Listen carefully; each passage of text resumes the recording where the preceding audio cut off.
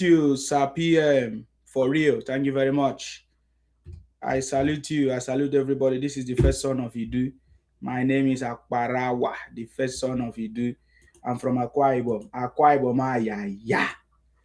Nigeria, ya. Tinubu, ya. The partnership between the South and the Southwest, ya. Waso South. You know, of course, Akwa Ibom is 100% South, of course, on South 100% for President Tinubu. And we are looking at 50 million to 100 million votes for President Tinubu. That is why they are panicking. That is why they are using politics as a tool. That is why they are politicizing what they call it insecurity. That is why they want to buy themselves and use it against Tinubu. That is why on the eve to President Tinubu traveling to the UK for the state banquet, they buy people and say Tinubu should not travel. You see, for me, we confirm. That alone confirmed to everybody that this insecurity is a political game, it's a business. Unfortunately, people's lives are being lost. But just like I said before, if I was President Tinubu, I will not visit anybody. I will not visit Jos, I will not visit anything. But President Tinubu is President Tinubu. That's why we are learning from him. But it's my opinion that I will not visit anybody. I will not visit Jos, I will not visit. Because even before I was born, they were buying people in Jos. Even before President Tinubu became president, they were buying people in Jos. They were buying people in the north. And the people of the north, the imams, the sultan, the religious leaders, political, they never did anything. All of a sudden, Ibotic criminals, IPON criminals, escalating propaganda, demarcating information on social media, try to use it against President Tinubu. The northerners or some few northerners like Atiku and others try to use it against President Tinubu. What a joke. This country has been put in a joke for a very long time. But I strongly believe on President Tinubu. He has a political will. Of course, I know that President Tinubu has addressed the issue in Jos. He has sent over 800 security personnel to address the issues. And I believe that some people have been caught in Jos already. But you see, just like I said before, the issue of insecurity has been going on. Therefore, nobody, no Jupiter, no criminal, no Ibotic agenda, nobody, even in Nigeria, no Nigerian can use it against President Tinubu. Any insecurity is not caused by President Tinubu. President Tinubu is not a security officer. President Tinubu is not a soldier, was not a soldier. President Tinubu is not Obasanjo. President Tinubu is not Buhari. Even upon all of them, they failed. Buhari couldn't solve the problem. Even OBJ couldn't solve the problem. None of those people could solve the problem. Even the northerners themselves could not solve their problem. How will somebody like President Tinubu, a different person from a different region, will come and solve the problem of the north? That is a lie. And I want the government to tell the northerners the truth. Because as the government keep on romancing with the north, that is why they keep on buying themselves, asking for money, asking for ransom, asking for compensation, asking for, what do they call it? Money for what do they call it? All these money for to make them happy, really. Because as long as there's always compensation, as long as there's always attention from the government, they will keep on buying themselves, using it as a political tool.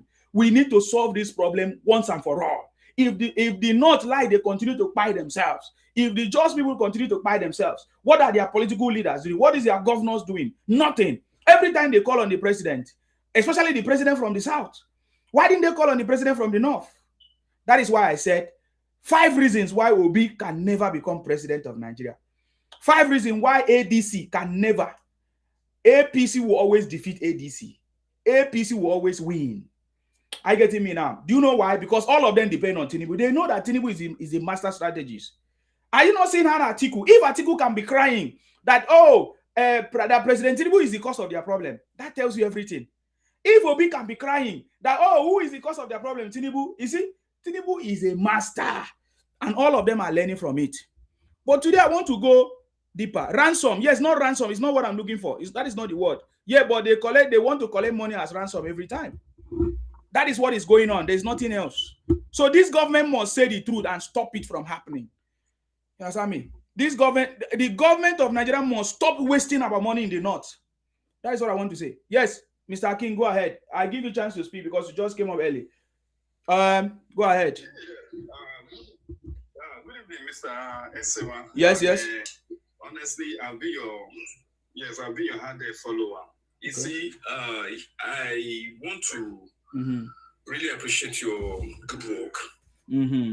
I school in the north, especially in Barkin Ladi area in Plateau State. I school in GSS Rion. Yes. My father was one of the, is an MD of NASCO group of company there in Jos. So you should know what I'm about to tell you. You see, I love what you're saying now.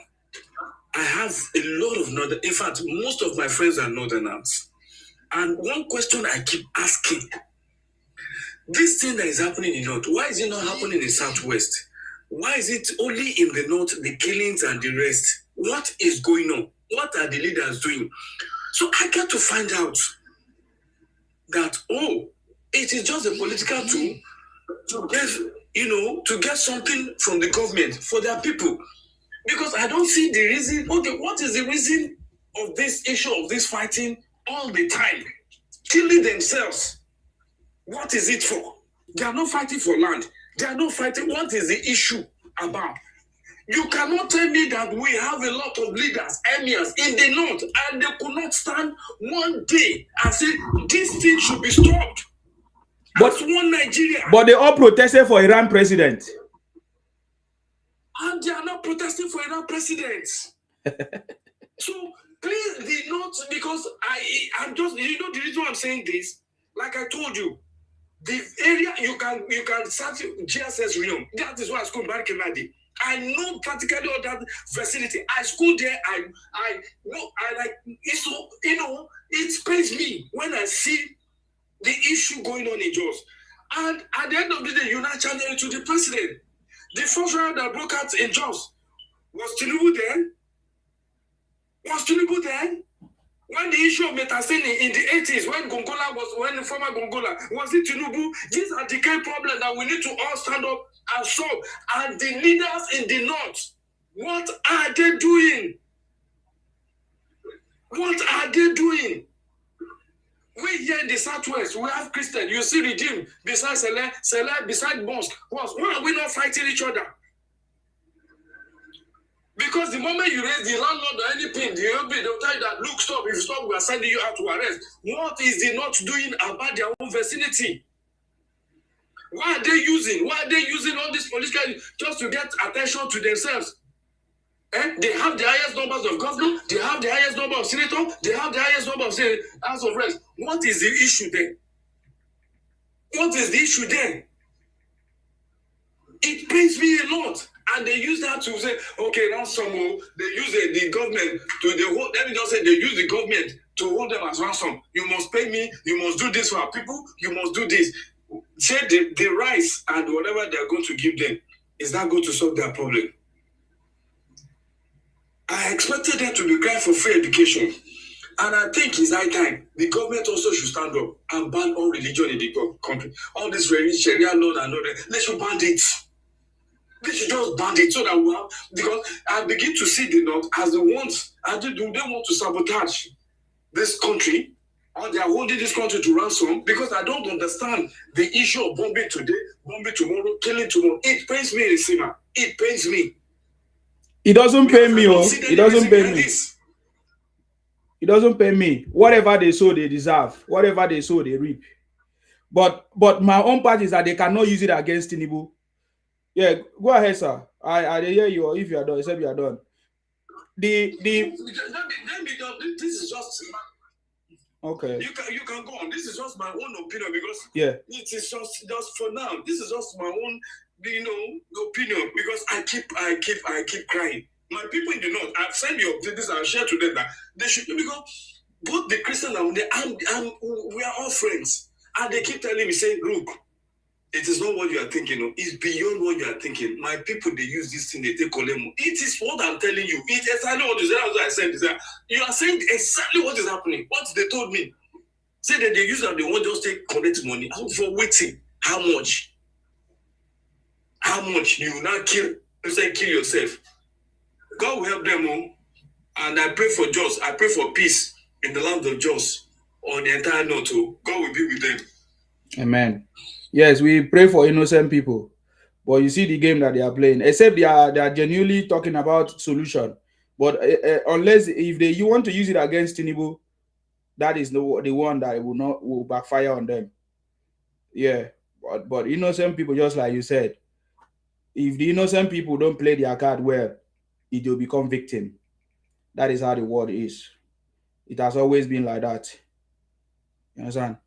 Wow. Thank you very much, Mr. Akin, for coming. I appreciate you. God bless you. Thank you very much for opening this platform. Let me clap for you. Let me clap for you. Okay. Okay, I'm just going to take you down because I need to move forward in my conversations. Thank you very much. God bless you, because I want to make a statement. Usually when I make a statement, the world will always come back to the conversation at the end of the day. I remember those days when it was not very clear. That's why I always tell people that the future belongs to those who see possibilities when it is not yet obvious. I remember those days months ago when I told you that Obi does not have any party. Did I not say it? I told you that Obi do not have any party. Even Atiku did not have any party. Because as at that time, I already knew that they forged signatures. They went through backdoor to hijack ADC party because they are desperate. Atiku is a frail man. He's already desperate. He has done it since 1992 up to today. He has been contesting to become president of Nigeria when he's not a Nigerian originally. But now he's a part of Nigeria and he has been contesting. What is he looking for? Atiku sold the properties of Nigeria. He confessed $16 million that they use to complete the transaction, the fake transaction, to buy the for electricity, because whatever narrative electricity project or whatever that failed. And Atiku confessed. He even said that he doesn't feel good. He feels embarrassed for the project that they failed to carry out. That is a man that Igbos are on their nyash. Kenneth Okonkwo is following him.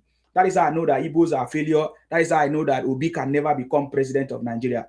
There's more. I will tell you more. That is why I'm here. Okay. I tell you, yeah, the Igbotic people can never become president of Nigeria because of the way they play their game. Because of the way they play their card. Their card is always a failure. Can you imagine somebody like Kenneth Okonkwo? Of course, I know he's a failure. Supporting Atiku, a man that single-handedly destroyed this country. Everybody know the story. So why does Igbos always support criminals? That was the same way at Obi, and the Igbos benefited from it. We have the letters, we have the confirmation. So you can come and ask me, Sima, I want to sue you. Come and sue me. Because right now, we want to expose the criminality of the Igbos. The reason why Nigeria has always remained under this situation is because of people like Obi, Kenneth Okonkwo, Atiku, and all of them. You know, from their generation up to today, they have destroyed this country. Obi is one of the persons that destroyed this country. Obi became a billionaire or millionaire through Abacha, the regime that every Nigerian complain about. In 1996, Obi bought a property in the UK, Croydon, UK, $1 million. According to him, he confessed by himself that he paid cash as at that time. $1 million, maybe as at that time, is a very big money. 1996, Obi bought a property in Croydon. Where did he take the money for? Immediately became a Atiku boy, Abacha boy, because Atiku and Abacha, what's the difference? Immediately, Obi became Abacha boy, the task force. He got a job as part of the NPA. That was how Obi got money. Under Abacha regime that everybody was complaining. When President Tinubu was fighting for democracy at that time, Obi was busy enjoying. Igbos were busy enjoying with Abacha. The same thing happened with Ojus Okalu. Ojus Okalu told us how he got his wealth through Abacha. It's the same thing. They all enjoy that period. So now you see them running propaganda. Obi making that tweet and making that statement confirm that Obi can never become president of Nigeria. You see what Obi is doing? The South people supposed to be mad. The South people not supposed to allow Obi to get close to anywhere in the South region because Obi is mocking us. Obi is mocking us from the South. That's the truth. Because the people that suffered the most that time were people from the South and even the Yorubas. I'm telling you, but the Igbos were enjoying Abacha regime. That is the truth. You understand? That is the truth. So today we are going to explore the reason why Obi can never become president of Nigeria. Igbos will become very, very difficult for them to become president of Nigeria. Even Atiku can never become president of Nigeria. It doesn't matter. Even if he goes back to the north in 2031, Atiku can never become president of Nigeria. Tell me why Atiku will be contesting consecutively or consistently since 1993 to date. There must be something that he's looking for. You want to sell the whole of the country. Are you getting me now? And look at it. Obi, mind you, Obi has contested almost 3 times now, and he has failed 3 times too. So we should be counting him for Obi, just like his boss, Atiku, is failing. Because Abacha was his boss before, now Atiku. Obi is also failing, following the footsteps of his boss, Atiku. So we should not forget it. So the pattern is already clear that Obi can never become president of Nigeria, just like his boss, Atiku. Okay, let us listen. We have a caller on the line. Eben, what do you have to say? I salute you. Okay, how you doing, brother? Always good. Yourself? I'm okay. I just want to know, what position did Obi hold in during Abacha government? What position did he hold? You can Google it now. You don't have Google. You can't do research on yourself.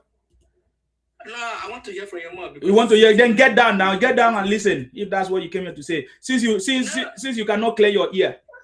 You know much about it. At least it would be nice if you're able to. Can you go and clean your ear? Can you go and clean your ear? Can you go and clean your ear? Go down and clean your ear. Do you have any important thing to say? When you said it, do you mind to repeat it? Because you are what? Because you are paying me. I'm not paying you. Then get out. If you don't have important thing to say, get out. Do you have any important thing to say? Do you have any important thing to say? Do you have any important thing to say? Do you have a problem with the question? Do you have any important thing to say? This is not a question section. Do you have a problem with the question? Oh my God. You have to ask a question. This is not a question section, so get out. Ibotic criminal. So let's go ahead, guys. Don't mind that useless interruption, like from Obingos, Ibotic criminals. You see, these guys will always remain criminals. If you want me to give you proper information about how they are criminals, I will tell you. These guys are a bunch of criminals. Are you getting me now? So Atiku told us, confessed with his mouth, how he felt terrible, according to him. What is the word he used? That every day he remembers how he failed with 16 billion that was given to him to sort out the issue of electricity. He refused. The issue of power supply in Nigeria, they failed. That is the people that Igbos are following. People like Kenneth Okonkwo, every time he will come down and be opening his mouth on the national television, I loved what our governor said to him, that he was a failed actor, now a failed lawyer. He has not won any case. Kenneth Okonkwo I'm talking about. Look at the way Kenneth Okonkwo was dancing with Atiku. Dancing. I don't understand. Why does Igbos identify with criminals? Why does Igbos identify with failures? People like Kenneth Okonkwo, why do they identify with people that are failures? You see, it's very, very clear. It's very, very clear that Atiku failed. He knows. He has been failing since 1992, even before I was born. Even before I started knowing whatever is politics or whatever conversations around politics is all about. Atiku has been running for presidency. Did you think that it's a coincidence that he has been failing? No, it's not a coincidence that Atiku has been failing. And now, even when he became a vice president, he failed too. He failed woefully. Of course, he tried to maybe, OBJ and Atiku, of course, OBJ told us who Atiku is. So I don't want to go deeper into that conversation. But I'm asking myself, people that say they want progress in Nigeria, people that say they want Nigeria to progress, how can they be the one to go and partner with a failure, with Atiku, with somebody who actually confessed that he misplaced or he useless the money that was given to him to resolve the issue of power? Do you as a person, as a Nigerian looking at the situation in Nigeria, will you want to give somebody that failed before, even as a public office holder, failed before, opportunities were given to him? He failed like more than eight years in power. Atiku, people like Atiku. So tell me why Igbos are clinging onto Atiku, including Obi and all of them. And remember, Atiku is Fulani. The Fulani that Igbos have been antagonizing, the Fulanis that Igbos have been calling a bad name, all of a sudden, Igbos have now suddenly forgotten about it, and now they are now taking Atiku to be their savior, and Obi is clinging towards the Fulanis, the same people that they have been condemning for years. And Kenneth Okonkwo is now presenting Atiku for us as a savior for Nigeria. Is that not madness? That is complete madness. And I want to tell you that people like us from the South are not mad like the Igbos. People from us, people like us from the South are not mad like the people from the Southeast.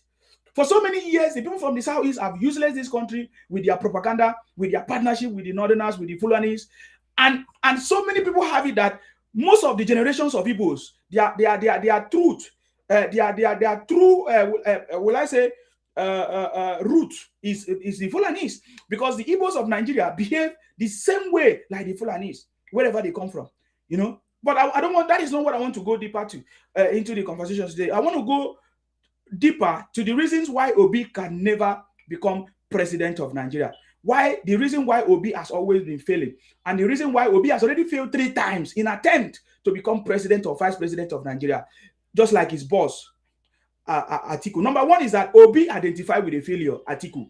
Atiku has been a failure. No Nigeria wants to identify with Atiku. Only people that are like selfish and desperate. People like Dino Melaye, they are so selfish, they are so desperate. You saw the kind of people that Atiku surrounded himself with. People like El-Rufai, people like David Mark, people like Dino Melaye, people, all those categories. People like Konkwasio. Konkwasio already has been indicted for one of the sponsors of criminality or of insecurity in the north, allegedly, according to what is going on right now. There's already been. So look at the people surrounding Atiku, and now Obi has decided to be part of it. And Obi already told us that this is a structure of criminality, which people use as a foundation to support him before. All of a sudden, the same Obi that told us that it was a Muslim ticket, it was a Fulani, it was a religious war, or this and that. All of a sudden, Obi has forgotten all those things. And now Obi is presenting himself to the same people Obi condemned. Is that not going back to your vomit after you have vomited? Is that not going? Is that not going back to your mess, to your shit after you have shitted? That is what Obi is telling us. But it's not a coincidence. What is going on between Obi, Atiku, and others is a pattern that has happened in Nigeria before. Even Konkwasio already defected from, he was in APC to support PDP. That time was Atiku and Obi the same time in 2019, but that failed. That same thing failed. For us, we understand political calculations and we can already see the future. Do you know why we can see the future? Because we follow the patterns. We trace back history and understand what is going to happen in the near future, because the future belongs to those who see possibilities when it is not yet obvious. You can't see it if you don't understand these gimmicks I'm telling you. Many Gen Zs don't understand these things. Many Gen Zs don't know that Obi today that they are celebrating, some of them are celebrating, do not know that Obi is part of their problem. Obi is the one that make them to be poor. Obi in Anambra, even as a governor at 8 years, couldn't make the people of Anambra to be rich, could not turn Anambra to Dubai. Obi single-handedly built properties, built things for himself, built wealth for himself. Obi took the money of Nigeria. Let me tell you, Obi became a billionaire because of Nigeria by stealing the money of our country, by benefiting from the loot of Abacha, by benefiting from the stealings and criminalities that happened in 1996. Obi used the monies of Nigeria to become who he is today. Therefore, when you see Obi try to condemn Nigeria, because Obi is having a guilt, Obi is trying to justify how he became wealthy. And many Gen Zs don't know. Even people like VDM don't even understand. People like VDM don't even know these stories. People like, what they call it, Nnamdi Kanu. Nnamdi Kanu is in Sokoto prison. He cannot say the truth. That's why all of them are in the same line. People like all these British, they don't know. Some of them don't understand these things. How Obi became whoever he is. So Obi is like taking advantage of the generations of VDM or generations of Gen Zs or whatever they call themselves to deceive them, because he can only deceive the generations of those ignorant people, especially the Yoruba bastard that voted for Obi in the last election, especially the South criminals that supported Obi in the last elections, because people like us already knew from the onset. I'm asking these questions. Is there any Yoruba bastard that will support Obi this time around? I'm asking because you must be a bastard.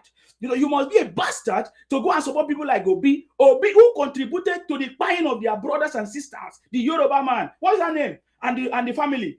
Kudirat, Abiola, and their family, and all of that. Obi contributed, because even Ojukwu, the Igbo band, contributed to the buying of the Yorubas. That is why I say you must be a bastard. If a Yoruba person today and you still think of gone are the days of ignorance. Are you getting me? Gone are the days of ignorance. I raised conversation. In fact, was it in 2023 when I raised the same alarm? I'm telling you, Are you going to be a bastard? How many times will you be a fool? Can you be a fool twice? I'm asking questions. Are you not even seeing it for themselves? Few people that are supporting Tinubu, what did they tag them to be? You must be a Yoruba bastard. Do you know why I focus on Yoruba bastard? Because I've seen so many Yoruba people who do not still understand the gimmicks, who do not still understand the criminality of the Igbos, even in Lagos, not just in Lagos right now. It's all over Yoruba land. It's all over Yoruba land. So you must be a bastard. You must not just Yoruba bastard, Southside bastard. Anywhere you are supporting Obi, you must be a bastard. If you think that supporting Obi is what is going to change Nigeria, then you are mad. You must be a bastard. I'm just telling you because even your vote do not make sense. We're still going to defeat you. But I just want it to be on record that I told you that you're a bastard. You're a foolish goat. You understand me? You're a foolish idiot. When Obi was a governor, Obi busy building wealth for himself. Obi went and got a franchise to build the brewery in Anambra State. It was a franchise. He has a share. Obi went and built supermarket for himself. And Obi is deceiving all of you, telling you that, we are hungry. And yet Obi has never reduced the price of his food in the supermarket. Obi has never discounted any of his product that is selling in the supermarket. Can't you see how foolish you are? Can't you see how foolish you are? So number one, just like what I said, 5 reasons why Obi can never become president. Number one is that Obi has affiliated himself with failures because he himself is a failure. Because he came from a background where he was working with Abacha that everybody was crying under his government.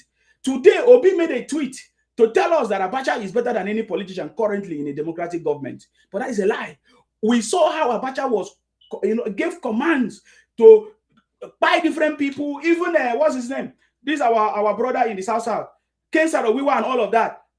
Part of the people that was victim under Abacha.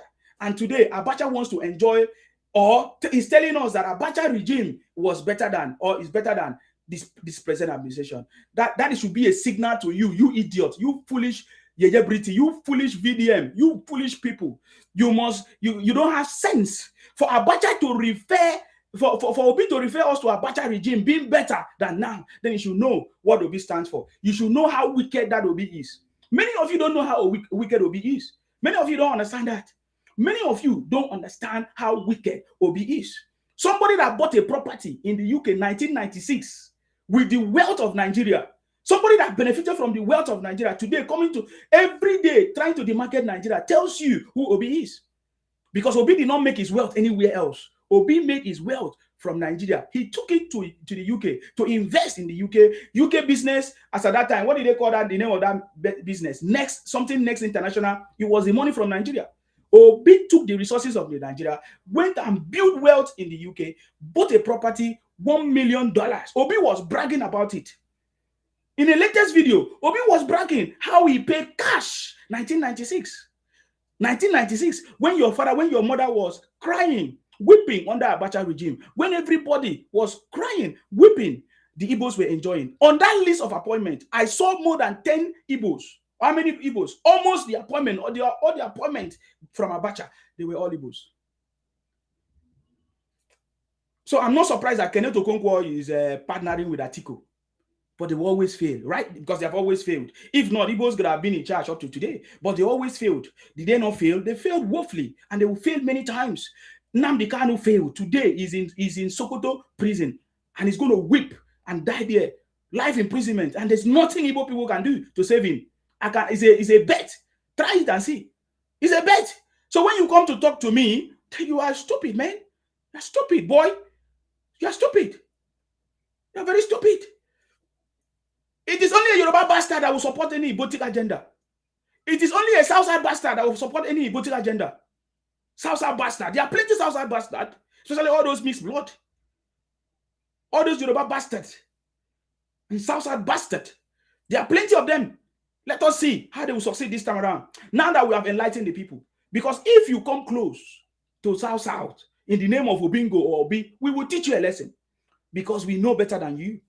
You are so ignorant of yourself. You are using emotions to come close to us. You are a fool. You are a fool. Tell me, how can buying and selling make somebody a billionaire? How come other people have not become billionaires? Is it today that Igbos have been doing buying and selling? How many Igbos are billionaires? None. None. Except those who are carrying fake drugs and fake all those things all over. Few of them are genuine. because buying and selling cannot make you a billionaire. Especially buying and selling petty items like Obi, like those ones that Obi does. Petty items. Except you join business with, you mix business with other things. And that is what they do. So the background of Obi has always been criminality. The background of Obi is many of you that don't know about it. Many of you don't know about it. Many of you don't know about it. Many of you don't know about it. So don't come and tell us rubbish. Don't come and tell us. So now, look at it. Obi has already affiliated to himself to failure. That's number one. Atiku failed multiple times. 1993, 1992, 1993 now. How many times has Atiku contested? And how many times Obi has contested? That tells you that Obi has fallen into the category of Atiku, and he will remain like that forever. He can never prosper. That he says, show me who you are, show me your friends, show me your clique, show me your team. I'll tell you where I'm going to be. We can already predict whoever that surrounds with Obi and Atiku and all of that, what they will turn out to be.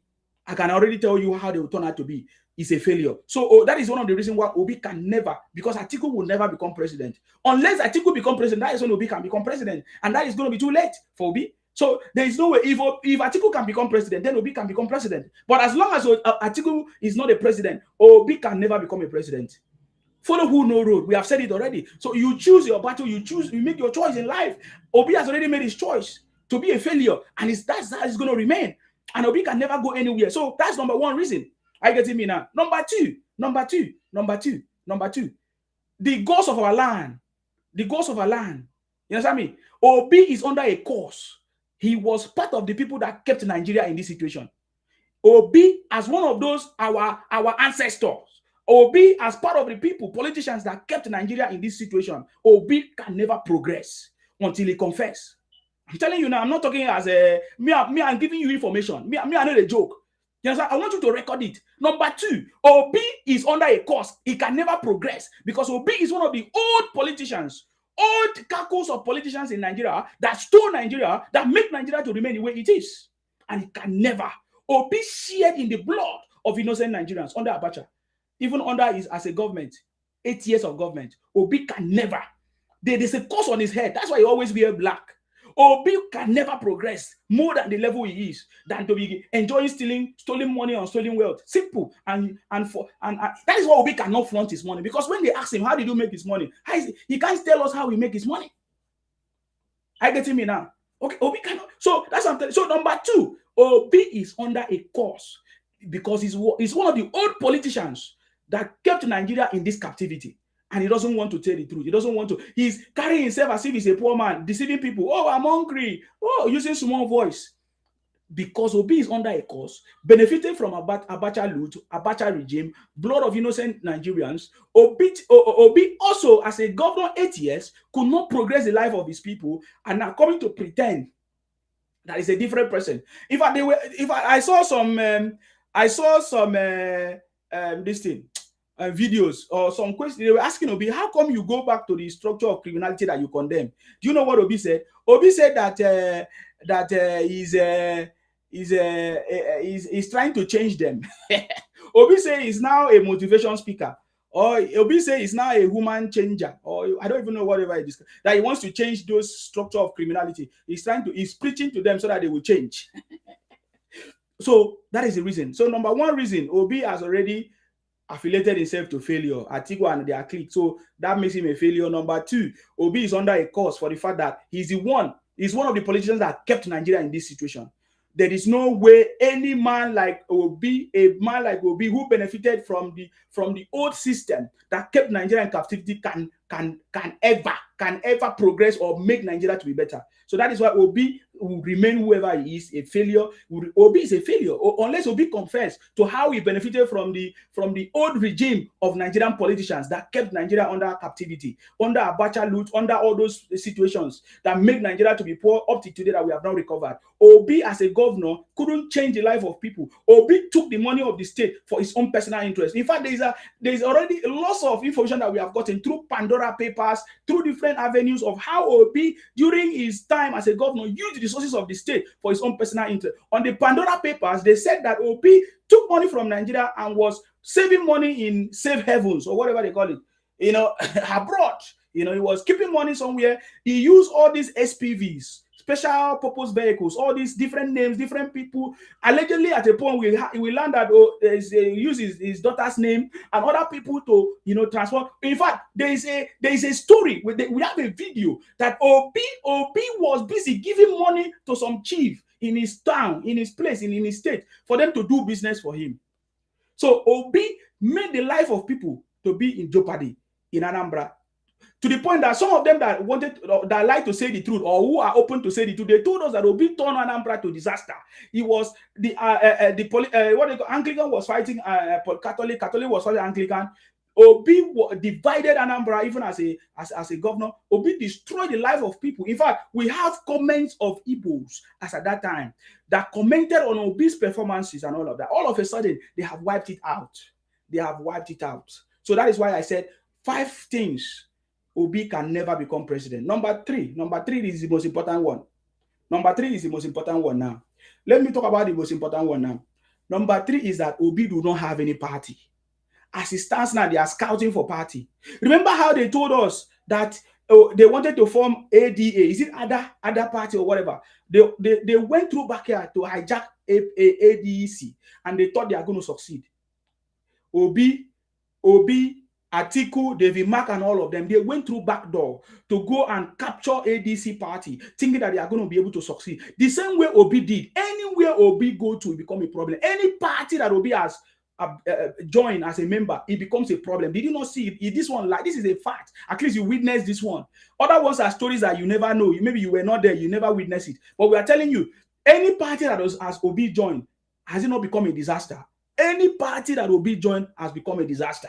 PDP became a disaster. Labour Party became a disaster. ADC now a disaster. ABGA a disaster. So Obi do not have any party. There is no way Obi can even run to a Labour Party. There is no way they can even run to PDP. So Obi do not have any party. So therefore, if you don't have a party, if you are not a candidate, if you don't follow the rules of INEC, I so much love the fact that INEC has set a very strong rules. You understand me?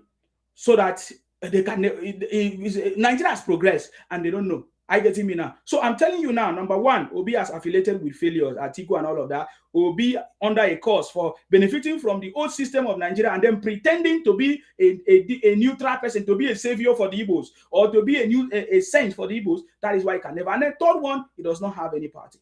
I get me now. Does not have any party.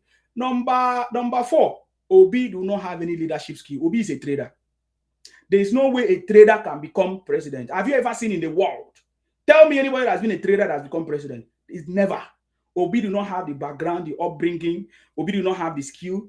That is why he cannot form a party. For how many years? Over 3 years now. If somebody that was serious, he could have formed a party. Obi do not have the skill, the political will. He has nothing. He just think that talking and deceiving people is what is going to help him. You understand me? So Obi did not even have integrity. So Obi, if you don't have integrity and compassion, you can never even be a leader. So Obi do not have those. So Obi is a trader, will remain a trader. Okay, but he can never be a leader. Maybe somebody say Obi can only become president of Biafra. Simple. But you see, Nigeria, Obi can never become president because he does not have any leadership skills. How do I know? He has not mentored anybody. He has not impacted anybody's life. He has never done anything tangible that everybody can see or anybody can see. Where is any legacy that we can reference? Where is any ideology that we can reference? When Obi was a governor, is there any ideology that we can reference? What was the ideology when Obi was a governor? There's nothing. There's no legacy. There's nothing that we can look back and say, oh, look at what Obi did though as a governor.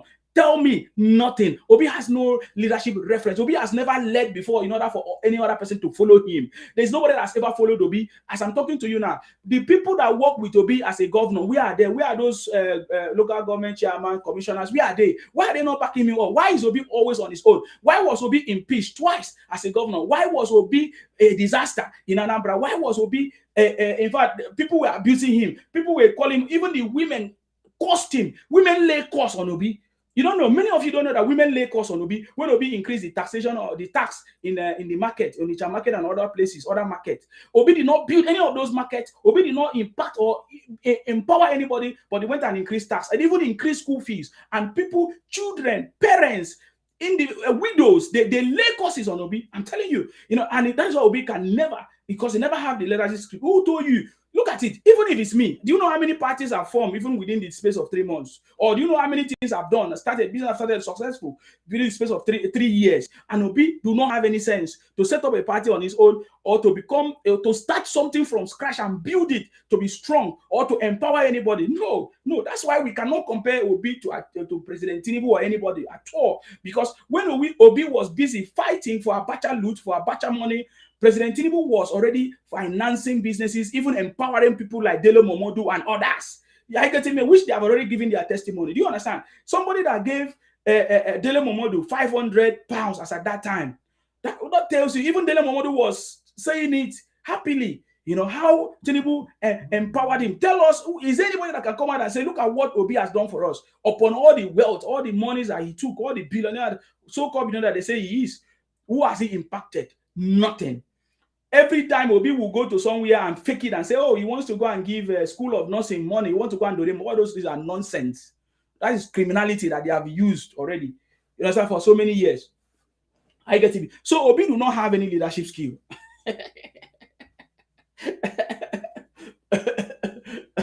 Obi is a trader. Obi has always been a trader.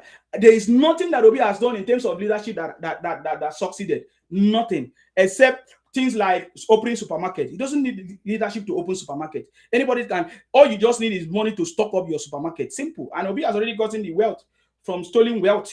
That is the truth. From the blood of Nigerians. That is the truth. That is the truth. Most politicians, are riding on the wealth of Nigerians, because if they have used the money to do what is needed to be done, most Nigerians could have been better off. The Anambra state could have been better off, but Obi took it for his own personal interest. That is what Obi can never succeed, except Obi confessed how he used the money that is meant for the people to enrich himself. You understand me? And now pretending as if he was wearing only one shoe and only one watch. Obi pretended to so many of those his brothers and sisters. Obi pretended that he saved money because he knows that most of his Igbo brothers are traders. They don't have sense. Obi deceived his Igbo brothers that he put money in the bank. You see what I'm telling you? So, and they are still being confused, and they think that they can use the confusion in Anambra to come and rule Nigeria. It's never going to work. So Obi do not have any leadership skills. Number 5, Obi cannot form partnership with every other region or with other people that can make a partnership that can win a presidential election. That is why Obi can never become president of Nigeria. So I've already mentioned 5 things. Obi cannot form partnership that can win a presidential election. There is no way one region can give you election. In fact, Obi has already exposed what we now know, that the Southeast people can never become president of if they don't have a partnership. And now look at the partnership they always have. They want to go and meet a Fulani man like Atiku and other people.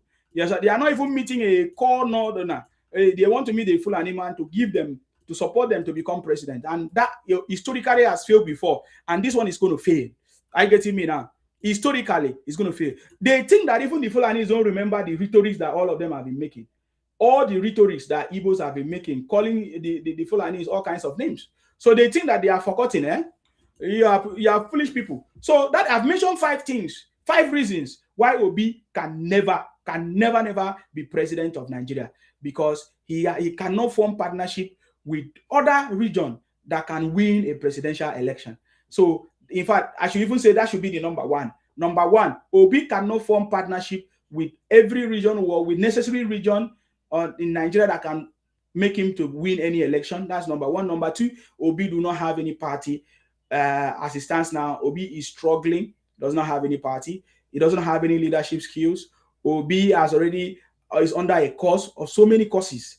And the last one, not the least, Obi has already affiliated himself with failures. With these caucus of failures of Atiku and others, Obi will remain a failure. Except Atiku can become president, maybe there will be a chance for Obi to become president. That is just 5 reasons without going deeper into the conversations. I get it. Without going deeper, why Obi can never be anything president. Obi can always be a failure. Look at how Obi has tried to deceive even Nigerians, the ignorant ones. We saw how Obi went and sat down with we saw how Obi went and sat down with the Amajiris. Is it the Amajiris during the fasting some months back? He said he wanted to do fasting with them. Obi wanted to do fasting with them. Obi has never done any fasting with the Muslim people for so many years. All of a sudden, because Obi wants to try to entice them, to deceive them to win election, Obi went there and sat down with them and pretend to be doing fasting or breakfast when he has not. So all these gimmicks, all these ties failed woefully. How many of you remember when Obi went to all these IGP camps and say he wants to go and celebrate his birthday? And I love the way Wike asked him, Obi, how come now you go to IGP camps and say you now love the poor, you want to celebrate your birthday? So what about other birthdays? Where have you been celebrating other birthdays? That's the hypocrisy of Obi. But so many people don't know. So many, especially the Igbos, maybe they know, but they pretend, because you see, all of them always like to pretend. Check out the heroes of Igbos. They are always criminals. Ojukwu a criminal. Mention any hero that Igbos are celebrating. They are a bunch of criminals, yeah? They always celebrate them. So those are the things. Look at his own political game. Did you see Obi's political game? It doesn't make sense. Trying to sit down and eat fast and break fast with the Muslims, with the Majoris or whatever, it's a wrong strategy, because those people know the truth. Those people know they are not zombies. You cannot do eye service and become president of Nigeria. Obi going to IGP camps. When last did you see Obi go to IGP camps again? After that time, after 2023, none. It's been 3 years. Do you hear Obi going from church to church, preaching and telling the church to take over their country? Is it church that owns the country? That tells you the politics that Obi is playing. So it shows that Obi do not have the political prowess or political sense or skill or strategy or bumunkuku to win any election, or to even think of galvanizing the right people. Now, Obi can only try to use religion and ethnicity, which he tried to pull off last time. And that is why I say, who are the Yoruba bastard that will support Obi? Because many Yoruba supported Obi due to maybe Muslim or Christianity issue or tribal issues. But that has been exposed, because we have received testimonies of so many Yoruba people who have now been exposed, and other people. You will be a foolish people. Look at you, how foolish you are. The last time you did that to support Obi or to vote for Obi, where did Obi win? You're a fool if you continue in your foolishness, man. You know yourself. You're a fool if you continue your foolishness, man. That's not what we are talking about. So we have seen Obi in different exhibition, in different character. But all these characters that Obi has displayed are just failures, are just scams, are just deceit to deceive people, going to church and all. When last did you see Obi go to church again? So these are things that we are exposing. We are telling you that you're a fool. If can you look into my eyes and say you are telling me that Obi is the one that is going to change Nigeria when it was the one that caused the problem of this country? No. Have you ever seen Obi condemn any criminality of Igbos? Ipong Igbo criminality, Nnamdi Kanu. Have you ever seen Obi condemn it? No. They say charity begins at home. If you cannot build your home, how can you build another person's home? See, let me tell you, you cannot build Anambra. How many people is in Anambra? 8 years of Obi government as a governor. 8 years in Anambra. Few people. How many thousands of people in Anambra? Obi couldn't change their life. Obi couldn't even solve common problem of flooding. Obi could not even build common hospital. Obi could not even build, let me say, government house. There's no legacy project. That is why when they asked Obi, what was your legacy project? Obi was explaining to, can you imagine an illiterate like Obi? Obi couldn't even graduate in school. Obi couldn't. That is why in his all these whatever political, he never submitted his degree. Obi submitted his wire or thereabout. Obi was trying to educate us about legacy project. That legacy project is not important. That what is important is turning the Anambra people to good behaviors. Which good behaviors? The highest crime in Nigeria comes from Anambra State. The highest crime. The highest criminality comes from Anambra State. The highest migration in Nigeria comes from Anambra State.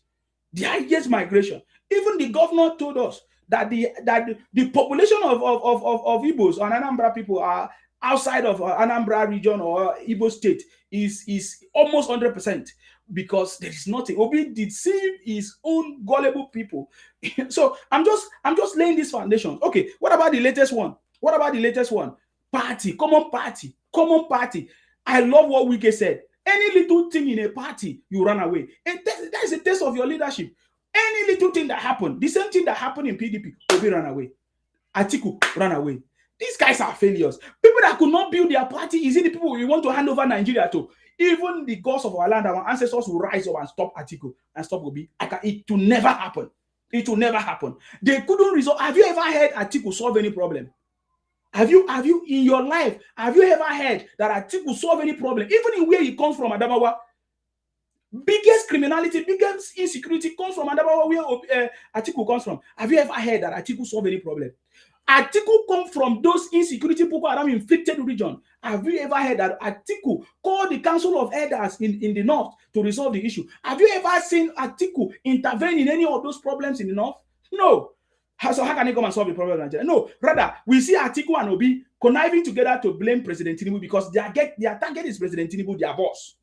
They are learning from their boss, President Tinubu. So they don't know how to. They are looking for ways. Can't you see the kind of people that came together? Atiku came together, David Mark, El-Rufai, Obi, Konkwasio. Now 5 people and many others which I can't even mention. Aregbe, all of them came together in order to remove Tinubu. That tells you how powerful President Tinubu is. That tells you how rooted their problem is focused on President Tinubu. Even in their party, which President Tinubu is not their leader, they are blaming Tinubu for it. Even in their disorganized party, they can't put their house in order. Common party. Atiku ran away from PDP, Obi ran away from PDP, ran away from Labour Party. All of that, they couldn't solve these problems. Nigeria have a most complex problems. Is it these failures, this dumb score? What is the qualification of Atiku? We know that Atiku can buy degrees, of course. So what is the qualification of Obi in terms of educational intelligence and whatever? No, they are only good in dubious things. That is why if you want something that is clear and intelligent or truthful, you will never see Obi, you will never see Atiku. They will never surface. They can never. So I'm just giving you reasons why Obi can never become president of Nigeria. For the fact that Obi is reminding us about the Abacha regime, that Abacha regime was the best. Obi is trying to justify how he make his wealth, to tell us how he make his wealth. And now he's telling us that Abacha. So do you agree that Abacha regime is better than this regime or this democratic era? I'm asking you because most of you were not born then. So you may not know all these things. So that is why somebody has to tell you. Me, I'm almost 50. Soon I'll be 60. So I'm just educating you because most of you are foolish. You are foolish. Especially those Igbotic people. You are very foolish people. Now, Obi also comes from a background of Igbos that do not have political backings, political games, political skills. Look at it. The ancestors of Obi were in charge of this country, Nigeria. They were everywhere. They were everywhere in civil service, in high places, in the army. Igbos were everywhere. But look at it. See, look at how they look at how they turn it to be upside down. Where are they today? That is why they are crying. So when I see any Igbo man making noise in my presence, you are a fool because you are talking to somebody that maybe you think that I don't have proper knowledge of what is going on. You understand? The government of Nigeria was in the hands of Igbos. They were the one doing. That's why they thought they can govern everybody. Look at what the Igbos did across the whole of the country. Do you know what they did? They sent their brothers to become counselors across every university in Nigeria. When they buy people, they did not buy their own brothers because they thought they're going to win charge. I'm just telling you because many of you, somebody came on my platform the other day and say, hey, we are one Nigeria, we are the one Nigeria. You are a foolish fool. A foolish fool. Well, I mean, I'm not joking with. We have to solve this problem once and for all. Are you getting me now? And I strongly believe that President Tinubu is going to solve this problem. So I'm just telling you. So you cannot present people like this. People that are, people like Obi or Atiku or any of those criminal David Mark. Look at where David Mark come from. Benue and others. Has he resolved? Have you ever heard David Mark, based on his knowledge, call on the security issues to address it? Have you ever heard that Atiku called on the security issues? I mean, not just to make a stupid blanket statement to president. No. Have you seen Atiku actively do something where you come from to stop the insecurity? No. So that tells you what is happening. That tells you what they are trying to do. That tells you that it's a business, a political business, which even Atiku might be benefiting from it. That is why he's doing what he's doing. You understand me? He's using avenue. Okay, look at it 2 days ago when the Jos Plateau issue happened. Did you see them go there? No. They try to use it to campaign. They are not using it as a political tool. They are using the loss of life of people, the predicament of people to campaign so that they can get a favor, so that they can get political favor to win election. It's not going to happen. No, we have already destroyed that nonsense joke. We have destroyed that rubbish already. You cannot use the situation of people to campaign for your political gain. It will never happen. Obi, Atiku, all of them can never happen. Now, I'm hearing that some people say, that Atiku is going to step down for Peter Obi and Konkwasio. So Konkwasio will be the president and Obi will be the vice. Of course, Konkwasio already said that Obi is a boy that is bigger than Obi. You see, that is why Obi has gone back to his vomit. So I'm looking at people that say they are obedient and disobedient children and they are supporting Obi and all of that. They are foolish, man. We are not in that category. Can't you see how we are bigger than you? Can't you see how we are better than you? Can't you see how we are intelligent than you? Can't you see how we are bigger than you with knowledge and foresight? Look at you parading Obi before and be telling us how Obi is a saint, how Obi is did not join the structure of criminality. Look at you. The same Kwankwaso that destroyed Obi, that told us that Obi is a boy, that he has more political prowess than Obi, that he can never even associate with Obi. That is what Kwankwaso told us. But now, Kwankwaso and Obi are now sitting on the same table, right? Foolish people. Okay, is it not El-Rufai that told us that Obi was a Nollywood actor? He has gone back. Why did he go back? Desperate. He's desperate. He has already seen himself in shame. But just like I said, our words, what we say from our mouth, can never fall on the ground without being fruitful. We have already said it. I remember in 2022 when I told Obi to collapse his 4 months presidential ambition and submit to a man who sabi road, the man that knows the road, the city boy. I told him it was seen as a joke. Did I not tell you? Instead of Obi to collapse his 4 months presidential ambition, he went and joined a Labour Party and said, yeah, he's going to become this. Then he used religion and whatever to gather vote. And where is he? Where is Obi today? Obi has now become naked because most of the things that Obi said, go and verify this. And many people have verified and discovered that they are all lies. They are all lies. They are all lies. I just want to understand when people present Obi to us as somebody that is going to come and change the situation. I just want to understand when people present Atiku to us as if they are the one that will come and change the situation. They say, oh, when Tinubu came into power, was it how the price of petrol was? You're a fool. You're a fool. You will suffer, man. You will continue to be hungry. I have listened to many people say, oh, they are hungry. Man, you'll be hungry, man. Am I the one that give birth to you? If you don't work, you can't eat. You're foolish. You are meant to be hungry, man. You are meant to be hungry because you are lazy. It's not that you don't have hands and legs. It's not that you are sick. It's not that you are disabled. If disabled people talk, maybe we can assist disabled people. But not you that think that they are told us that you even claim that you went to school, you are educated, and you are coming to tell us that you are hungry. You will remain hungry forever. Tinubu is not the one that pregnant your mother or your father. You will remain the situation. Nothing will change. Tinubu is not going to come and feed you. I even remember the days of Jesus. Many people were hungry to the point that they had to prepare fish, loaves, bread for them to eat. So, so you will still be hungry, man. Even before I was born, people have been hungry. People have been poor. People have been rich. So what are you talking about? People have been dying. People have been living. They have been giving birth to many people. You choose your life. You choose where you belong. Whatever narrative you want to use. But I'm just telling you that this time around, your narrative and propaganda can never defeat President Tinubu. Okay, I've seen somebody that just came up. I don't know what is that. Is that your network? Okay, how many minutes? I've done almost 1 hour. Let me take a break and listen to your contribution under this conversation. Yes, go ahead. Yes, go ahead. Nsima. Go ahead. I did not say call my name. Go ahead. What is your contribution? Okay. You said something like Obi can never be rich. Obi can never be rich. Is Obi rich? Like he said. I said Obi can never be president of Nigeria. Which one is Obi can never be rich? Obi that benefited from Abacha loot and Abacha regime. So why can't he be rich? He's already rich. 1996, Obi bought a property of $1 million. Where was your father then and your mother? Obi bought a property of $1 million in the UK. 1996, when he was working with Abacha as one of the task force. So what are you telling me? So Obi is one of the people that made Nigeria to be in the system that we are today. So Obi is not different from the old politicians. Obi is in their clique. Obi is in the class of Atiku, Abacha regime. So when I see you Gen Zs presenting Obi to us, what is my brain that you guys are stupid? So what do you want to say? If you have any important thing to say, man. Okay. I've heard what you said, Sha.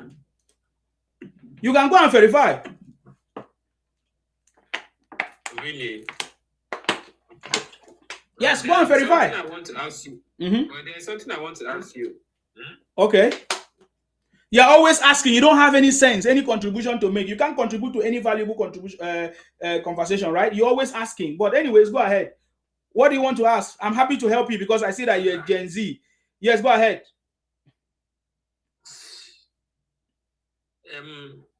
See, like sometimes that I normally watch your life. You are not saying anything good to help this country. Do you know? I'm just exposing the criminality of Obi and Atiku. For us to help this country. Now let me tell you what let me tell you what I've said now. What I've said is very important. Okay, let me answer your question now. Let me tell you what I've said. Why what I've said is very helpful to the country. People like you that are Gen Z that don't know Obi, how Obi got his wealth, how Obi became a millionaire, and how Obi has been benefiting from the old system, how Obi belongs to Atiku. I'm educating you, which means I'm going to save you from making the mistakes of your forefathers. I'm going to save ignorant people from making mistake of voting Atiku or supporting Atiku. Atiku that caused the problem of darkness and electricity and power supply. When I hear people talk about power supply and you are pushing Atiku, then I see foolishness in you. I see people like Kenneth Okonkwo are one of the foolish people who aid and abet and help people like Atiku to succeed in their criminality, in their craftiness and their wickedness, to put Nigeria in the situation that we are. So I don't want you to make mistake like your forefathers, like Kenneth Okonkwo and others, who are foolish elders. These guys are foolish elders. Kenneth Okonkwo is one of the foolish elders that we have in Igbo land. You know what I mean? Because Kenneth Okonkwo going to support Atiku that stole the money of our country, that stole the wealth of our country, that destroyed the properties and the structures of our country. It must be madness. So that is why what I'm saying and what I'm doing is very important to contribute to the progress of our country. You know, to stop people from demarketing our country and talking rubbish. So tell me, what is it I've said that is wrong, that is not making for the progress of this country? I think in this situation now, we don't need to criticize anybody at this moment. Do you understand? No, I don't understand. What do you mean we don't need to criticize? But people have been criticizing Tinubu, criticizing Daniel Biwala, criticizing anybody, criticizing Reno. But when we criticize you, you say we should not criticize. I don't understand. Why? We criticize anybody. Yeah. You have been talking and we have been listening to you. Okay, do you want me to listen to you? You just want to talk? How do you expect us to vote for someone who made things very expensive for us in this country? Like how does it sound to you? What are you talking about? I've just told you the people that fundamentally cause problem in this country, and that one does not make sense to you. You are telling us about what? Who makes things expensive? We are talking about the present one we have. Like our president is in the good condition to make things more easy for us. Like he's making things more worse for us every day by day. You are not making sense now. Well, you just make a statement and keep quiet. When you make a statement, you talk, you explain how. If let me ask you a question. If Atiku used the $16 million that was given to him to fix electricity or power supply issue in Nigeria, we will be having electricity problem today. I'm asking you. Answer my question. I'm asking you. Then during that time, the person that is in charge is supposed to get him arrested. No, I'm telling you now. I'm telling you. You are not answering my question. You are just okay now. Okay, if another question, since you cannot answer that one, another question. If Obi was able to fix Anambra, will Igbos be roaming about in other people's country trying to install kings and queens in other people's country? Will Igbos be roaming about? Because I noticed that the people that wanted to install kings in South Africa are from Anambra State. Most of them are from Anambra State. If Obi was able to help the people of Anambra to be stable in their state, will they be roaming about in Lagos, Akwa Ibom, and South Africa and Ghana to look for a place to install a king? Will they do that? So our problems is not just created today. Our problems are fundamental. That is why you are a Gen Z. You don't understand what it means, a foundation. The reason why you are poor today is because your father is poor. That is the truth. It's a fundamental problem. You are not the cause of the problem. You are just swimming in it. Okay, when is your time you talk? If not, I will remove you. I don't know who's accepted you. Please, moderator, don't accept criminals here again. Don't interfere in my conversation, okay? When is your turn? You talk to me. I don't know you. I say the reason Khalifa, that your name, that is a fake name. The reason why you are poor is because your family, your father was poor. Do you know that? Are you the cause of your poverty in your family? But I have not asked you to send me money. But I know you're a poor man because that's the way your poor man think. You're a poor man. Your father was poor and now you are poor. And because you are not able to think as a rich man, as a rich person, as a wealthy person, you are not going to be able to save yourself right now. You will remain poor. You will die poor too. It's not a cause. If you truly say that you say the truth, why would these people, which people? Sorry? Why would federal government detain Nnamdi Kanu? Okay. Now let me tell you the reason why they detain Nnamdi Kanu. It's very easy. Nnamdi Kanu did not just did what he did. He took the laws into the laws of Nigeria. You understand me? By commanding people to go and buy the police, government properties were destroyed. He was putting ransom in people's head. Yeah. Are you understanding? He was putting ransom in people's head, commanding the people to be bought, using his militia or his military group or whatever group, armed group. That is against the law. According to the law, you cannot set up or form an armed group without the approval of the government. So many of you, contrary to what you guys are talking about, that they imprisoned Nnamdi Kanu because he was talking about Biafra. No, it was not because he was talking about Biafra. The reason why they put Nnamdi Kanu in Sokoto prison today, live, is because he pied police officers, Nigerian officials. He looked for people's head. He was looking for people's head. He confessed how he pied over 2,000. Listen, he confessed how he pied over 2,000 heads. 2,000 people, bring the heads of people to bury one of his operative, Ikonso. He was giving those commands. He burned down properties in London, in Lagos. That is the reason. If you listen to the judgment of the lawyer Omotosho, of the judge, you will listen to most of those things. It's because you are not listening. Wait. You ask questions, I'm answering you, and you are disrupting me. Do you know that we can't go to our farms? We can't go to our farms. Do you know? If the Fulanis are everywhere. That is a lie. That is a lie. Soludo told us that 99% of the so-called Fulanis are Ibolani. That's a lie. Soludo is a bloody liar. Oh, you see, so I should believe you than to believe a Soludo, the executive. Do you know the meaning of to be executive governor? He is the chief security. He has vital, sensitive information. Most security update briefing is given to him. He knows in and out. So if I cannot believe the governor of a state, is it you that will come and believe? So I don't know what you're saying, bro. So Nnamdi Kanu will never be free. If is that what you're talking about, don't think about it. Now, you guys told us that the Fulanis are the ones that want to destroy this country. But all of a sudden now, Igbos are now clinging towards the Fulanis. Igbos are now running to Atiku, running to Conquasio. Is that not madness? No, so I don't understand what you... For their selfish interest now, for their own selfish interest. It's not for their own selfish interest. It's the agenda of Igbo. It's agenda of Igbo. That's why no Igbo group is coming out to say we are not in support of it. I've not seen any Igbo organization that have come out to say they are not in support of it. They are all in support of it. And that is why they will fail. Igbos can never free themselves under these things that I'm seeing. Under these games that I'm seeing you guys are playing. You can never free yourself. So in a situation whereby we know the truth. Do you understand? Tell us the truth, brother. I want to know if you know the truth. If you are not using emotions. The truth. Yes. The truth is that this particular government destroyed our country. This government. Exactly. They destroyed our country to the extent that our money don't have value. Like nothing is working. Oh my God. We are not benefiting anything from them. Wait. I'm just telling you the truth. That is not the truth. If I bring Nigerians here, they will tell you that is not the truth. So we cannot take any singular story. You said this is the only government ever since the inception of Nigeria, apart from those days when our naira have value. This is the only first time in democracy after 37 years that we know the true value of our money.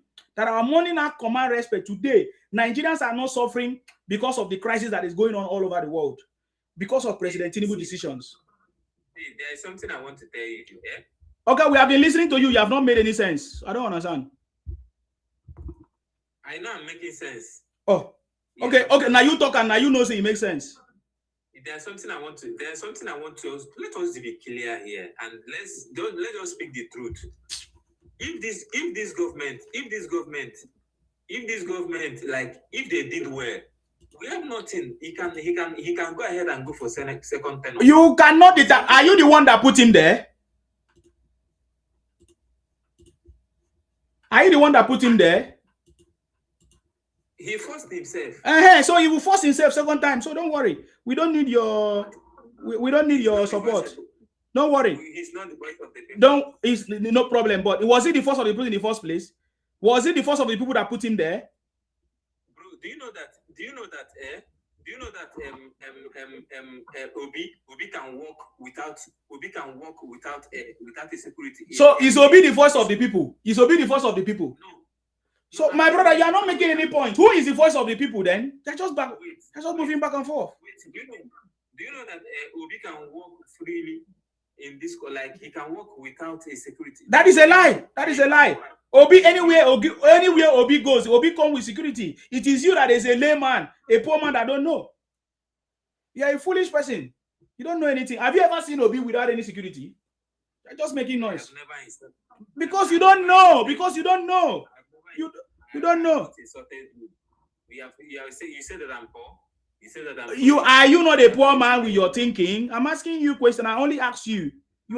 I say you are a poor man based on what you are thinking. And I ask you that you are poor, Is it you that made yourself to be poor as a child? No, you came and saw it. So you only have an option to change the situation. But the way you are talking now, you can never change your situation. You will remain poor forever. It's not a cause. Which option do we have? Which option are you insinuating we should have? We should vote for Tinubu for second. I'm not saying vote for anybody. First of all, no politician is going to change your life except you become like Obi, who will become a Abacha boy. You understand me? Except you become a Abacha boy. No politician is going to change your life. It's you that will change your life. You make a statement you made. There was a statement you made. He said Obi is poor. You understand? Maybe I don't know. Maybe you don't know when he said it. Are you richer than him? Obi is poor because have you ever seen Obi show you that he's rich, man? Obi is poor because the money he got it from Abacha regime. He is not bold enough to present it to you. The money he's using today is Abacha. Because everybody condemned Abacha government, but Obi was benefiting from it. So that's why I say Obi is poor. Is Obi not poor? Has Obi ever given anybody in Abuja discount in the supermarket? Has Obi ever reduced the price of food in the supermarket? Even as he tells you that he's hungry, that you people are hungry. Has he ever reduced the price of his food in the supermarket? Obi is a poor man. Poor, stingy criminal. Yes, go ahead, promise. It's your turn. What do you have to say? So what I have to say is that... Can you speak up, please? I said, what I have to say is that you are saying all these things because you are not in Nigeria, because I'm very sure that you are not in Nigeria. I wish you are in Nigeria to face what the poor masses are facing. The poor masses. Am I the one that made you to be poor? Why should I face your situation? You will remain poor forever, man. Who are the poor masses? Are you one of them? Are you poor? Answer me now. Let me see if I can find help for you. Am I the one that gave birth to you? Did your mother and your father discuss that they are going to give birth to you as a bastard? You are a poor man. Nobody's going to change your situation. Those poor people are the one dragging Nigeria backward. Yes. Because you people refuse to use your hands. You people refuse to better your life. Yeah.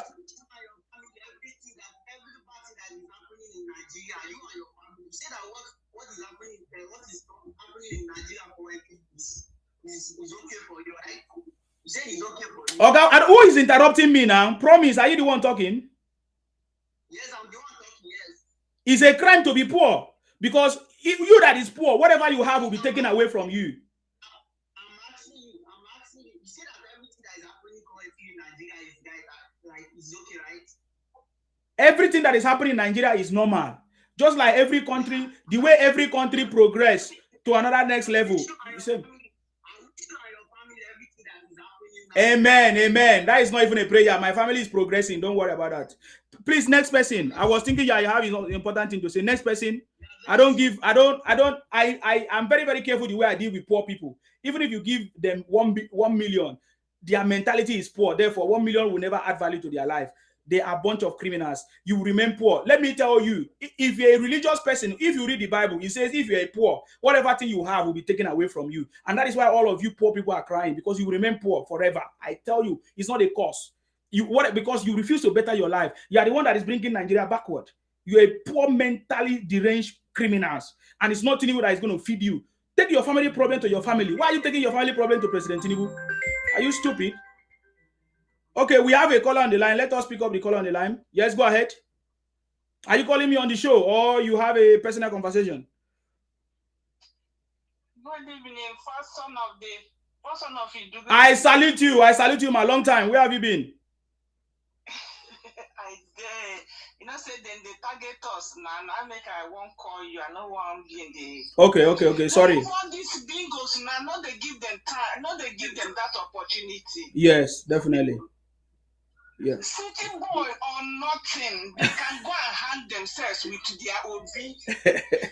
They can go and die. Me Abibo, but na city boy all the way. Thank you for all you do. Thank you, ma. I appreciate you. Wow. Thank you very much. Thank you. I beg you. Last night. Thank you, ma. I love what you're doing. They finish them. Thank you, ma. I appreciate you. Thank you. Wow. That was an Igbo lady calling me that she's Igbo but supporting Igbo. That's it. You know, the real Igbo people that I know. Many of you don't know that I grew up in Igbo land. I know how Igbo people used to be. I don't know what happened to them all of a sudden under the voice of Nnamdi Kanu and some criminals turn Igbo land to be a disaster. Igbo land used to be vibrant.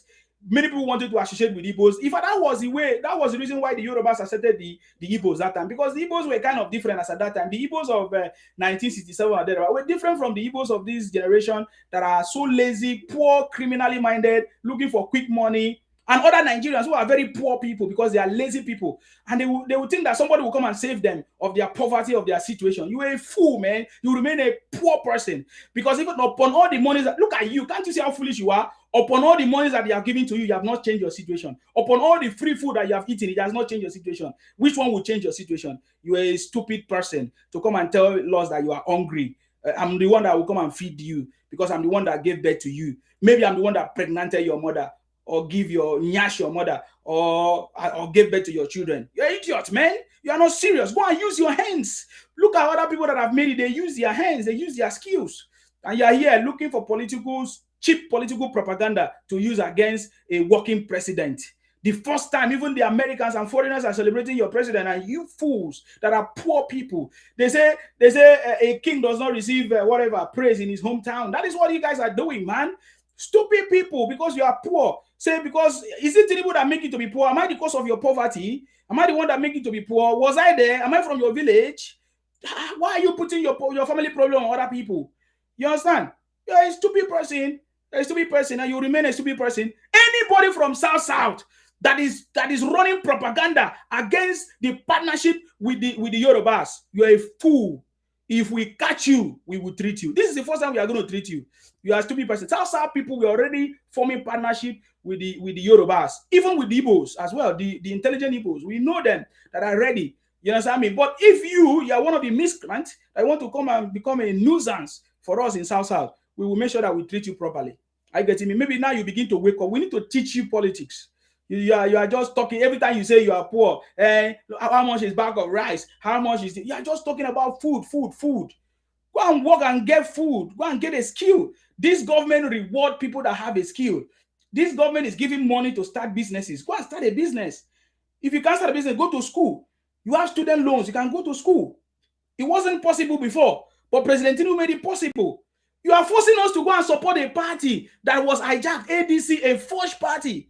You are very foolish. You say you want Nigeria to be good, but you want us to go and join ADC, a party that was forged, a party that did not follow the rules of law, that did not follow INEC principles or laws. You are a fool. You want us to support Atiku or OB, people that use through back doors, forged certificate and forged names. By the way, somebody just said that they resign, and I think they have rejected it because it's a forged signature. I don't know what you guys said that Nigeria want to become better, and you are forcing us to support Obi, who benefited from Abacha loot, who got his wealth from Abacha loot. You are forcing us to support Atiku, who collected 16 billion of our money, and we never saw anything. You never see any good thing out of it. Please go back to school. Technical school is now free. Go and get a skill for yourself, so that you can think well. Your poverty story is not going to change our life. Your poverty story is not going to stop Tinubu, man. Your poverty story cannot stop Tinubu political legacy. Your insecurity issue cannot solve Tinubu legacy that is about to be made. So I don't know why you are subjecting yourself to this stupidity. People like Obi and Atiku is using you as a bet. Look at, where are his families? Why are their families not doing this thing that you are doing for them? Can't you see how stupid you are? Edu, focus. Please, your turn to speak. Edu, focus. Can you unmute your mic? Edu, focus. Your mic is with you. The mic is with you. Can you make your contribution, please? Edu, focus. I don't know why every time you come here and you are not speaking. I've taken note of you. Each time you come here, you are not speaking. I will block you very soon, because I don't have time for criminals. 21 Coconut. I don't know why you answer Coconut. Are you Coconut head? Unmute yourself, please. You see, now you will not talk. When it's not your turn, you'll be interjecting me, interrupting me. I don't know where all this hypocritic miscreant come from. Now, I've given you opportunity to speak. You won't speak now. When I'm dealing with other conversations now, you will come and interject me. You don't run away now. God will punish you people. Hypocritic criminal. You will remain poor forever, man. The kind of poverty that will hit you guys, you have your own parents' poverty is small. More people. You can't change your situation. You are calling on they come and make you to be rich. Come and give you food. Come and do this for you. You are not like a baby. Oh, mumu. You are poor. The story of poverty is what you want to use and unseat Tinubu. you guys are jokers. Lazy youth. We now see some youth now. They are not into Yahoo. They are now into buying people's hair. They say they want to use body parts and make money. We are hearing that Ibotic youth are now using their brothers and sisters cut body parts to go and sell and make money. Those are the kind of youth. You say you are hungry. Make thunder fire you. Nwachuku, what do you have to say, please? I think I see Sam Martins here. Nwachuku, you are welcome again. Yeah, good evening, everyone. You are welcome. Yes. Well done. You are welcome. Take it one after the other. You said Nnamdi Kanu. In as much as I'm not in support of him, but we talk based on your topic. You said Nnamdi Kanu will never be released. I want to ask, is it that he will not come out from the prison, or Tinubu will not release him? So I just want to... Is Tinubu greater than the law of Nigeria? The court of law of Nigeria said Nnamdi Kanu has imprisoned, life imprisonment in Sokoto. So what is the meaning of life imprisonment? It doesn't mean that he can't come out again. Oh God, what is the meaning of life imprisonment now? What will make him to come out? There are people that's why I said let us take it one after the other. Yes, the judge have sentenced him. Okay? But it doesn't stop there. Another person, maybe another president from anywhere, can come and decide, so, okay, we are giving him a pardon. Or another judge can decide to revisit the judgment. That is how... We are not revisiting it. We are not doing that. Sam Martins, hold on, please. Sam Martins, hold on. Let him finish. We are here to learn. We are Yes. not here to insult. Yes. He might not be released under this government. Some of you don't. When you people talk online, people are listening to you. Leave sentiment. Oh God, I know they abuse us. Tell us how you will be on seat or you will be removed. Tell us. Good. Tinubu might not release him. Please hold on, ma. And I say, hold on, ma. There's a caller on the line. He's trying to explain something. Yeah, we are hearing you, sir. Nwachuku. I want to curse that bagger. Okay, you want to accost him. Okay, somebody's on the line. You want to lay a curse on you, Nwachuku, because you're a stupid old man. Yes, continue, sir.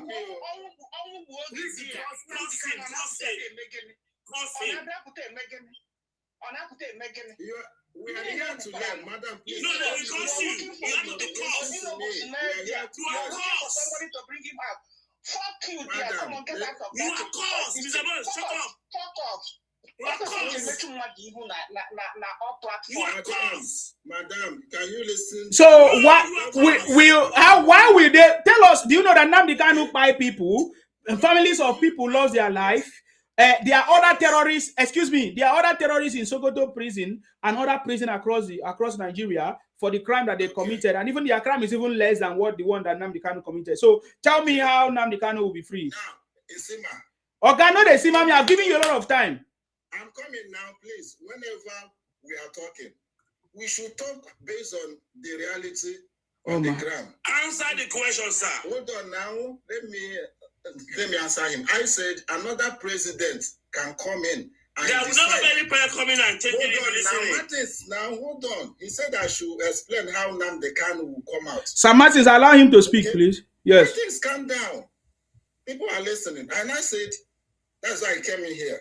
I said, another president can come in tomorrow from anywhere and decide to say, okay, we're giving him a pardon. Or another judge can decide to resist the judgment. It's on everywhere. When Buhari came to power, what happened? He released some Boko Haram. They call them what? Repentant Boko Haram. So when we are talking online, you can say president or this government cannot release him. Don't just say Nnamdi Kanu. I'm not here to side, but I'm talking about the reality, the way life operates, the principle of life. That is the reality. Yes, the administration now cannot release him or will not release him. Good and fine. But you, another person can come in. Like who? Like who? Is it Obi or Ipon or another Igbo person? Like who? Another person. Who? Like Obi or Igbo person? Who? No. Who said no? I said Because if I go there, I will not release him. Martins, please. I'm asking you now, who is going to release him? You don't know, and you're just making noise. Who is going to release him? Is it an Igbo person or you? No. Who? You said, I'm telling Okay, you are wasting our time. Next time when you come this platform, they mix your words well before you talk. Be ready to say something that makes sense. Nobody that will release him based on the crime that he has committed. Many people died. Many people died. You understand me? Let me tell you why we don't be released. Sir Martins, hold on. Yeah. Go to be. I heard you saying that Igbos are not. I want to ask you, okay, how do you want those who are into politics in Igbo land to play their politics? Because you have been shouting that those in politics from Igbo land, they don't know how, or Igbo people don't know how to do politics because they have their choice to go for whoever they wish to support. That is their right. It's all over. So I want to ask you, how do you want them? Okay, how do you want them to be playing politics in Nigeria? They should play that the way they That is a very long. You need lecture. So if you people need lecture, come to my lessons, come to my coaching program. I will lecture you people, and you people will pay me. You play it the way you want to So play. Okay. yeah. Is it wrong for anybody to support whosoever he wants to support? No. It's not wrong now. That is why I've told you now. It's not wrong. But from historically, what Igbos have been supporting have not given them presidency, has not helped them. And from the way they are going, you will never give them presidency. That is what I'm saying. And did you not listen to me? Did you not listen to me? You are just told me that is it wrong? I said no, it's not wrong. It's never wrong. I've never said they should not support whoever. Did I say Kene should not support Atiku? But I'm giving you reference. Atiku has been a failure in this country since 1992. Yeah. That kind of person has not become president. Is it Kenneth Okonkwo that will become president, or is it an Igbo man that will come and become president? And do you know, I love your wishes because you are looking at people that will give this Igbo politician a stepping stone to their progress. No, stepping stone. No stepping stone. Go and work it out. Sir Martins, don't worry. Let him finish, sir. So I love what you are saying. That means you want them to progress in politics by saying, why would they why will some of them, because I know there are so many people from Igbo land who are supporters of APC, who are even in APC now. But what you are saying now makes sense. Because when you look at the record of Atiku, your concern is that why are they joining, maybe why are some of them, not all of them, joining Atiku who have been involved in one or two? And that is a genuine reason, telling those Igbo people, not all of them, who are in ADC. But the reality is that these guys are not in politics. They are matured. They know which one they want to join. So, everybody here have their own choice of life. That is how life is. But I love what you are saying. That why are they joining? Okay, what about Obi? What about Obi? Where Obi is now, how is he going to get the support of Nigerians to become president? I'm asking you. Someone that took our $16 billion. That is it now. That is someone that took our $16 billion. Atiku. So, Nwachuku, see, I see, me, I always say the truth, yeah? See, what I'm telling you is that from the political calculation as it stands now, there is no way Obi can become president. There's no way Atiku. And Igbos in general, it become a detriment to the Igbos.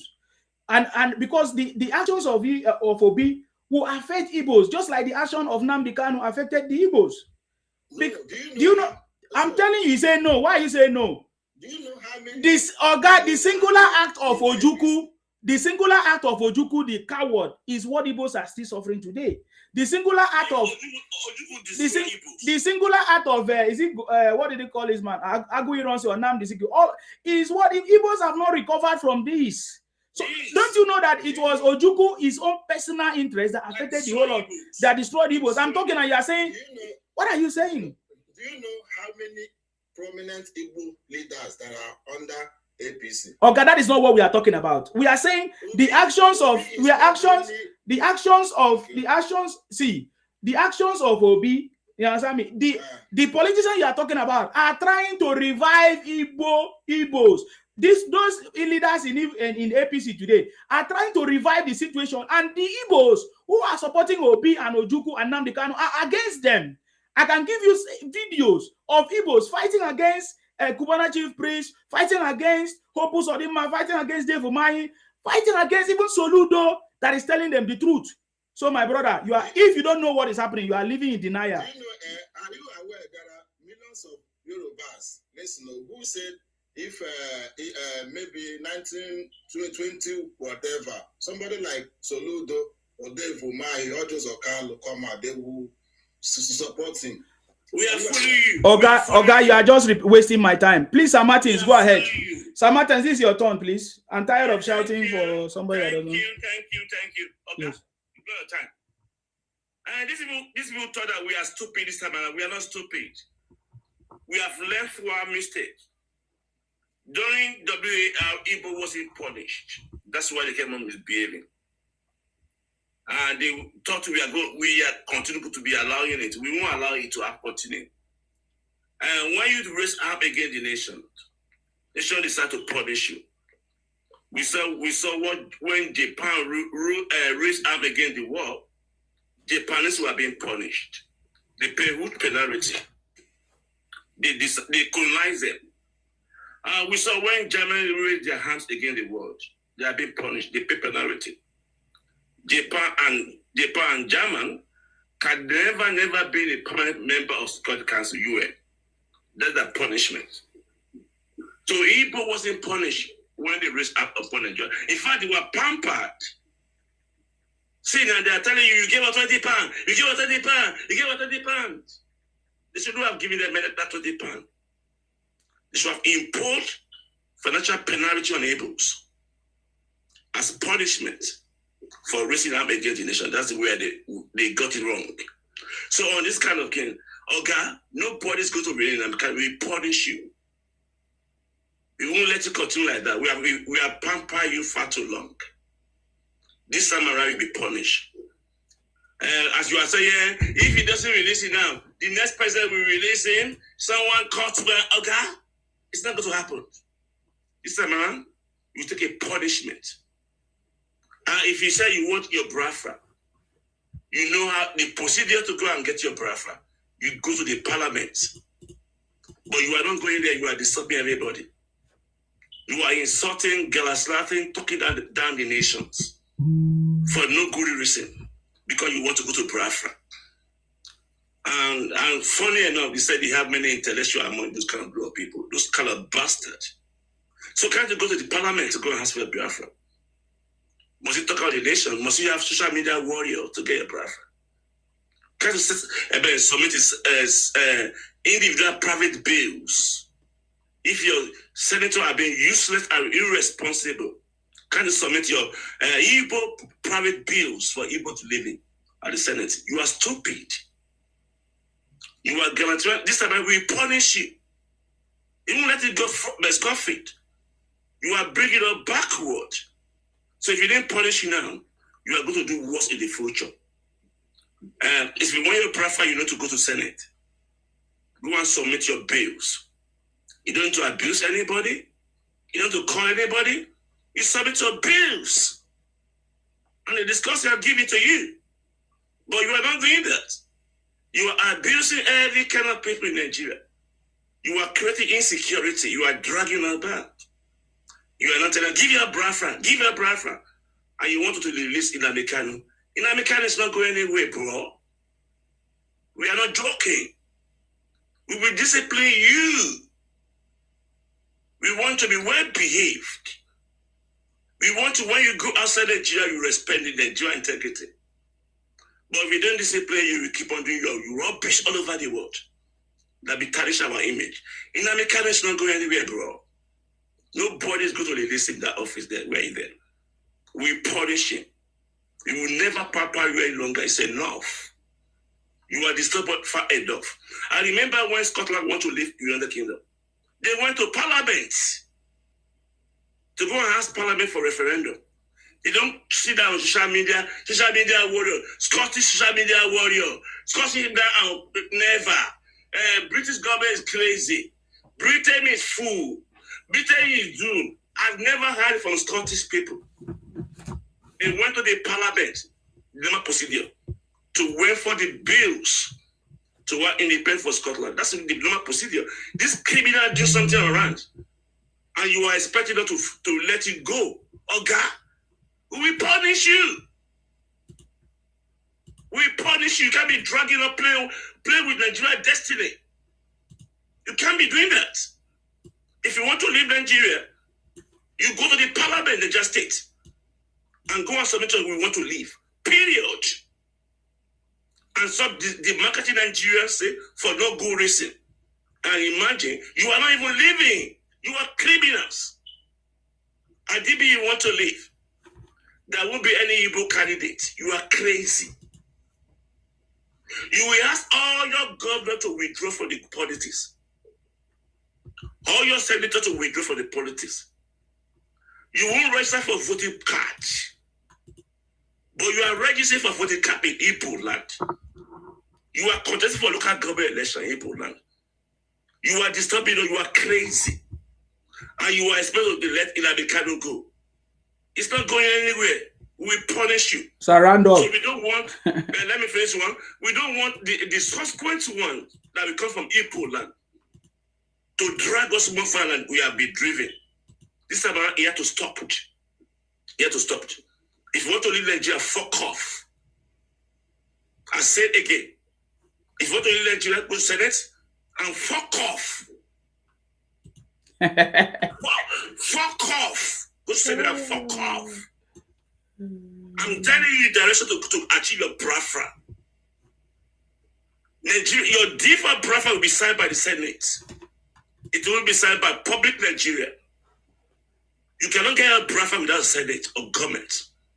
If you have a fucking Biafra, you fucking go to the Senate and submit your bills and leave Nigeria alone and withdraw your politician from contest for Nigeria state. We don't want to hear anything about Obi. We don't want to hear Obi Kwangaso. We don't want to hear Obi Atiku. We don't want to hear that. But I remember the story at Fulani is destroying your land. Atiku is a Fulani, but Kwangaso is Fulani. What an amazing relationship with Igbos and Fulani. You have spoken cruelly about Fulani to Nigeria. You kept on saying it. You told us that Fulani is conquering Hausa, and now you are going to Fulani to form alliance, Article OB. And you are telling Hausa, fight, send Fulani away. Don't let Fulani govern you. And Igbo is forming alliance with Fulani. Are you crazy? Fulani Janjawe. Obi went to the structure of criminality that he told us 2023. Do you think we are foolish? Excuse me. I'll be praying with all my heart. I want Igbo to leave Nigeria. Without Igbo leaving Nigeria, there will be peace. That will never, I repeat, peace and progress in Nigeria. Igbo will hold down Nigeria's destiny. The only good Nigeria can do for themselves is to let Igbo go. I don't know how we are going to do it. And funny enough, they were the people that caused us what we are in today. Nobody called for one Nigeria. Igbo imposed on Nigeria. These criminals are people. This criminal. They attack everybody. Northwest, southwest, northeast. They buy people with bloodshed. They impose this structure we're having today on Nigeria. But Igbos, these criminals, they've driven us far too bad. They need to go. You can't satisfy Igbos. Igbo will continue asking for more. Igbo have egoistic ambitions of dominating people. Igbo has no respect for anybody. So if you want to have peace, out of all tribes in Nigeria, Igbo has to leave. And they must tell all those kind of OB to carry the most evil thing Nigeria will do for them to allow OB to be in presidency. That's the most dangerous thing we ever do to Nigeria. Igbo are extremely selfish and greedy. They want to own everything in Nigeria for only Igbos, these criminals. And funny enough, the greater Nigeria will never allow it to happen. We will never allow it to happen. I take Yoruba for one. We will never allow it to happen. We must respect every individual groups that constitute nation. Igbo doesn't want that. So that's why we have to let Igbo go. I keep on praying to my God. So, and I'm going to direct Igbos. If you want to make it easy, go to Senate. He doesn't have 1,000 Igbos. Write the bills. You don't need a global IPOB contributing money every month. You don't need it. You don't need have 1,000 people to write bills and sponsor in the House, in Senate. People want to leave. Forget about your senators. Forget about them. And then we discuss it. If I want to have a private bill in Nigeria, I just have to write a topic and get signature of Nigeria onto the bills. If you have subsequent number of signature, the Senate will discuss it. That bills. So if your senators and rep are being useless and stupid, I encourage every Igbo man, intellectual, doctor, engineer, come together, write a private bills, submit to Senate, and this will be settled. If you don't do that, you are stupid. You are not going anywhere. We are destroying the Nigeria state. You are doing it deliberately. Because it doesn't root. So I want you to take a chance now to be truthful to your brother and to be stupid. So being stupid is going to be punished. Many Nigerians will be pie because of the kind of shenanigans. We won't let it go. If you let it go, this coming one will be more serious than this one. So the penalty must be paid by Igbos now. The last time Biafra one was a joke. If they bring you to pin you down, that Biafra war, they should make Igbo to pay the cost of that war. That should be penalty for Igbos. If they have imposed that penalty on Igbos that time, they will well behave. They won't overgrow their wing. Now they are dropping the drum of war again. This time around, you will pay bitterly. So Nnamdi is not going anywhere. Nigeria, I thank you for listening to me, my stupidity. This how stupid I am. I thank you for listening to my stupidness. You know, I carry not go anywhere. The job will pay penalty. This one will pay penalty for it. Can you say? I come to insecurity. You are shouting insecurity. Do you think we are stupid? You engineer insecurity to get to power. That's the rule in the Nigerian state. Nigeria formula is violent to power. That's a big inception. The first school we have in Nigeria, violent to power. That was the foundation of Nigeria's insecurity and Nigerian state. Fraudulent foundation. And you want to change. And you are not shouting on Tinubu. It's insecurity. Tinubu, insecurity. Your foundation is violent and power. No president in Nigerian state have got to power, except President Bola Ahmed Tinubu, have got to power without violence and in his own region. We saw what before Goodluck came to power. We saw Niger Delta militancy. We saw it. That enhanced Goodluck to go to power. We saw before Buhari came to power, we saw Boko Haram, all sort of things in the north. And then before we look at the southeast, we are IPOB, violent to power. That's the formula of Nigeria. And you are shouting one president for giving insecurity. Are you crazy? So don't you know the formula? You create insecurity to get to power. That's the formula of Nigeria. You cannot come and blame President Bola Ahmed Tinubu for that. For not giving insecurity. The next person that must get power in Nigeria must create chaos to get power. That's the rules. So don't come and fool us. President Bola Ahmed Tinubu is not. If I'm President Bola Ahmed Tinubu, I won't go to Jos. I won't go there. That's the rule. So when you are tired, you condemn that mood of getting power and come to kind of wrestling. But if you are violent to power, that will live down in foundation, not in the coup Nigerian government. That was the initial foundation of Nigeria state. That's why we are now. So in any case, I want to tell Nigerians that this time around, Nnamdi is not going anywhere. He'll be punished. Very well. God save Sunday Igboho too, actually. God save him. God save him. I remember when they are home doing their own drama, I said in my mind, I said, these people are mad. I used to see them when they are doing their rally. You know, I said, are you crazy? I have one very popular friend, Jibari, member of this criminal group. He be sending me flyer, flag. I said, if you dare send me, I will block you. Yoruba Nation. I told you, I said, if you want to leave, you go to the parliament. You don't know this Galabanting. Okay, Sir Martins, are you rounding off? Because other people are here to speak. Thank you, Mr. Isima. And Namika is not going anywhere. Thank you, Baba. Thank you very much. Innocent, that's your turn, please. How are you doing? Yeah, I'm okay. God bless everybody. Yeah. I really appreciate Nsima for what he's doing. And I also encourage the Igbo people with the speed that the Igbo people are using after the war to now able to conquer all part of Nigeria.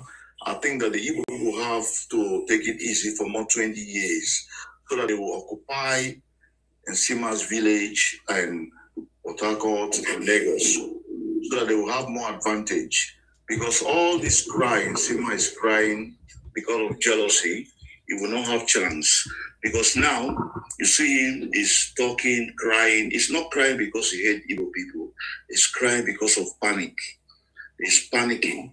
And the panic will not save him, but he will continue to panic, but the Igbo will keep on going forward. Lagos will be conquered. Ogun will be conquered, and Calabar will be conquered, and the River State will be conquered in the next 20 years. Igbo will start buying everything for the next 20 years. So the Igbo people have to exercise patience and take it easy. Don't create problem. Don't make. No, I will reply you though, please. No. I have other speaker, please. I have other speakers. Because you see Nsima crying, he's not crying because he hates Igbo people. He's crying because he panicked that they are going to buy his village. And that is why you see all this tension. Even in Lagos, Lagos is now maybe 50-50 or maybe 50-40. It's getting close. So the next 20 years, if the Igbo people can concentrate, they will be able to get Lagos at least 50-50.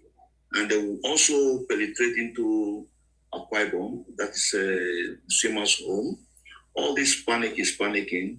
He can cry as much as he like. That is his right. He have right to cry because he lost his village. So I don't have much to say. The other crazy guy that was talking before, talking stupidly and shouting and cursing Igbo people, his village also was gone. So nothing much to say. You can cry, you can weep, it's your right.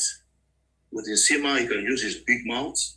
Or you see the way a man look at your mouth like, I don't know how you look like somebody who is doing with mouth. Big mouth person, the whole tribe and talking stupidly, talking like a fool. You know, it's crazy. But your crying will not stay there. That's all I have to say. Thank you. Sir Martins, can you respond with 3 minutes, please, if you want?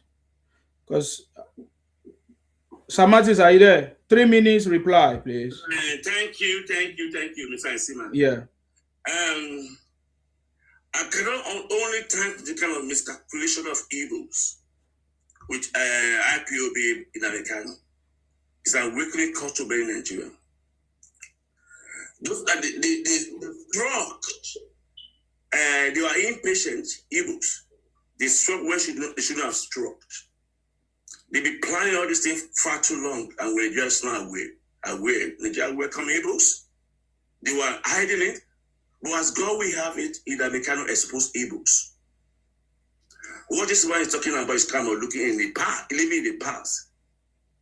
Those things you have imagined, it will never happen in Yoruba. Yoruba will be awakened. Your secret will be exposed. So the agenda you have before that the Yoruba doesn't know is that be exposed, that you want to take their land. And they will never allow it to happen. The same kind of Nsima territory that you're talking about. They are being awakening. It's different from where they are not being awakening. You open your cover, it cannot expose Igbos. And we are very happy for that kind of great gestures that we got from Inamekano to expose the secret of Igbos to every Nigerians about their terrorism. We are seeing what is going on in Esha and Banka is Igbo. We are seeing this kind of area. At the end, those things as it happen, you don't have this kind of message and you have in your plan. But I'm telling you, it will never happen. This illusion you think you cannot have in Lagos, in Yoruba land, will frustrate you. We don't talk. We got your agenda. And it's our fundamental right to keep our territory.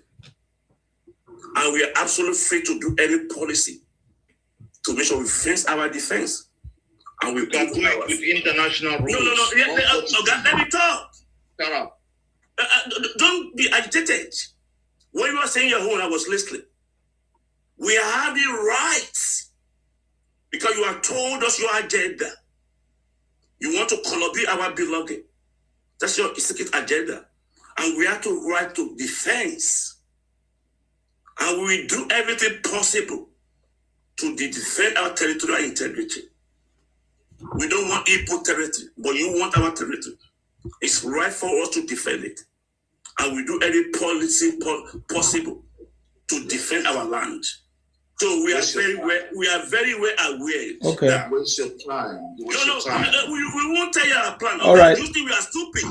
All right, Sir Martins. Let's move. Let's move first. When we come back, we'll have time to deliberate. Esan Ancestor, why are you here?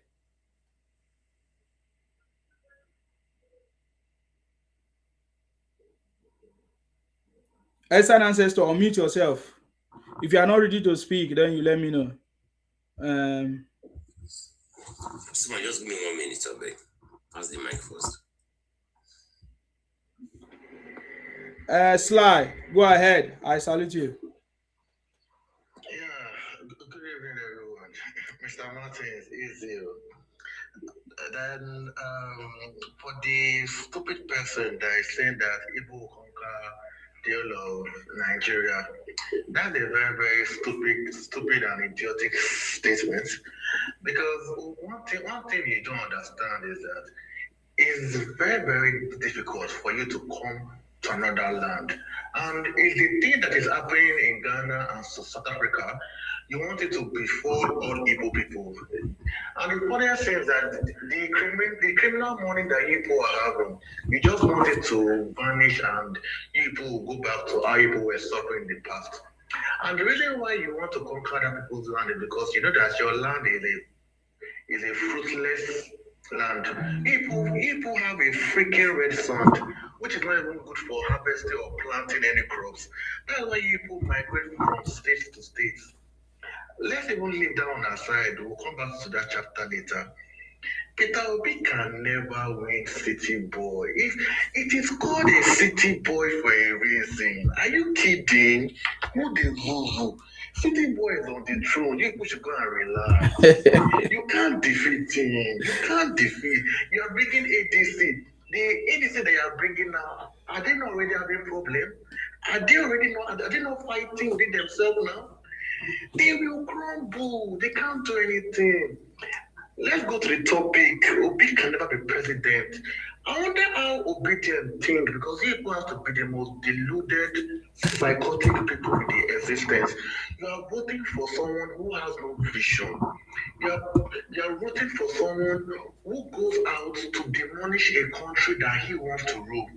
Lately, he's coming out. I never knew the guy mission in ADC is an evangelic mission, saying that he wants to go and bring corrupt leaders. He wants to make their corrupt leaders, he wants to make them good.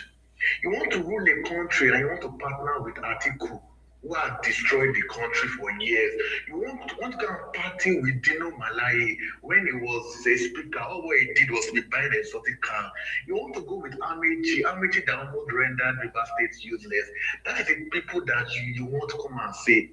Obi lack political will. If you want to vote for Obi, vote for someone that has substance. Ask yourself a question. Why is he afraid to do preliminaries in his own political party? Why is he jumping from party to party just because he doesn't want to have preliminaries? He left Abga for that same thing. He went to PDP. He never had preliminaries because he was vice. He left PDP to LP just because they gave him a free slot to come and rule. And now that he has heard that Labour Party they'll contest for presidency, he left. He roamed about. He didn't send a political party. They tricked him to come to ADC thinking that he would have the ballot. He left again. Now, he's not even in ADC. He's not here. Do you know, as we speak right now, he's not even sure that he's going to be on the ballot box. Igbos, I wonder how you people reason. Either Igbo have one small, minute, demonic tank that all the Igbos plug in their brain to tap information from. Because all what I've been hearing from Igbos from time memorial, they are all beer parlor propaganda that has no substance. Obi can never rule now. Obi can never. It's just like if they put Peter Obi to contest with Nsema will beat Peter Obi. It is very, very sure to show you how terrible Obi is. Obi can never rule now. He can never rule in the future. So true. And till kingdom come, leave go and sit down. Igbos have lost their chance. Your forefathers, at the time of Ojukwu, you destroyed. You know that Igbos have no credibility. And yes, no credibility it is for Igbo people. Igbo should just go and sit down. And sooner or later, Igbo will go to where Igbo deserve. Your frustrated and demonic 5 state. You could just go there and perish and live like the poor people you are destined in life to come and do. Thank you very much. I will end it like this. Thank you very much. I salute you. You see, all the people that have been coming out to talk rubbish, they are Igbotic. So we know the way they talk. They talk with open mouth, big mouth. But Nnamdi Kanu has been sentenced to life imprisonment. What's the other guy name? Simon Ekpa is sentenced to how many years in Finland? They are just so foolish. You hear them talking, make noise. They are going to invade everywhere in Nigeria. This and that and that. Just be talking nonsense. So that is the way they talk. They keep talking like foolish people, but that's okay. I believe, for me, I allow you to talk because so that other people that don't know what is happening will understand. Simple. And that's all I do. That's my job, to expose your stupidity. That's it. Ikwere Prince, I salute you. I greet you. I especially. salute you. I Long greet you. time. Yes, you're Yeah, welcome. thank you very much for the opportunity. You're welcome. You see, Obi can never be president of Nigeria. It is a done deal. There is nothing can change it in this world. Instead of Obi to be president of Nigeria, in fact, it can never happen. Because the man is empty to start with. Nigeria will break. Obi is empty in his core to start with. He has nothing to offer. I've been to Anambra State. There's nothing, the man is so incompetent. He has nothing to offer to Nigerians. Go to Anambra State, go and look at the development there. He was a governor for 8 years. But today, Anambra State people are trooping to Lagos, trooping to Port Harcourt. They cannot stay in their states because the place is not developed. When Obi was governor of Anambra State, what did he do for Anambra State people? Do you know what it means for a governor of Anambra State to come out and say over 50% of their state indigenes are not living in their states? Over 50% of the state indigenes, they are scattered all over Nigeria. They cannot live in Obi's Anambra State. And today, they want that same P2B to come and be president of Nigeria so that Nigerians will start migrating out of Nigeria the same way they are rolling out from Anambra State. So we are not joking in Nigeria. We need Nigeria to move forward. So if there is anybody that wants to be the president of Nigeria, you must have that capacity. You must have that integrity. Obi that cannot condemn IPOB Biafras, Obi that sympathizes with IPOB Biafras is the kind of person that wants to be president of Nigeria. Are we joking in Nigeria? Are we joking? Obi that came out and said that he dined with IPOB, they live around there. His backyard. They are his friends. His backyard. And the same Obi, and don't forget, this is the IPOB that has sentenced their leader, Nnamdi Kanu, to life imprisonment in Sokoto. IPOB, that is the Supreme Court of the Federal Republic of Nigeria, have sentenced their leader to life imprisonment in Sokoto. P2B that cannot condemn IPOB. P2B that sympathizes with IPOB is the same person that wants to come and become the president of Nigeria to uphold which constitution. So I don't understand this man. Thank God, in 2023 election, we River State people, we refused to vote for that fraud called Obi. He did not win our state. We ensured that President Tinubu won River State.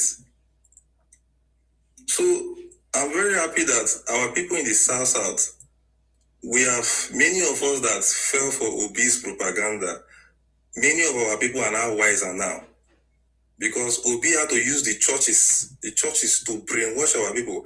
Thank God, many of our people are now wiser now. And thank God that the whole of the South state governors are in APC.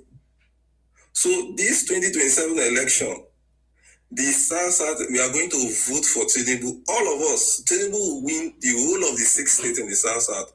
P2B will not win one state. It will never happen. Because our people that fell for him have known who they are. The same people the same Igbos that were in obedient movement with the South people. After the election, the same obedient movement people, the same Igbos in that obedient movement, they were the same people that turned and started dragging Edo State with Edo people. That they have Igbos in Edo State. The same people that did obedient to, let us vote Obi. As soon as Obi lost the election, the same Igbo obedience, they started dragging land, South ethnic groups. They have Igbos in Edo State. Anioma is Igbo. Calabar is Igbo. River State. The same people that join them to do, because I was not among, I never voted for Obi. and never joined obedient movement. The same people that joined our people to do obedient movement are the same people now that are now distorting their history, arguing or coming online to insult their traditional rulers. So our people in the South, we are wiser now. Obi should spend time to redeem his Igbo people. Instead of wasting his time that he wants to be president of Nigeria, he should use that time to go and redeem his Igbo people. You go on social media, if they are not attacking Yoruba, if they are not dragging Lagos with Yoruba, if they are not dragging history with Yoruba, they are dragging with the Edo people. Oh, Benin this one. They have Igbos here. They are dragging with Benin people. If they are not dragging with Benin people, they are doing it in Delta State. They are doing it in Bayelsa State. Oh, we have Igbos in Bayelsa State. Oh, Ikwere is Igbo. This person is Igbo. Obi should spend time. He should take his time and go and redeem his Igbo people so that they can be reasoning well. Look at what is happening. Look at what is happening in South Africa. Look at what is happening in South Africa. These people have gone there to disgrace Nigeria, to bring shame to Nigeria. You left your country. You went to South Africa, and you say you want to create king. You want to crown one of yourself king of Igbos. Do you have a kingdom before you want to crown somebody king? Isn't that when you have a kingdom, when you have an ancestral land, that you can be a king of your kingdom? You leave your country, you go to South Africa, an immigrant too. You want to go and create kingship. The same thing they did in Ghana and disgrace Nigeria. They have gone to South Africa now to disgrace Nigerians. And the worst thing is that some of these countries, they find it difficult in differentiating who is Igbo, who is Yoruba, who is South, and all the rest. So maybe Nigerian government will start putting our ethnicity on our international passport.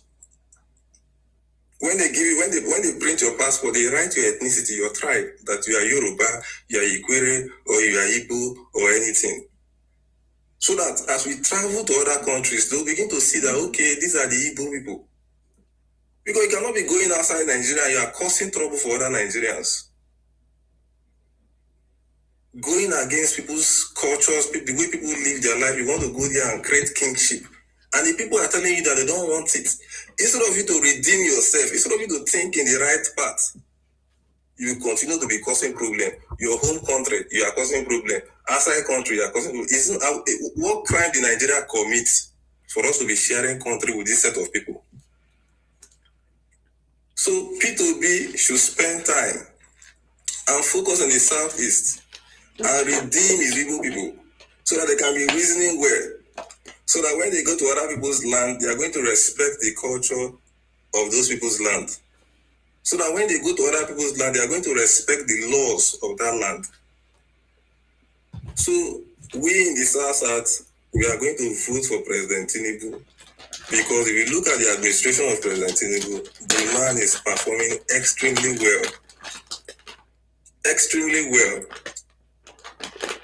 We have never had this NEL fund before in Nigeria, where people can go and get NEL fund for them to go to a university without paying any money or school fees. Every month, President Tinubu is allocating certain amount, about 22,000 naira about to students in university. People that want to go to technical school, they cannot attend technical school without paying any school fees, free of charge. It is President Tinubu's policy, President Tinubu's initiative. And then they say we should remove him every month and put exactly. And you say we should remove President Tinubu and bring P2B that cannot develop his states when he was governor. We should remove President Tinubu and bring P2B that is coming from a region where all of them are running away from the region to other people's states because of insecurity, because of less development. How many of our people, how many Southerners are dropping into the Southeast, are dropping into Anambra State to go and live there or to go and buy land? Because there is nothing there. When P2B was governor of that state, he never did anything. So P2B should go and focus in the Southeast and see how he can redeem his people. we in the South and every good meaning Nigeria, we support President Tinubu. I will never allow them to use any propaganda, any mago to remove this God-given administration that we're experiencing in Nigeria. We'll never allow that. President Tinubu is on the right path. And everything the man promised us during his campaign, the man is doing it. Everything this man promised us during the campaign, go and look at it, the man is doing it. And what Nigerians need to do is to support him, not to come on social media and start destroying the image of our country. Not to go on Twitter and start going to the Twitter handles of foreign American lawmakers and start disgracing Nigeria before them. Not to go on social media and start spreading propaganda. Oh, there is genocide in Nigeria, this one. Those things will not work because we that understand Nigeria, the well-meaning Nigerians that stand by President Tinubu will continue to stand by President Tinubu and will never allow enemies of Nigeria to hijack our presidency. Amen. Majority of these people you see that are calling themselves obedient, they are IPOB Biafra sympathizers. We know. And ever since this move came into our politics, it has been so toxic. If they are not threatening this person because they refuse to support their candidate, they are doing this one, they are reporting you to your company where you are working because you don't want to support. You know, all this terrorist kind of character, that's what they have brought to our politics. And every well-meaning Nigerian understands this. You want us to remove, okay, we should remove P2B, we should remove Tinubu, we should remove Wike, we should remove Ababio, we should remove all our people that are in Abuja and put P2B and his Igbo people. So we in the South, we must understand this politics. So many of all these people that are shouting Obi, they are doing it for their selfish reason. They believe that when Obi gets there, it will favor them. Their people will be appointed. Or they will release Nnamdi Kanu. Did you not hear that guy? Preach Obi to you. It is not because they want new Nigeria. It is because it is out of selfish reason. They want Igbo dream. They want to take over. They want to dominate everywhere. So don't even fall for this their propaganda. Ask them, if your state is good, why are you leaving your state and going to other people's state? At least you will show working now. At least you will tell us where are you coming from? What have you done in your state with the money you have given to you people before you want to come and rule Nigeria? So Nigerians, we must be especially we in the South, we must open our eyes. Nobody will use propaganda to remove us from the national politics. Ever since President Tinubu came on power, the man has been integrating we in the South to national politics, to the national level. Look at the positions we have now. Do you know the appointment? In fact, what we are enjoying under Tinubu's government, we didn't even enjoy it under Jonathan's government. What we are enjoying under Tinubu's government, when Goodluck Jonathan was there, we never even enjoyed it. Is it not Tinubu that supports Yeso Wike to be? Is it not Tinubu that makes Yeso Wike to be? Who is that bastard that is interfering? Tinubu is useless. I will remove you now. If you interfere in this contribution, I will remove you. Criminal, Igbo thief. You want to go and install a thief in South Africa. I know that the South Africans people are dealing with you. Sorry, Ikwere Prince. Sorry for that. Thank you very much. So what I'm saying is that South, we are benefiting in this government. South region, we are benefiting in this government. Look at the coastal road that they are connecting. By the time President Tinubu finished that coastal road, our brothers in Benin can wake up one morning, drive their car straight from Benin to Calabar. Our people in Calabar can wake up one morning, enter their car, drive freely on the coastal road. Very, very beautiful road. Go and look at this section that they have already completed. A remarkable project. A project that will unite the South. A project that will open up the South. Do you know the opportunities that coastal road will bring to our people? Do you know the companies, even our people that are working along the section of the coastal road, it has employed our young people, manpower work, all these other people that knows how to carry cement, how to do all these jobs. It has employed a lot of our people, feeding families. And P2B said, oh, that when he becomes the president, he's going to stop that coastal road. The hatred these people have for the hatred, this man, the hatred they have for the South, for you to open your mouth to look at such a wonderful project that will open up the South, because the project did not pass Igbo land. You say you want to, when you become president, you stop it. You will never become president, because South will never allow you to become president to stop that project. Look at our brother Akpabio. Since the history of Nigeria, the South have never produced Senate president of Nigeria.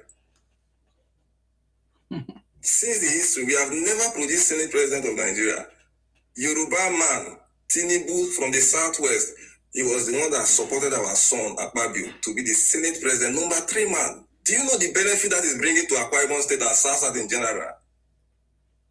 Do you people know the benefits? As our people are in Abuja, look at the oil sector. Look at NDDC. Look at the South Development Commission that President Tinubu has given to our people. So nobody should bring this failure, this IPOB sympathizer called Obi. We in the South, we don't want to hear about him. We don't want to hear about him. Nobody will come and relegate us in our politics in the national level. This place that we have reached, we are going to continue to build our alliance. And I appreciate Wike, I appreciate Akpabio and every South leader that have been playing this politics at the national level so well that our people are now integrated at the national level. And we are very happy about it. Go and hold your governors. Before you want to come and change Nigeria, change your states. Bring security to your southeast so that people can go and invest there. Don't be entering bus every day. You are going to Port Harcourt. Every day you're entering bus. In fact, for an average Igbo man in the southeast, for him to make it, he need to leave Igbo land to Lagos, to Port Harcourt, to Calabar, to Kano. It's not a shameful something to you people. And you want to come and be president of Nigeria. You're a failure. You're a failure. That is why you can't stay in your state. Because if your state is good, if Anambra state is good, people will be going there. But you cannot stay there. So, Nsima, I thank you very much. So let me ask. Accept a lot of our people. Yes. I wanted to ask you a question. Did you see how Obi made a statement, to kind of justify Abacha buying Ken Saro-Wiwa and other people? Because Abacha was one of the worst, regime. And Obi is trying to, will I say, Obi is trying to uplift. It's that the word uplift is even too small. Obi is trying to justify his association with justify his wealth. Let me even put his wealth, because that is what Obi is trying to do, really. So what do you think about what Obi said? And for the South people, how should the South people react based on the fact that Abacha was one of the people that killed our own son and made our people to suffer while Igbos were enjoying it? Igbos taking over even our resources as at that time. What is your comment? How should the South people react to such comment from Obi? I think that's what I'm trying to say. Please. Ikwere Prince. You see, Nsima, I'm very happy that we have social media now. So some of these characters from the Southeast, our people from the South will be able to hear them and know this set of human beings for who they are. How does it think that the Ogoni people, the River State people, the South people in general will feel for that kind of statements? And for Obi to even see, you see, we in the South, we must look back from where we are coming from. Look at the social media. Who are the people that are coming after our leaders? Is it not people from the Southeast? They are. Who are the people that are saying that, oh, there's nothing like South? There's nothing like SARSAT. It's not people from the southeast. There's nobody in Nigeria disturbing the SARSAT, if not the people from the southeast. It is a fact. Fulani people are not dragging our land. Hausa people, the Northerners are not coming on social media to drag us or drag our land or to change our history. The Yoruba people are not doing it. It is only these people from the southeast. Now look at a supposed leader of the Igbo people, political leader of the Igbo people, P2B. Look at the kind of statement. It's just like you are mocking with the SARSAT. You see, these people think that I don't. If maybe they see. You see, I've told our people, they see us like this SARSAT. We are supposed to be under them. They don't regard the people in the SARSAT, because if P2B regard us, our struggle, what our people have been over the years, the contribution we have contributed to the economy of Nigeria, the crude oil from Kensarowiwa village that they have been using to sustain Nigeria for how many decades. If this set of characters from the south is led by P2B, if they really have love, genuine love, regard for the people of the SARSAT, Obi will not be justifying Abacha. So we are seeing them for who they are. We are seeing them for who they are. If Obi can justify Abacha, what will be the fate of the SARSAT people if P2B become the president of Nigeria tomorrow? If P2B can justify Abacha, mock Kensarowiwa that died in defending the SARSAT, what will be the fate of the SARSAT if person like P2B or his characters from the south is become president of Nigeria tomorrow? These people don't have regards for us. P2B does not have, for him to see. It pains me that some of our people in the SARSAT will be falling for some of this obedient IPOB propaganda of selling Obi. This Obi does not mean well for the people of the SARSAT. He has said it in his statement when he said he does not support his coastal road. He has said it in his statement when he said IPOB people are not criminals. And it is the same IPOB people that are distorting our history in the SARSAT. Go to Rivers State. When IPOB people were disturbing, they invaded Oyibo local government in Rivers State and destroyed properties there, buy policemen there, buy innocent people there. And then P2B came up later and started saying that, IPOB people are not criminals. So SARSAT, we need to understand Nigeria. We need to look at Nigeria and understand Nigeria. When we understand Nigeria, we will begin to play the politics that will protect our history, protect our identity, protect our region, bring developments to our region, bring opportunity to our region. P2B has showed himself. So in Sima, the SARSAT people, we are wiser. Social media is everywhere. Everything that is happening, our people are seeing it. 2027, just watch the result that will come out from SARSAT.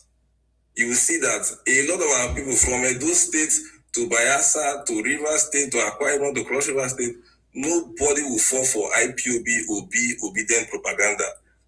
Look, just wait for the result of 2027. So that is fact. That is fact. Thank you very much, Nsima, for the opportunity. Thank you very much. I really appreciate it. Thank you very much, Ikwere Prince. I appreciate your contribution tonight. That's very good. You mentioned something that is very important. Social media has helped us to know who these people are truly, and the whole world is seeing who they are. And since they are not ready to change, we are going to help them so that every other person will see who they are, their true colors. And that is what is happening right now. So they can't deny that one. Bona girl, I salute you, man. Please, it's your turn. I salute you, Isima. I salute all the members of the panel. Thank you so much. Thank you very much. Obi can never be president of Nigeria. Obi will never be president of Nigeria. Definitely. Obi will never amount to anything in Nigeria. That's just it. Take it. It's so unfortunate that, well, let me first go to the social media. I'm serious. We thank God for this social media thingy. Because if not for the social media, I'm serious, a whole lot of people will not know who this dump has MF is. At least we are hearing directly from the way he talks, the way he reasons. His thought line, everybody can see, we can read his mind, we can read his body language, we know him through. Unlike before that, you just need to go to one state over another state to go and campaign. That is how they would have packaged fraud for Nigerians. And Nigerians will feel that this guy has something upstairs. Meanwhile, he's just a very dumb guy. And the stupid idiot that was saying, yeah, they're gonna come over and take over Lagos State and take over Akwa Ibom, Calabar, or wherever they want to take over. It's so unfortunate that these are the quality of people from Southeast. This is how they reason.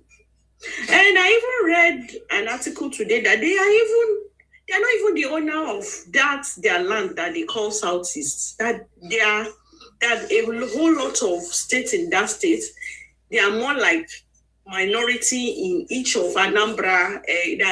The Ogori people owns part of it. Some other tribe, that there are a lot of even pockets of different tribes even in there. So please, where does these people come from? I'm serious. I'm getting to believe now that they are not even Nigerians at all. I'm really getting to believe, because the Nigeria that I know, there are lots of intelligent people in here. But these elements, I'm serious. I doubt if they are really Nigerians. They are not. They just want to do what these Fulani people want to do, to hijack people's land, spread themselves around all over everywhere. Will now be telling us, yes, Ghanaian Igbo, South African Igbo, Togo Igbo. They will spread themselves around. That will be telling us in the next 10, 20 years that, yes, that they have different... Oh, my God. Thank God that Nigeria dodged a bullet. Well, I for one, I never believe in his vision of presidency in the first term. And thank God, I never for 1 minute believe in that guy. So, and to those of good Nigeria who later saw the who is in Obi, congratulations to you all for realizing and getting back your senses and taking back your senses and knowing that this MF is a dumb asshole. He has no plan, no vision for Nigeria. All he wants to do is just like he wants an Igbo presidency. And that is all. And after that, they want to oppress and take over people's land and undo Nigeria. But we don't have that bullet. And for those of you people who are still under this spell, who particularly are my Yoruba people that are still stupid, they are still very stupid, it's better you wake up from your slumber. And for the Southside people too, who after the statement that was being ascribed to, that he said, concerning Ken Saro-Wiwa, I don't know what else you people want again.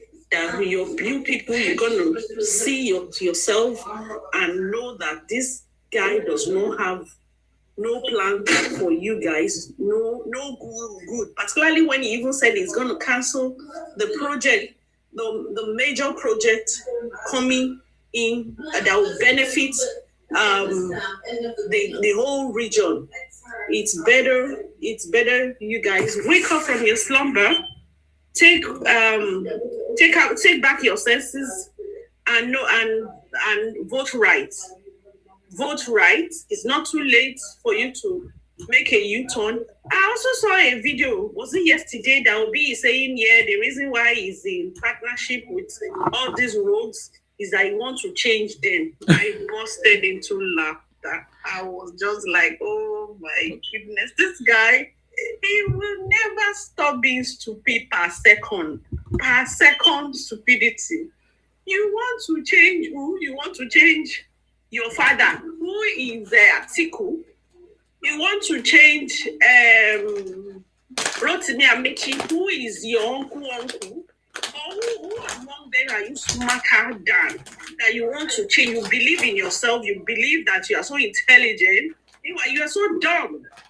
Hey, Igbo people, Obi is dumb. Obi is dumb. Obi is dumb. Take it, Obi is dumb. Take it. Yeah. Thank you, Isima. Thank you very much, Bonago.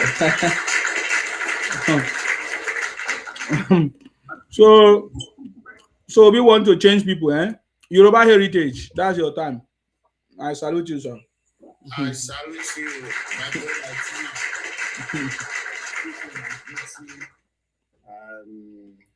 I like all the submission. It's very, very great. My sister and the Ikure Prince, I really enjoy your submission. You know, what I'm going to say is, the truth is, Obi is not, Igbo people, I'm sorry, Obi is not capable of ruling Nigeria.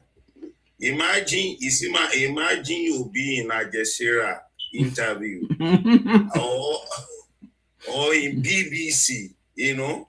So Obi is not capable. You guys, you need to, you can't say because of you, we have to give up our country because of we want to please you. That's one. And then, do you want us, Yoruba and South, to leave our people and support Obi? You want us to sacrifice Afabio, Wiki, and Bab Osomole and all the rest for Obi, you know? So I don't know how that doesn't make sense to me. And then I will tell people Igbo people should go and they should go and queue in the back of the queue because they are not capable. The Southers is already take their place, and then for now they are not capable. They should go and queue on the back of the queue. So that's what I will say. And then my brother Isima, maybe the people of the Jos, I sympathize with them, but maybe we need to advise them. You know, if Haji Asari Dokumbo can have a security certificate, and maybe Tompolo have a security company, there's a lack of a couple of people in Yoruba like Udua and Ududua. There's a security district. They can curate before the police police this thing come to pass, you know. So they can create a security for themselves, at least that will help, you know, to protect themselves. So there should not be, I don't know, there should not be waiting to after the incident, and they should have a security architect that will protect them that way. So I don't know if we can tell them, because they should have something like that, like a vigilante or security company or something like that. So, but finally, and finally, what I will say is, please, Igbo people don't like anybody. They are just greedy. They want their people. They want to be there. That's the reason why they are condemning. They are the one that are raising this insecurity. If 30,000 people can be pie in East, and then they don't make noise, that we don't see them make noise, go around, blow whistle. I don't know the reason why they are trying to do this. Is they are tricky. So we should not support anything. If Igbo say B, we should pick C, because their argument is not genuine. So I will say, let us come together. We support our country. We support our president. So, and then we support Akpabio, Wiki, and Osomole, and the rest. So, for our country to move forward. Thank you so much, Isima. Thank you very much, sir.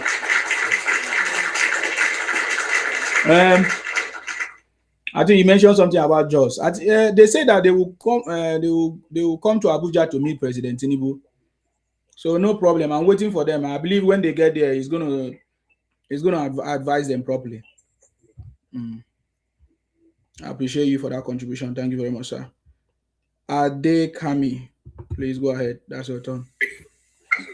Great and Sima. I salute you. Yes, well done. Welcome. Yes, sorry, I'm not with my glasses. What's the topic? I can't see the stuff. Obi can never be president. That one, it na dream when nothing come to pass. If Elijah in the Bible make him come down, prophesy, that one, you don't feel. Now, you see, Obi is dull, and what he said about Abacha, he is not just against the South alone, no. He's also against with the Yorubas. Yes. Don't forget that it was this same Abacha that by our own Abiola as well too. So, and let me say this, I'm very happy with the alliance going on between the Southwest and the South, honestly speaking. You see, the way I want it to be is any interest, anything that will come to the South, that gentleman agreement that we have North and South thing. Anything that will come to the South, it should be between the Southwest and the South. That's the way I even want it.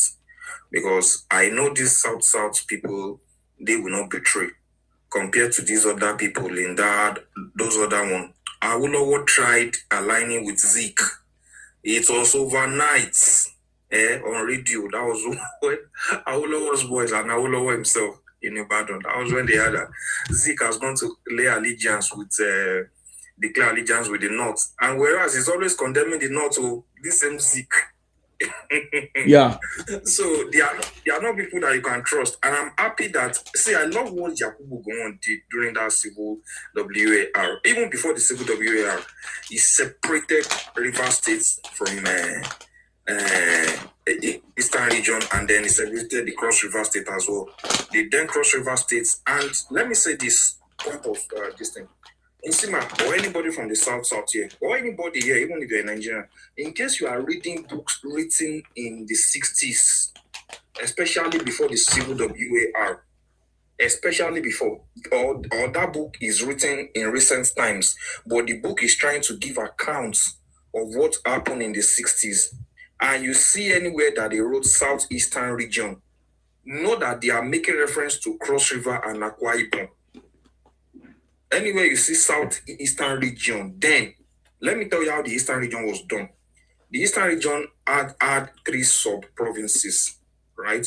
The Eastern region had 3 sub-provinces: the Rivers Province, the East Central Province, and the Southeast Province. I have my reasons for going back. You will see where I want to link it with now, right? The Rivers Province, the Southeast Province, and the East Central Province. The Rivers Province is the current day Rivers and Bayelsa. The Southeast Province is Akwa Ibom and Cross River. And the East Central Province is the current day Southeast. Right? So when Gowon created the states then, so he created the Southeastern states and the River states, of which it was the Southeastern states. He extracted the Southeastern states from the old Eastern region and then the river. So it is that Southeastern state that now became Cross River. Some books called it Calabar Province. And it is that Calabar Province or the Southeastern state that you now have as today Akwa Ibom and Cross River State. The then Rivers Province is what you have as the current Rivers and Bayelsa. Now, let me go ahead. So I'm so glad that, in fact, I was telling Equerry Social one day like that. I said, brother, go and find out. Do you know that in the Western region, in the Northern region, and even in the Federal House of Parliament, in the Federal Parliament, it was out of these places I've mentioned, the Federal, the North, and the West, it was only Eastern region that operated unicameral legislation. Unicameral legislation is where we just have single. Bicameral is where we have the upper chamber and the lower chamber. As homogeneous as the Western region was, we operated bicameral. The Eastern region was heterogeneous because we have the Igbos there, we have the Calabar, the Efik, the Ikwere, the Ijaw, and what have you, the Ogoni. They operated unicameral. Do you know why they operated unicameral? The reason they operated unicameral was because they didn't have kings. In the northern region, the upper chamber was headed, then it was a parliamentary system of government. So in a parliamentary system of government, the way it is that you don't, at the federal level, you have two heads. You have the prime minister and you have the president, right? Dick was the president. At the regional level, we were not operating states then, it was regionalism. We had the premiers and the governors. Right, so the way it is either you want to elect your premier at the regional level or the prime minister at the federal level. The way it is that you don't elect your prime ministers directly, you elect them indirectly. It's just like the Senate and the speaker. You are the one that will elect them compared to the way we elect the governor and the president directly. No, the way you elect them is this: you first of all elect them into the house. Even in the UK, that's the way they do it. You first of all elect them into the house. It is from the house they will now elect the prime minister, right? Just forgive me for trying to lay this background, right? It is from the house you now elect the prime minister. So then, once you before you can elect your prime, and the prime minister is always from the House of Reps, not Senate. So we have two chambers, right? So even the regional House of Assembly still have two chambers. So in the Western Region House of Assembly, at the regional level, the upper chamber was headed by the kings. We call that the House of Chiefs, right? And the Ooni of Ife was the chairman of that this thing. Same as the North too, they had the emirs in the upper chamber. So, but the premiers are always from the lower chamber. Same at the federal level to the prime minister is always from the House of Reps, not Senate. Are you getting it now? So, but in the Eastern region, it was just unicameral. They didn't have upper chamber. The reason is because they look at it like, how Obong of Calabar, how the king of Uyo, how Ikwere king, how Jaja of Opobo, how all these people go come. They could come become our own king, chairman of the upper chamber in the bicameral this thing. And they don't have kings. Because of that, they chose to operate a unicameral legislation. What am I trying to say? Why am I laying all this foundation? Is because they've been using the slots of the South since. And in the old Eastern region, record makes us to understand, right, that 64% of the IGR of the old Eastern region was coming from the Eastern region minorities, which are the Southeastern, and just like I said, the crossover Akwa Ibom and the rivers and Bayelsa. The food, the fish, everything was coming from these people. Even the 36% that they claim to be generating was just that they had to do it. If they don't do it, they will have nothing to contribute. Even that 36% was, they just did it, and because of course majority of them, see, they've been this expansionist mindset, they've been doing it for long. Why am I trying to say this? By the time you look at how Nigeria began with the regions, even the immediate neighbors of these people, they've been cheating their neighbors that they are in the same region. They've been taking what belongs to them, their slots, everything that belongs to these people. In the First Republic, it got to a time that the Northerners were angry at the Eastern region because they didn't know that there was a difference between the Efik, the Calabar, the Calabari, the Ogoni, the Ikwere, and the Igbos. They didn't know. Because when Ironsi declared unitary system, they saw that Easterners were coming. The idea was Easterners were coming to dominate their their civil service. Because for Western region, they couldn't come to Western region because we, the Yorubas, dominated the Western region civil service already. Because as at then, you would prefer to work with Western region civil service than to work with federal civil service because the working environment, the salary structure, everything was was better than the federal. So we had little reasons to work at the federal level, right? But unfortunately now the reverse is the case in Nigeria. People are looking for federal rather than states, right?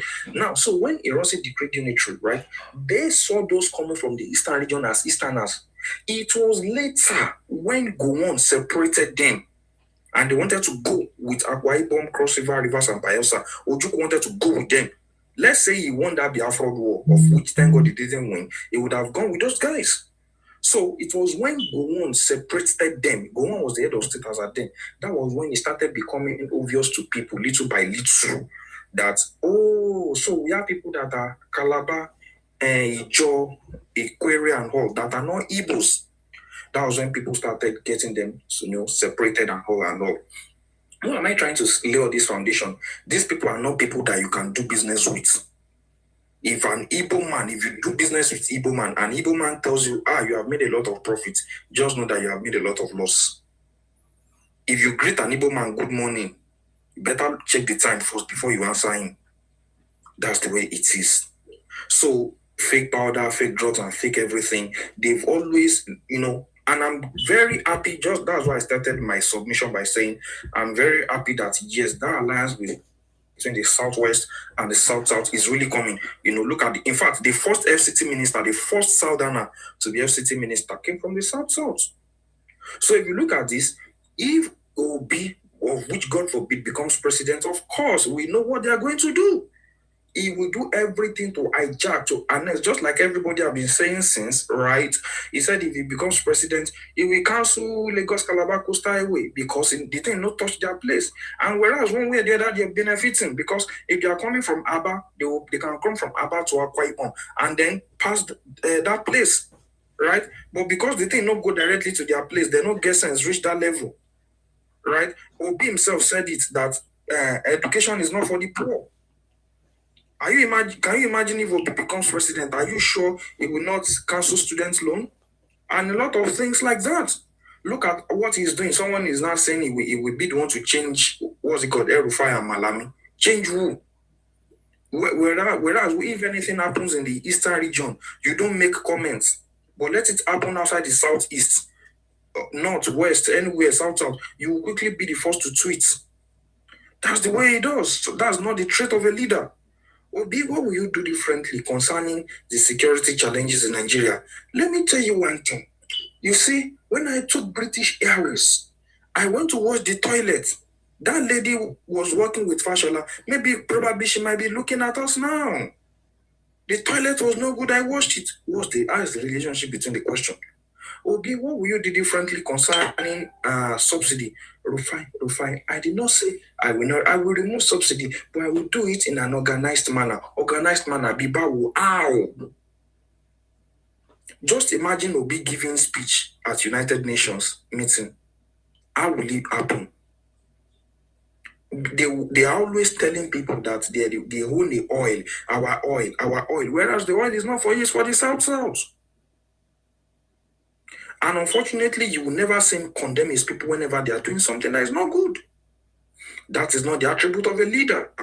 When Igbo was doing his shenanigans, with the Yorubas called him to order, our kings called him to order, our politicians called him to order.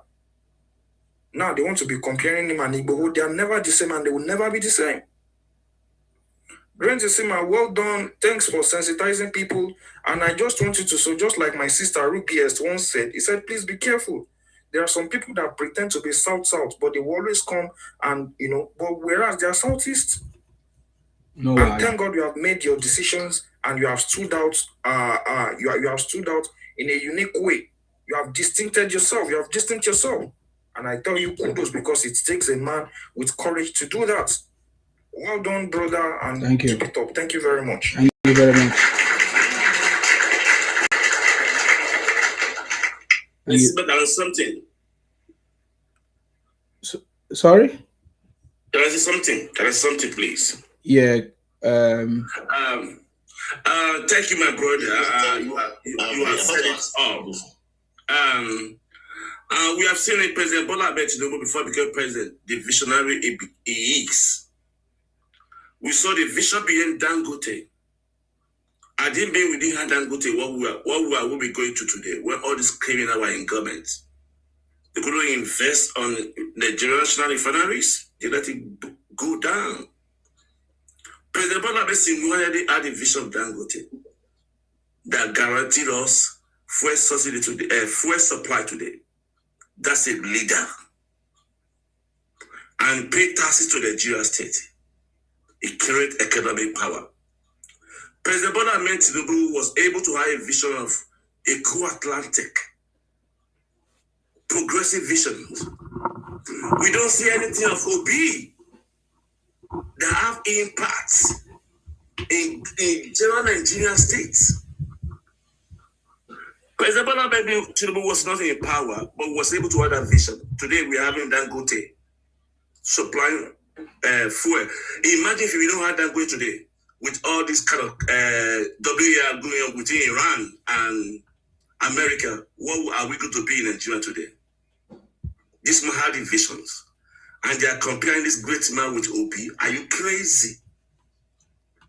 President Bola Ahmed Tinubu have been preparing for the job for over 30 years. And all his body, he only have corrodiums that brought the bright man Nigeria to get come and talk about Nigeria state. This man was doing original. He was copying for those people. He had been preparing for this job. We have never had a leader like this. They had a great mind. This man was made sure he want to change Nigerian people to technical. He made sure technical school is free, and they be paying you salary every month. Technical school we have never had in Nigerian history. He want to change the economic part of Nigeria by pushing the young mind Nigeria to technical hand. He changed the economic template of Nigerian state. And these people are telling us, oh, Obi or not, are you crazy? All right, sir. What has Obi done to Nigeria? What's the impact? Nothing. Thank you, everybody. Thank you very much, Sir Martins. We have other people on the line that have not spoken. Equity is one. I appreciate you. Thank you very much for coming.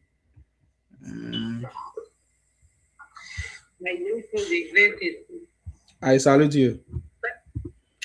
My condolence. We know they hear you.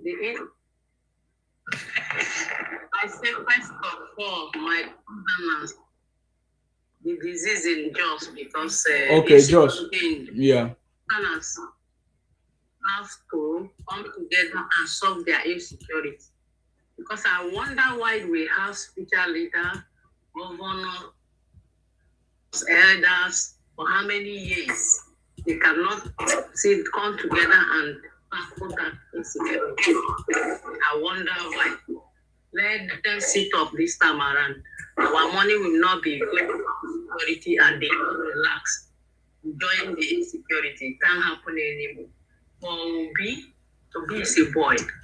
I remember in 2022, when we are paid, we told him, Obi could ask you have a ambition and work with excellence for Bola Ahmed too. But he refused. Today, he's been displacing himself from one party to another.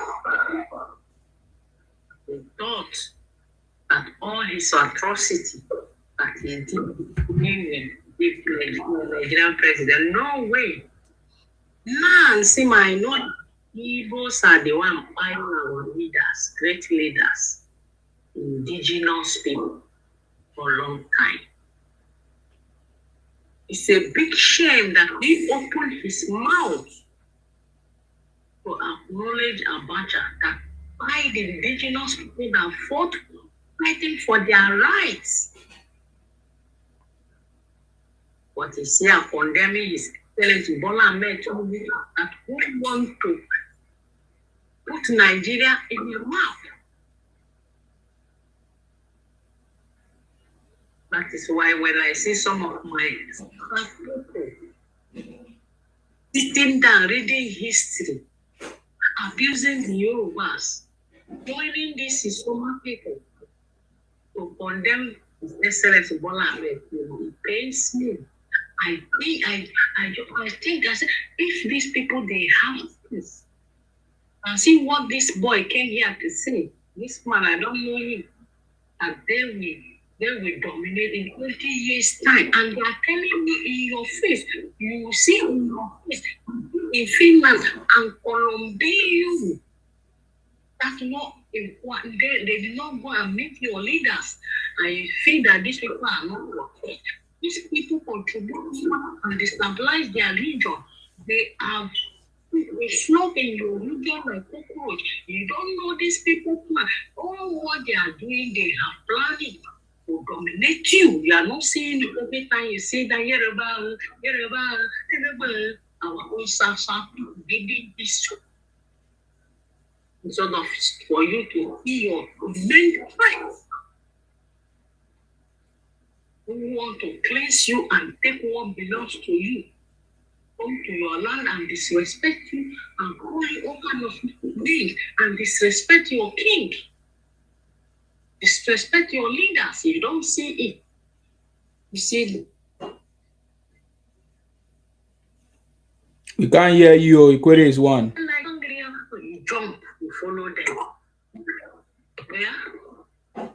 You jump, you follow them. Because you don't want to see the danger.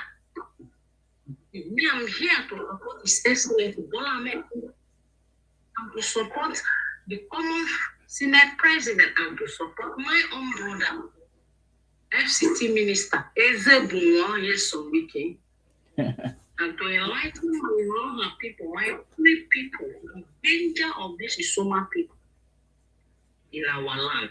Because you can see, they're full in our, they have a migrate mass in our land. It's not a threat for we, the Sasa people, the way they migrate. We're supposed to look for a way to fence our borders, to deport some of them back to their southeast. Let them go and fix their region, and they contribute money to destroy. Nobody destroys it for them.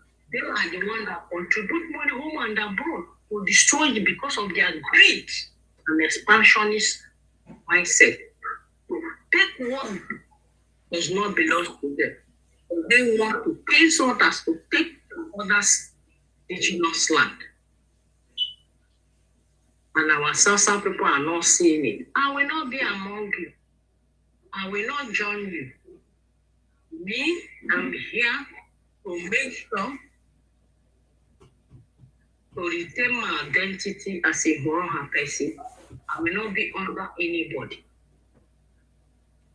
To make sure my people listen and hear that there is a big threat we have.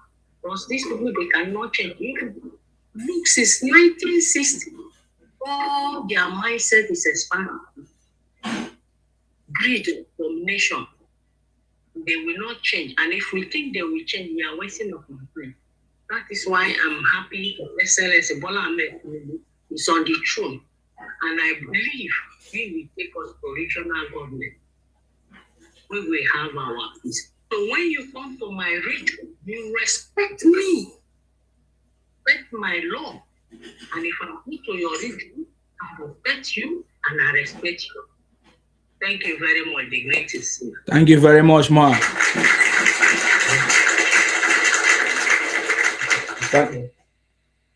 Sorry? Sorry. I just want to be. I'll be here. I don't know how. I don't know how you moderate, but I can be brief. If you give me time. Okay, if you don't have patience, you can go. Okay, it's turn by turn. If you don't have patience, you go. Okay. Okay. Sorry. Yeah, sorry for yourself, Victor Obo. Please go ahead.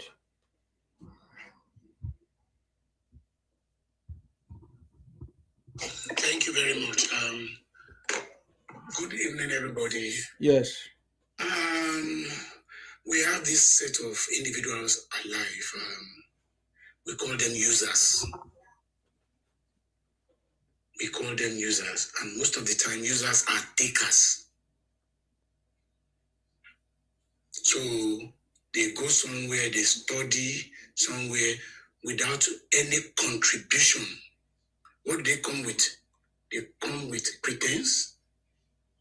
They come with fake loyalty to cajole the owner of whatever it is they want to take into believing that they are friends, or they are family, or they are loyal. They are never. They are skilled. They have skill though. And that skill is called deception. And when you check very well, it belongs to cowards. Now, users will come to you, prostrate, tell you what you want to hear, allow people to speak for them. They will do that over and over and over again. By the time they get all what they want, they leave. Now, users will not only come to get from you, they will get whatever they want, and they leave a particular trail. They will destroy you if you are not careful. When you are now in mystery of what's just happened, oh, this guy just used me, they will never care. We have a lot of them across the world. And a good example is Peter Obi. Let's go back. He went to Abga. He never did nothing. He came with pretense. And we all know what happened. He left. We all know where he went to. He did exactly what he did with Abga. Okay? When it's about time for him to get what he wants and he could not have it, he left. Went to Labour Party. One thing about users and takers, they don't have that thing in them. They rely on others to get what they want. Labour Party was in turmoil because he is a user. He's never a leader. He cannot do. He ran. He escaped. Now he is in where? ADC. So you came to ADC. You never wanted for one day to allow a level playing ground for competition. All you wanted is to take. So Atiku will allow that, Abi. He knew ahead of time that Atiku will never allow that. But because that is what users do, and that's what the takers do, he was testing waters. Now I'm waiting for his next move. I hope you will not go back to Labour. I don't think you will go to SDP. I don't know what he wants to do. I'm waiting. He is a professional user and a coward too. Now let's go back. A lot of things has happened in the East. Bad things has happened. Killings has occurred. What did Peter Obi, what was his utterance? I check. Zero utterance. But if a fly flies in the north, Obi will be first to shout, they don't kill that fly. They said charity begins at home. Obi, what have you done? Nothing. Though there was a time you were prostrating and begging some pastors. we all know what you want to do. You want to use those pastors then against Islam. Thank God that thing leaked. He was busted. That thing leaked. And users, they are cheaters too. Users, they are always thieves. Obi till today could not account for that money he got from donations, from obedience for the last election. A good leader is supposed to come out and exhibit trait of accountability. He refused to do that. As I'm talking to you, donation is still ongoing. Now, there is this guy, I wouldn't want to mention him here. He is on a particular platform called Arise TV. On Wise TV. This guy, he can shout, he can talk, he can speak grammar. Rufai. But there was a day. We go mention his name now, Rufai. He brought Obi to that platform. Obi, what do you have for us as what? A potential president? To my amazement, Obi could not say anything. And I nearly, I was stupefied. Why? Because I thought Rufai will, Rufai covered him up. This guy could not say nothing. Rufai was waiting. This guy ended up saying what? What users does. He said nothing. Let's go back to his days as what? The governor of wherever he said he has governed. He said we should go and verify. And when we verified, we realized he returned money taken. But if you took 2 naira 3 years ago, I don't believe you should return 2 naira. You should return the value of what 2 naira will buy then. You return it today.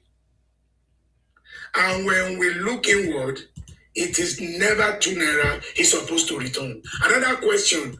That 2 naira taken from Anambra coffers, Obi, what did you do with it? Obedience can guess, but if they don't care, that's it. Obi, you have always been a fraud. We already know that you are a user. I'm asking you or any obedient today to come forward in this platform and tell me what Obi has for Nigerians. Because he refused to say it with his own mouth. And I'm not ready to hear they are doing something in Bangladesh. This is what I don't want to hear that. I'm tired of that. All I'm saying is not to hear my own voice, is to let you all know that he can never be president. Thank you.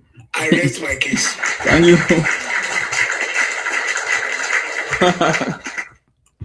India, China. Thank you very much, Victor. I salute you, Sir Victor. Nsima, let's go to Bangladesh. I don't want to go Bangladesh by force. Shahid. Shahid, you have been waiting, right? This is your turn. Thank you, Nsima. You're welcome. This is the first time I'm speaking on your program, although I listened to you for quite a while. You're welcome. The topic is Obi never be president. Yeah, Obi must, all Nigerians should do everything that Obi should never be the president, because all its antecedents are all lies, fake, setting people against one another, setting different ethnic groups against one another. Yeah, there's been a bit of differences between different ethnic groups, but since that 2023 election, general election, Nigerians are even more divided because of Obi. We know we all have heard about the religious gate when he was speaking to Noye's daddy one. We know about all the lies he made in Lagos. We know about how he went to incite hatred, in Alaba and all these places. We know about all many things. So Obi will be a disaster if he ever moves to the corridor of power, let alone become the president. And by extension, I'm sorry I have to say, Igbos can never be trusted with power. I must never be trusted. Because the aftermath, because when Igbo ruled Nigeria for 6 months, between January 1966 to July 1966, Nigeria has not recovered up to today. The Aburi Accord, everybody keep talking about the Aburi Accord. Accord simply means the agreement that was made in Aburi, which is like a town in Ghana. Yes. So basically, that accord, a lot of people that have access to that agreement, they said Ojukwu was given over 90% of what he actually asked for. And you know what? The very reason 98%, sir, according to Ojukwu's lawyer, 98%. 98%. So, and basically, one of the biggest thing that was highly contested, why Ojukwu didn't want to agree with the accord, is because he wanted the South Side by all means. And so the South Side should be forever grateful to go on, because this is one of the reasons he created the states. Because I lived in Lagos, and we didn't even know the difference between Igbo, Calabar, Akwa Ibom. Everybody, when you meet the Igbos, they will say, "No, we are Igbo, we are Igbo, we are Igbo, Igbo." Don't say that, don't say. In fact, they even showcase the realities of Calabars, Akwa Ibom as theirs. So we always thought, Igbos have realities. They have to. So basically, they always want to subjugate the people they rule over. And this is exactly why Ambassador left. They didn't want to be part of Nigeria because of Igbo. So should you trust people like that to become the president of Nigeria? It will be a disaster. This is Nigeria have not recovered. The WAR that happened between 1967 to 1970 is because as a result of the greed of these people. And you can see, it's all evidence is there unless they want to use sentiment. Everywhere they find themselves, they want to dominate by force. And this is one of the things that was recorded by the British when they were leaving Nigeria. They realized, in fact, they said they're very bloodthirsty as well. And the Fulanis they don't know how to save. And everything is just happening the way they said. So you can see what's happening. Just using examples of practical examples. Now, the Obi can never be trusted with power. You see, during the 1993 election, when MK Abiola won the election or was winning, with big margins, landslide, an association for Better Nigeria was set up. Who headed it? Arthur Nzeribe. Obi was part of it. They took them to court. And a judgment was given to annul the election. Obi was part of it to truncate democracy. When Abacha was buying a lot of people, a lot of so-called dissidents, people were fighting to bring democracy. Obi was lobbying to get contract from Abacha. Basically, everybody that was anti-democracy, Obi was supporting, and obviously got contract. He was given a big contract to Clinton Canada, a Lagos. That's why he made some of the biggest money. And this is the same Lagos. Obi is always opposing. And this is the same man. I'm just citing this particular example. We all had when on Channel TV when it was asked what did they achieve in the 8 years? that he ruled as a governor of Anambra State. He said, everybody think physical infrastructure is an achievement. There's no physical infrastructure, but achieve civility. This man achieved civility. This is the same Anambra that more than half of Anambrans have left because of insecurity. A lot of things, and we're just citing an example because I just want to zoom everything on this. Obi can never be the president of Nigeria.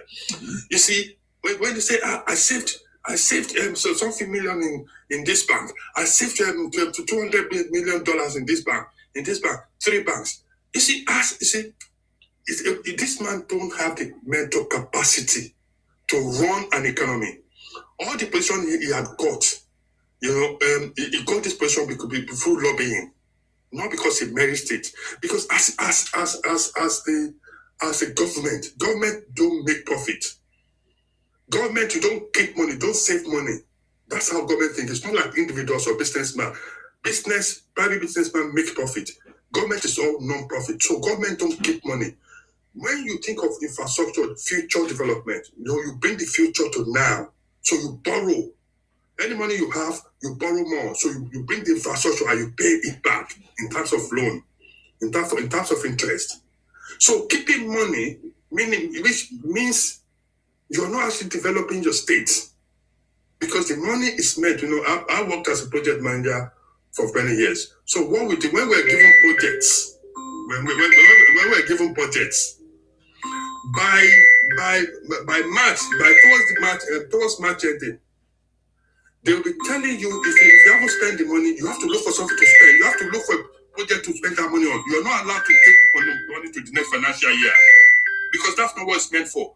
So when you spend money in the country, you create something called multiplier effect. You stimulate the economy. You create economic activities. Just imagine, for instance, now let's look at because that's my area of expertise, construction. Let's look at Lagos Calabar Coastal Highway. Now, not only this project might take 10, 20 years, it doesn't matter. But just imagine the amount of work that will be generated from Lagos for all the 7 Even states. Igbos are working there. Igbos are working there too. Yeah, go ahead. So which means an economy, there's something called the multiplier effect, which means those laborers, those surveyors, those builders that are building, when they get paid, they will take this money to the market women to go and spend. They will pay their school fees. They will pay all this thing. So economic activity. So which means all the local businesses in that area and beyond, economic activities will be booming. This is job guarantee for many years to come. That's one. Secondly, all those corridors where those superhighway is constructed, automatically all the land in that area will automatically have value.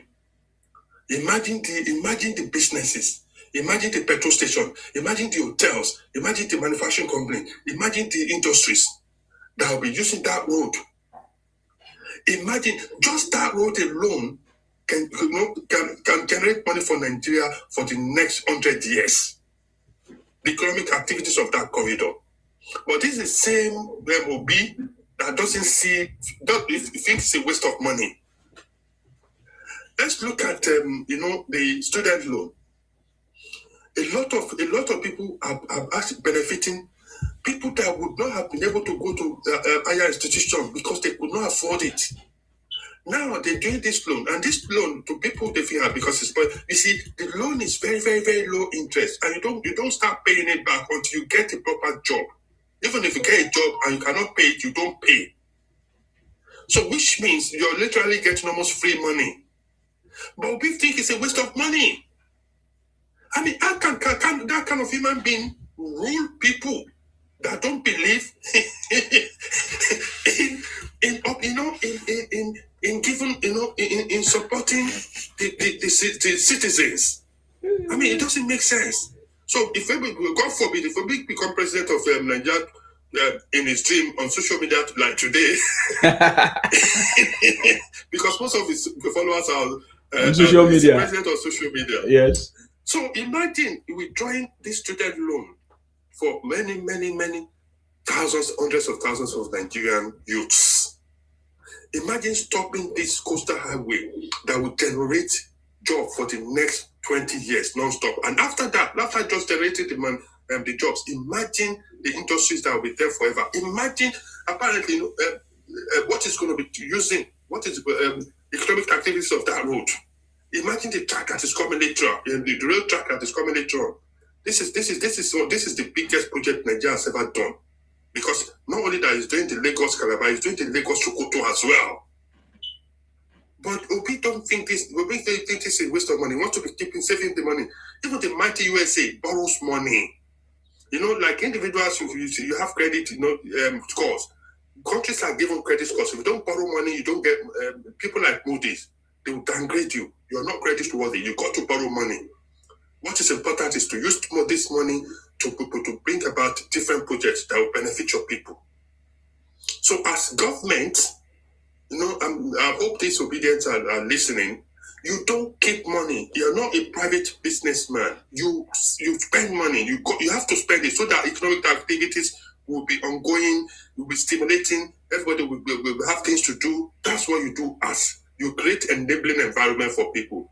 I rest my case for now. Thank you. Thank you very much, sir. Thank you very much, sir.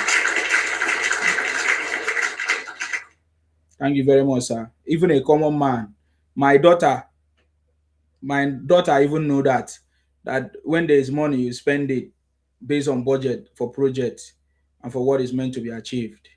You don't save money because the money you kept in the bank or keep in the bank is not kept in the bank. It's being given out to people that wants to use the money. They only pay back interest. So it's foolishness. That's why I say Obi is foolish. I've already said that before. It's foolishness for you to keep money in the bank and say you save money for the state when there were unemployment issues, flooding issues, so many issues that need to be addressed. Teachers were on strike, doctors were on strike, schools dilapidated, roads dilapidated, road.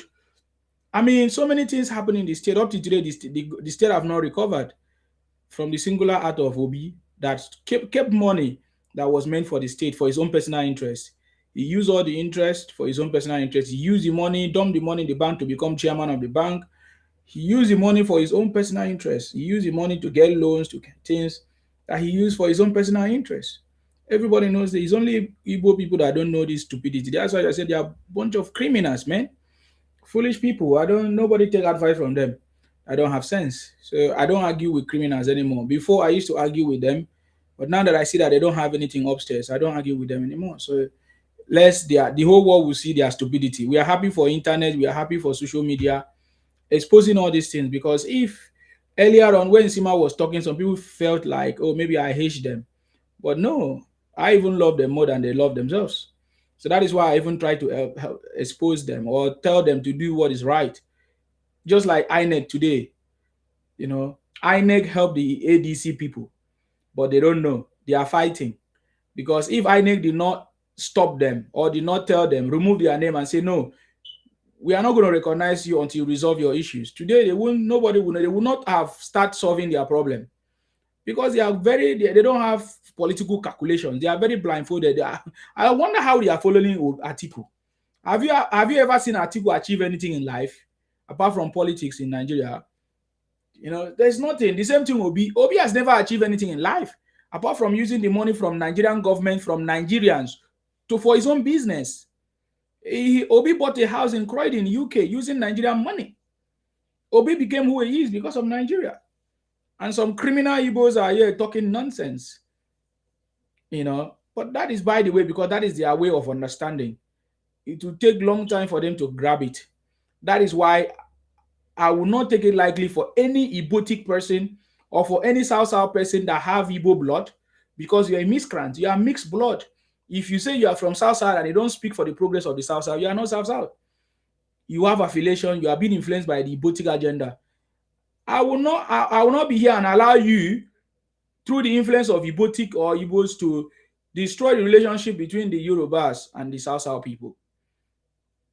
we will never allow that to happen, because that's what you are trying to do. You want to make us to be in the same disadvantage as you, since you have destroyed every bridge that's supposed to take you to that place that you so desire. And you don't know how to work, you don't know how to put it together, you don't know how to work with other people. And there's no way you can make it. You will never make it. Okay, for the first time, Obi is partnering with the criminals that destroy the country. Obi is partnering with Atiku. What has Atiku achieved politically? If not being a vice president, and which other thing has he done before? No. All these guys, they use our resources for their own personal interest. You understand me? So they use our money for their own personal interest. Igbos has kept the South people in a very big disadvantage for so many years. And we barely survived. But thanks to President Tinubu, a Yoruba man that recognizes us. So any lies and propaganda of Igbos trying to destroy the relationship that we have with the Yorubas will fail. And it will fail woefully. It doesn't matter who you are. It doesn't matter the strategies and the distractions you are using. You know, it doesn't matter the propaganda you are running. It doesn't matter what do you call it? It doesn't matter all your gimmicks that you are running. It will fail. It will continue to fail. Ikwere Prince. Yeah, I just wanted to add something to what Saheed said. You know, when Saheed was speaking, yeah, he said he talked about Gowon. Yes. That our people in the South, we should be grateful. Grateful to Gowon. Yes. And Saheed, I want to, you know, we have over 100 people listening to us. You see, Gowon is celebrated in the South, and we have showed our gratitude towards Gowon. In Rivers State, during the administration of Nyesom Wike, Nyesom Wike had to rename the Port Harcourt International Stadium to Yakubu Gowon Stadium, appreciating Gowon for creating Rivers State from the Igbo-dominated Eastern region. So yes, we are very grateful to Gowon. We celebrate Gowon, and he did not even stop there. Wike did not stop there. There is a popular road in Port Harcourt. We call it Aba Road. Nyesom Wike had to rename that road to Yakubu Gowon Road. Two strategic infrastructures in our state named after Yakubu Gowon, appreciating him for listening to our demands as Niger Delta people, for listening to our demand and created the old River State from the Igbo-dominated Eastern region. So of course, we in the South, we understand these things. We celebrate Gowon. We hold him so dear to our hearts. And when you go to Igbo land, when you go to the Southeast, they hate Gowon. They don't like Gowon. They talk bad about Gowon. In fact, if you go to Twitter, you begin to see how they mock Gowon. Anytime there is insecurity in the north, they begin to mock Gowon. Gowon did this, Gowon. So, you see, we in the South and the Southeast, we are totally different in ideology, totally different in our agenda and our progressive nature for us to see that Nigerian works. We are totally different from this set of human beings. Go to the South, public strategic infrastructures named after Gowon. But go to the Southeast, they talk bad and Gowon. So I just wanted to point it out so that people will know we have a lot of people listening to us. We love Gowon so much in Rivers State for us to name those strategic infrastructures after his name. It means that Gowon is dear to our hearts. So I just wanted to point it out. Thank you very much, Nsima. Thank you very much, Prince.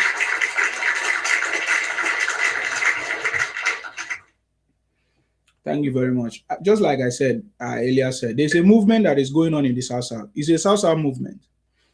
And our governors are in charge because our governors have realized for so many years how we have suffered under the hands of the Igbos, under the hands of PDP, the same Fulani under Atiku. Every year, Atiku will come from Dubai to come and collect money from the PDP governors in the South and use it to run his campaign for so many years. But in this government, that has ceased. Under President Tinubu, we have realized how foolish we were, or are we, to allow this Ibotic agenda, the Ibotic people to take over our space, use our brothers and sisters, use our governors, collect our money and run campaign. When Obi first ran campaign, that was in 2015, 2019 or thereabout, Obi used the money of the South because Atiku did not have money. Atiku did not use his money. Atiku collected money from the South governors, allegedly, and used it to run for election, where Obi was a vice president. Did you see any South there? South was not there. But they used the money from the South, from PDP then, because PDP was dominated the South. And for over 16 years, we have been dominated by the Igbo PDP and all of that, Fulani Igbo PDP, for so many years. We never saw any progress. They never made any project, any legacy project like President Tinubu project now, Lagos Calabar Road and other roads that President Tinubu have done. There was no legacy project in the South. That is why the South have been suffering, because they classify us as Igbos. They change the narrative. They change everything. Today, President Tinubu recognized. That's why we are talking about Wazo South, because even the Wazo South also include the Southeast. Wazo South, President Tinubu recognized us, the Wazo South, and change that narrative and change that history. That was the day I knew that Nigeria have changed for good. And I've always been saying in my platform that the reason why Nigeria did not progress is because of Wazobia.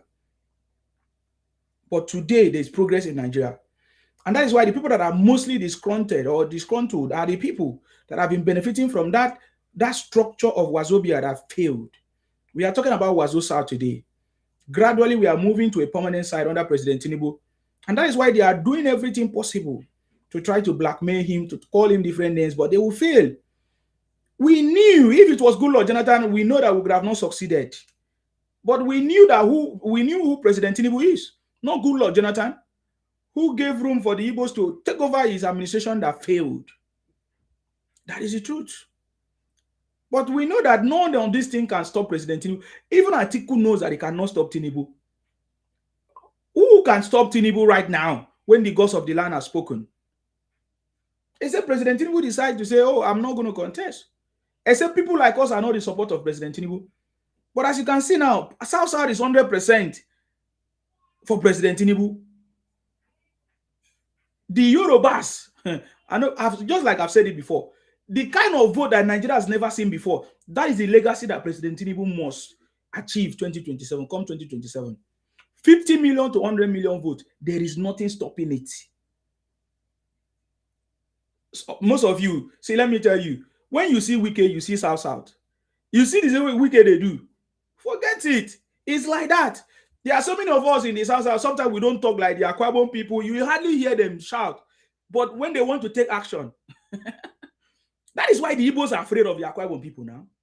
So tell me, is it not an Igbo man? Is it not Igbo man, Uduku, who tried to invade Akwa Ibom and other places, Ijos and Ikwere?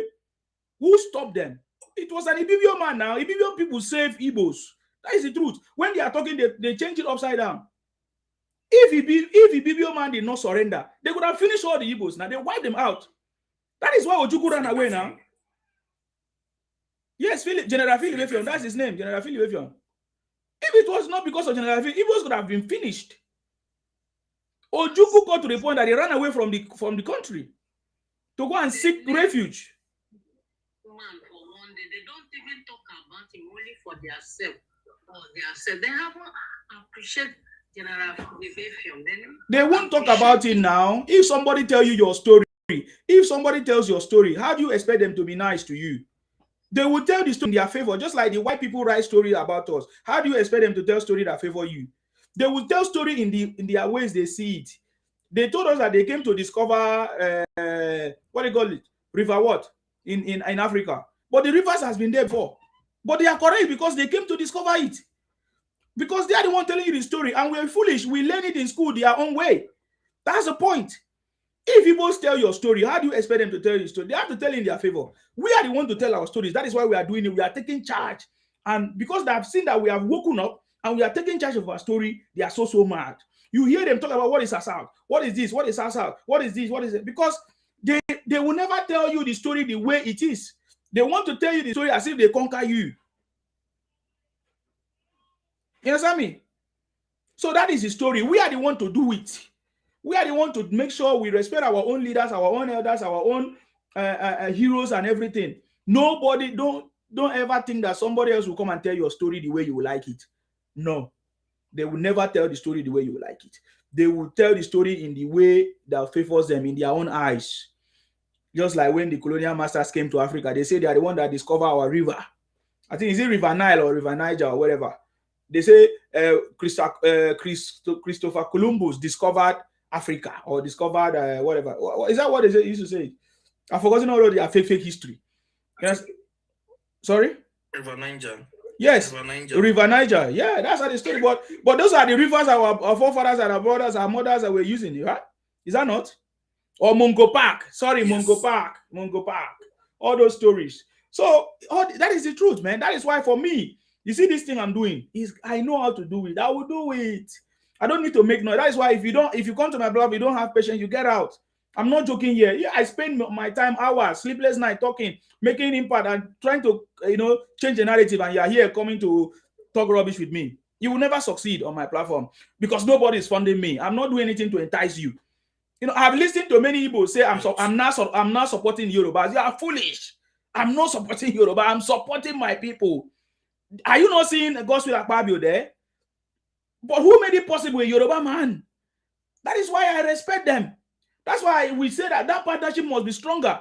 Just in less than 3 years, look at what we have achieved in South. For more than since 1967, that we have been affiliating with all these Igbos, intermarriage, all kinds of things. Look at how they are placed. Look at what they have done to us. Look at what they plan to do. Just that our ancestors were able to defeat them. But in less than we have never had any partnership in the past with the Yorubas. But in less than 3 years. In less than 3 years, look at how far we have gone in South. So don't allow anybody to come and deceive you, except you don't know the story. If you don't know, ask questions. If you don't know, ask questions. Somebody will educate you. Don't allow this Igbotic agenda. See, even the Igbos, it was the same Hausa, it was the same Yorubas that saved them. You people don't know that the Yorubas have saved. See, if it's not Lagos that all of you are making noise, yeah? If it's not this Lagos that all of you are surviving, the Southeast people especially, and others, if it's not this local Lagos that all of you are surviving, tell me where else you could have gone to survive. That Lagos that you are surviving is Tinubu that built it. Tinubu's effort, Tinubu's idea, Tinubu's plan, Tinubu's brain work gave birth to that Lagos that you see today. He tamed the Atlantic Ocean. He tamed the Atlantic Ocean, brought a new city, the Eco City, and other things that make things happen. President Tinubu is a change maker now. He makes things happen. Me, I don't know how to explain this thing. That's why I say the city boy is on the throne, because there's no other way I can describe him than that. The city boy is on the throne, making things happen. We can see it for ourselves. Even if we walk through the valley of shadow of death, he fears no evil. He comes out strategically, he comes out victoriously. Even when he had nothing, he was not in power. He came out and still defeated them. Let alone Nana is in power. Who is that MAGA? Who is that idiotic? Who is that stupidity? Even if will you agree? I will never agree anybody to come and defeat me. It's never going to be possible. So I don't understand their noise making. I'm not even talking about Obi and Atiku. We are just, because if we don't talk about, there's nothing else to even actually discuss, because the city boy is focused on making things happen. So we need to fill the conversation in with Atiku and Obi and others. But when it comes to 2027 election, it's a done deal. Forget, I've told you already. We are even looking at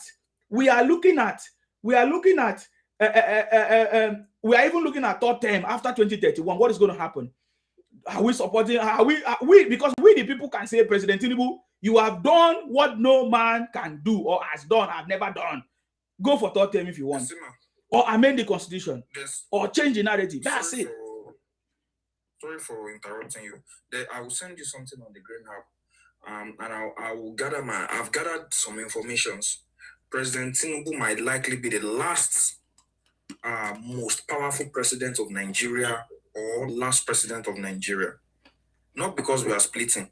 Most likely, we are likely to go back to parliamentary setting, where that region thing, like each of these six geopolitical zones, will be the framework for regionalism. The South is not going to be in the same regions with the Southeast again. Even the Middle Belt will not be in the same regions with the North, right? So maybe after the distance, I will send it to you on WhatsApp. All right, sir. No, we don't have problem with that. We know that Tinubu has come to change the country forever. I understand that. Ola say, Nsima, go to Ibadan, you will see Igbos with or your accent. Of course, we know. Can I say something? Just go ahead. Thank you, Mr. Nsima. I'm always enjoying your. Sorry? I'm always enjoying. Continue, Mr. Martins. I'm always enjoying your narrative. You are a great mind. You're a great mind. I wish if you have many of you in Nigerian state, this political total would have changed. You have said it all. We will never allow Igbo narrative. They were the one that brought it to what we are today about one Nigeria. We don't ask for it. They loved the Nigerian state with violence. That was when insecurity was created. It was created by the Igbos. We saw bloodshed, bye. Everywhere in Nigeria. Simply because they want to spread around. They were wholly after an Igbo agenda, no Nigeria agenda. They were not bringing Nigeria down for Igbo to rise. That's what they are doing. And we have had enough. The narrative will be changed. I agree with my brother, this might be the last president of Nigeria state. Definitely. We want to correct the mistakes.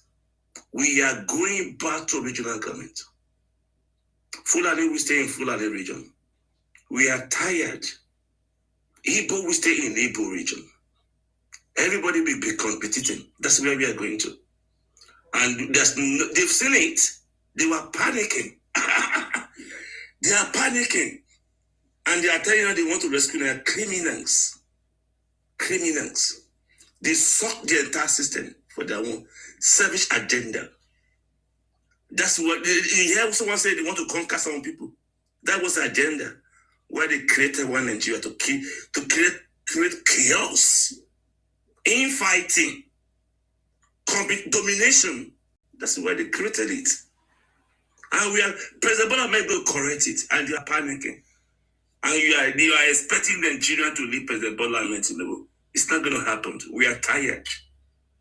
We want to correct the narrative. We want to correct the mistake we made. Everybody go back to your region.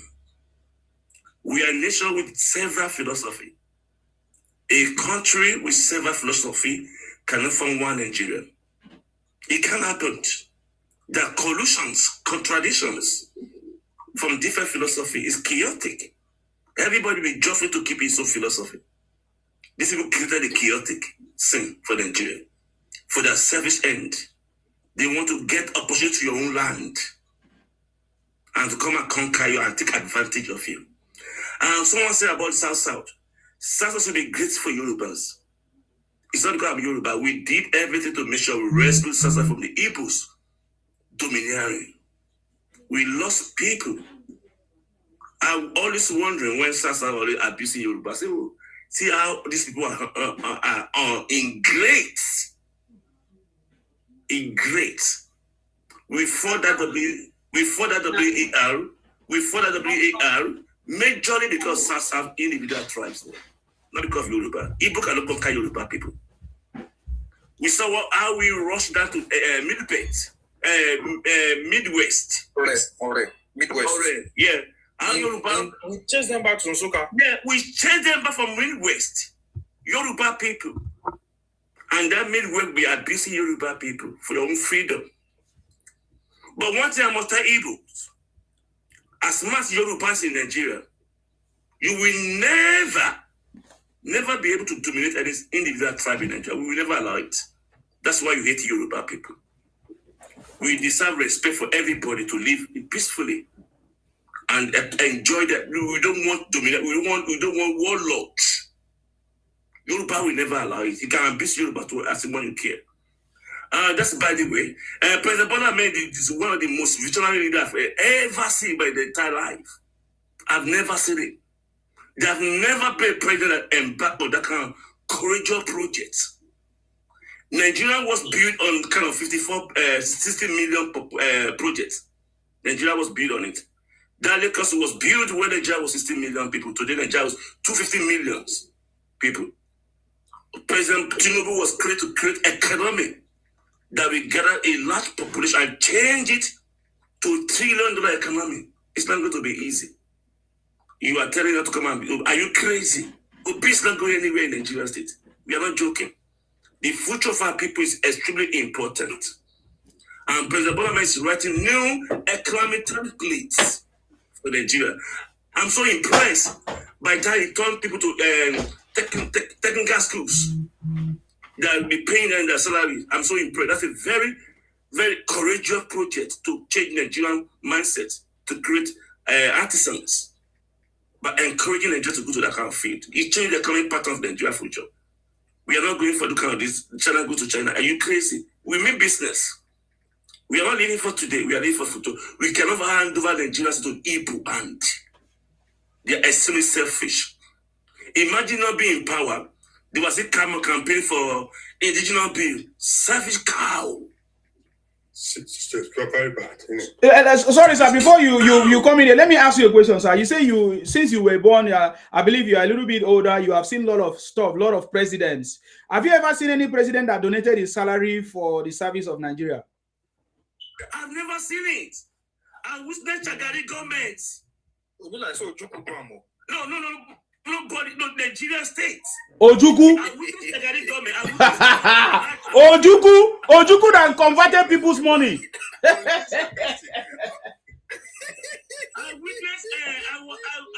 I was lucky enough to see Awolowo, Shagari, 12-2 election. I've never seen any president in Nigeria say that invested in infrastructure in Nigeria state like President Bola Ahmed. Are you crazy? What Shagari do with that during his own time?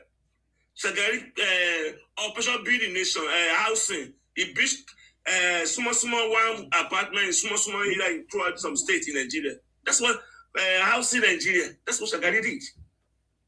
That's it. Then we moved to Buhari and Obasanjo Babangida. Babangida constructed Third Mainland Bridge and tried in the Abuja state. That's courageous. Well, he continued. Well, he did. Yeah, he continued from Shagari. Yeah, he continued. Not from Shagari, from Gowon. From Gowon, yeah. Yes. Then when we moved to OBJ did absolutely nothing. Absolutely nothing. His government was full with chaos. We had 4 Senate presidents during OBJ government. Corruption everywhere.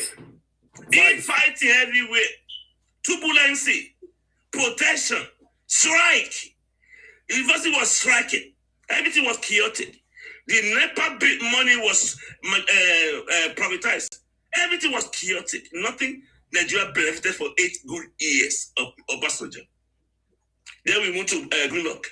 Goodluck did Alumonjeri school in the north. What else? He tried to tell me this deep bridge in this southeast. This bridge. I couldn't finish. Second Niger Bridge. That's what it was Buhari. Ironically, it was Buhari that did it for them. Yeah, it was Buhari that did it. Buhari even tried. He constructed a train network in the north, Abuja, and some part in south.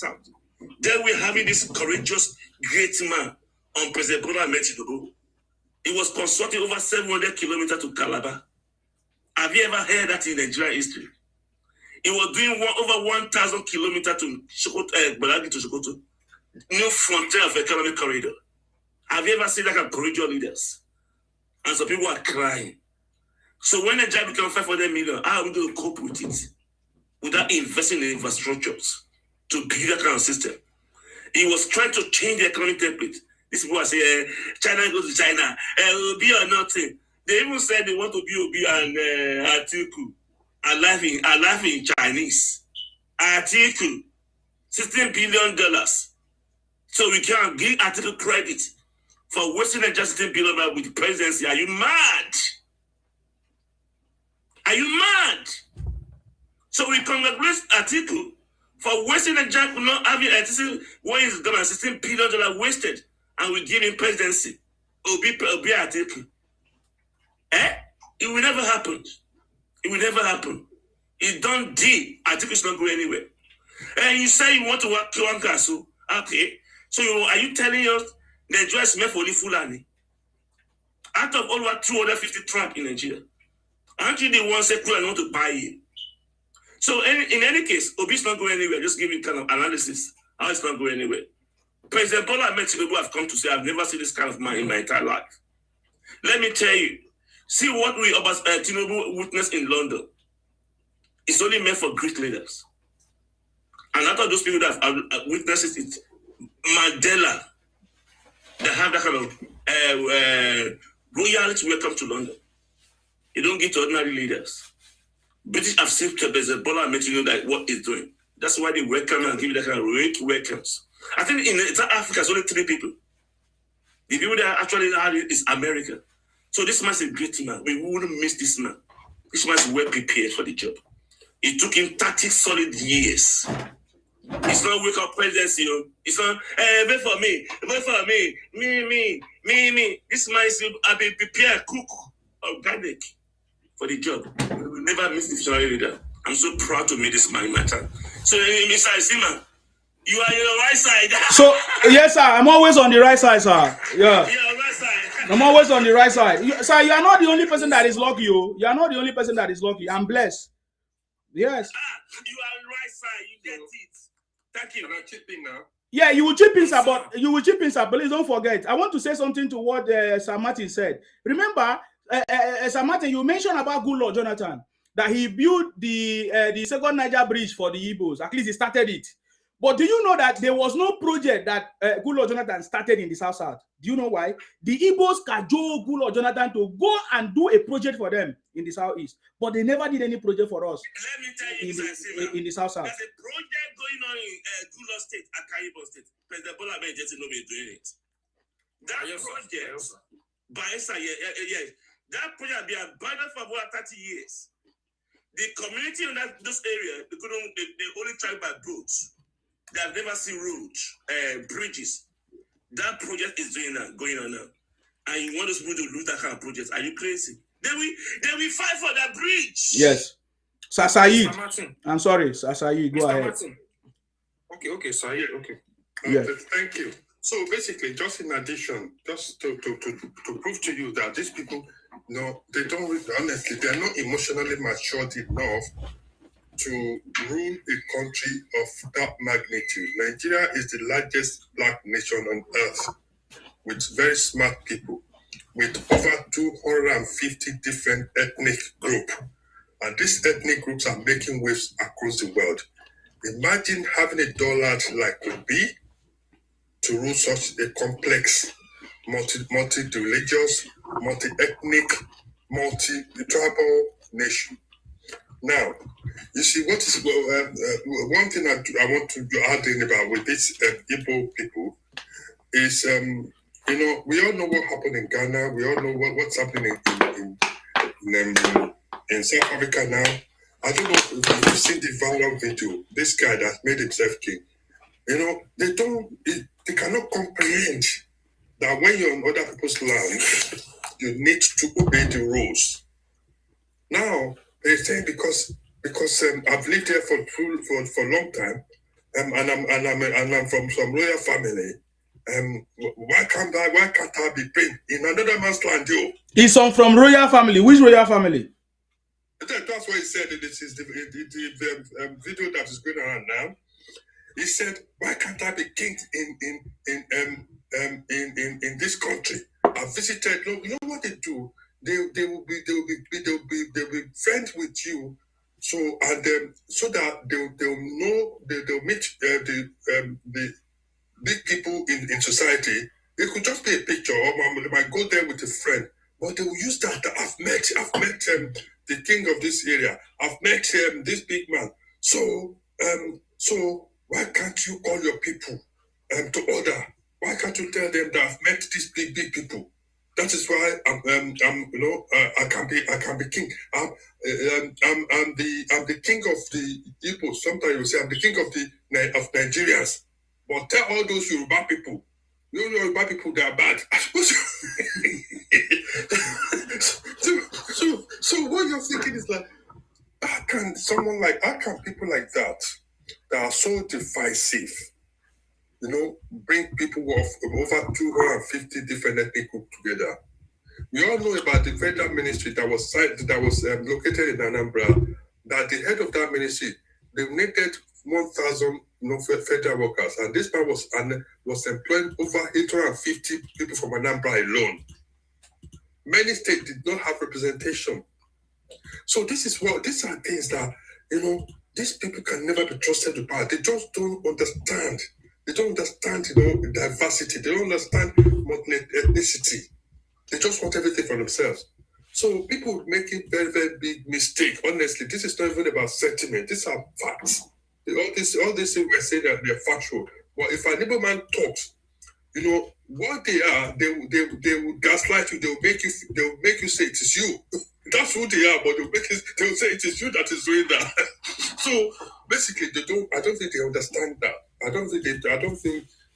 I'm sure they are, so some of them, but they don't really have the mental capacity because you've sized them up, and you just need to talk to them. They all think the same way. It's like, what, are you kidding me? What you're saying doesn't make sense. You're going to do. They said they don't want it. They don't want any coronation. You're coronating a king, and those kings are even installing chiefs in another sovereign land. They will say things like Yoruba people, there are Yoruba kings in Ghana. But what they don't understand is they don't understand that when the Europeans came to partition Africa, some Yoruba speaking people that are native to where they are, where Yoruba, it is their land, they just happen to be partitioned to a different country.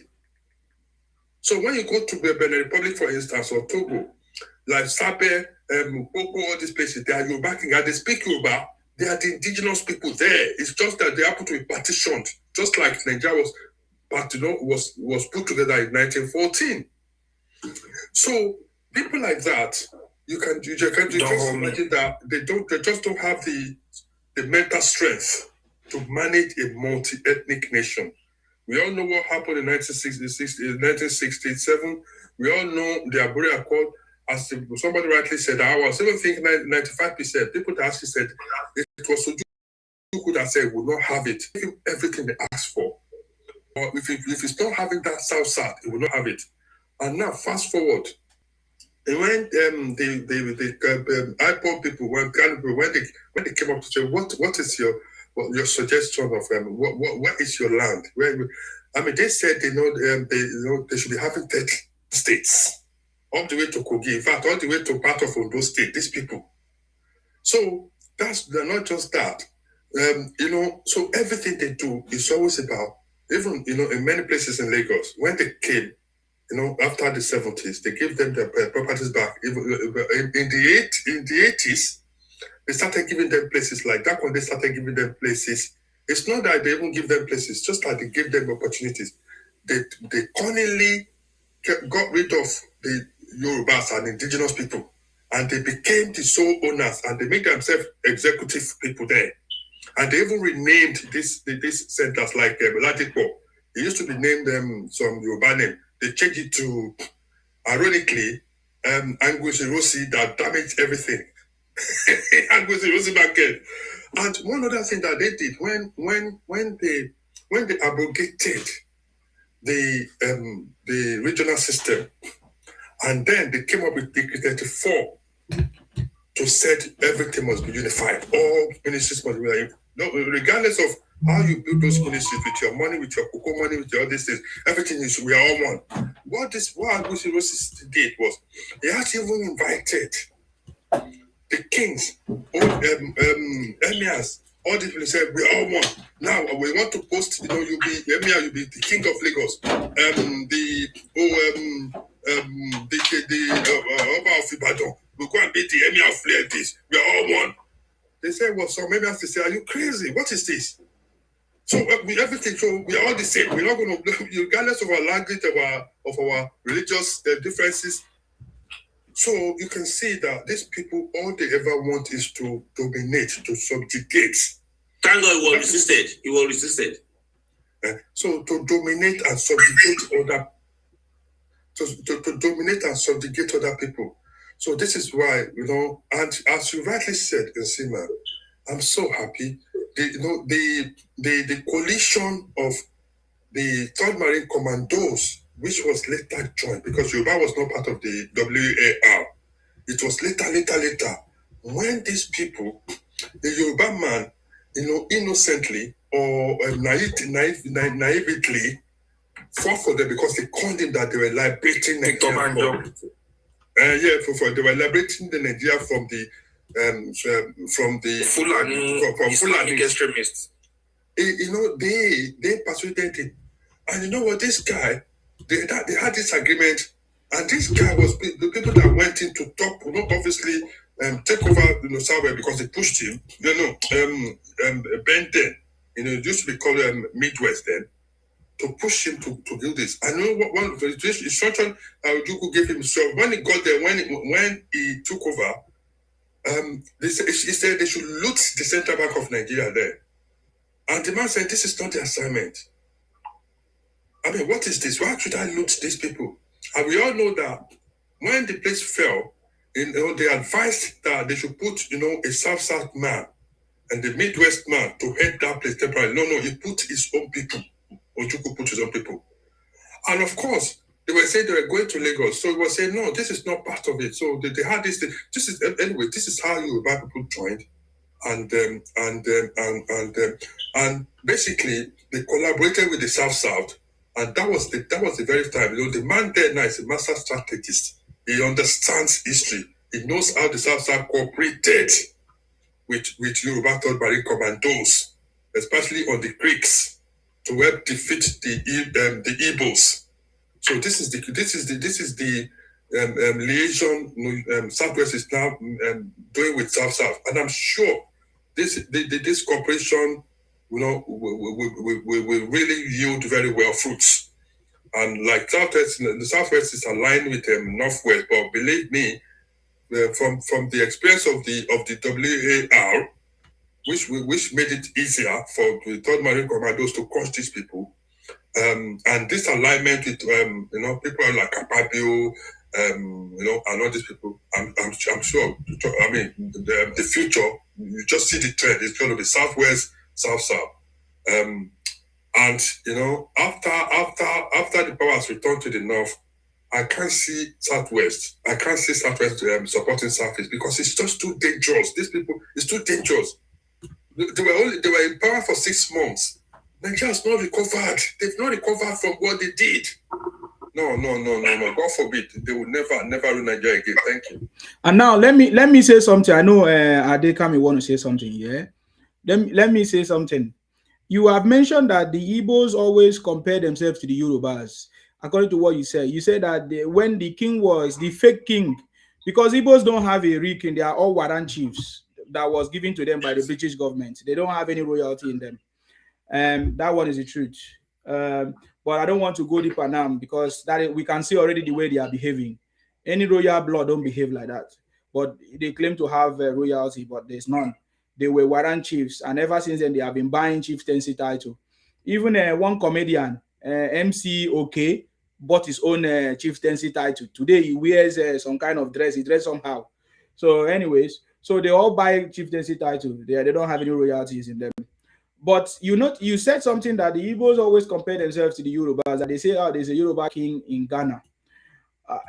Okay, so how I want to say so. I don't want to argue. If they try to copy, if they try to be like the Yorubas, that means that the Yorubas are leading. But how come they are not copying things like what Sanwo-Olu is doing, building big schools for the Yorubas in Lagos, in Yoruba land? Are they not seeing it? Did they not see the school that Sanwo-Olu launched some few days ago in Lagos? Are they not seeing what Sanwo-Olu is doing? Sanwo-Olu went to Lagos, went to UK with President Tinubu to strike a deal that is going to bring so much of investment in Lagos. Did they not see? Do they not have governors that can do the same? How come they are not copying something that is genuine, things that are working, things that are making other people's space to be developed, that such that they can go there and go and claim and say they are the one that owns the place? Why are they not copying things that is making sense? Are they not seeing what other leaders are doing, what other regions are doing? You know why they're doing that? Because they're just greedy and deceitful. Let me just to put it for 1 minute. You see, for instance, now look at if you Google each state in Southeast. Everything comes out to be 29,000 square kilometer. In Oyo State alone, Oyo State, just one state, is about 28,500 square kilometer, which is about the same size. So your state gets one allocation from federal government. Southeast State gets 5 allocations, federal allocations. Yet they have nothing to show for it. Yet there's no physical proper infrastructure. Now, this is the food. Resources from what? So that's why the Igbo cannot build. Igbo haven't developed to where they can build civilization. Hold on, Sir Martin. Let him finish because Adekami wants to speak. Yes. Please. So, yes. These are the reasons I said they don't have the mental capacity. Igbos cannot survive without Nigeria. That's a fact. That is why you see them. During the peak of the IPOP, ESN, unknown something men. I don't want to use that word on TikTok. Now, did you know we have evidence that about 6,000 Igbo people in luxurious buses travel to Lagos and Abuja overnight, every night, 6,000 daily. Inside, we're running away from that place. So now, when all those insecurity was very, very common, they have Hisba in the north. So Southwest came up with their own solution to say, let's have Amotekun. Igbo people did their own something to I've forgotten exactly the name, to set up the Eastern Security Network, not the ESN, not that one, for all Eastern states. Yeah. Did you know that thing collapsed? That thing collapsed in 24 hours. Just because they don't know how to. So people always want to go and hijack what has been done, what is successful. There's nothing that is in Nigeria that is successful that has been done by Igbo people. If you look at it, so that is why you see all the Southeast, and they don't have the population, they don't have the landmass, but some of the states are getting 3 times what they used to get under Buhari allocation. There's nothing to show for it, and they don't even have the population, they don't have the size. Niger State is 2.5 times the size of the old 5 states of Igbo. Some of the local governments in Niger State is bigger than Anambra, just local government. And they get 5 allocations, they get 15 allocations for their senators. Yet you can't see any real physical development. So why is all this money going? So that is why you see all of them in Abuja, in Kano, in Lagos, in Rivers. They just cannot manage themselves. They don't have the mental capacity.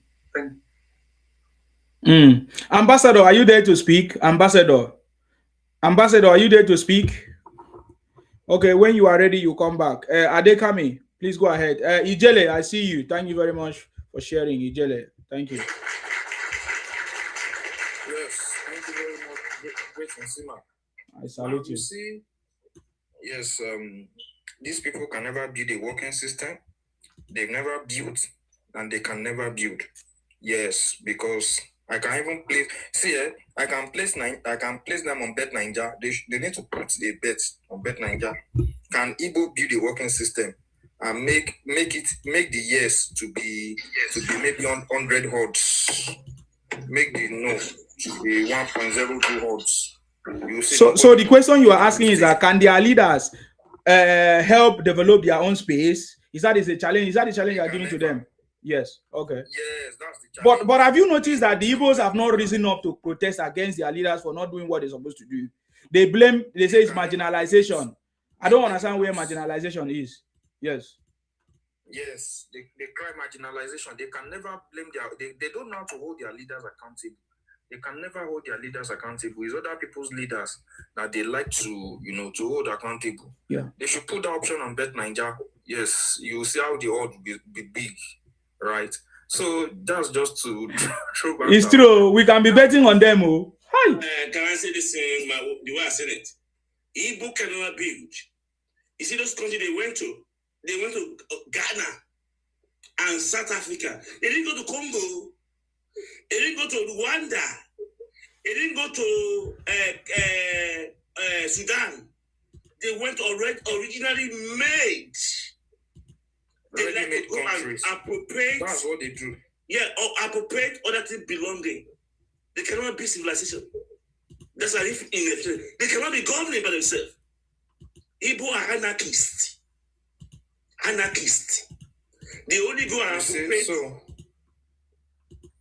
That's the way they do. And then you see, there's something I'd always tell people. Obi can never rule Nigeria. Okay, you see, man, let's throw this challenge out. How many of course, you are an educated person. I've seen that in you. Many of us here are educated people, right? How many of our colleagues, when we finished, the higher institution or our youth service, how many people you will say they are going to Anambra? Or how many people today will finish their youth service and say, or we want to go for vacation, and they say they are going to Anambra? In fact, let me tell you, many people will think of Kano 50 times before they even think of Anambra. If they don't think about Lagos, they think about Abuja, Port Harcourt, or better still, they say they want to Japa. But Anambra is not an option. They can never build a working system. And this, what I'm saying, you see, the Southwest and the South-South, our relationship has been profitable. I say it online and offline. Look at what Nyesom Wike is doing in Abuja. This will be the first time in how many years that the ruling party will be winning Abuja area council election. And so shall it be even for presidential election. Even the president had to give that kudos to Nyesom Wike, a South man. Right? So these guys are not people that you can partner with in anything. The North that partnered with them in the First Republic, the North regretted it. They pied their Saldana, pied everybody, and that's why I keep saying it. I'm so happy that the Akwa Ibom, the Cross River, Rivers, and Bayelsa was carved out of these people. Just imagine they are still together. The same way they are destroying the names, the image of Nigeria outside. That's the same way they would have been destroying the image of these people. Because that's who they are. Where are you from? Oh God. Why are you coming to ask people where are you from? Are you mad? Are you normal? Did they ask you where are you from when you came on this platform? Keep quiet. You don't know who they are. I go your come on you. I go your come on you. Who be you? I don't know you. Are you a criminal? Are you Igbo criminal? Are you Igbo thief? Igbo criminal. You are a thief. You are a thief. You are a thief. You come here to ask people where are you from? You are a thief. You are a thief. Don't mind them. You drop your thief. I don't know you. I don't know you. Who be you? We don't catch you, thief. Don't know you. Say you know my name. What is your name? If you are not afraid of yourself, put on your camera and talk to me. I don't know you. You say I know you. He won't force me to know you. I said I don't know you. I don't know criminals. I don't associate with criminals. Don't look at you. See this one. Look at this one. You are talking bullshit. Every day, something is in your head. Just like Obi. In Obi's head, Obi think that he's winning election. The same way. That was the same way Namdi Kunu. Namdi Kunu was thinking that he was all over everywhere, was the leader of everybody. Today he's in Sokoto. You keep talking nonsense. You are talking nonsense, boy. You are talking nonsense. You are talking nonsense. No, we are not punching. We are telling you who you are. What's criminal?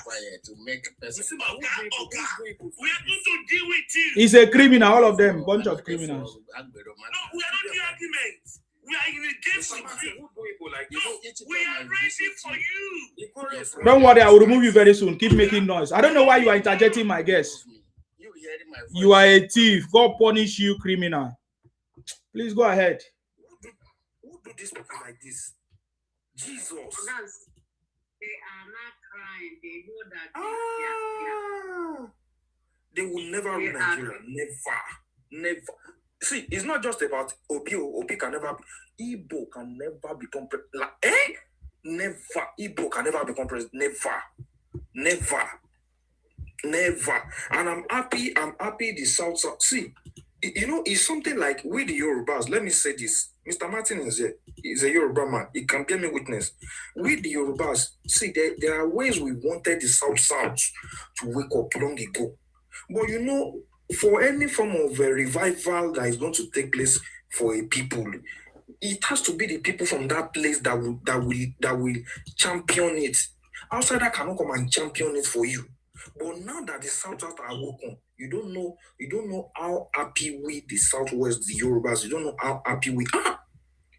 because they are not just worth it.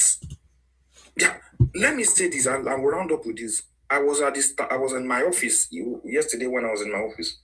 Some people said, I don't really know. I've been having this thing in mind, and this is what I want to say. Nsima, all these programs we are doing, going from one platform to another, Ikwere, Batala, Gentsu, Lokonzo, all these programs are doing a lot of things we don't just know. I was told that yesterday that why can't these Igbo people? I thought I was the only one having this thing in mind. I was amidst team of professors, intellectuals, due to the nature of my job. I was thinking maybe these guys would just be liberals. If I raise such a topic, they would be like, why are you talking like this? I never knew the majority of them have this thing in mind. Come and see the way, all the things we are saying on this platform. And see, if you look at my page, look at my name there. It was something else I wanted to come and do on TikTok before. All these Yoruba, Igbo, whatever, South, this politics, that was not what I came to do on TikTok before. I never knew some of my colleagues are always watching me. So your colleagues at work? Yes, now. Huh. These things are working. If you look at my name, I came to TikTok for social advocacy before. That was what I came to do initially. I hate cheating. I love economic development. These things we are doing is going, and a lot of people are hearing. Revival is taking place. A lot of awakening is taking place. So let's continue. God bless Nsima. God bless the Federal Republic of Nigeria. Thank you. Thank you very much. Ikwere is one. You are saying something. If you mute him, you are muting itself. The one that is the last. Oh, the guy that came in. Okay. Dig deep. What do you have to say? Dig deep. Unmute yourself now, please. Dig deep. Unmute yourself.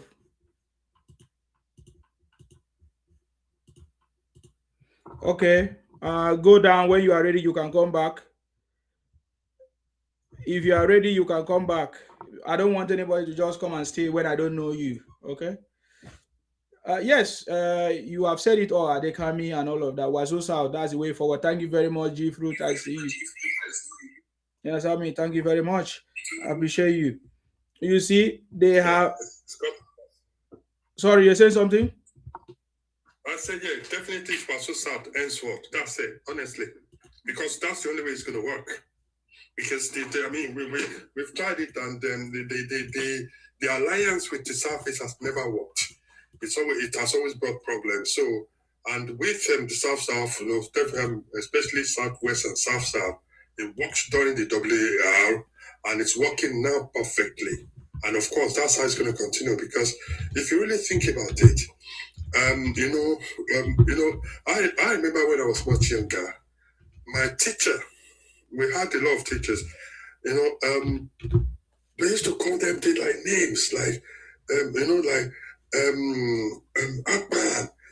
Mr. This, Mr. That, but we didn't know the difference, So now, honestly, everybody will say Igbo, Igbo. We in Lagos, we didn't know the difference at all. So those Calabar people, Akwa Ibom, and all these people, they're very, very nice. So we thought they were all nice until now that we can distinguish that, we have South Calabar, Akwa Ibom, very gentle, very real, people with culture, people with royalty, So now, because people cannot distinguish, they cannot say these are people from Calabar, Akwa Ibom. We didn't know the difference. So now we now know the core, because what they do, maybe they have some kind of meetings behind, and they all have the same line. When an Igbo man speaks, it's an Igbo man, because they will say things like, we develop your space, we feeding you, you're jealous of us. They always have the same thing. And I'm thinking, are they teaching themselves the same? And they don't have different opinion. They always have the same opinion. When they want you to listen to them, they first come in, yeah, don't worry. You think they understand what you're saying, but then they'll just go into one straight away. Why should they do that? It's exactly the same thing. And listen, if you look at, for instance, now they say, if you don't want us, if you don't like us, why can't you let us go? But if you look at ever since the creation of Nigeria, everybody that is keeping Nigeria together by force is always Igbo. It is them that put it in the Nigerian constitution that any ethnic nationality that want to exit Nigeria will be committing treason. It is them. It is them that brought Decree 34 and with the clause to say nobody must exit. Fast forward, it is them that now, instead of them sponsoring constitutional amendment to vote to remove that clause that any ethnic group that is not happy can leave Nigeria, they're not doing that. So that after they amend the constitution, then they can then go for referendum and see if they want to leave. As it is done all over the world. They're not doing that. What they're doing now is they're sponsoring indigenous bill. Saying to say, anywhere, any state you are, you're born or you live for 10 years, you become an indigenous. They don't understand indigenous means you're part of the soil. You're everything there. You know, I mean, indigenous is different from citizenship. You're already a citizen of Nigeria. Why do you want to be indigenous in other people's land? You're already a citizen of Nigeria. So they want to be dragging Oba of Lagos from you, but they want to be dragging the king of Akwa Ibom from there because they say you're indigenous of Calabar. Oba Calabar because I'm indigenous. And Oba Benin. You can see how these people think. We have many chiefs. Yes, go ahead. And I'm saying today, I mean, we're a citizen of a nation. Even the UK that we copied Nigeria copied the UK model. You can never, an Englishman can never be an indigenous man in Scotland. A Scottish man can never be indigenous in Scottish. They are all British, but Englishmen will always say I'm an Englishman. Let us appreciate our differences and then celebrate our diversity. That is where we can respect each other's boundary and work together. You can't say no. We're all the same indigenous everywhere. And we all know that Igbo people are spread all over Nigeria. So Igbo people want to be governor of Rivers. They want to be governor of Lagos. They want to be governor of Abuja. You can see how these people think. So these are just examples of, these are the people that are too scared to leave Nigeria because they just can't stand on their own. Did you know that, I'm sure we all know this, according to the Bureau of Statistics, Nigeria Bureau of Statistics, Igbo land, Southeast contributed the least to Nigerian IGR, Internal Generated Revenue. Southeast. And did you know that they actually getting more in terms of allocation? They do all this for them so that they could level up. Yet we still don't see evidence. And I'll give you the exact statistic. 2024, according to the Nigerian Bureau of Statistics, Igbo land contributed to Southeast, the whole of 5 states, contributed about 102 billion naira IGR. And some, like for instance, we know. Even Northeast, sir. Sorry for interjecting you. Even Northeast that is faced with insurgency is contributing to Southeast. Fire on, sir. It's contributing to Southeast. And they want to compare to Southwest that is contributing about 3 trillion. 3 trillion. Followed by South. So you can see that Igbo cannot survive without Nigeria because they rely on Nigerian handouts. That's a fact. These are facts. These are figures. People can Google and in the soul of Nigeria, they rely on Nigeria discussion. And these are the people that they market Nigeria outside Nigeria every time, despite the fact of benefit. Igbo have quite more people in Nigeria than even the Fulanis by the sale of fake products, fake drugs. People are having liver problems, fake alcohol. People are buying every day in Nigeria because of their fake products. They said, even Soludo said, 99.9% of crimes committed in Amramba, when they trace the perpetrators, they are Igbos. When they I don't know the exact figure. When Modi, the president of India, went to Nigeria, did you know that the Igbo leaders were actually blaming Tinubu that Tinubu should have negotiated the release of Nigerian prisoners in India? They are not Nigerians, they are Igbos.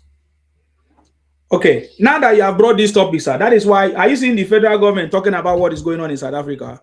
Because they are Igbos. The Igbos are, they say they are not Nigerians, yeah? They say they are Biafran, yeah? So that is not a topic for the federal government to interfere or even talk about it, because, yeah, they go there to demarcate the country. That's why the government, I didn't even hear anything, they didn't even mention anything about that, because it does not concern us. You know, how can you leave Nigeria to go to cause problems in South Africa, and then you now say, oh, look at what they are doing to Nigerians? Man, you did not represent Nigeria by installing Igbo King. Igbo King is not a Nigerian in South Africa. That is criminality. That is not what we sent you to do. So I just wanted to add that part, sir. Yeah. So yes, and you know, so because the topic today, that's why I'm trying to zoom into, you know, that they just can't rule Nigeria, because if you want to rule a nation, you have to show by example.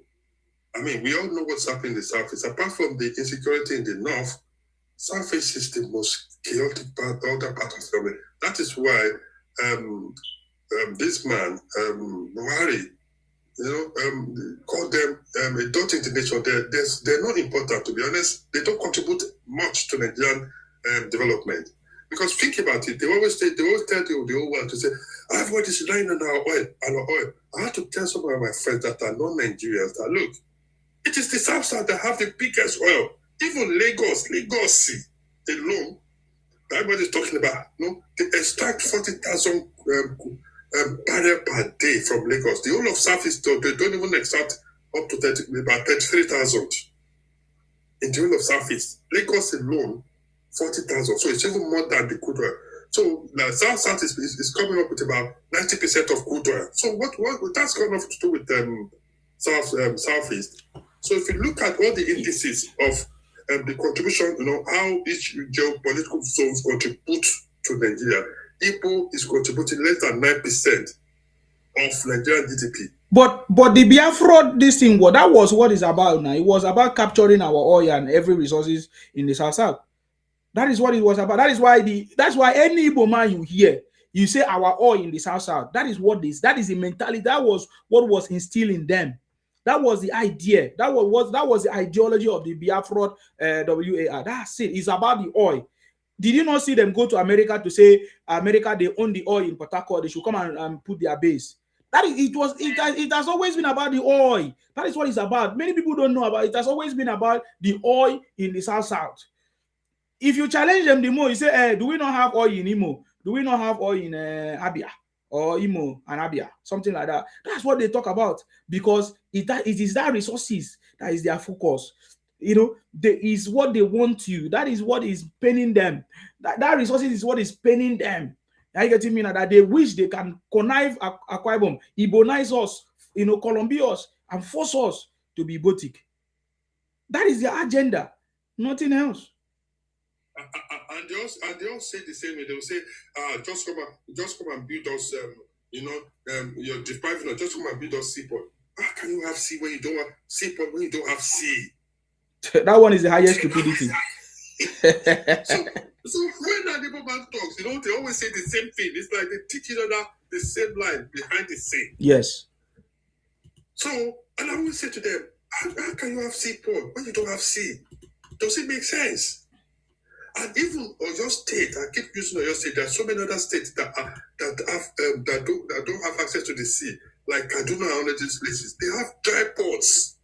Oyo State IDR, the Oyo State alone is contributing 3 times the amount of all Southeast states, 5 states. They don't have sea. So you can see these people without Nigeria, they will not survive.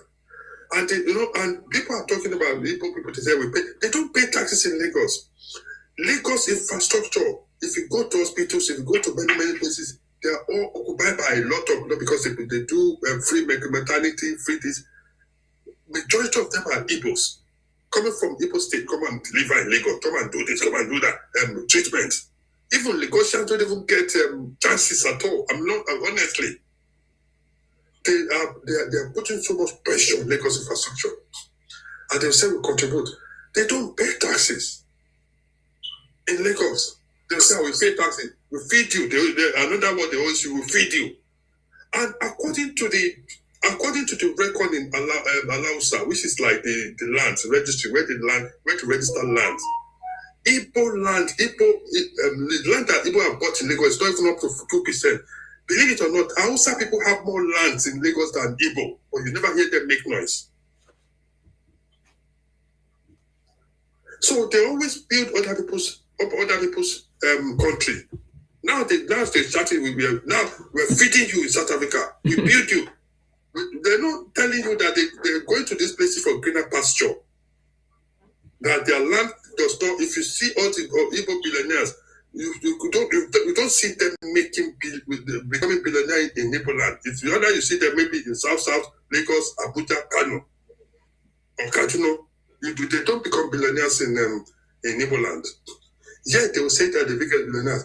When you look at all the outside records of the richest billionaires out of Africa, in the top 100, no Igbo man has ever featured. Even they said the richest black people in America alone, no Igbo man has ever featured. But they will tell you they're the richest. They make all this propaganda all over the world, and they even have meetings. They say fake news. That's what we should be making. We've heard that from TikTok and one of their TikTok meetings, that they must make it as their duty to propagate all this false and malicious information. It's so bad. No, Obi can never be president of the United. Can I say something there, sir? And you said it everything all. These people are very, very dangerous. Very, very dangerous. They only think about themselves alone, not about other people. They will appropriating for themselves. I've been hearing that some issue of South Africa now. Say Zulu tribe from Igbo land. Imagine that. Oh, God. They said they banish Zulu when he make criminal in Igbo land. That's why he went to South Africa. He's from Igbo land. All this kind of rubbish. They were trying to bring out proposition to take advantage of you. That's what Igbo is all about. They are extremely greedy. They're not a good partner. We don't want you, Igbos. We don't want you. You are dangerous for everybody good. They will manipulate everything, not for national interest, for Igbo interest. Imagine them involving Abacha government. Igbo, they litter everywhere in Abacha. When they go and fight for democracy, Igbo have taken advantage. That's what they are. They only want to appropriate other people's things for Igbos. They're extremely selfish. We don't want you. Whether you like it or not, you will go back to your regions. And unfortunately for them, they are traders. Igbo will go and build Igbo shopping mall in Igbo land. They be selling and buying for Igbo people. That's very good, oh. Everybody will be selling part to parts. Everybody will be selling recharger to recharger. Then that's very good. You take advantage of people. You are selfish. You will occupy that market to sell your own goods. Because Nigeria, they are taking advantage of the Nigeria state. They carry, funny enough, they carry this country, they carry for Igbo advantage. And that they have making it to be big to the extent they can have. Imagine when they want to take New Ife to Enugu, Obi of Onitsha to Sokoto. What are we going to be talking about today? Igbo who have whining our history to Igbo. Confuse everybody. What about those Igbos that love Tinubu and they want to support Tinubu? What are they saying to them? They said they must buy them. Any Igbo man that supports Tinubu must be buy. It's Sabo Igbo. Traitor. What are you protecting? Why are you threatening? So you have indigenous agenda against Nigeria state. So Yoruba can support Obi. I will support Obi last. At the same time, they want Yoruba to support Igbo, but Igbo cannot support Yoruba. I will support Obi 2023. So I'm not sabo to Yoruba people. You are so. See, these people, they are not developed. They are still backward. They didn't know that democracy is like a bigger shopping mall. That everybody go there for own shopping interests. That democracy. Everybody go to, if you go to shopping mall, you see Nike, you see Adidas, you see Timberland, you see different maker. You go, these people are saying they want to push their own agenda on people. And these people are yet not developed. You have to leave Nigeria, you are barbaric. You are barbaric. You will abusing people. Anybody that's about Tinubu is a bigot. Oga, some people can support Tinubu. If people say they want to give them gay marriage. Those people that want to have gay marriage support Tinubu, you don't know politics. People are about to support their own personal interest. I'm not going to support Tinubu because of your own interest. Are you crazy? So I will push Igbo interest against my interest. Me too, I get my own interest. So you want me to support Igbo interest against my interest? You are selfish. So support your own. Democracy is a freedom of everybody to decide what they want to vote for without being threatened or intimidated. We have decided on our own side to support President Bola Ahmed Tinubu. Nothing you can do about it. You can see what you can do. Sit up Miller Bridge. There's one water. Go and jump inside it. There are trains, rail. Go under that rail. There are some people that want to support Tinubu. Go and jump in it.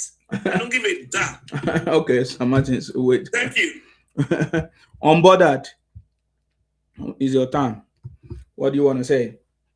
What do you want to say? Okay, thank you very much. You're welcome. Sincerely speaking, many of us made that mistake during the past election. Even myself, I did that mistake. I was heavily supporting Obi, believing he was the voice of reason, is going to be the one, that he's the one. Wow. But thankfully, I had this friend in the UK. He was, right from the onset, he said he's for Tinubu, and he gave me his reasons. And then, probably it was a bandwagon effect that took place on me, that had that, that happened to me back then. So fast forward to this current time. Over the time, I was seeing this guy go to interviews and he was always saying nonsense. One particular interview, immediately Tinubu entered the seat.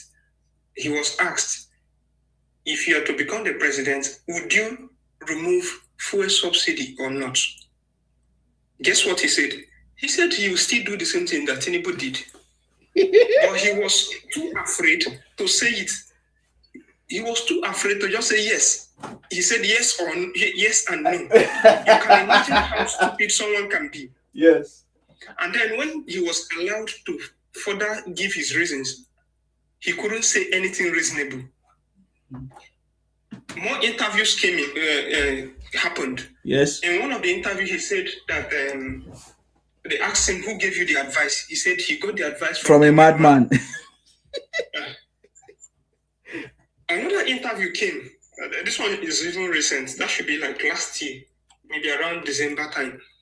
He was asked, how would you tackle the insecurity? Because there was a lot of insecurity issues that happened around that Christmas after America did their whole stunts. So the thing increased after that time. So during an interview, he was asked, how would you tackle insecurity situation in Nigeria? Guess what he said? He started narrating a story of when he was in a certain plane. He was cleaning toilet. A lady went to the toilet and came out. She didn't use the toilet, and then he went there to check for himself. He found out the toilet was dirty. He decided to wash it. How is that going to solve Nigerian security problem? See, Obi has no agenda. Obi has no plan for Nigeria. He has nothing in store. His head is empty. His head is empty. Sincerely speaking, his head is totally empty. He has nothing for us. Of course, when it comes to that security case, I would say probably the present government has not done enough. But at least we can see that he's making efforts. They've created a committee for security. They are trying to do some very serious reform in the military, and they are trying to also create state policing, because the truth is, the security situation in any place is usually local, it's not federal. You don't tell me you have to start invoking the federal power when something bad is happening in your village. It has to be local. And that is why local policing has been very effective in Nigeria. I remember we used to have very serious courtesan cases in Rivers State here. It was through an institution of a particular local policing unit that was used to curb that courtesan in Rivers State. So that is why I'm very happy for the reforms that Tinubu is doing. And guess what? Most times when they ask this man, would you do any different? He would say no. Because in reality, what Tinubu is doing is the ideal thing. Allocations have increased up to 2.5 times, about roughly 3 times how it used to be before. We have local government autonomy.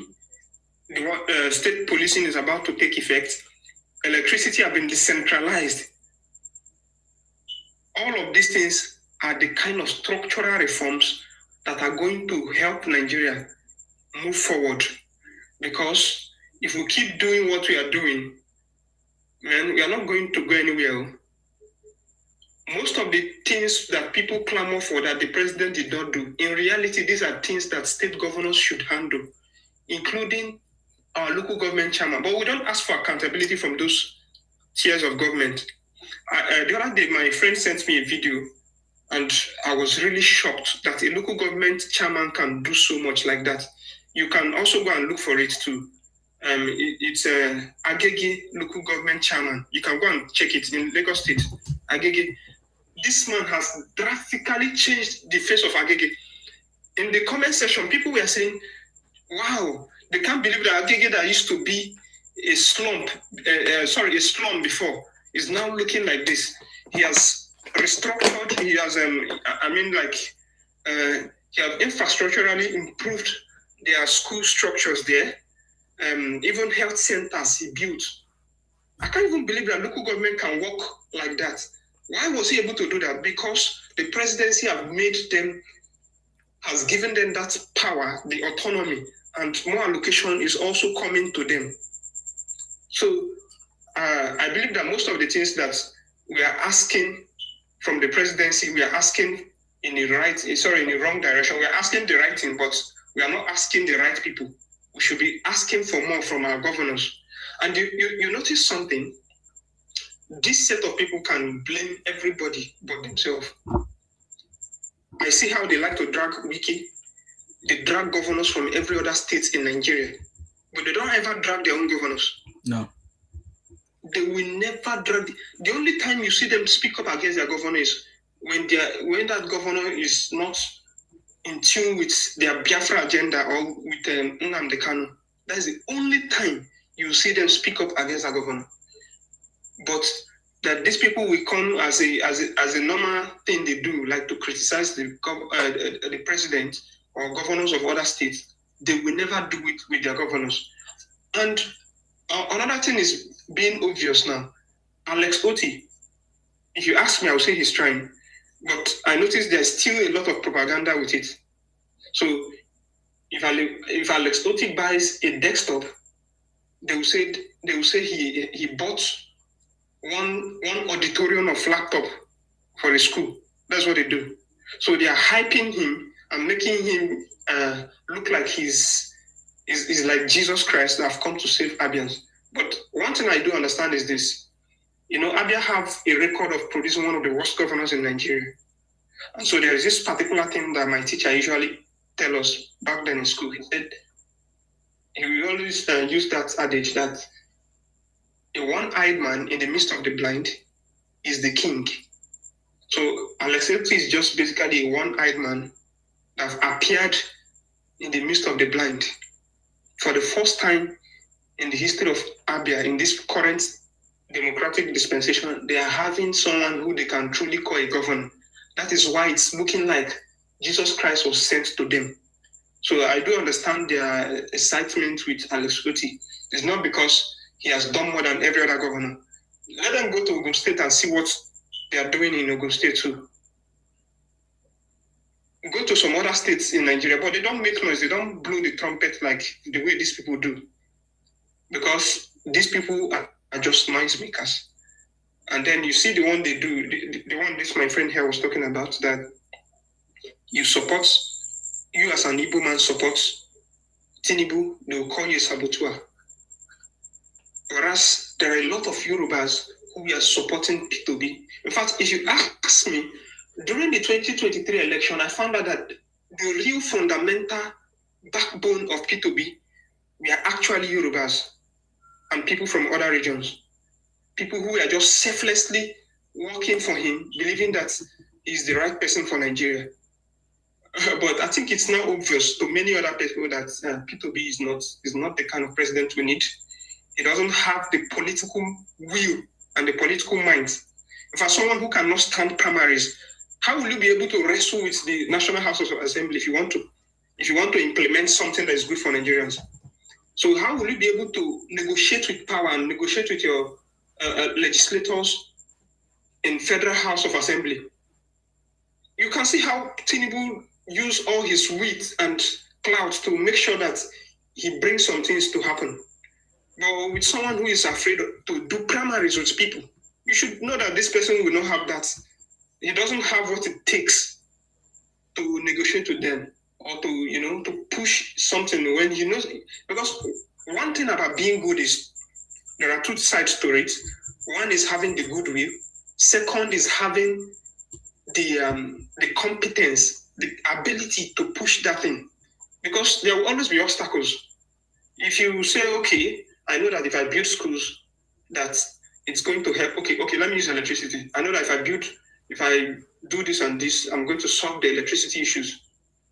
But then there are people who oppose you because it's against their own interest. How will you be able to, use your wit to maneuver and, make sure that that goodwill you have for your people comes to pass? Obi lacks that competence. He lacks it. And this is the reason why I'm not supporting him. And then, of course, there's the tribal issues, but that one, it's their own problem. And it's also their undoing. It's not affecting us. Thank you very much. Before you go, sir, so is it safe to say that you didn't really know Obi, you just supported him as at that time? I want to understand, is it because of what he said that made you to support him as at that time? Or the atmosphere as at that time, because many people were angry with Buhari or his government for new Naira currency, new whatever policy, CBN, people did not have access to money, so many things happened that time. They created a lot of situations that made people to be so angry. So people wanted to just revenge against APC and all of that. Or is it that you genuinely thought that Obi have something to offer to Nigerians, even with what he was saying? Please, I just want to understand that part a little bit if you can share. It's not compulsory, but yeah. Okay. Thank you very much. The question is a very smart and a very good one. Sincerely speaking, I would say it's a cluster of different reasons that made me to support Obi back then. First, I would say it's my ignorance of the very character of Obi. And secondly, I would say he had this very good PR that pushed his image, making him, painting him like this saint-like. You understand? Mm-hmm. Even back then too, I would not lie to you. I still had a certain reservations about him. I was feeling like this guy is too sanctimonious. So I don't need a sanctimonious person as president. I don't need a holy man. No, I need a capable person. That's what I need. So that part of him, I had that reservation about him back then, sincerely speaking. But then on the opposite side of it, I was comparing the different candidates. Of course, we do know Atiku. And then Tinubu came to the picture. It's not like he's a new guy. He has been in Nigerian scene for a while. But for the first time, he's coming out for the national politics. You understand? So there was this particular very smeary kind of image that we are painting about Tinubu.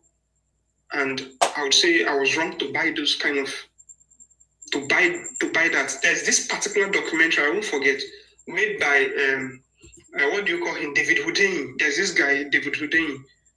I don't know if that guy is even Yoruba, Akwa Ibom. I don't know which. No. Yeah, I know who you are talking about. One fake journalist. I call him fake journalist. I don't like him. Okay, that's been in exile. Yes. So I've been him exile himself. I don't know. He's Igbo man. Yeah. I call him Igbo man because he always support the Igbos. But recently, he's against them anyway. Recently, anyways, I listen to him. He's against them right now. So yeah, go ahead. Did you not reach him? You don't reach him now. The guy mad. he said that based on what is happening, that Tinubu has already won the 2027 election. They got mad. They are not strategic. They are not smart people. They are not smart people. So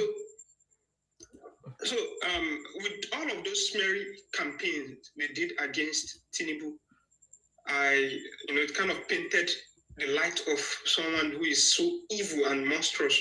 But nevertheless, one of the things my friend always pointed, because we did have a lot of debate back then, one of the things he usually pointed out to me was that Tinubu is the most capable person in this list.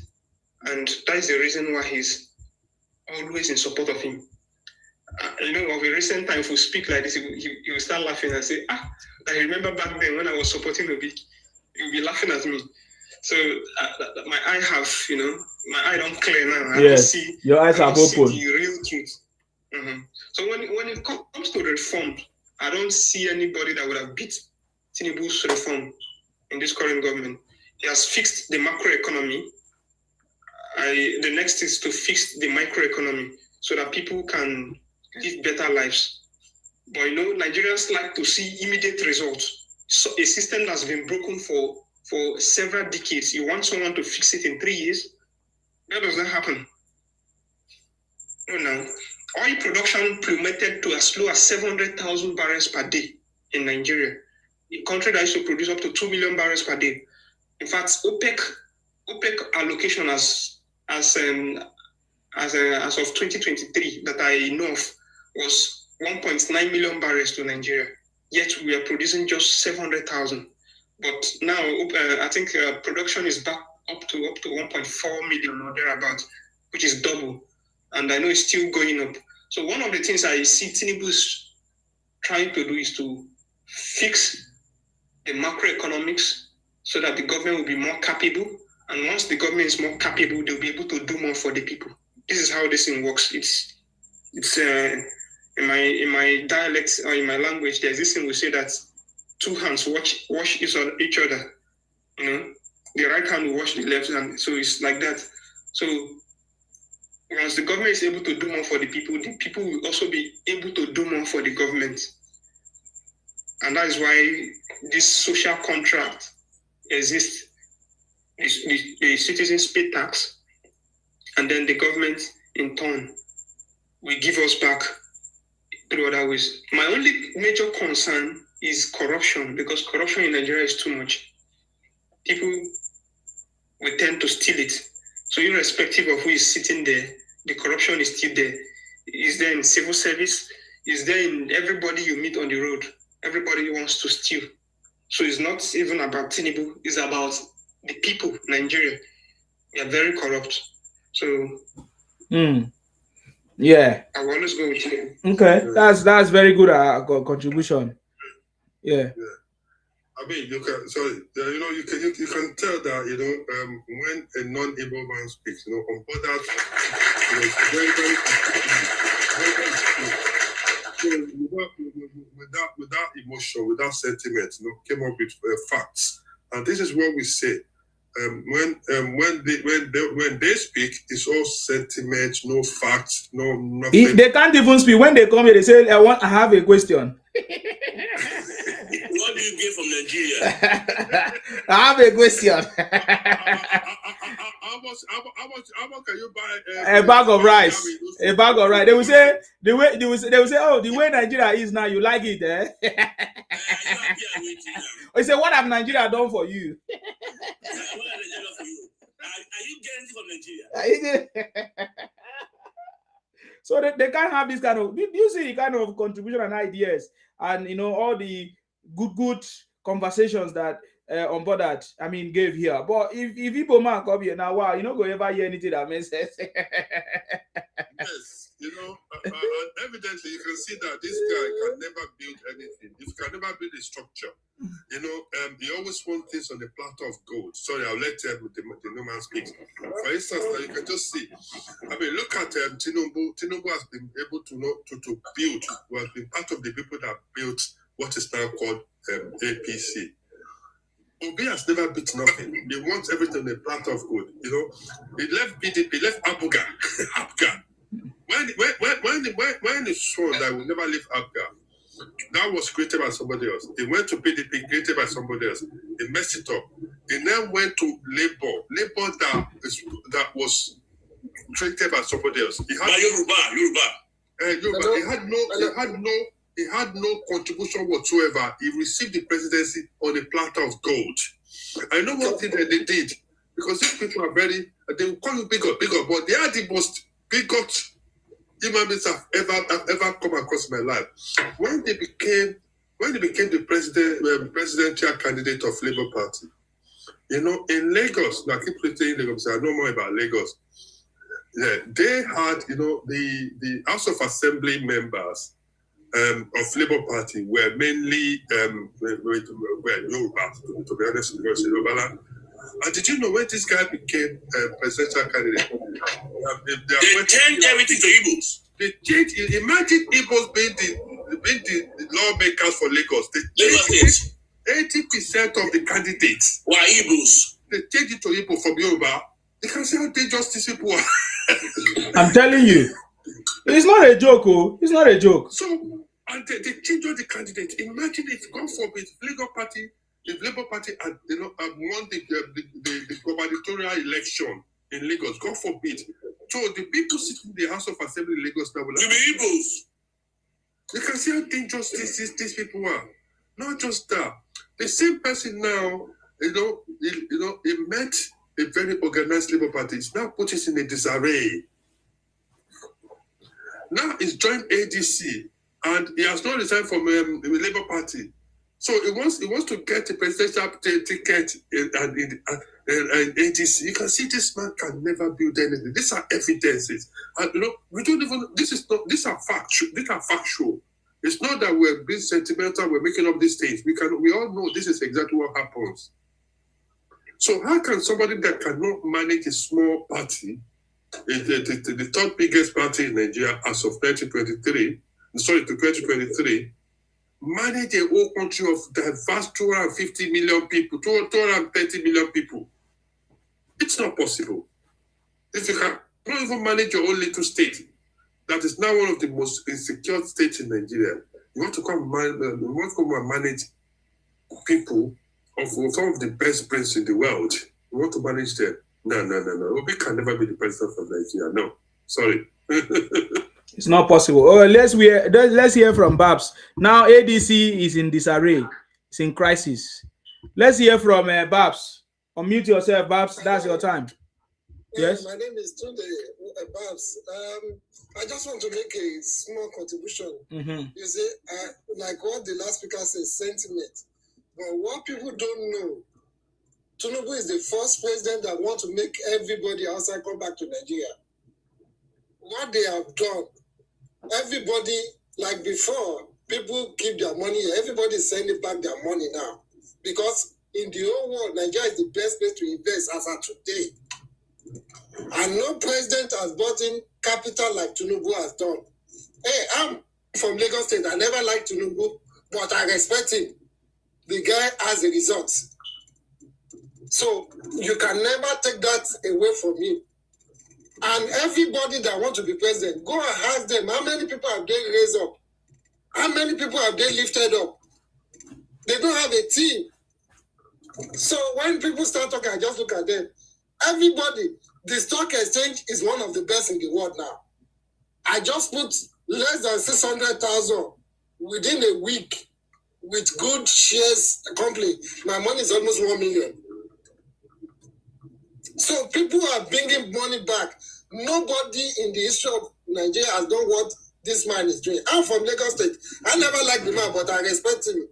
But now the man has changed me totally because he doesn't care. Look, we need people that doesn't care of whatever anybody will say.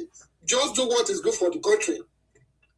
If this man is not a man with integrity, some things he has done, he will not do it because he'll be scared of second term or just remain power.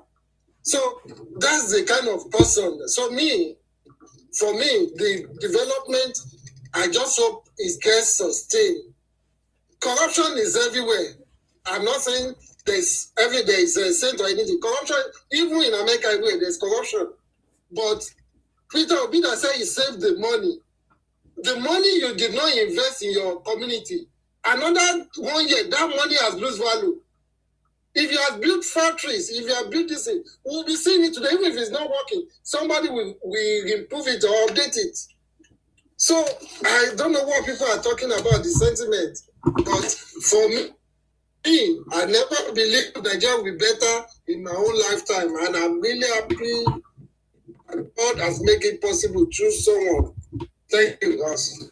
Wow, thank you very much, Babs. I appreciate you. Yes, Nigeria could have not been better if Tinubu is not in charge. Tinubu came and changed the course of the country. Yeah, go ahead. See, these people, they are criminally minded. They only want to take what doesn't belong to them. When they are giving them the allocation, Obi was busy using the allocation to invest in Southwest, in Yoruba land.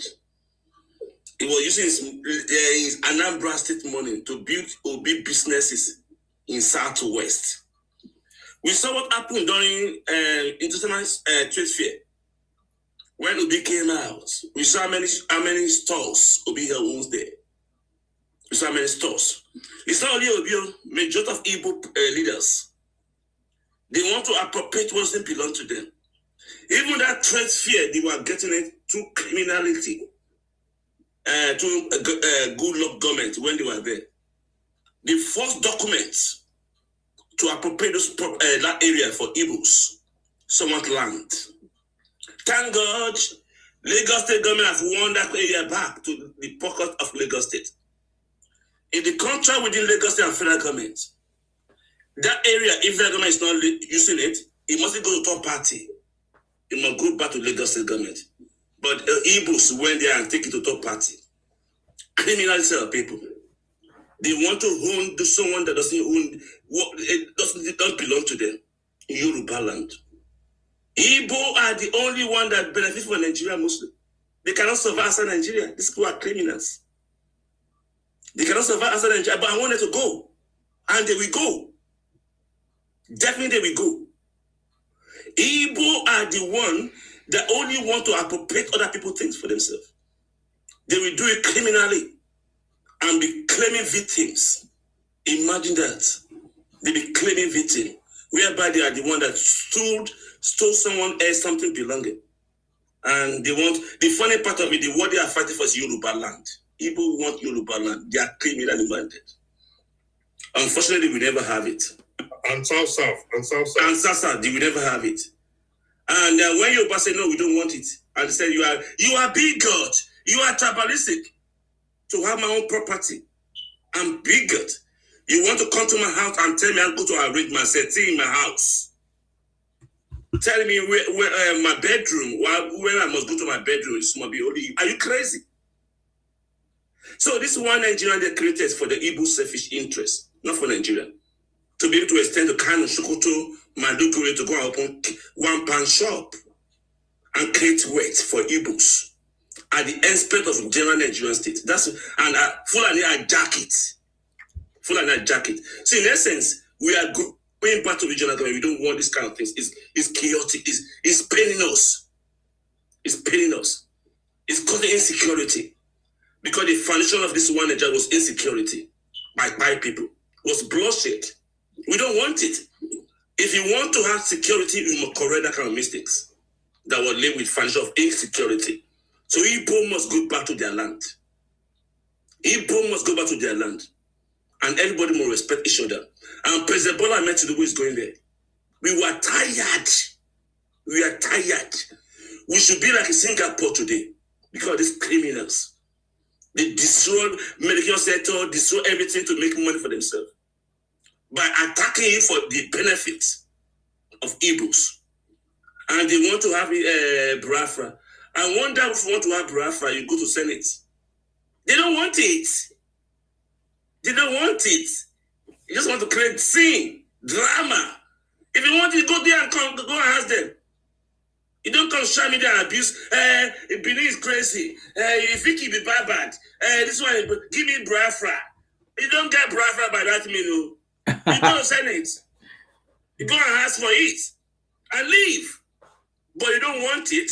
They are only police in chaos and anarchy. That's why Igbo achieved their Igbo agenda. Igbo, you will leave us alone. We are tired. We are a different nation. You cannot be taken for advantage. South was able to have a Senate president since 1999. Igbo have produced nearly 7. See yet? Igbo is being marginalized. Anyway, I let other people talk. We solve marginalization. We solve it. We want to solve it now. Everyone tired. Okay. Thank you very much, sir, for that contribution. It's powerful. Thank you very much. I can see that for me, I still believe that there are people who are coming up to speak now, maybe to correct the current issues that their brothers have. I mean, the issues that have made Igbos to be in a very bad situation. But I've seen some people come out right now to begin to correct it. You know, I listened to one interview the other day. I was saying, okay, if you people keep on talking about, but there's no hope that you guys are going to change, but we are just going to listen to you guys and see if you are going to correct the mistakes of your brothers and sisters. Because it's like the way it's going is like all Igbos are in the same shoes. Like, I mean, it's like they think the same, it's like they talk the same. Only few of them who try to speak differently. And then we see what they try to do to those ones who are speaking up and trying to maybe correct them in their criminality. I listened to one man, I don't know, I think he's an Igbo man. He said something that struck me. He said something that makes sense, which the other Igbos don't want people to know. I just want to play it a little bit so that you listen. So that you listen. This one was so mad. I will just play one. His name is something Chikozirim or whatever. He said something that got my attention. I said, okay. It means there are some people that knows that what their brothers are doing is foolishness. So, hold on. Because as it stands now, there's a big problem. There's a big problem for you guys. There's no way forward looking at what is going on right now. I can't see any way forward for you guys. And you're still going to continue crying. I feel like your tears is just starting because the tears that is coming will be more. I want you to listen to what this guy said, please.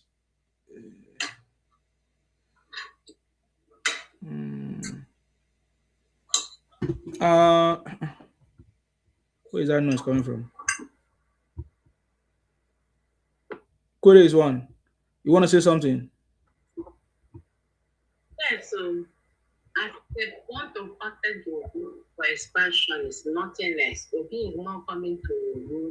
They are only coming to their expansion agenda.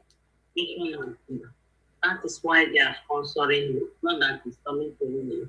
Immediately they stop. First of all, to collect all the South people, to join them, and that is what Obi is coming to. Not that coming to in their blood. The greed and the country's agenda will destroy them. Their leaders have failed them. They're supposed to hold those their leaders and start plugging them for failing them. How can a leader, by the giant leaders, there is small boy pouring their peace, rising their peace? What a shame because of their greed of someone's indigenous land. to Colombia, to Colombia, Colombia, the seaport in Colombia, the seaport in Delta, Bible State, that made them destroy their land. Rudolph, you never sleep. Go ahead, ma.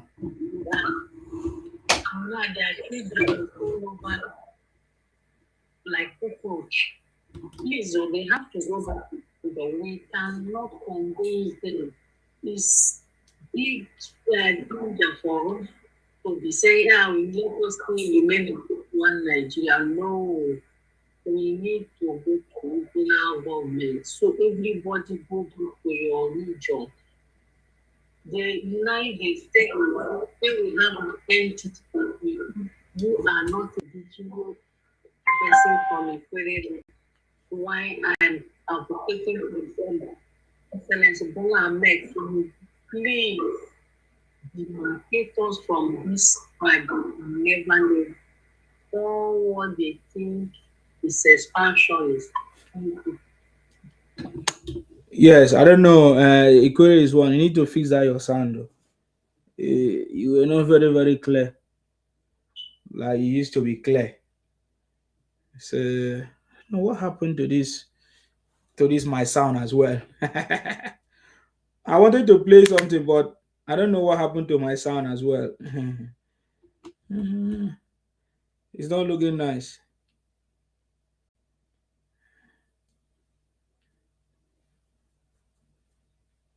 Something is wrong with my device.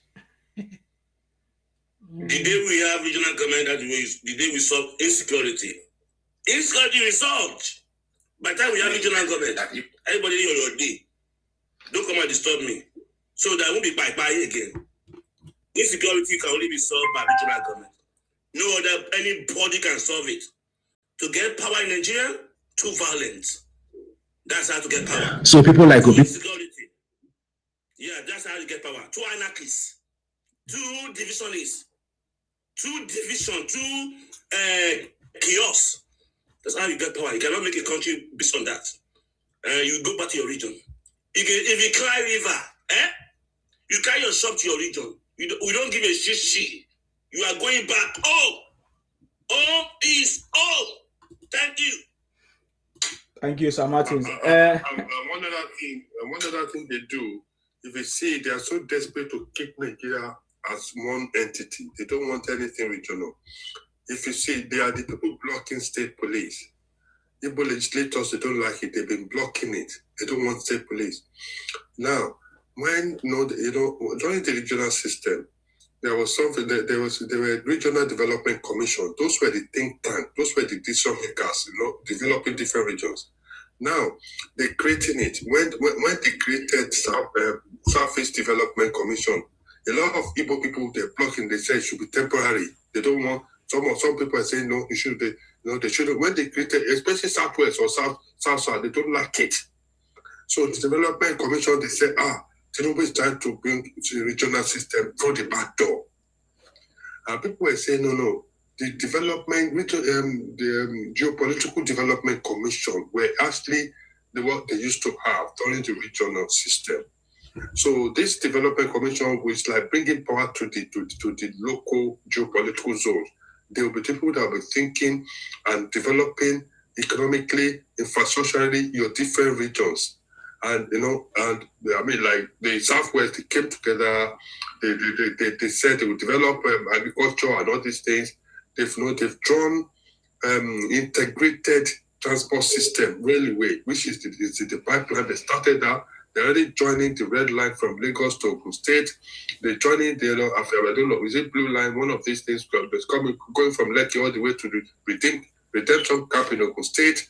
And that same thing, there's already one in Ibadan to Lagos, and then they've got a stopover in Abuja. So they're doing these things. So they're working, and I think they want to turn the NDTC to the Development Commission for the South. But the Southeast, they've not even started anything. They've been getting money. They've got a lot of money. They've not actually shown anything. So anything, any move the current government makes to restructure the country, they always block it. They always oppose it. This state police that will obviously curb, local security problems. When we know in the UK, we know in the US, we know that there is no one single policing system. For instance, in the UK, we have different countries within the UK. We have the different police. We have England, we have Scotland police, we have Welsh, and all these things.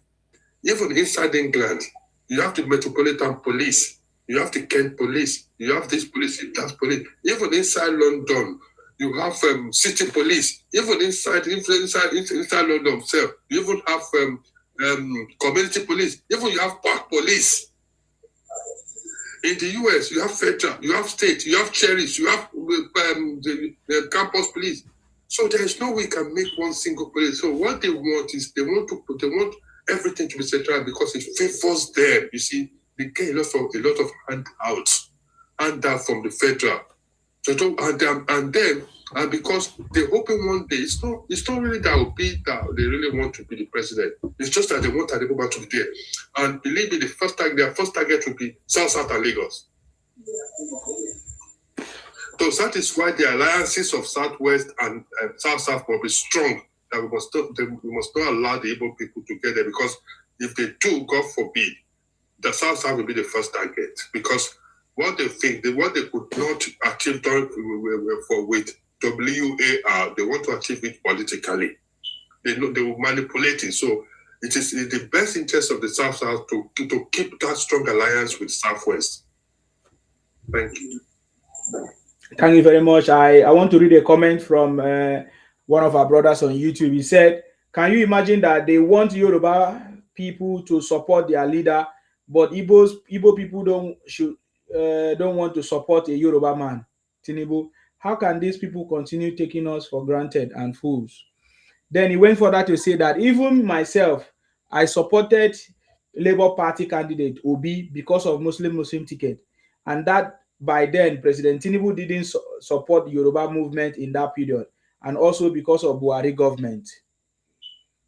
So I see reasons why Obi actually won in Yoruba land in some places and others. It's going to be a big disaster for him this time. They want Yoruba to hand over the Yoruba resource to Igbos. That's what they want. They do the same in South. They want Yoruba to protect Yoruba resource for Yoruba people. They are telling Yoruba, can't you hand over your resource to Igbos? Why are you tribalistic? Give it to us. Support us. Let us have it. Yoruba, come on. Why are you so stubborn? That's what they are talking about, these criminals. That's what they call tribalistic bigotry. They are telling Yoruba, give us that Lagos. Are you crazy? Let us become a commissioner leader there in Lagos State. Why are you tribalistic? I even hear one Igbo lady say that. If Nigeria should be one, Igbo should be governing Lagos. Oh my God, only. Only. As Ebonyi govern Anambra State, as Abia man govern Imo State, Igbo is one stop Ebonyi to govern Anambra State. Criminals. They be telling Yoruba people, why are you tribalistic? Give us, come on, hand off. Give us Yoruba land. If you don't give Yoruba land, we are resisting. We are protecting our ancestral land, our belonging. You are tribalistic. You are crazy. You think they are very intelligent Yoruba? Do you think you are only one who can play the game? We are here for you. We don't need an inch in Igbo territory. You are unsatiable. You are a destroyer. You will go and take other people's belongings. You are a thief. You cannot build anything. You are not a developer. You are a looters. I saw that video when you went to Ghana. They went and bought land very close to Ghana seaport. Criminals. They went and bought land, Igbo village, very close to Ghana seaport. They want to call up Ghana seaport from Ghana. Strategic development. They are the developers. Yes, I'm watching them. And they are crying for seaport. See that seaport, Lagos seaport. 25% of people working there are Igbos. Even the coastal road, sir, is Igbos that are working there. I mentioned seaport because they are crying on seaport. Who now support the APC? They push everybody from Lagos seaport. They are military Igbos. And they're crying, give us seaport! Give us seaport! We are being marginalized criminals. In any case, whether you like it or not, you are going back home. We are tired. We don't want this system again. Nigeria must benefit from their land. South, you own your oil. You must enjoy God-given oil for yourself. Nobody must Colombia and manipulate you. Igbo will go back to 5 plots. We want Igbo to go have Igbo king in Igbo land. Why Nigeria make Igbo to be untrained, to misbehave, to go and be Igbo king in someone's land? So we want to correct that mistake. It does not want Nigeria. Go and be your kingdom in your Igbo land. By the time we are regional government, you can be as smart as Igbo kingdom, king, chief in Igbo land. We are the one that caused you to go to South Africa and Ghana. We need to train you. We need to cut your wing.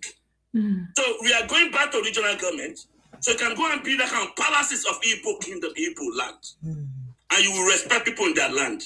We are not having this any longer. We are tired. We want to move forward. Nigeria want to be free. And this kingdom said they want to get freedom. Freedom for where? Manipulation. You are not going anywhere. You want to drape yourself inside Nigeria more. To loot. And they're crying, Fulani Janjawi. Go to Fulani land. Go and see many Igbos in millions in Fulani land. Criminals. You are going back home. Definitely, we are not happy. I can't be sitting in Nigeria and be called by South Africa that Nigeria is building kingdom in their land. I'm not part of it. I cannot take that shame. Ghana saying that Nigeria is building kingdom and cheap in their land. I'm in Nigeria. I can't be part of it. We have abused you. We have made you not to be responsible, to be able to be civil in the civil community. One Nigerians encourage you. Then you go back to regional government. So there won't be need to have Igbo kingdom in anybody land. Igbo will be able to be the chief and king in Igbo land and be responsible. That game will be changed. We want peaceful Nigeria. We are tired. One Nigeria, my food. Thank you. Okay, you know, when you were talking, I remember something. Kubala Kingdom. Remember those people that came to the UK, or was it in Wales or somewhere, when they were trying to do Kubala Kingdom in the UK?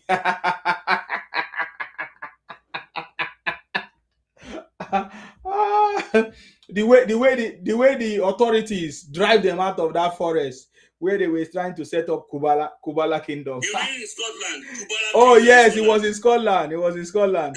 Want to be kingdom in Scotland. Only. Thank you very much, Saeed. Thank you. I appreciate you for coming. So they wanted to set up a kingdom in Scotland. Yes, I remember. Kubala, some African people. I don't want to mention country now. It's like that. They have the same lineage from Ibotik. Because they were saying Kubala. What is going on? You see, I know what they want to do to Yoruba. They want to do Hausa Fulani. That Fulani hijack political status in Hausa land. That Fulani who are governing Hausa. These are the ones this kingdom want to do to Yoruba.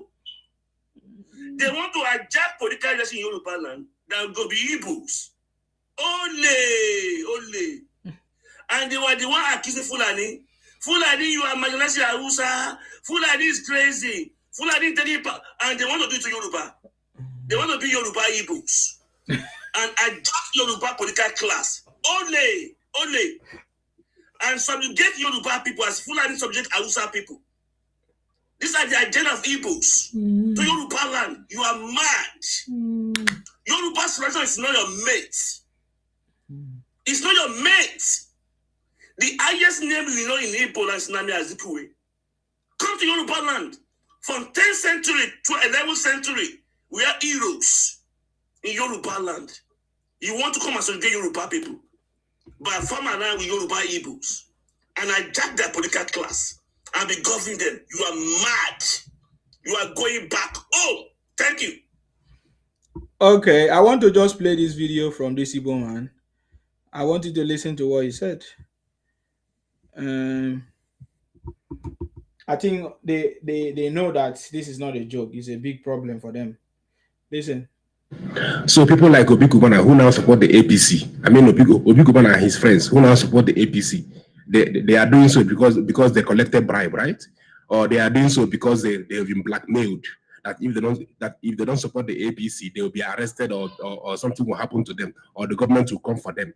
But you supporting P2B, you are doing so out of your wholeheartedness or out of your clean mind because you're a patriot and you love Nigeria and you never collected bribe to support P2B or Atiku, right? You're very stupid. That away you. Who do you think you are? Who do you think you are? You think this country revolves around you? That was an Igbo man. He was so mad with his own brothers for what they are doing. You know, they blackmail other people. They do all kinds of things. They say Obi Kubana or other people supporting Tinubu that they have been blackmailed to do with this and that, and that they are mad, that they are betrayers, that they are whatever.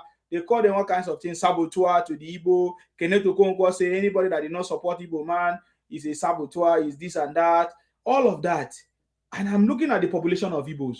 How will they win election in Nigeria if they are saying their own people should not support anybody they want to support? That is a big problem for them. So do they think that people from the other places are foolish to go and support Obi? I want to know the foolish people that will support Obi from other tribes in Nigeria as it stands now, because it's very, very clear to all Nigerians. And this Igbo brother said, you people are so stupid people. So you that is supporting Obi do not collect bribe or are not blackmailed. What is wrong with you guys? And you see, so they have a mental problem. It's a mental case. We have discussed this before. It's a mental case for these guys, thinking that anybody that supports any other person that did not support their own candidate has been blackmailed or has collected money. But if you now support them, they will now say, oh, you are done a good thing. You love Nigeria. You are now a lover of Nigeria. What a shame. What a shame to you guys. I love it that your Igbo brothers are now speaking up against you. So this matters. Very soon we are going to lay it to rest, because we know that you are in a very difficult shit for misbehaving. I get him now. I want to understand that bastard that will support an Igbo man will be in this election to come 2020. I want to understand. I want to know who is that bastard, because I would like to call that person a bastard and I explain why you are a bastard. So that Efulefu that will support Igbo man. Exactly. Son of God, I see you. Are you so people like are you ready to speak, son of God? Yeah. I'm ready to speak. The reason why I come up and greet you, everybody. You're welcome.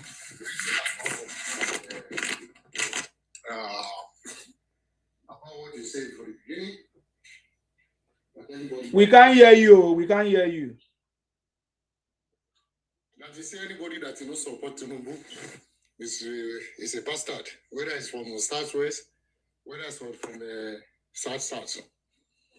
So the something I see for inside is that for the game is the bullet that Wike was collect, the bullet that Tinubu's collect, the bullet Akpado's collect. Generally for the South, a part of Southeast, is because the liberation was coming to the South. And these people, they want to use political power to collect something from the South. But that's why the thing was paying the Igbos that Yorubas are causing it again, because for the first times, Yoruba made the thing to not happen. Now again, they want to use the political system to take that things, to take all the Benin side, to take all the South. Generally, they want to use that political system. That's why they are pushing Peter Obi come. But instead of that, some past South, they don't watch the game. Like Benin was trying to be killing superiors, say like this. But those people are working underground. to use that political power to come everywhere. Which means that if you then get the power to become a governor in Lagos State, automatically they will say, that governor was working, like Alessoti. That governor was working. They will dance the music to the another state. They will be creating the go. They will circulate everywhere. But instead of those two, just to know that now everybody need to forget that whether supremacy, Yoruba claim supremacy, Benin was claim supremacy, this one's a claim supremacy. Now it's time, that's olden days. Right now, this is a new generation. You have to be well creative to your land, to not make your land to be way to outside, because people are using political systems. Yoruba's already satisfied for what they get. Calabar's already satisfied what they get. If say satisfied what they get, they know that they are nice south. But right now, these people, they are working on the ground to use political system. That's why when you see Kenneth Okonkwo, he was lamenting in China TV, that, is Yoruba man? It's like this. It's Yoruba again. Because they know what they are planning. They know begin their plan. But it's God saving all the South that is saying. It's not by shouting on the children, but there's game on the ground. That's why they went to go and meet Atiku. Now, if it will be no come, when Atiku can make the game to become. It's just like when Babangida was coming up, Babangida was using the media of Babangida to penetrate in that game. Now, the Tinubu wife is from Ishekiri, is part of Yoruba. The woman know the game. The woman has strong political systems. So there's no way they can come up. The political system is inside the Tinubu's family. There was born inside. There was created inside. The game is very deep, but we will just shut it like that. But let's not be watching. But God will save Tinubu. God will protect the Nigerians. And God will save everybody. Thank you, brother. Thank you very much. And you know what funny to me about these people? They think they are only one smart. There are other people are fully. That you go and walk and come and take it from my hand. Other people are fully. They keep on doing all those. They come to my Facebook to come and abuse me. They mean that I'm supporting anybody supporting Tinubu must be criminal, must be slave, must be bigger. You know me, Sima, my mouth is not good. I normally sit down and type back to that person. He will run away. Are you crazy? So I must decide what I want to vote for. And you want to control me who to vote for. You want to threaten me. You want to manipulate me to do your bidding. So I'm abandon my own interest for Igbo interest. So I shouldn't use my brain. And that they will come and abuse you. That's campaign strategies. They will attack you. They will insult you. They will threaten you. And they make you to look more stupid. Me, I don't look stupid though. I normally go for full force fights. If you dare born you well, come to my Facebook and talk rubbish to me. I will tell them, make it individual choice. I choose my own. I don't threaten you. You are absolutely free to choose your own. Don't come and ask me, what is Nigerian game? What are you getting from Nigeria? Okay, don't ask me that stupid question. I'm not going to make your own decision for you. Go and make your own decision for you yourself. It's not a collective decision. We have choose our own. President Bola Ahmed Tinubu. Come on, guys, right? Hey, you are crazy. You are supporting drug law. You are supporting drug bandit. Me, I don't make my own choice. They say, you're not crazy, but don't threaten people. That way, that campaign has lied. One even wrote one Facebook. He said he's a Yoruba person. He said, I have connection with Ogun State. I have connection with Ondo State. I have connection with Osun State. I have connection with Ogun State. I'm voting for Obi. I said, this one is crazy. Why must he come to your inbox to tell you? Yeah, he was saying that. I said, why must he come and announce to me? I know it's not Yoruba person, it's Igbo. They want to manipulate and do all yama to get power. The thing we are that we don't chop up. This battle now fight to finish. And we go see. You are going back home. We are tired. We don't want to enjoy again. It's a criminal setup. It's tiring. We are not progressing. We should be like Singapore today. South should be like Dubai. South. With all God-given resources. It should be like Dubai. Every place should be developed. But the chaotic system, you create contradiction. You created. They are joined for e-books. It don't go better for you. Now I swear for you. It don't go better for you. You are going back to your ancestral land. Everybody mind his own boundary. We need to maintain our cultural heritage. And Yoruba will be Yoruba forever. You are Igbo, you be Igbo. See, we are seeing you wearing Yoruba cap. Eh? If you hear that Yoruba cap is Igbo cap, tomorrow, you wear where? You better go and remove Yoruba cap in your head. We are watching you. If you dare pull Yoruba ofi on your neck, land will swallow you. Land will swallow you. Criminals, we are tired. Go away to your land and enjoy your country. Don't drag anybody's territory. Everybody has right to decide where they want to belong to. Hey, bad guy is Igbo. Hey, I know man is Igbo. This one is Igbo. We don't want this one chaotic thing. Manipulate us. Thank you. Thank you very much. Let's listen to Atiku, what he said. When he comes about it.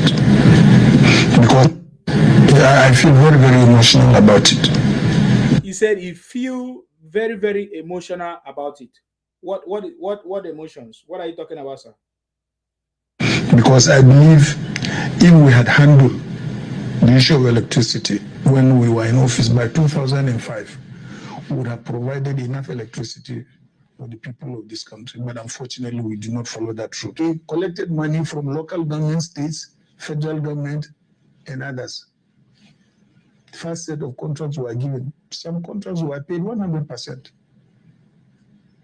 We left, nothing was achieved. Yeah. Left, nothing was achieved. You left, nothing was achieved. Nothing was achieved. No progress. And he wants to come back again with another package for us. Nothing. The only thing they did when they are in government, this criminal, they were fighting. They were fighting throughout 8 years. In fact, there's a point people run to a Tinubu party. Obasanjo was in the PDP. The vice president in the Tinubu party, president was in PDP. That was the first time in Nigeria history. These criminals. they were throwing money in the Senate. And they want to we don't want you. We don't want you. We got our savior. Thank you. Exactly. So you see, so that's the kind of person that you guys are presenting to us. They left without nothing. And you guys are now partnering with such a failure. Atiku, the failure since 1992. You see that you don't know a better partnership, a better alliance to build that will help you propel you forward. It's never going to work. So if you are planning for 2031, because you know that it's the time of the South, okay, then no problem. South now, not other South, not then South. Yeah. I say, because I'm saying that maybe Obi is playing game for 2031, so that when the Northerners come to power as president, maybe they will choose him as vice. I don't understand. Maybe that's what he's trying to do. I'm just saying.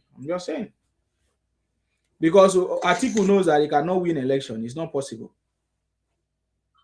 And he said that all contractors were paid 100%. Some contractors. Who are those contractors? When they have not even started jobs and they pay them the 100% of the value of the whatever the contract. That tells you. And they are asking Tinubu to give them electricity. They don't call Atiku. No, they don't call Atiku. Every day they say no lie, no lie. I never hear them talk about the problem. In 2005, can you imagine? Since then, how many years now? Almost 11 years or thereabout. No, did I say 11 years? Yes. Yeah, almost 11 years, right? So, and they couldn't solve the problem. Now, every day I hear people say, oh, we don't have light, we don't have road, we don't have this. Look at you. Tinubu that is building Nigeria now. Nigeria has turned to like a construction site. Everywhere you go, Tinubu is fixing interconnected roads and major roads and all of that. 21 years. It's true. Is it 21 years? This is 2026 now. 2005. Oh boy, now 21 years. So can you imagine 21 years ago? We could have solved all our power supply, electricity problems in this country. But just it fell into the hands of wicked leaders like Atiku. That's 15 billion now, 100 billion today. That's 10 billion, 100 billion. Today's market. What a shame. What a shame. So those are the people that Obingos and Igbos want us to go and connive with after they failed us. Hey, go ahead. I think I brought you yesterday. I didn't know what happened. Was it yesterday, the other day? Yeah, go ahead. Yeah, good morning, my brother. I salute you. You're welcome. Our Edo brother. You're welcome. Yeah, this is the senior special assistant to the governor on communication in Edo State. You're welcome.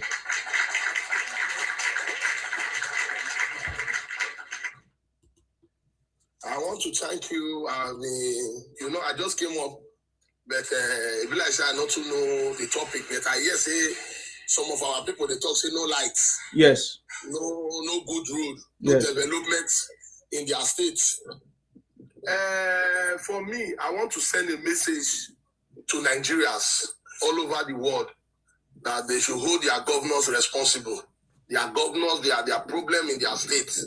Like my governor in Edo, as a senior special assistant to the governor of Edo State, I'm seeing what the governor of Edo State is doing with Edo State government money under the leadership of President Bola Ahmed Tinubu in Edo. And you know, if the president is not a responsible man, he will not come outside to tell Nigeria that hold your governors responsible. Because he's a responsible president, that is why he came outside on national television and he told Nigeria that your governors are their problem in your state. Hold them responsible because I have given them all the resources to work. Like, I want to use my state like example because I'm proud of my own state because I'm seeing what Senator Monday Okpewolo is doing in Edo. This is the first time in history since 1999 we have never had a flyover in Edo. Under the leadership of President Bola Ahmed Tinubu, the president that have feelings for Nigerians are releasing the funds for the governors of their state to work. And if you see, Mr. President is a man who have never went to anybody's house to beg them, come and join me in APC. The governors in different political parties are seeing the renewed hope in Nigeria. That is why they are dumping their political party to join Mr. President to strengthen Nigeria and to push Nigeria to the promised land. Because after the 8 years of Mr. President, President Bola Ahmed Tinubu, I know, when he will be leaving office by the special grace of God, he is going to bring somebody that have intelligent, a youth, that will continue for where he stopped. My brother, in Edo State here, I'm seeing what my governor is doing. That is why all of us in Edo, we are supporting him to tell Mr. President that, thank you. The only way to pay you back, Mr. President, is we are waiting for 2027 election for where we will go out in our polling unit to cast our vote to give Mr. President the promise that we are promising him through his trusted son, Senator Monday Okpewolo, 2.5 million votes in Edo is settled already. If today is the election, if tomorrow is the election, if next tomorrow is the election, Edo people is waiting to vote massively for President Bola Ahmed Tinubu because do you know why? Edo is not shining. Edo is not moving forward. Edo is not rising. Under the watch of the governor who is performing, the uncommon governor, the uncommon project in Edo. As I'm talking to you now, no civil servant has been owned salary since Senator Monday Okpewolo. Now in Edo, not be only this light issue, not be only Nigeria. Now you see the happen for Edo here too. But the complaint that the people are complaining in Edo is much than any other state because of this light. And Edo people need this light more than any other person. Now the government has taken upon himself to say, now Edo people, give me 6 months time. We are going to bring this light issue to the pass. 6 months time. The government of Edo and the Chinese company has come into business to impart this light issue in Edo. In Edo State here, the governor has resolved this light issue. He has brought these Chinese people to Edo, to one of our community they called Ulugbu in Benin. And he has promised the Edo people that in 6 months time, in Edo State here, this light issue will be the things of the past. We went to that community to commission the flagging up of this light issue in Edo State. For me, is to beg the people of Edo, mostly Edo people, that they should be patient. In 6 months' time, Senator Mondo Okpewolo is going to resolve this light issue in Edo. And that is the same thing I'm sending to Nigerians, that they should be patient, that everybody have heard what Mr. President has said about this light issue. This thing will be the things of the past. We should continue to be praying for Mr. President. If we are really Nigeria, we should continue to be praying for Mr. President. We should continue to be praying for our leaders in this country, because it's not an easy job. Nobody is perfect. I will tell you the truth, nobody on earth is perfect except God. All of us should join hands together and pray for Mr. President and support the vision of Mr. President. I was in convention in APC, this last convention. Were you there? Wow. Yes, I was there. I met, through my governor, I met the common Senate President of the Senate. Oh. Senator Goswin Akpabio. And I met the governor of Delta common State. senator, the common Senate President. Yes, I met the governor of Delta State. You know, Edo and Delta, we are twins. Yes. Yeah, He's the head of the City Boy movement in South. He's the head of the City Boy movement, and I'm praying that my brother, the finest young man on this platform, will come to Edo one day, because we are receiving the president's son for 2 days in Edo. When is that? For a lot, Edo State. When? This month. This month, okay. After the Easter. Okay. Let me give Edo kudos in Sima. Edo is more politically active Nigerian state. Edo State. See how they handle insecurity in Edo State. See how they handle it. Oh, hold on, sir. Hold on, sir. Martins. Hold on. Egongo, how much time do you have? Are you done? I'm not done, sir. With all respect. Yeah, please allow him to finish. Yes, go ahead. Okay, and you understand? You say, what is that your name? Enyekan. Am I right? My name. Nsima. My name is Nsima, the first son of Idu. Nsima. The first son of Idu. The first son of Udu. Go ahead. Yes. I'm not only the first son of Idu. Yeah, go ahead. You are not only the first son of Udu, you are the first son to Mr. President. Yes. Correct. And I want to assure you, my brother, Isima, Nigeria is getting better. Amen. Under the leadership of Mr. President. Amen. And I want to pray that before the 8 years of Mr. President, Nigeria will not remain the same again. Amen. All of the way they cry, oh, they need strength, oh, they need OB. Let me start with the OP. I will end my topic with these people who have destroyed this country for 16 years. Firstly, let me start with OB. OB has been in Agab. I think Agab. Abga, yeah. Yeah, Agab. OB have come from Agab to PDP. OB have come from PDP to Labour. Now OB have come to ADC. If you look at this person called OB, he have not integrity at all to contest as a president of this country, because they have defeated like a political prostitute, jumping from one house to another. They deserve not to become president of this country. Somebody like Atiku has been cursed already by his principal. President Olusegun Obasanjo, everybody knows him. Is he alive? He has been cursed. I don't want to say anything about him, because President Bola Ahmed Tinubu have told us that he has been running. Now only God knows where he run go. You understand? Look like somebody like El-Rufai who has been arrested again after he lost his mother. Yes. Have arrested. He wasn't granted bail. Yes. No, and if they grant him bail, the DSS is going to arrest him again.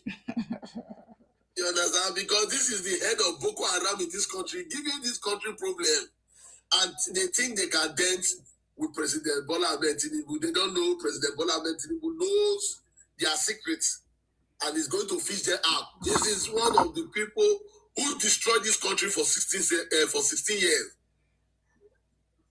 This El-Rufai is among the people who destroyed this country for 16 years.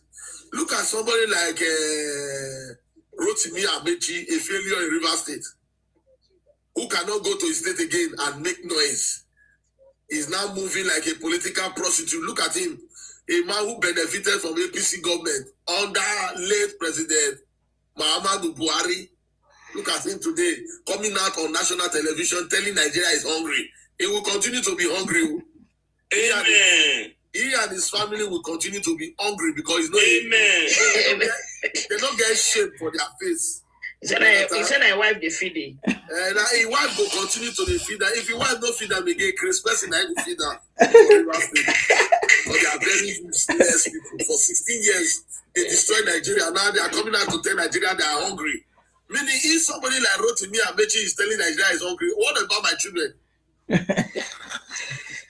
How can he be hungry when he was the immediate past Minister of Works, of Transportation of Buhari?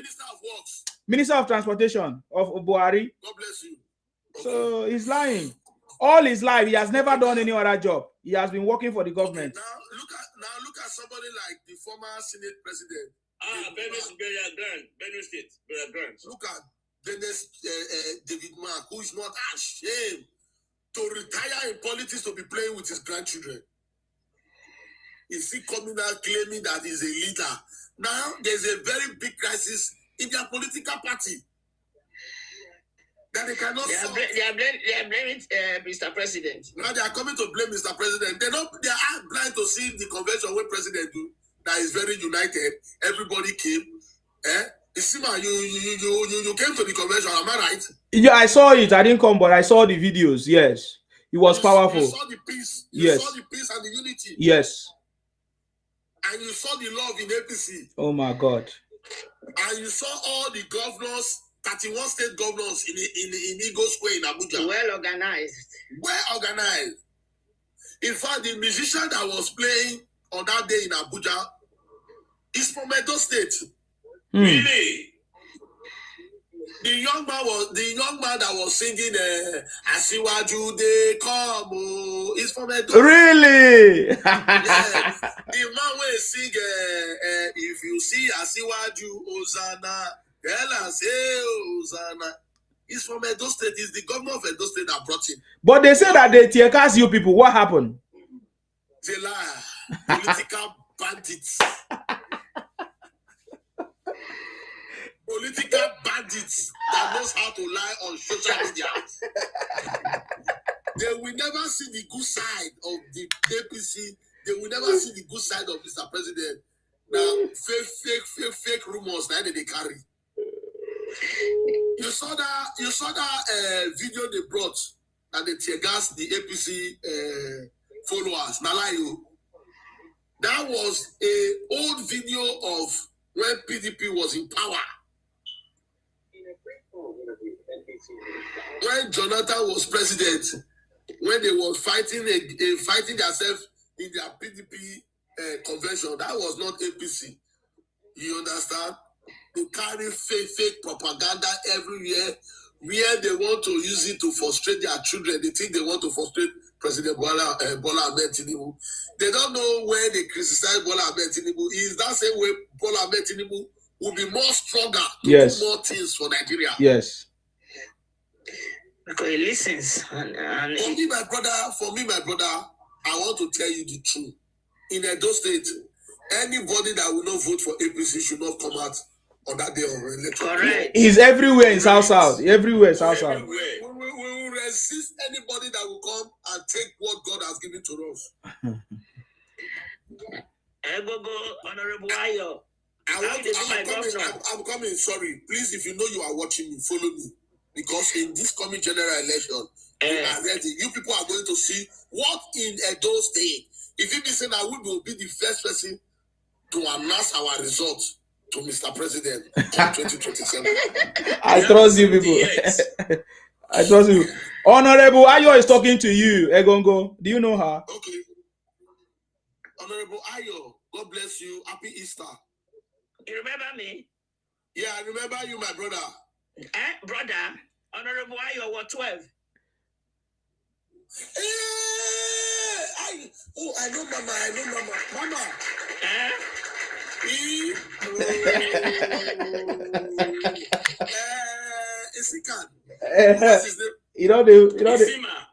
Isima. Yes. This is the woman who brought me into politics. Oh, you are finishing. Oh my God. The last time I met Mama, I think it was Mama, I think last year. Yeah, last year for my mama burial. For your mom's burial. Mommy, thank you, ma. Thank you. We thank God, though. Now, what family we belong to? Yeah, this is my my mom. camp. Yeah, you see, I never know. Mommy, I don't follow you. Please follow me, Mommy. Okay. What's your page? What's your name? Ayo Edobo. Ayo, okay. Yes, I did. Yeah, now, Mommy, please follow me. I don't follow you. Okay. Isima, this is my mother, a die-hard politician, a woman that knows how to carry the women along. You understand? Are you telling me what I know about her? Are you? Okay. But tell us, there are people that don't know. Yes, go ahead. Is it Edebo? Yes. Okay, I follow you now. And you see this woman, he has suffered in politics. Mm. He has paid his dues in politics. He has elevated people from nothing to something in politics. I never know because his picture was not shown here. Now let me know to say my mama dey here.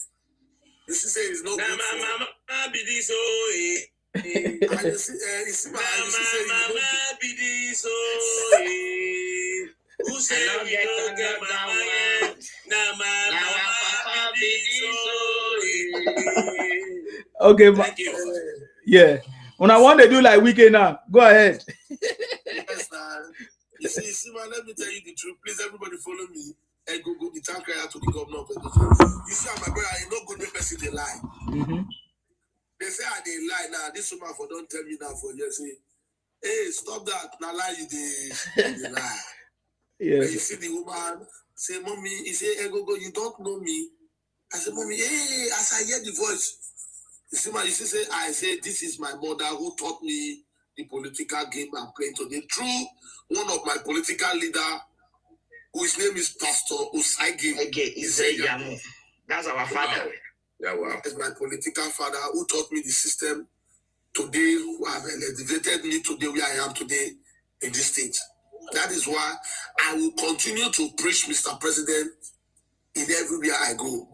Amen. I'm going to praise Mr. President in the church. I'm going to praise Mr. President in the native doctors shrine. I'm going to praise Mr. President in the concubine house. I'm going to preach Mr. President because the concubine have the voter's card. Yes. Yes. I'm going to go to everywhere, including the Muslim shrine, to market Mr. President come 2027 that will take us again to 2031. That's it. Inshallah. And after Mr. President 2031, after President Bola Ahmed's second tenure in office, Edo State Governor is going to start his campaign for his second time. And we are behind him. Definitely. But we will allow Mr. President to succeed to take over power for the second time. Because President Bola Ahmed Tinubu must complete his 8 years. By God's grace. Amen. That is so.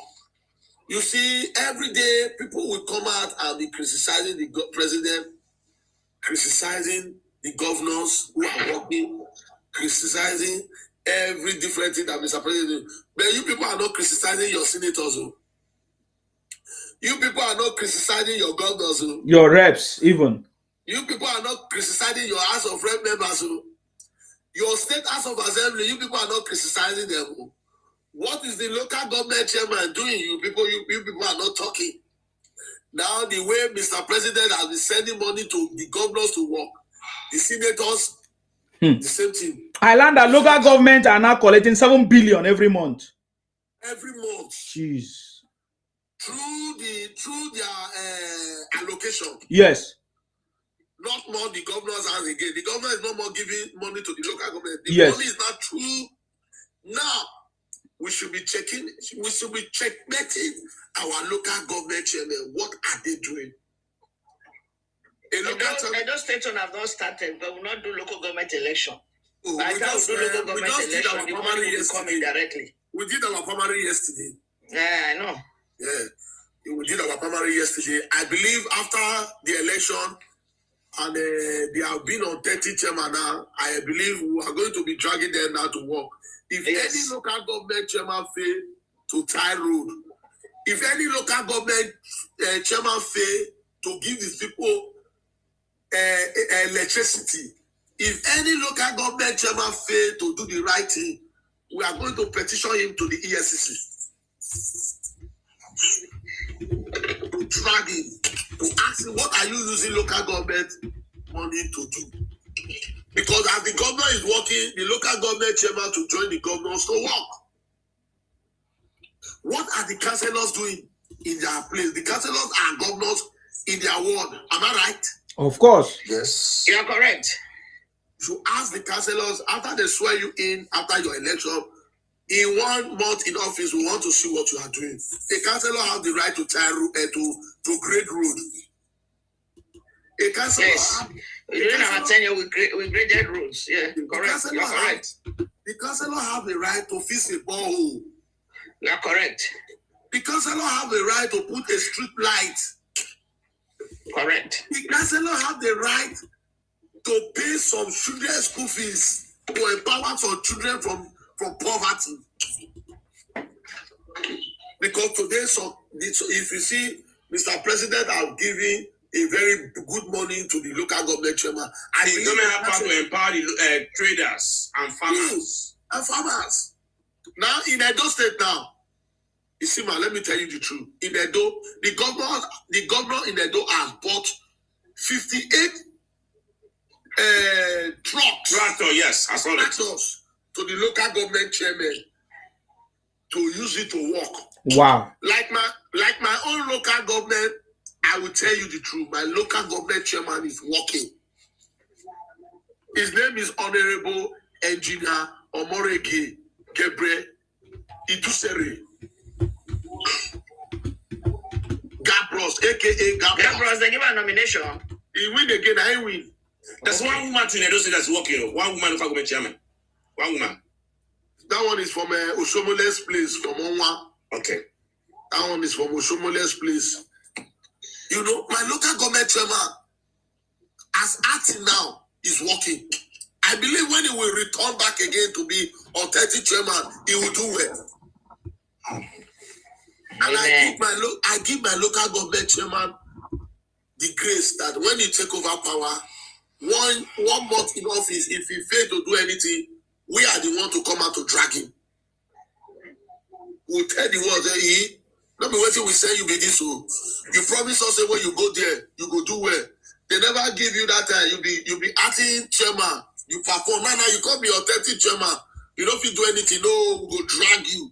We go let the world know say, now 419 be not say na deceiver. But I pray that my local government chairman will not be like that. Amen. God will give him the grace to carry the people along. Amen. See my local government chairman now, deeply into his heart, the man is a good man. Honorable Gabriel Idusere is a good man. Yeah, it was in my mother's funeral. God bless you. You see, a chairman that knows the people. For the 2 days he was there. Wow. See what I talk? Yes, I hear you. In Edo State here, let me just tell you the truth. I don't want to say more because other people are here. Mm-hmm. In Edo State, Isima, remove your mind that Mr. President will be this state will be the first state to take the first award. I believe you. Yes, Edo will be the best state. Because if you watch, this our governor now 1 year plus in office, but don't collect the best award in education. Governor will be 1 year plus in office. So. Wow. Governor will say he knows English. They say he don't go school. He don't go school. They say when he go school.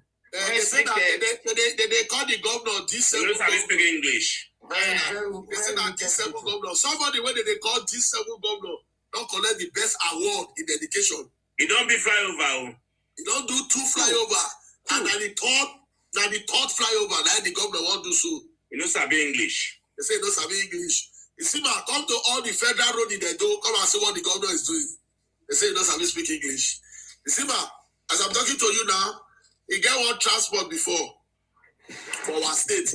Then they call it Edo line. You don't die many years back. Die, none of the few revive. Don't bring it back. I saw it. Wow. Bring her back. Governor, bring her back. Bring her back. You see, man, I'm going to talk to you now. The thing when they worry I don't say before that courtesy for our state here, they kiki anyhow. Bye. Kill your young boy because of courtesy. Yes. No governor will stop him. No governor will stop him. The past government that left no will stop him because the courtesy ran the government. But this Senator Monday Okpebholo will say no. I will not take any nonsense from anybody because this state is a state of Jesus Christ, where God has come to reign. I will not allow any wicked one to raise their wicked head against this state. As I'm talking to you, Sima, yes. The governor has stopped courtesy in this state. No more buying again. Hallelujah. Correct. The Christmas was peaceful. I was in Nigeria for the Christmas. I did it. I don't say credit to Isima. When back, I will give you their credit. You don't tell her they tell Isima now. I will give you your credits. Isima, let me tell you the truth. Today, all the lands that the past government has seized, the past government, they seized property, they seized land. They said they want to use a big museum, they want to use a big museum, they use a deceive Edo people. The governor of Edo State today, Senator Monday Okpebholo, has returned the land back to the owners. Wow, this is powerful. My papa be that yeah. Oh, papa be that I no get another one. Now my papa be this. Let me tell you the truth. As I'm talking to you now, I am in the village of the governor of Edo State in Irua. Greet her for me. Yeah, we came for the Easter. Look at the governor that have the heart of the people. Wow. They say charity begins at home. Now the governor has returned back to do Easter with his people. Today, as I'm talking to you, I see my go and watch my page. The governor gave a young boy a brand new Sienna. Today.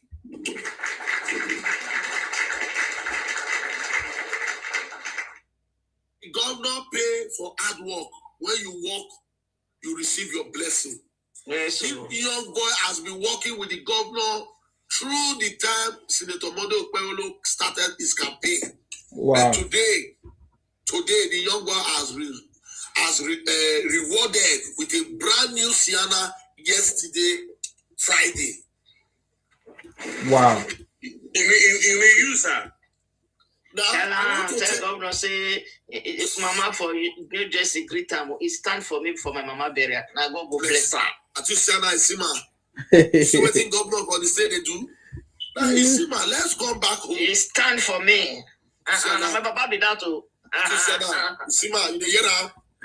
Isima, I was nobody before in this state, but today, through the grace of His Excellency, the uncommon governor of Edo, I am now a man on my own. A man full of humility. Wow. You know, no poor person. Wow. Can I give Edo State their credit?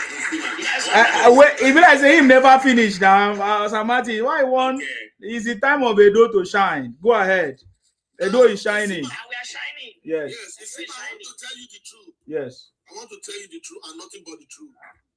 I will pray that God should grant you long life and good health. Amen. And more wisdom. I will be so happy to see you one day in Edo to come and see what the uncommon governor is doing in his village. Definitely. I can't wait. The governor is building the biggest hospital in his village. Wow. The governor is bringing development to his village. Shopping mall.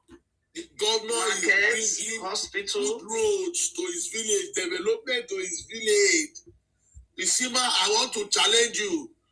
Any governor in this 36 states should show us what their governors are doing in their village. They should show us. That's a big challenge. I want to challenge any governors that they should show us what their governors is doing. In fact, the past governor in Edo, whose name is God, the number second, when God know they inside, he should show us what he has done in his village. Nothing. Now Paulo in your own village when he comes. This present governor had the former governor village. It was a failure. You see, man, and you see the political party when the former governor had there before, Papa to see Pikin to see Papa. Today, the leader of that party is Yeso Wike, who is using his hand to be bringing the party light again. And I know what Wike is using is Papa to see the king to see Papa to do. And he has resigned, though. He's going for Senate. Who is that? Wike, not true? No. No. What is Senate do? What Senate is better than a minister?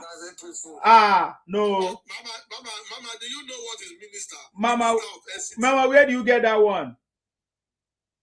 I see on Facebook. Propaganda. You know, all these obedient idiots, and they do all this us. You understand? Isima, let me allow other people to speak. Isima, my prayer for you is that God will continue to keep you. Amen. God will guide you. Amen. God will lead you not into temptation. Amen. God will deliver you from the hands of Obi and those Obi idiots. Amen. Amen. Amen. I want to promise you, Isima, go and get ready. You must show me your result of your polling unit come 2027. No wahala, no wahala, no wahala. I want you to go out and market Mr. President the way you are doing it. Thank you. Isima, I want to beg you one thing now. Leave Mr. President, because Mr. President have done well. I want you to drag all the senators of APC that they should show us what they are doing. Yeah, that's what we have been talking about, sir. Lately, we have been hammering on that. Like my senator in the Edo South is not doing anything. I will tell you the truth. Yes, senators, most governors, most reps are not doing anything. Thank God for your governor in your state. Some governors are not even doing anything. My senator, his name is, I want to, against you come to Abuja, or the day you will see Senator Akpabio. Yes. Please send my message that Emmanuel, the boy who is working with the governor of Edo State, please send my message to Senate President Goswin Obot Akpabio that the senator that is representing me in Edo is not working. Since he took over power office of the Senate in Edo State here, he has never tied one road. He has never empowered anybody. He has Edo never South. Edo South. His name is Senator Neda Ibaswe. Oh, I remember that name. It sound. Yes. He was the one who petitioned Nashata for Kogi State. Oh. We go name them and shame So them. what is his excuse? What is his excuse then? I don't know what is the excuse, because he came under the platform of obedience. And now later converted to APC. I Free of see. charge. I see. This senator I'm talking about is a senator who came with food is ready. Yes, I know. That is Okay. why you see he's not performing. And he's a young man, a lawyer.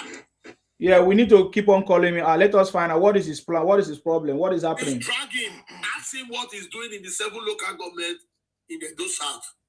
As I'm talking to you, Adams Oshomole, who is a senator, is working in the Edo North. Go and check. That one is an experienced man. Adam Oshole, I so much respect him. Yes. A man who is a lawyer is not an experienced man. You can't compare him to Adams He's now. from the US. He's from the US. Una too they give credit to Una too they give people credit from outside. For here now. One thief now. You don't learn anything from here. Suppose that's something I carry back home. Isima, Yes. please, we should finish dragging our senator. If I'm a member of APC, I can come out to be saying this. You know, I'm an integrity person. I have the fear of God. We need to drag them, sir. We need to drag them. I support Drag you. our senators, tell them they should come and show us what they are doing in their constituency. Because Mr. President has been giving them a lot. Like my House of Rep member, I will say the truth, is working. My House of Rep member is working. I will say the truth. I will not hide, or because I want to be a biased person. No, my House of Rep member is working.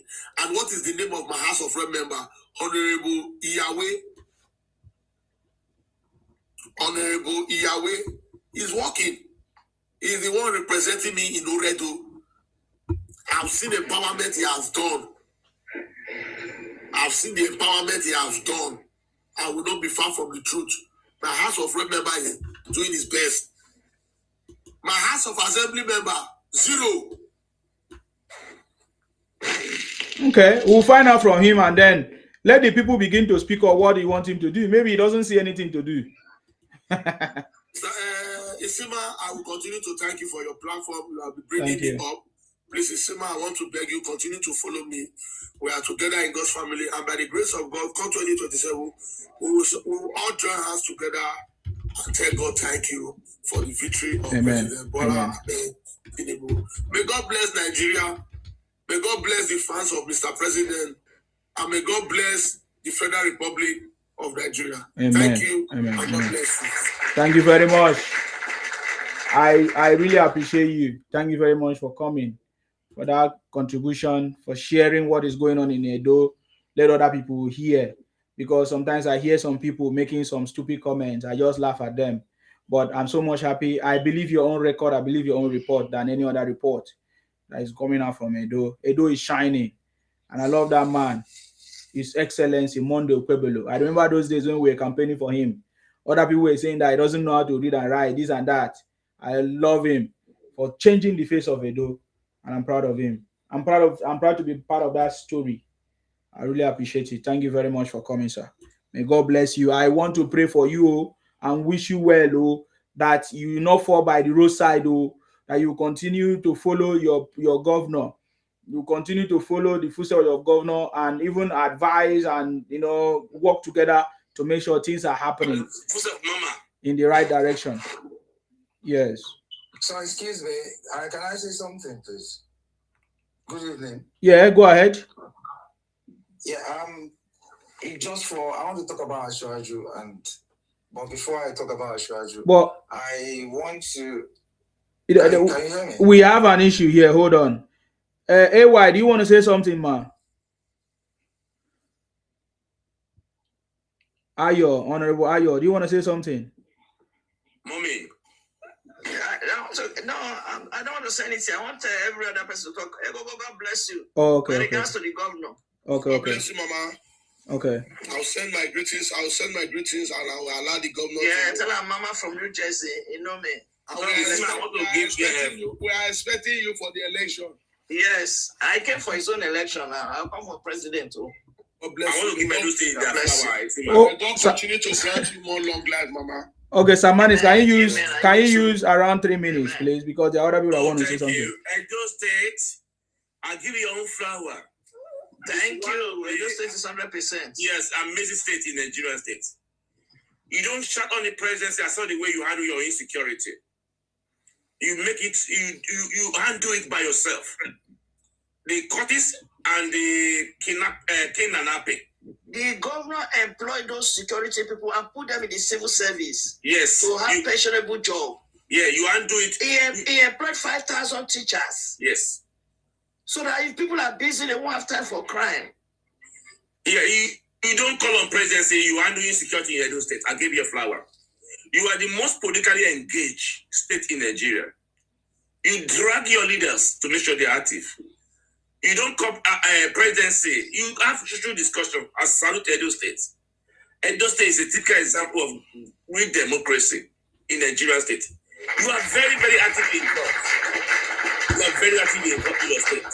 I've never seen any state in Nigeria as actively involved like Edo State. You don't get presidency. You call your political leaders. Edo State, I salute you. I give you a credit. The way you settle your insecurity, I did Plateau State handle it by themselves like that. What we see happening in the Plateau State, it wouldn't have happened. What is happening in Benue State wouldn't have happened. I think they took example from Edo State. I salute you. You are doing greatly. You are going forward, Edo State. That's what I want to give to you. Thank you, everybody. Thank you very much, Sir Martins. Thank you very much for that. I appreciate you for that, your contribution as well. I know that the Edo will make us proud. Alamala. Sorry, Alamala. Go ahead. Mr. Sima. I salute you. Well done, my friend. Thank you very much. You see, we continue to do what we can. You understand? Definitely. We continue to showcase the good seeds of APC. And I think Edo State have enumerated a whole lot of things that everyone in this room should be happy about. But obviously, we still have some people that we keep convincing, we will not stop convincing them.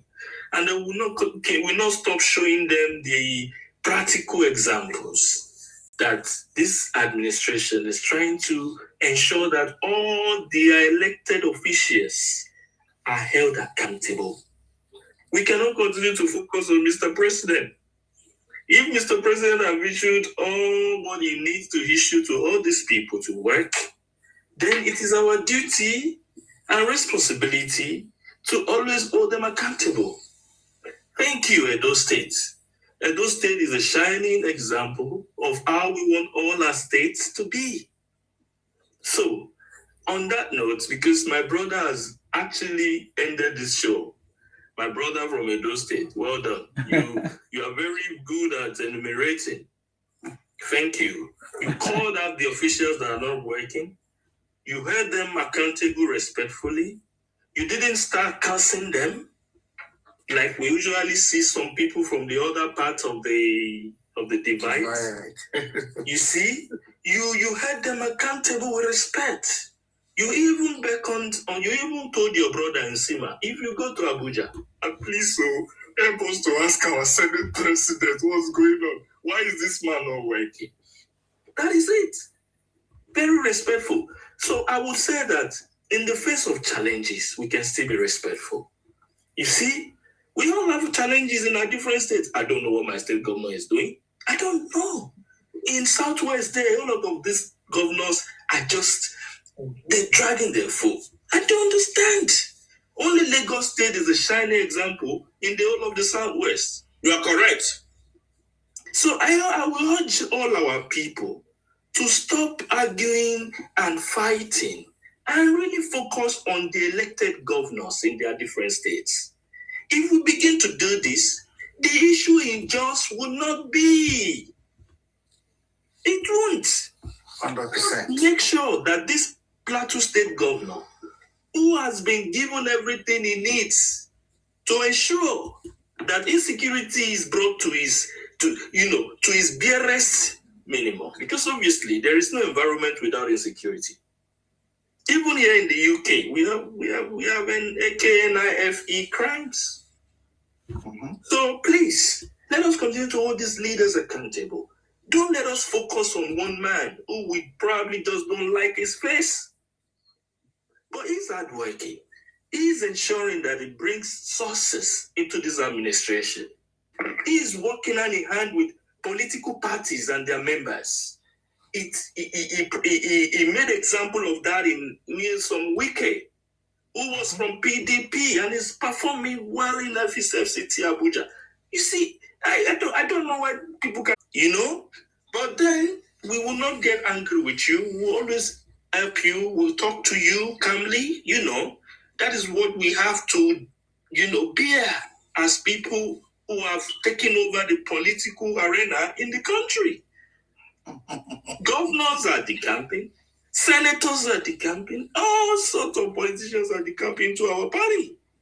So, you see, we are not forcing them. They willingly joined. You understand? So we cannot continue to mourn about things that we already have the solution. Because they saw the renewal. Exactly. So on that note, I will encourage you, Sima, to carry on with what you're doing. You see, you can continue to talk and encourage us, but bear in mind that some people will never be convinced. Good night. Thank you very much. That's very, very correct. I appreciate you. Thank you very much for coming. It's your turn now, Amsa. Is it Amsa? Ahmed. Yes, Ahmed. Please go ahead. Yeah, good evening, everyone. I just want to talk about Ashwaju. I think in the history of Nigeria, Ashwaju is the best president Nigeria has ever produced. Amen. That's the fact. That's the fact, because I remember when this man came into power in 2023, our economy was if not for the steps Ashwaju took, I don't think that would be Nigeria today. Because I remember our debt service to revenue was like 97%. Our tax to GDP was less than 10%. That was the lowest in Africa, if I'm not mistaken. That was the 23 trillion naira ways and means and all that, and the $8 billion forex backlog. This man cleared everything. I think presently now our debt to revenue is less than 50%. You know, he's been able to increase our tax to GDP. He's paid the $8 billion backlog, and everything is just moving in the right direction. And I don't know why people are not seeing his good work. I don't know. Look at education.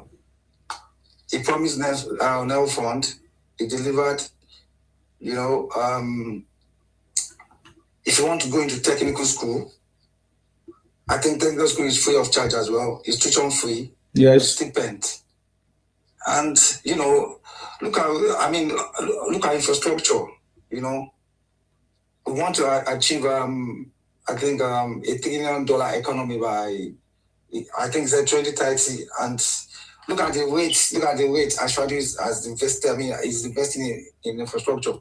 There is no region in Nigeria that road construction is not going on. From south, southeast, northwest, northeast, southwest. So, you know, Ashwaju just 1 in a million, and I don't know why people cannot see his good work. He annoys me, you know. That means the Nigerians are not really informed. Now because of Igbos, the Igbo manipulators. Yeah, they're not really informed, and it pains me because this man is working. He's working. He's working. I look at the power sector. When he came in, you know, he allowed the state to generate their own power.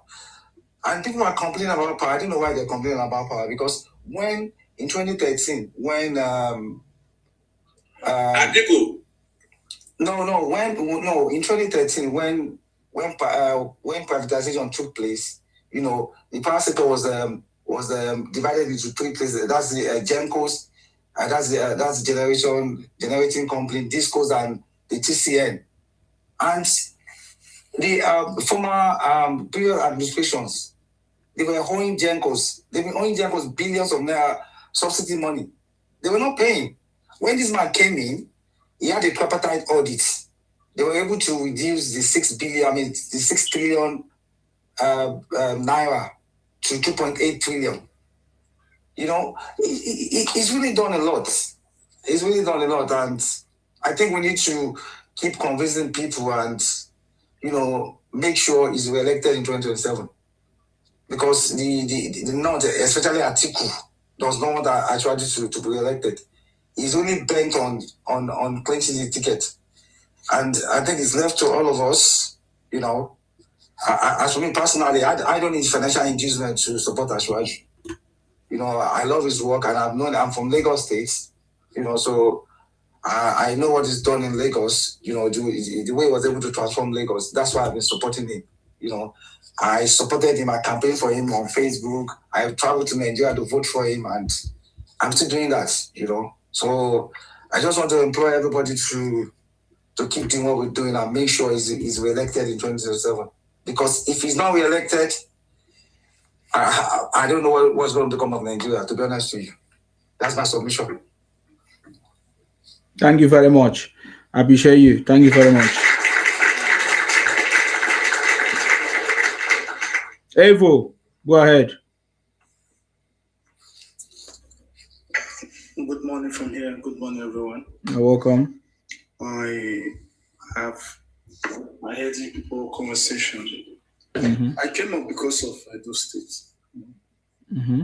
I've never been a fan of Okpebholo right from time. But the way he's working, he has been able to convince me that he's going towards the right direction, because the infrastructural work that he's doing presently in Edo State, I think if he continues like this for 8 years, Edo is going to be like Lekki, Lagos, where almost all the roads are tied. You understand? So I want to give kudos to the Edo State government for what he's doing. And I'm impressed. And we didn't expect it. You understand? It's not by English. He has convinced us beyond what we expected. You understand? So Edo is shining. Edo is really shining. I'm based in the UK, and I've never been home for a while. I've contacted a lot of people, and I've asked them, what is the government really doing? Apart from what we are seeing on the internet, news, and all those things. No. They have been able to confirm to me that presently you just see as if Edo is like a construction site everywhere you go. You understand? So it's not by people hyping him. You understand? You have to do your own verification. I have done that. I'm not a politician. I'm not a politician. I have done that, and I want to say a very good thank you to Edo State Governor for the work that he's doing. A lot of people they started loving him. Just that sometimes they are I don't know what they see to come out to say that Governor, sorry, see what I talked before, I not talk him again. You have convinced us that you are the right man for this position. So Egogo, we love you so much. Really, from Edo State, we see what you're doing, and your work will pay you. You understand? And we, the Edo, will continue to support you. Thank you, everyone. May God bless you. Thank you very much. Isima, let me reply this, my brother. Can you give me the permission? Yes, go ahead. Yeah, my brother from Edo, I want to thank you. I don't know, say, person day like this for Edo, we get good hearts. And my prayer for you and your family, that you will live long. You will eat the fruit of your labor as you have wished the governor well. May good things continue to follow your family. Amen.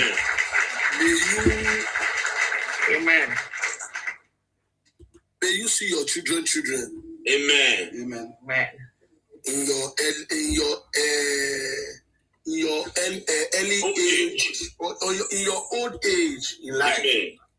May you eat the fruit of your children and your great-grandchildren. Amen. Because you are a good man. As a Benin, you will come back to see that Benin is no more a modern city again. It's not better than 100% better than Lagos. Amen. Yes, You understand? I agree. Because Edo is our home. We have any other home more than Edo, because that is the kingdom in the world. The only kingdom you see in the world is just two kingdoms: the United Kingdom and Edo Kingdom. Everybody knows. That is why God has sent Senator Monday Okpebholo, aka Atako Rescue. Even the king said it. He said, "Assessor of Senate." Yes. Akpako said, Akpako Rescue. Look at the man that God has given to us. If you want to start the days of the week is Monday, and the name of the governor is Monday.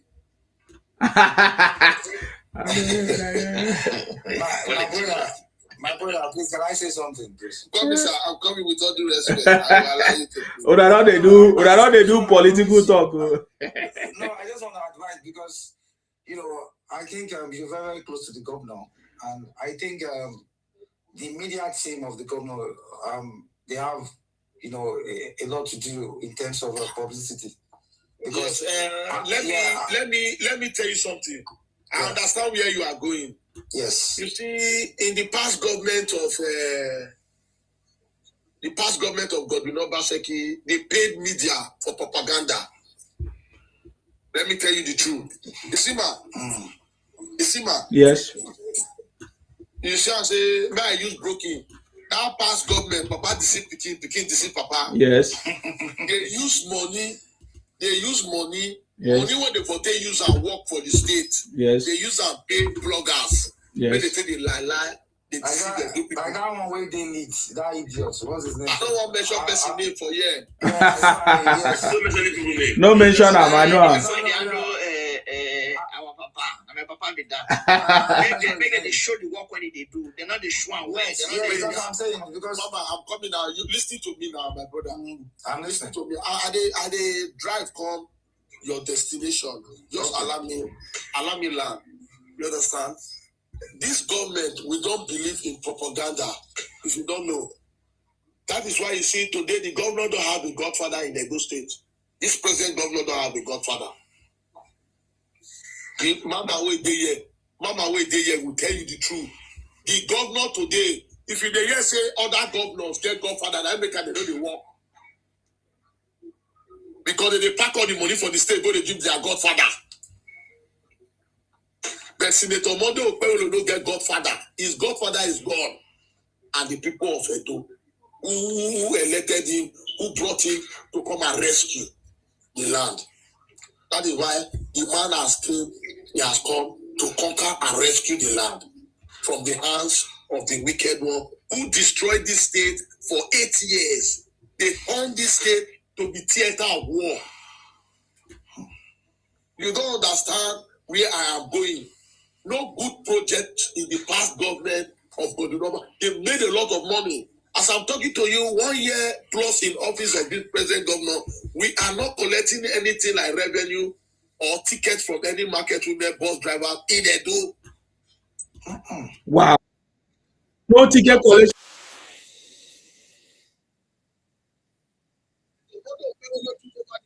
And the power in Edo State as the governor. I ask our market women whether they pay tickets, whether they pay revenue or. See, I'm not talking about propaganda. I know that. Christine, I'm talking. Allow me to write that, my brother, please. Allow me to write. You see, we don't believe in propaganda. We don't believe to spend Edo State government money. No, we don't get to see the man they talk. You don't understand that. Mama, I understand.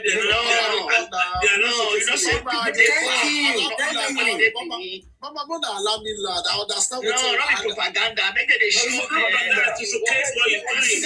Mama, people not the see. Some people not the see. Okay, Mama. Only propaganda. Mama, this is propaganda to showcase. Showcase what they do. Mama, I know what you're at the top.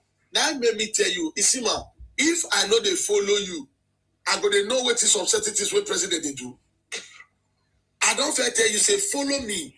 They watch my page, you go to see and say, I they follow governor, go around. But it's not too bad for the governor to improve with media team. Yeah, media team. We are coming up for that. Yeah. Hello, Isima, 1 year plus working. I know it's 1 year. working. Isima, 1 year plus in office. You know, two overhead bridge. Yes, 1 year plus in office is not easy. But by the grace of God, I know it's working. by the grace of God, I'm coming. By the grace of God, in 2 years in office, I believe the governor will be balanced and is going to look into the issue of those media issue. Yeah. For now, that is not the thing the governor is thinking now. Is how Baba, see, man, let me just tell you the truth. In those states here, there is no good road. In those states here, people will not come out and tell you what I'm telling you. They will say, oh, I don't want them to sack me for work. Oh, I don't want to. In those states, there is no good road because there is no good road because do you know why? The past government failed to do the right thing. They invest. You understand? Now all the problems the past government left, this man is not putting all the problems. And they downplay his efforts. That's what I'm saying. We undo it. The man is settled. He's working, I know. Sarah, now just one word you go tell them. You tell them, say the media team, oh, this when government they do, they show well. Mama, they show. Mama, at the appropriate time, where the governor is a smart man and is a man that is directed by God, is going to look into this media issue. Don't worry. Okay, that can be settled. That one, don't worry for that because not be me be governor, not be me won't go tell her what he go do. You see, within 1 year plus, I just have had to overhead bridge. God bless you. I just said transport company have been resurrected. Yes. I just said me school of ministry. Teachers have been employed. I've been employed. There are tractors bought for local government. I don't know how many for each local government. We did just 1.5 years. 18 local governments. 18 local governments. This man is working 1.5 years. Yes. He's a performer. Everybody should just have patience. Schools have been renovated. Yes. And if not, the governor was doing all these schools. As I'm talking to you, Sima, from KG1 to secondary school in government, they are not paying school fees. Free of charge. And building hospital in Eastern land. This man is working. With 1.5 years. It's also building hospital in Benin. The completed building when what's John's wife hospital? What's Stella Obasanjo hospital? Yeah. Yes. The former governor left him. He brought Obasanjo to come and commission or completed bidding. After they completed the commission or completed bidding, they run away. Today, a former governor of this state don't have a house in Benin City. A former governor. Let me mention names of people who have good governors in this state before. Let me start from the democracy time. Lucky Benedion, Oyegun, they have houses in Benin. Oyegun, they have houses. Lucky have houses in Benin. Osubo, a former governor, have houses in Benin. Adasali Oshomole have the houses in Benin.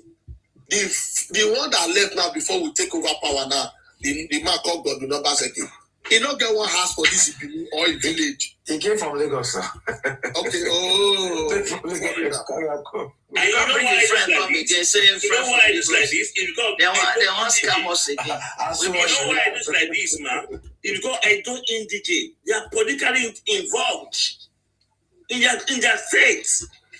They argue, they discuss, they debate issues. They don't come federal government, they don't come Tinubu. They are proactive. That's why it's working. Thank you, Edo State. Isima, there is no money in our state. But today, under the leadership of Mr. President, the president is releasing a lot of funds to develop our state. And if the governor is not a treasurer, of course, just they like carry the money, they go London, they go abroad, go to see with society. Blogger. Yes, so they keep blogger money. All this one that they talk now, oh, we are not seeing what the government is doing now. They say now all these fake government now, they see say road where they no time for year to year. Me personally, I know his work. I'm just talking about it because I go on Twitter and I heard what people say about him. I said, why are people just trying to discredit this man? Why are they discrediting him? No, they are just believing it. I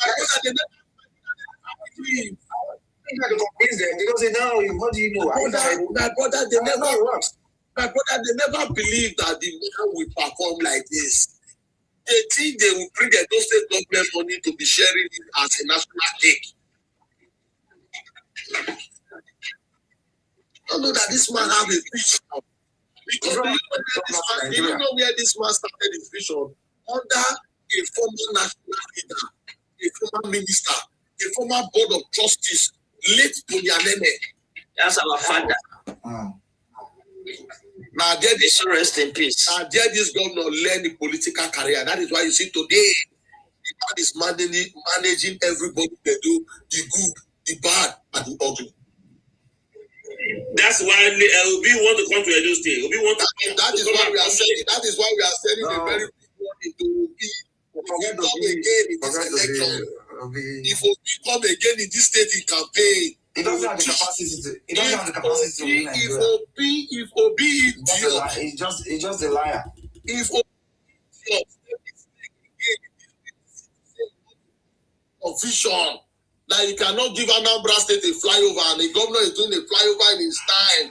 He should be warned. Obi is a former governor in the olden days village. This time is modern time where we use computer. Obi looks very, very quiet. Obi was a governor in Anambra State when things was not developed. People's eyes was not open. That is where Obi looted Anambra State government money. Someone that said but today, under the leadership and the watch, of Senator Modo Okpewolo is working. Obi should be careful in this coming general election. It is the first time we won him, the second time we won him, the third time he will try it again. He's not going to be on the ballot anyway. Okay.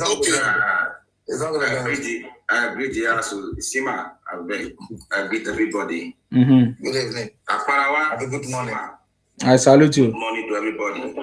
I mean, Yari, what's the level now? First one of you do, I really trying. I salute you. I person you call. Yeah, I greet everybody. Egogo, name you call. You must. So my brother have said it all. It's done. Sima, you know who's talking. Yari Ken. I know. It's done. I just make I appreciate my brother because no say some of us now that they say we not there on ground. Say they make match, they go on media. Understand? Thank God say best way there on ground. You know me and I see no. That is the SSA. To the governor, the working governor. I bet follow me, everybody follow me. Mona they see what the governor they do. Mona they follow Egogo. Mona they see what the governor they do. Send us a message and I will follow you. Send a message, I will follow you, sir. Akpako Rescue, AKA Akpako Bulldozer, AKA Edo is shining. Good night, guys. Good night. My brother. Good night, Ahmed. Yeah. Understand? My brother don't talk and finish. I want just add a little. Join the one we don't fair talk. Understand? Edo is APC. Nobody. We not get opposition. You feel me? We will deliver our police unit for Jagaban. If you say you not go vote for Tinubu for Edo State, you go your state, go vote or go create another state. But as far as those states is concerned, South Nigeria, we are for Tinubu.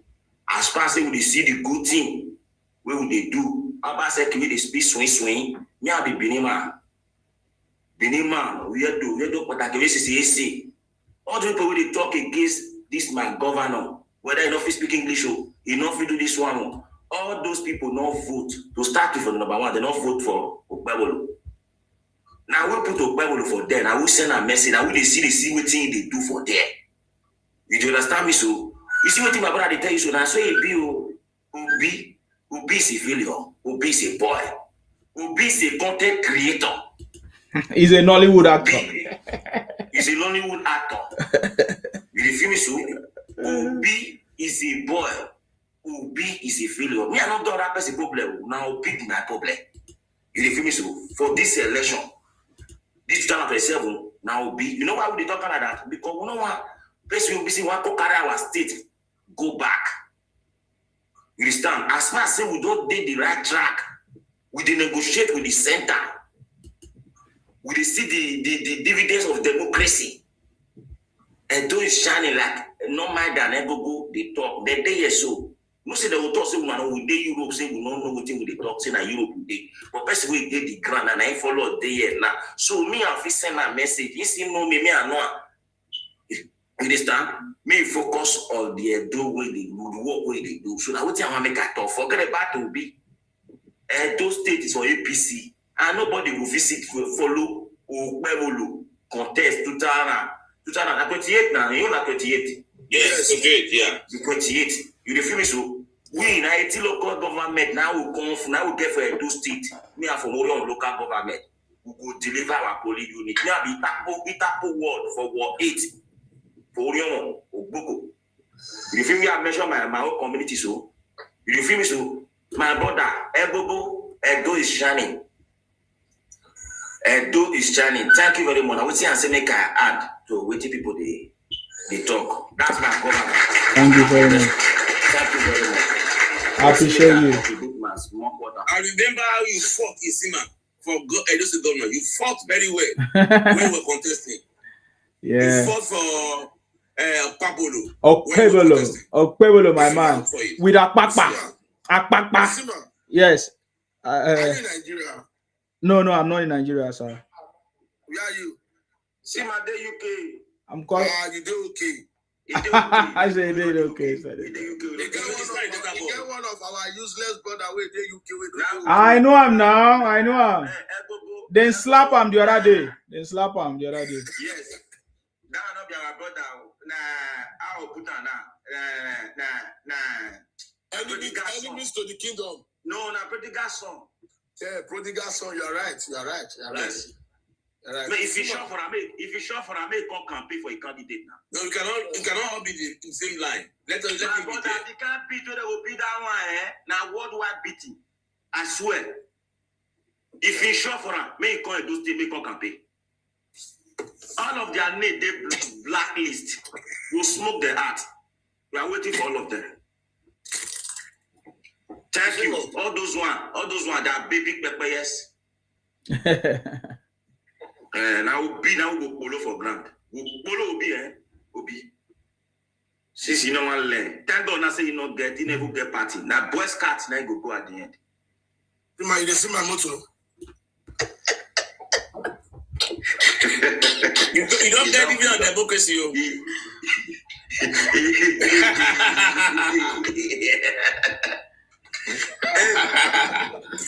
see man, you know where I did so. I don't know. I did governor village for Irua. Yeah, you said that. You said that earlier. Yeah, like governor village I did so. You see, answer my motto this early morning. You see, I want to tell you that in the door we are ready. This one of my brother. This one of my brother. Get your Jagaban cap. Yes, I'm coming now. I'm showing my Jagaban cap. Are you not seeing my plate number? See ma. Oh my God. Don't be John. No be one. Isima, what do you see here? No be. I dey see Edo youth support Asiwaju 2027.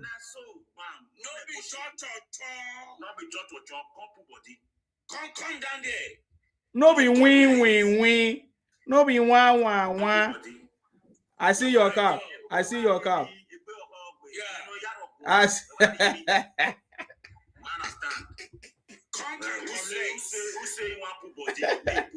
Oh boy. Hey, correct. You be correct, man. Only what you want. Make Tinubu make the war for us. We want to see everywhere as they shine. They go, make they continue to shine. They go, may not worry. I saw road from Asaba to Benin to Southeast. That road have been abandoned for many years. Matis, don't worry. Go deliver a police unit. We are in the village of the governor. As at this time. You do now. So politics there now. Wow. You. That's how I go serve this governor till 8 years finish. Now our papa be this, oh, we no get another one. Now our papa be this. Monday people, now our papa you be, oh, we no get another one. Now our papa be easy. Yes. I just pray may God grant all of us a long life and good health. Amen. Amen. And you too. Because they say when there is life, there is hope. Definitely. Yes. And Mr. President is coming to Edo to commission the flyover very soon. Amen. Amen. Amen. Mr. President is coming to Edo. If you don't get one flyover for Adam Bradley,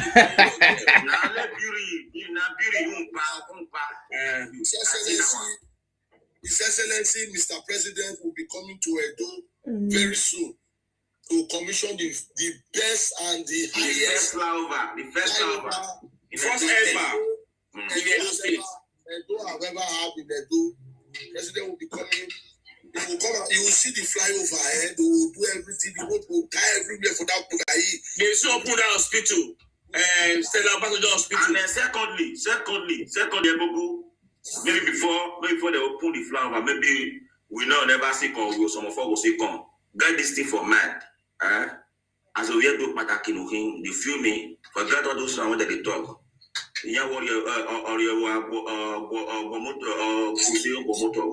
Yes. And yeah, be not listening to what they talk. As far as you are on the side of the betterment of our state, no listening to any rapparism.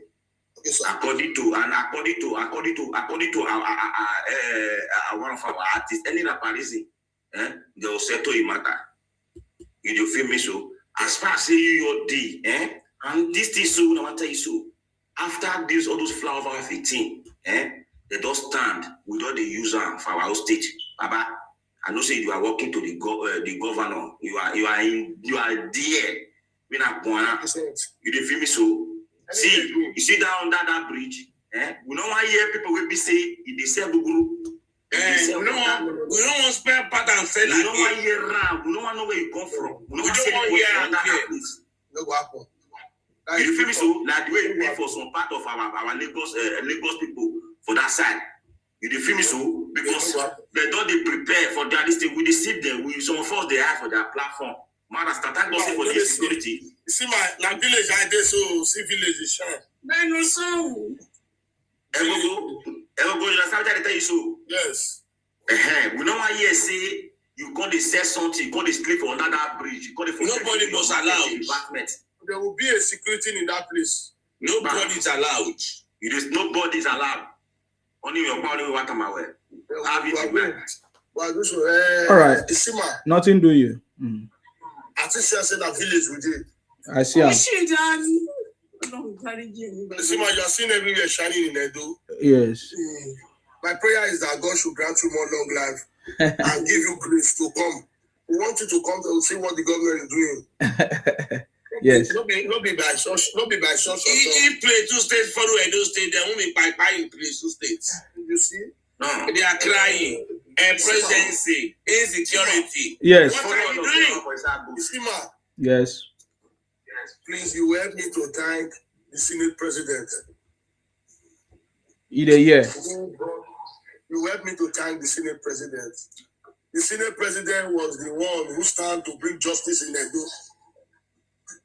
That's Goswin Akpabio. No, you don't complete the name. Goswin Obo. Goswin who? Goswin Obo. Oh. Goswin Obo Akpabio. Okay, Goswin Obom Akpabio. He said Obom. Don't worry. He's happy. That is the executive governor, 2 times executive governor of Akwa Ibom State. And Senate President. Yeah. Not listen. One of the best stadium in Nigeria. Listen, not only a 2 times governor, a former minister of the NDDC,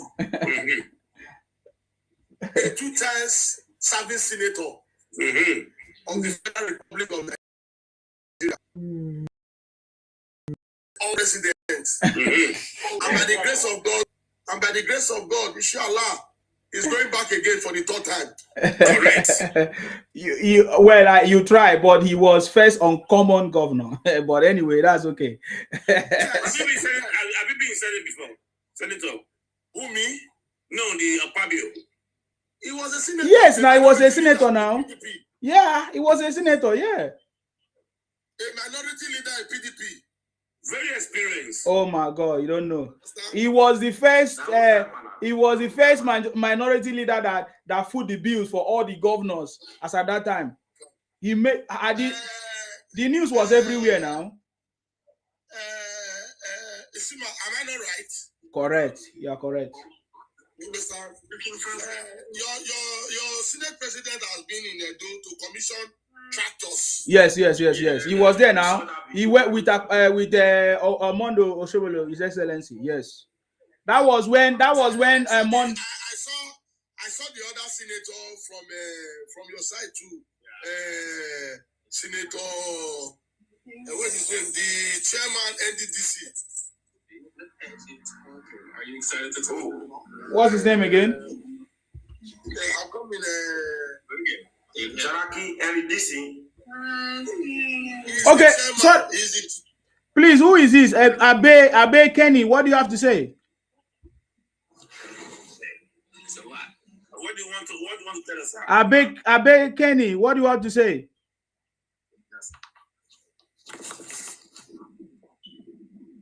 Okay, I have to bring him down because he's making noise. When you are ready to speak, you come up. His name is Senator Ekpenyong. Oh yes, Senator Ekpenyong. Yeah, okay.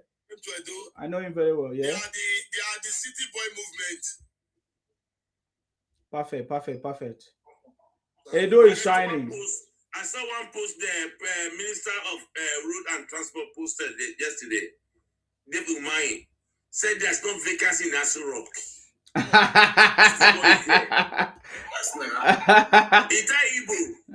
said to Igbo that 2027 there's no vacancy in Senate in Aso Rock. The boy is there.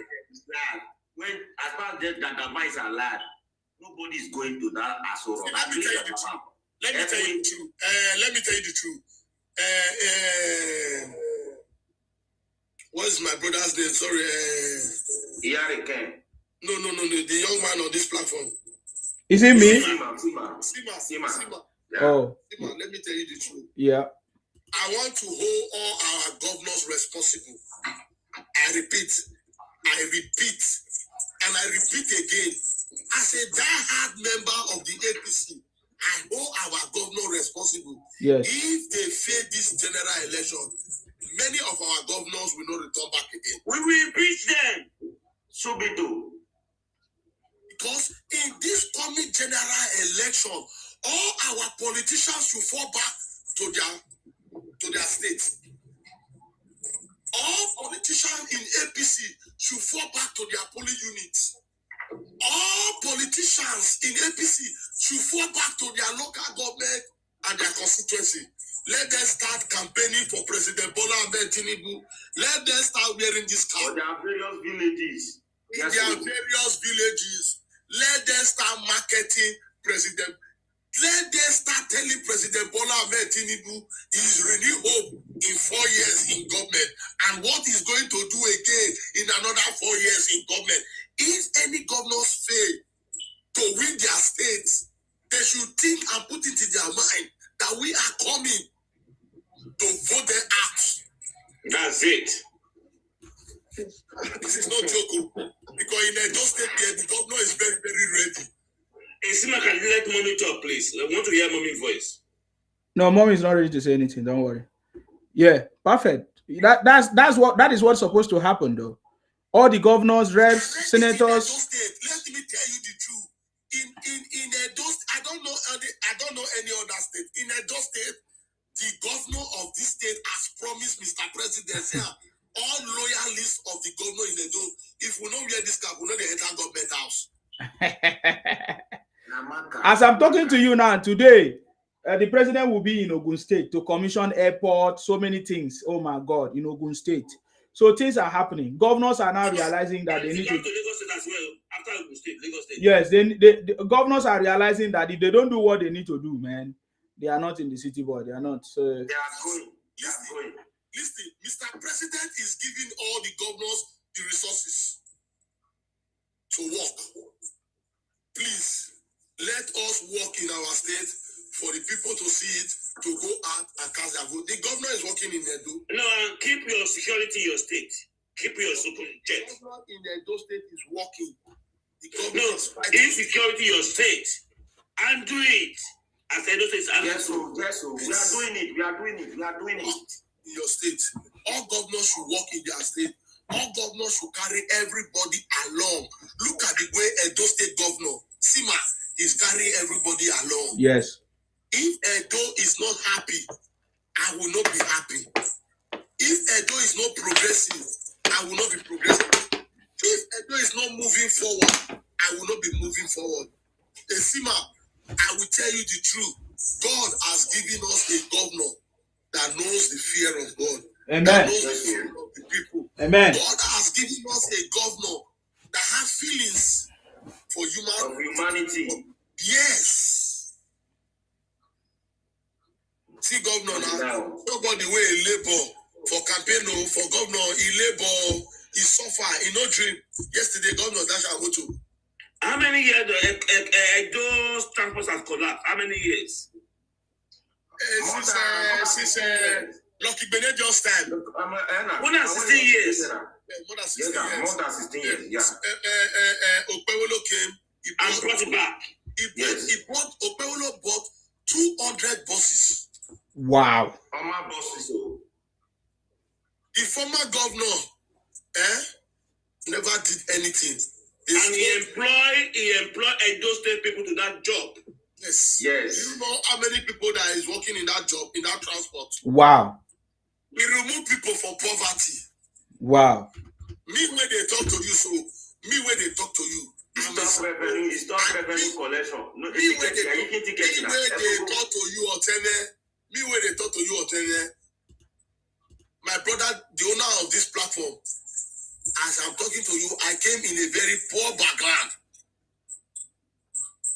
Nobody should be thinking is Alpha and Omega. Nobody is Alpha and Omega. It's only God. I came in a very poor background. And funny enough, that transport is very cheap. Very cheap to transport. How much? Can you give me an estimate? I think from Edo State to Lagos, I don't know. It's very cheap. Oh, it's even outside of the state as well. Yeah, it's going to Lagos State. Go to Abuja, people Eastern states. No, never they go east. But you go River State, though. They go east. Who won't go east? No, we never direct. I love this. I was thinking the boss was here. I want to show you before the boss is not here. Okay, that's okay. And he went and innovate all mental health and local clinic and teaching hospital, teacher training and health centers. I've seen those videos. Technical schools. 1.5 years. So 1.5 years. 1 year. And then secondly, Egogo, my brother, I bet not invest my people. I talk to my brother. Egogo, other one again. All those tractors where they buy for the local government. Bro, more would they see their local government, every local government, they use that tractor till they work. And maybe they don't see the renter out. Or more not see that tractor for inside people pit, see that they use that and work for. Unless the local government chairman want resign from the work. Okay. Unless the local government chairman want resign from the work, make you try the governor. It will be dent. They will kick him out. Not dead. You'll be you see that Edo State, no go area. I know that's your prime area. That was the people that launched you to the campaign 2023. That area. You are not going there. No. It's APC states. Mattis, I talk for you, Uncle Mattis, man. I've been saying it before now. That isn't a match we did. 2023, that mistake we will make. No, we think some of us in the top today.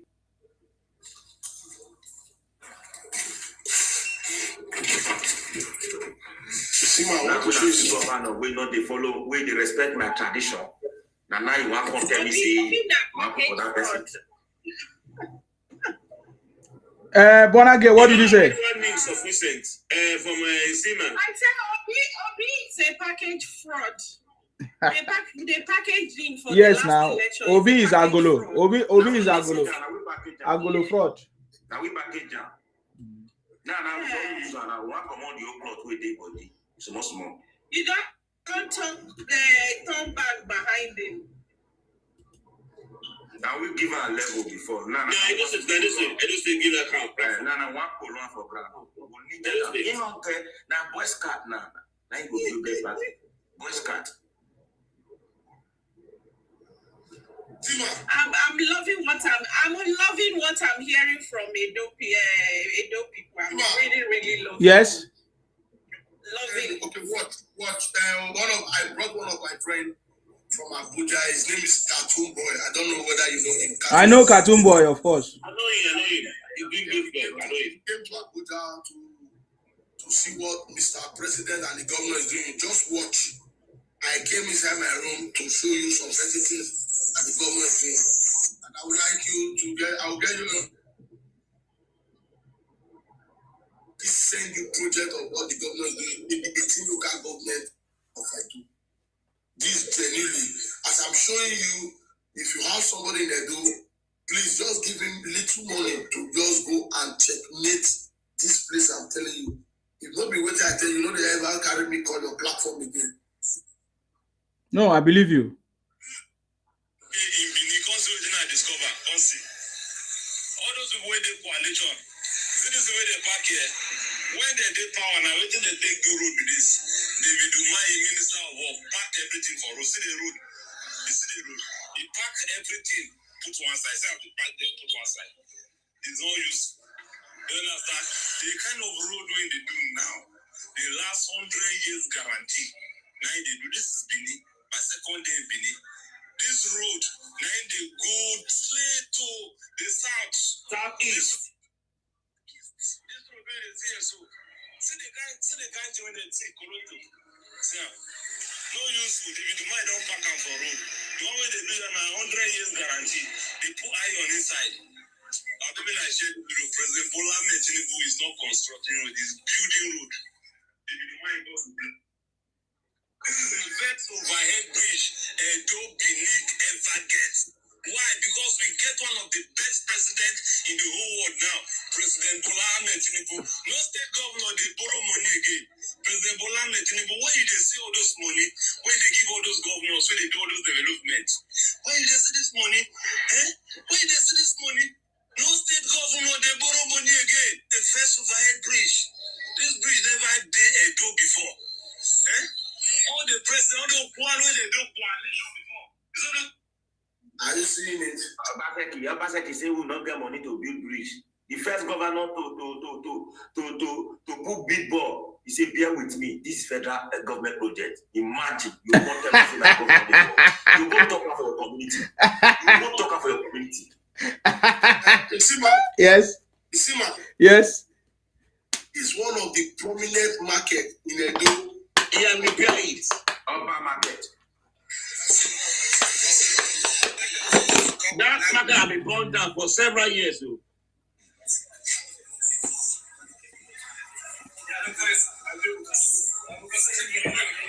It's not the only market that have gone now. Even Ekios are gone.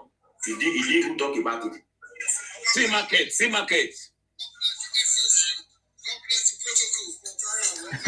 If I say I eat a ginger, who be that?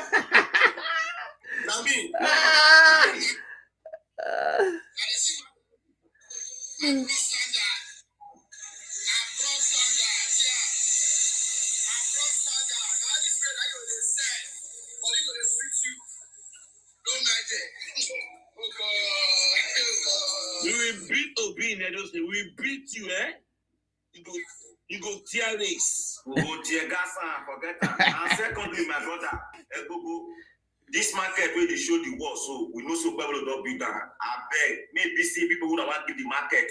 Now, people will get the market, our mama, our brother. Man, don't give other person. If you are not from Edo State, never share that market too. And another one again. We don't want to say that some person go pay $1 million. All those people will not know. You understand? Either you be Esa or Edo, Afema or Amuju, everybody will decide the state. Now anyone decide that market. Not be saying no person come million give now because say they lack money. You know why here or put slap of people here. And the priority must give to Edo State people. Priority first. Etima. Yes. Did the guy when governor give motor yesterday?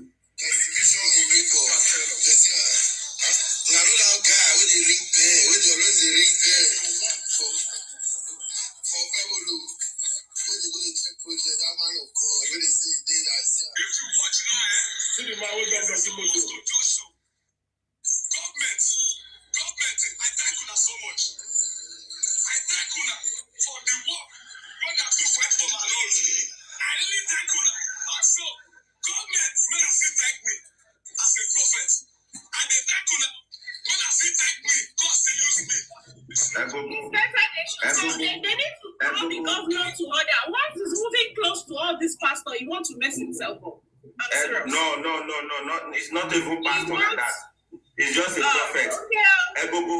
Prophet and pastor, they are the same thing. Evangelist, they stay rule the rebuilding, not pastor, not church. It's not get church. Our governor gave his child to Christ at the age of 9. He's not a baby Christian. He's not a patronize. Don't tell me story. You're not from my state. Don't tell me story. Don't tell me anything. Do you know him? Madam, wait. You know my governor? Okay, hold on, guys. Hold on, guys. Hold now. Hold on, guys. Muna no change the conversation now. Please, sir, keep on. Is that all? Wait. Forget what you don't want to talk. Now the appreciation. Now our governor say that guy they work. Yeah, don't worry now. That one don't pass. We have seen. That one I want to. Wait till I talk just now. I want make you talk something to me. People they hear now. But 152 people they watch us. You understand? Me, I know you too well. And my brother's platform with this. Maybe this one not about us. Wait till they talk on that just now. You see market we born for years. We past governor not touch. This governor go now. He go down. Wait till I want make you tell me now for your mind. Messing me that they say you now because you did work for me.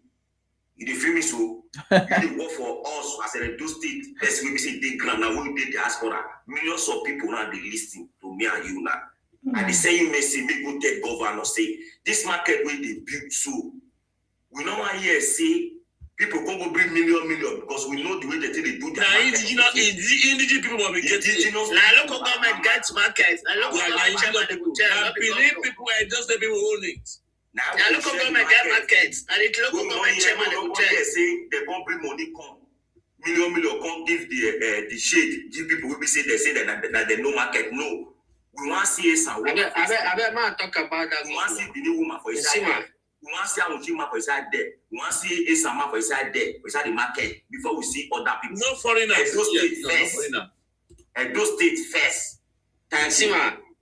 Yes. I beg my comment on Okigula. I always challenge Albert when I go in platform. Right? You see, there is difference between noise and action. Okigula they make noise. I'm not from Edo. Me too, I not be Edo. What is that? Hospital. Wow. Oh, okay.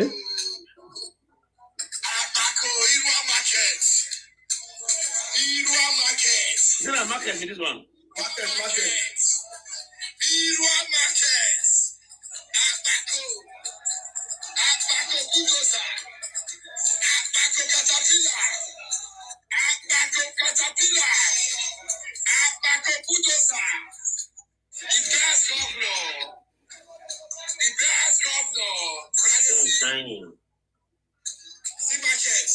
So is that a different location? In the governor's village. Okay. Wow. It's different from the one you saw. The first market was in where? Oh, okay. This one you do that Benin. Wow. So it means that the other governor did not do anything for the state at all. He didn't do anything. It's only governor. It's only governor. All the president. They did nothing. They show muscle. Now what your back can do? Governor Gadison give Ministry of Wars. He said this equipment that one way until they maintain all the potholes. Maintenance were due because the way the man said they build the door, as you are building, you are making a plan for maintenance. This is maintenance. This one are for maintenance. Maintenance equipment. Then this one not be said the one they buy. Give Ministry of Wars when they say the tie road no. It's when they say the maintain road. Apako rescue one of the universe. This is a man that really has passion for development for Edo people. Yeah, Dauda, he said he wanted to say something. Go ahead. I beg, do me a favor. I get once meeting by 12 p.m. Talk. You know when we don't shine. I beg, no verse. I beg. Reduce the volume as they talk. Go ahead. Yeah. You see, when I'm not from Edo, but when the Kwegulo became governor within his first 100 days, in commission 100 schools. He gave contract for 100 schools. 100 schools we built, right?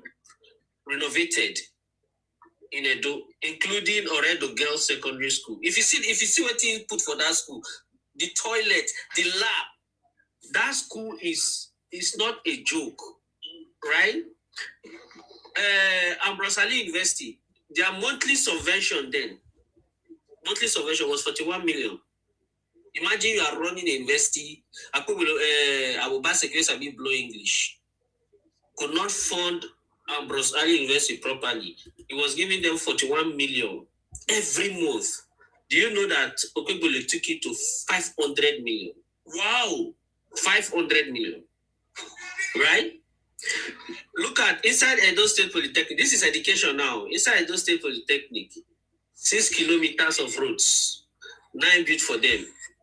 Edo State University, where they was in 25 million, right? Their monthly subvention, apart from the Ambrose Ali University, which it took from 41 million to 500 million. It took that of Edo State in Uzeu from 25 million to 250 million. This is not speech. This is somebody that is committed to education. And the way he's doing the education is digitalizing the education, right? Beside that one, you see this flyover, where they do? That one and one. Electricity. When a commission, lady groundbreaking, this thing perform the groundbreaking for the generation of 100 megawatts of electricity. You know, it's like people when they come out, they say, this man they talk, people when they come out, they talk waiting, they do 28 road projects, totaling 255 kilometers. 28 road projects, right? So the man is putting Edo in the right track. Right? He's really working, and this is just for a sustainable. What the Obaseki? No, we don't go there. We don't leave that one. Leave that one, please. Right. You are stressing one APC government. What is government to that one, please? This one, Tinubu is the best. Forget about noise. Nigeria have been running without a system. Jonathan go come, introduce you win, empower. These were not sustainable programs. You know, Isima was doing one hospital. After that hospital, they are building. Let me submit for Tinubu. I have anything. The presidency, right? Nigeria has not had a system. Everybody will come to it in one place. They go. No future. Tinubu is the one that is introducing sustainable systems now. Nigeria to grow. As I always say, first of all, you know, when Tinubu the campaign, he made use of 2 words. He said, Emiloko. He said, let the poor breathe. A lot of people use Emiloko, they do comedy. They forget about let the poor breathe. Now focus on let the poor breathe. 5 ways Tinubu is making Nigerian poor to breathe. Whether they understand it or not. Before now, fuel in Nigeria was subsidized. If they subsidize the fuel, they are supposed to bring it to us, me and you, at the filling stations. Let's buy fuel at subsidized rates. These oil marketers will take the fuel to Cameroon, Niger, Burkina, Benin, all those countries. Go Togo, go sell, no subsidy. They will come filling station, come open filling station for 2 hours. Say fuel don't finish. Soldier with the flog us with the queue for days. Tinubu came, say, make una let these poor people breathe, remove the subsidy, let this way. The people this money is spent for, they're not benefiting it. He removed the subsidy. He said, carry the money, give their governors, make them work, build roads for them. He increased the governors' money 3 times. The other one, Emefiele say poor people for Nigeria no go breathe. Emefiele, dollar wey be say you go give business people official rate, make them go buy goods and services, come deliver to poor Nigerians. You deny them the dollars and give it to your friends. Your friends go call bank manager. Bank manager go, if na 500, they buy them 700. Bank manager go sell them to black marketers. Businessman were supposed to get $500 at the official rate 500. Go buy goods, come sell cheaper to Nigerians. Go buy from black marketers 1,000. That was why bikes that time that they sell 220,000 became 600,000. Tinubu ended it. He said, okay, what is going to happen? This is a corruption that these people are taking advantage of. Because we are giving this dollar at 500, they are doing this thing. Now float it. You, central bank, give the money too.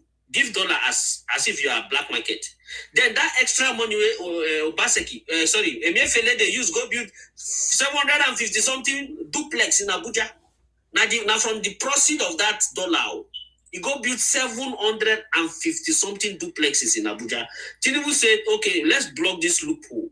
Instead of getting this money and giving it to few, you too, central bank, give the dollar out at official rate. I mean, at black market rate, but bring the revenue back to the country. Don't give it to Sheyi, don't give it to Remy, don't give it to my friends.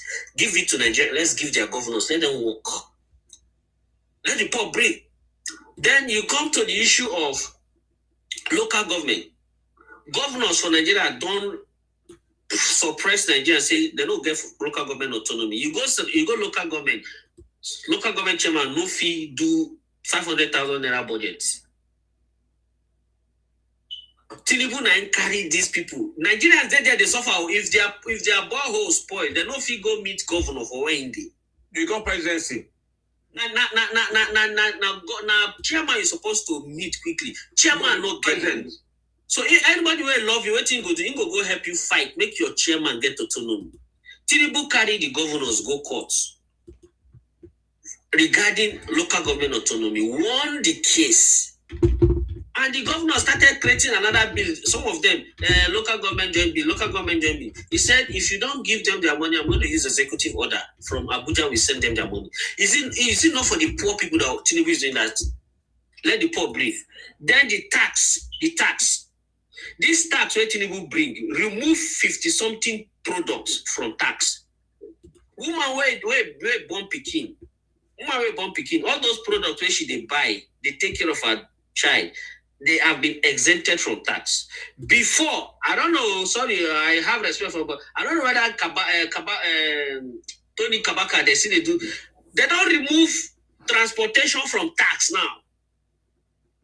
Before, if you leave one state, they go another state, you go pay tax on this state. If you enter this state, you go pay them tax. They go to put roadblock.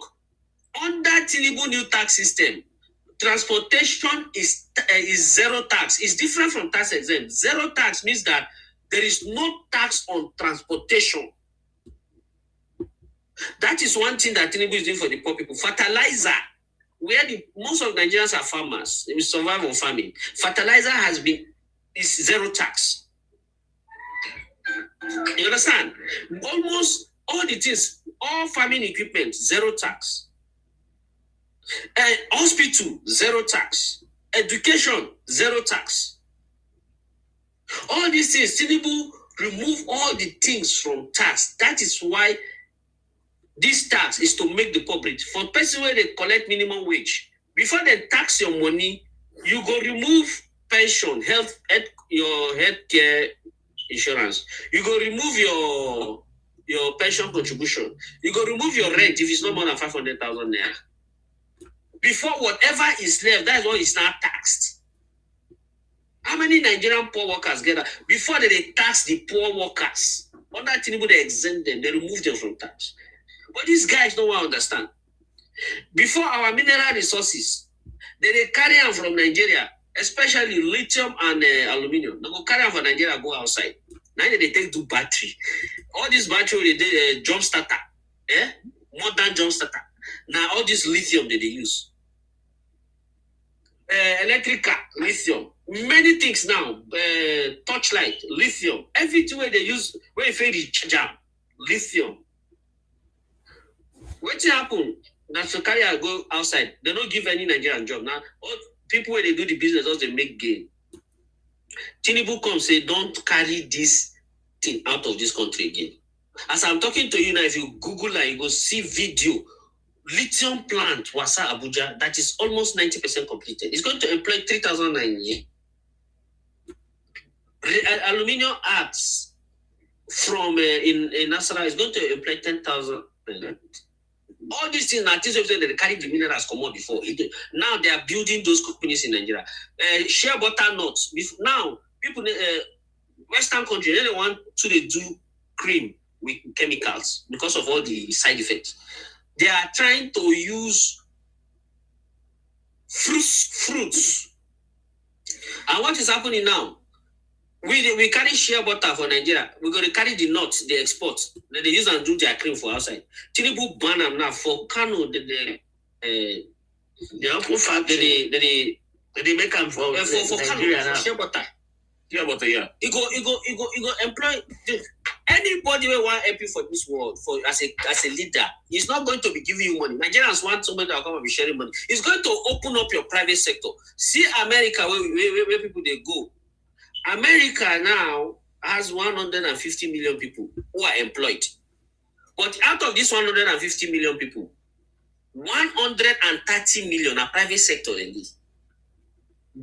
Federal government is only employing 3 million. And that 3 million, 2.4 now soldiers. The rest, Homeland Security. Federal government, they carry people say that they focus on security. Now, America has 50 states. Out of these 50 states, they are only employing 20 million people. Abuja only has 31,000 workers. And their allocation is also 1% from the federal government. Right? So if anybody want to help Nigerians, if they be said the Nigerians want to make the person carry money they give them, the only thing he can do for you is to open up your private sector. And that is what Tinubu is doing. And for you to see, when America was developing, there are 3 or 4 major things America focus on government. 1, road, infrastructure. 2, internet to digitalize the economy. 3, I'm trying to remember the rest. All those things, not what Tinubu need to do. Tinubu now, look at the roads that is constructing. Example of what Ejo Shining showed us. Then, apart from the roads, you see coastal highway. Apart from that coastal highway, there is the super highway, Sokoto Badagry. It's not just about the highway. That Sokoto Badagry axis, Tinubu is trying to generate 68 dams for irrigation, agriculture, farming. 68. All this information, they are there. Available for whoever cares to know. But Nigerians don't go for this one. Now to come and sit down and be condemning the country as if they have a country that is better than their own. Then, apart from 68 dam that you are expecting along Sokoto Badagry Super Highway, there are other things happening. Credit guarantee company, right? Credit guarantee company that is being chaired by Nogara is to boost companies and support businesses to have fund. So if somebody is loaning a company, before you loan a company to go and start business, do certain things, how will the person, how are you sure you get back your money? There's a guarantee now. There's a credit guarantee company that is doing that. It's building the system. Tinubu, if you want to grow your economy also, digitalize it, you need, where the world is shifting towards cloud computing now. Our cloud computing requires high-speed internet, which means you have to shift from using copper wire to fiber optics. As I'm talking to you now, Nigerians will never pay attention on this one. Tinubu is installing fiber optic across 90,000 kilometers in Nigeria. It's going to transition us to digital economy. This is the system this man is doing. Health sector, our doctors were doing Japa, leaving the country. All we will do is say, Dr. doing Japa. Everybody came, nobody found a solution. Tinubu came, he called there are 18 universities in Nigeria that run medical colleges, publics. Tinubu called them. He said, we cannot allow this to continue. Immediately, how can we counter this by increasing the intake of our students, medical students? Right? The university says, see, Mr. President, we cannot. They need a fund. We cannot add students immediately because medical students have separate hostels. They need labs, and we don't have it. How many Nigerians know say Tinubu don't give those people 110 billion? How many Nigerians? I know. But how many? Their attention is not that. Their attention is in Ghana and Burkina Faso. That's where they are drawing inspiration from. All these things that I'm talking, they are not audio. They are things that are happening in Nigeria. In terms of security, Nigeria never had a national, just as I said, we never had an economic system. Even our government system, local government, they operate. Now on a system, we didn't have an administrative system. Now, security too, no system. The commanders in Abuja cannot understand real time what their people are doing at the theater commands. The theater commanders cannot monitor the local commanders wherever they are. For you to do so, you need system, national defense system, that can give you data real time and also AI powered. When Tinubu and the Minister for Defense went to UK, Nigerians who don't read, who are guided by emotions, not brain, were insulting these people because they were in UK. But what did they do in UK? They ended up signing the contract of £190 million for a national defense system. So which means our drones will be working. All these things, when we say you don't know when all these bandits are coming out of the bush or Boko Haram are coming out, it's going to end because you are going to monitor them real time.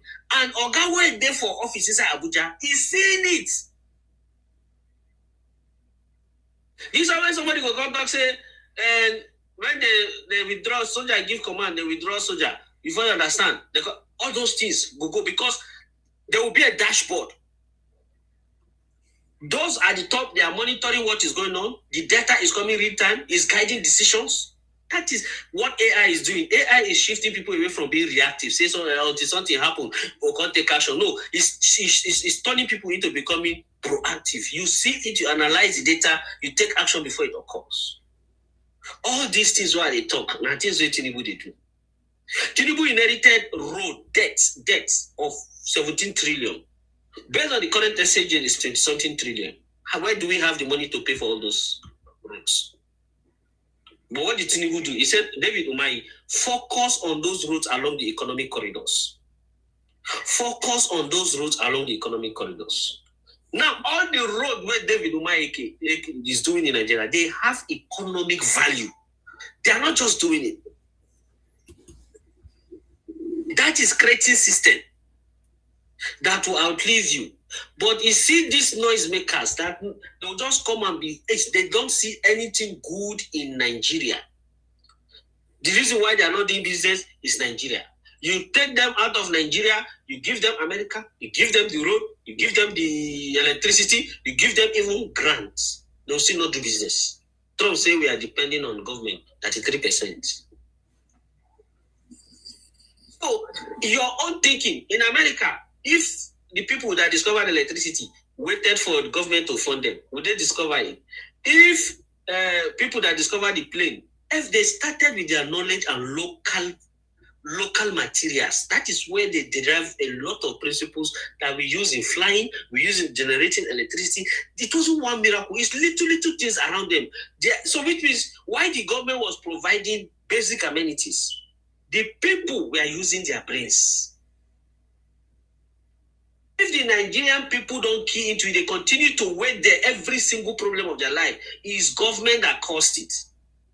You will not optimize your potentials. You will be burying your potentials. That is what is happening to many youths. We are underrating our thinking. We are not putting too much thinking to use. We need to discover we have the brain. But all these other people where they call social media, they make Nigerians feel say, even the Jersey say now them be the government be their problem. How can they think? That's why Netphone come. They don't know. That is why Microsoft came to Nigeria to train 3 million people. I am doing a course on Microsoft AI engineering. I know how much I'm paying for that course. Microsoft came to Nigeria to train 3 million Nigerians free. They hardly got 500,000. Why? Because these people are on TikTok. They are not telling them anything good. It's evil and evil and evil and evil and evil. What about before TikTok? What were they doing? Who? The youths. The youths. The complaint that you are seeing on TikTok is the one that was on ground. They are ignorant. They are ignorant. I had an agreement with my friend, one of my friend's children in Nigeria. He spoke about the loan. He said that immediately they announced the loan, university tuition fee went up, especially University of Lagos. He said that from 50,000 it's now 500,000. Do you know that Nigeria? Allow her to make the point now. So what do you mean? What do you mean? Yeah. Well, he told me, because I live in London. I've been in London for the past 30 years. But since 2018, I've been going to Nigeria at least twice in a year. So we were talking about students' loan. You are repeating the same thing. And so what happened? Do you pay 50,000 for school fees in London? Yeah, no. No, so, when I went to university, I went to East London University. I paid 6,000. 6,000 what?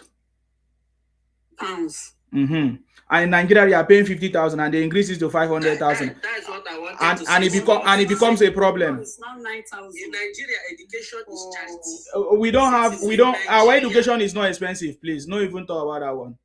So, yeah. Nigeria, education is charity. Izima, when I went to university from 100 level to 400 level. So, now 50,000. Yes.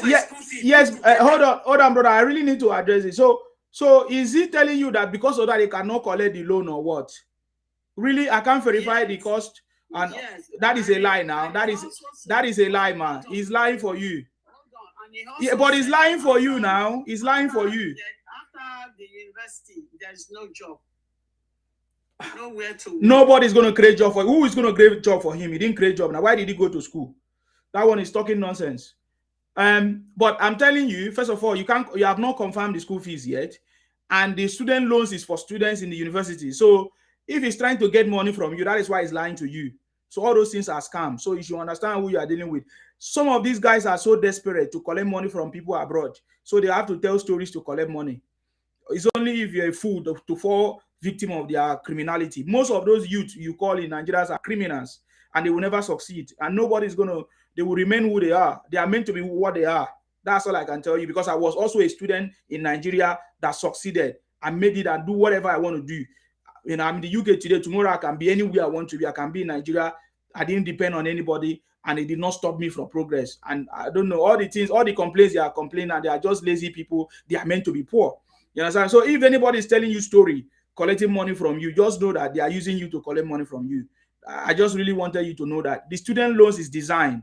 The school fees was increased so that it will follow with the student loan, and it's government that is providing the money. So there's no... After the education, how are they going to pay the loan back? After the education. So do you understand the conditions of the loan? No. So if you don't get job, why you pay? But first of all, that is why the technical school is free. So you don't need money, you don't need loan. If you don't want to go to university, you go to technical school. You go to technical school so that you can have a skill. So if somebody says he's a graduate and you come out and there's no job for you, you have to create job. That's why you go to school. If there's no job, there's a problem, you can solve a problem. So it's not making sense.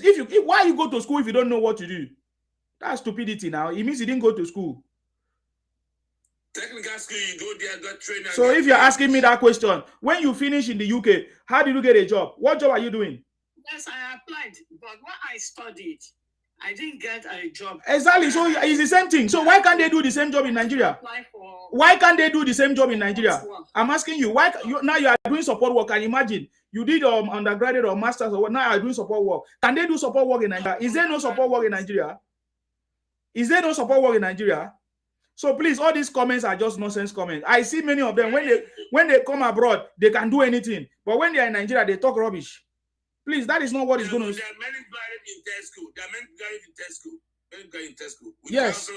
So it doesn't make sense. Please, all those nonsense talk doesn't make sense. He said when they graduate, where will they find job? Make them come collect job for my nose. They got job in test school. They got job in test school. Dauda, I don't know if you are finished. You have been talking so much. Let's hear from Captain Awao GT. Captain, please go ahead. Care worker. You get job in Tesco and care worker. Good morning. Yes, you're welcome. Yeah, my brother, I've been seeing your platform actually. You're welcome. I've never been opportune to be here. You're welcome. But today is an honor. Yes. It's an honor that I'm here. You're here. And then, yeah, I can see the cap, The city boy. I'm a big fan. City boy cap. Yeah, we are all city boys, my brother. Wow. Okay. We're all city boys. Yes. I think here I have so many brothers. Allow me please to establish my protocol. Okay. You're welcome. I can see. You said? I say you're welcome. Go ahead. I can see. Okay, I can see 70. He's my brother. My brother, Captain, good evening. How are you, sir? You okay? Good morning. I'm good, my brother. Yes. Yeah. Joe, you don't see me. Yes. You don't see me. I saw you. Sorry.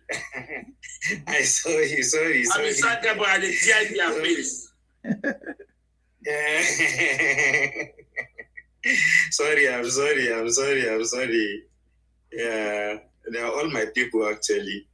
So we know each other, all of us. And then I can see the topic. Well, let me just go back to the topic. Since I just came here, so I think I'm supposed to start with the topic. That's how I do it normally. Obi can never be president.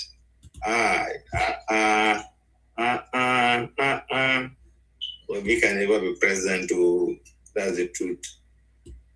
He can never be president. There's no way. Even now, ADC is in a big crisis.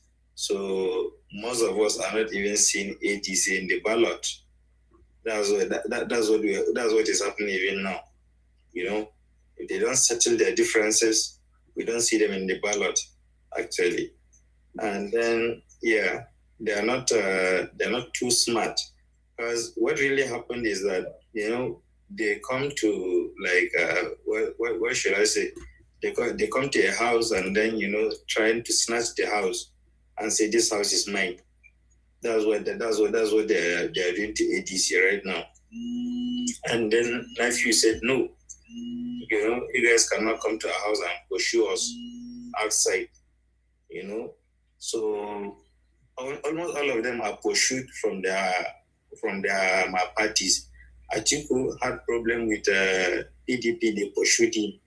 Konkoso had problem with NNPP, they pursued him. Obi had problem with Labour Party, they pursued him. Amicha, I think he has a problem. Amicha and El-Rufai, they all have problem with APC, they pursued them. So all of them, you know, it's not that they left their own parties, you know, willingly. They didn't leave their parties willingly. You know, all of them were pursued.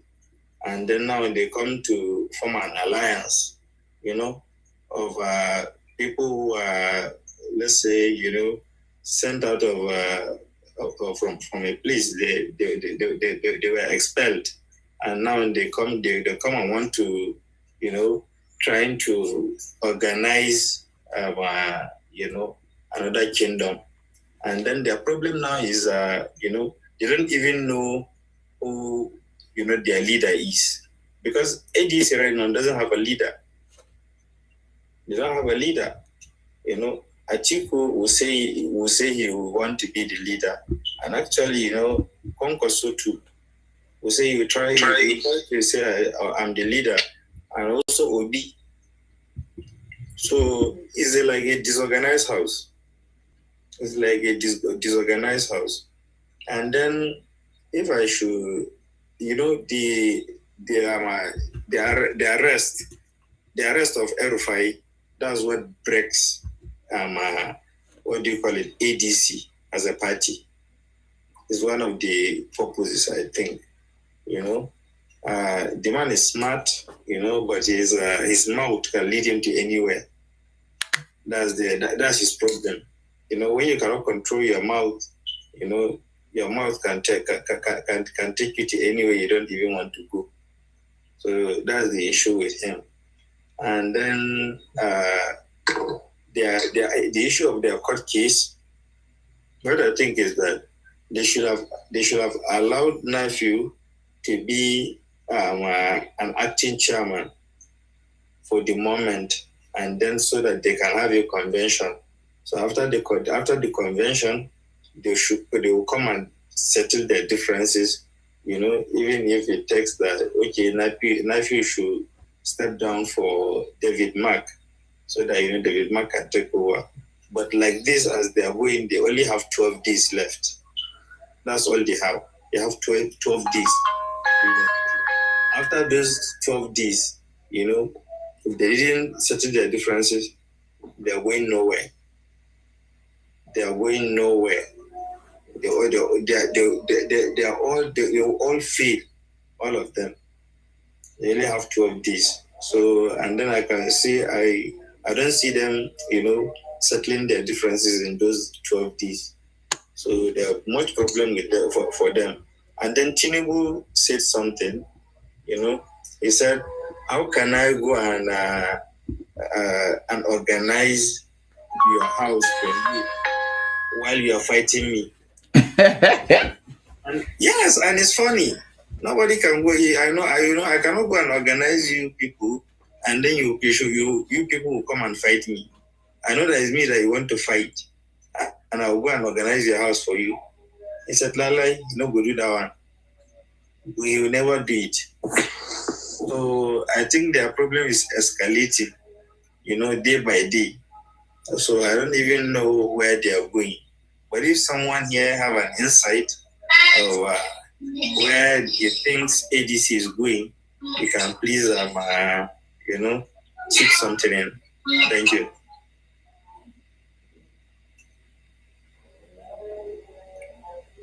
Someone can talk. I think I'm the next one. Good evening, house. Everybody, Mr. Martins, thank you, everybody on the panel. I greet you. I came up for that, my sister, that was asking question. I think it's because of the passion and the way Isima sees it, and the kind of the question, that was why Isima was, answering that way. I think it's the passion, but I just came up to take my time and educate you properly on that, ma. If you are still there, ma. I'm still here. Good. So, that boy that was asking you, that lied to you, it's a lie, it's a total lie. Yes. Nigerian University can at least go up, but I don't think University of Lagos is not up to that now. And she virtually lied on you. Wow. I Google it. University of Lagos is 100,000. Returning students 106. I repent you. Thank you. Thank you, ma. I love you, ma. I love you for your truth. He just literally lied to you. And it's because of this obedience. Robbie, you see all these our young chap, and you'll be disappointed. This Yoruba Genesis, this obedience, what their parents have embedded into them. Want to brainwash your own I don't yet pay. I'm always disappointed. The members are needing anything.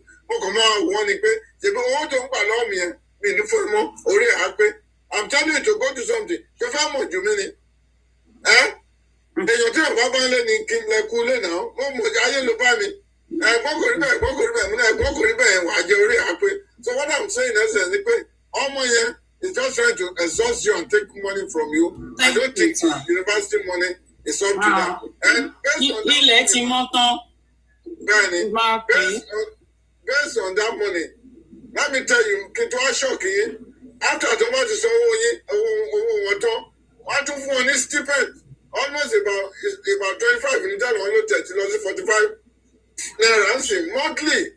Don't say can't do all my taking our teachers don't take care. Oh, and in school every month, no credit account. And so the price is no, it then 6 or 7 months. Thank you. Ìkíni wá fún àwọn instrument fúnlọ́wọ́ láti àwọn instrument kó wà lọ́jọ́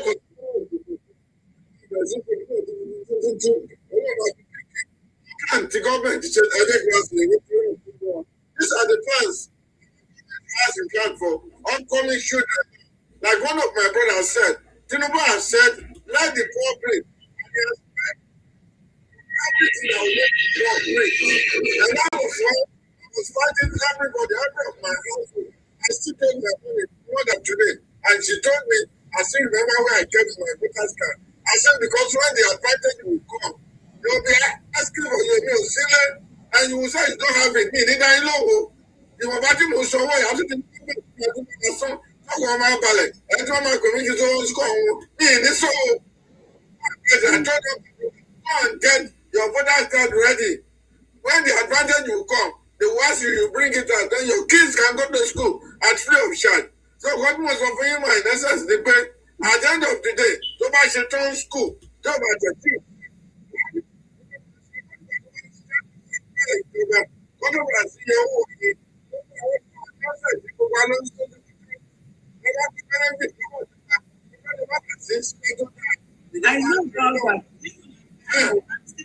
student that I'm paying. That the government will cut off your benefit, they will see it from the office. As long as you don't have a good job, your benefit goes. The same system when they found in Nigeria.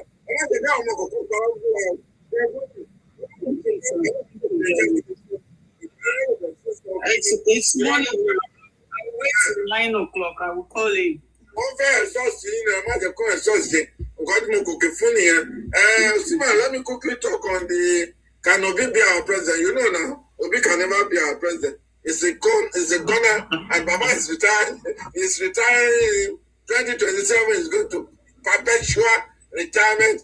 David Mark, Rotimi Amechi, Atiku, all of them, Kwankwaso, they are going on a perpetual retirement. Thank you, my brother. God bless you for the opportunity. I appreciate you. I enjoy you. Thank you. Thank you very much. Thank you. Thank you. Thank you, 70. Thank you, sir, my brother Captain. Thank you, sir. All right. Thank you very much, ma. I hope, ma, you understand what is going on right now. So, Yes, I do. Thank you. no Thank worries. you so much. Okay, that's Yoruba. He saved me this morning, you know. I'm going to call him. I'm waiting till 9 o'clock. I will not sleep. Just forget about him. How old is he? Let him go to school. If you don't want to go to me and leave out, he won't collect money from you. That's how they do. Yoruba Greatness. Sorry, Yoruba Global. You are there? Yes, sir. Yeah, please go ahead. I tried to come on because of that question that our brother 70 has answered.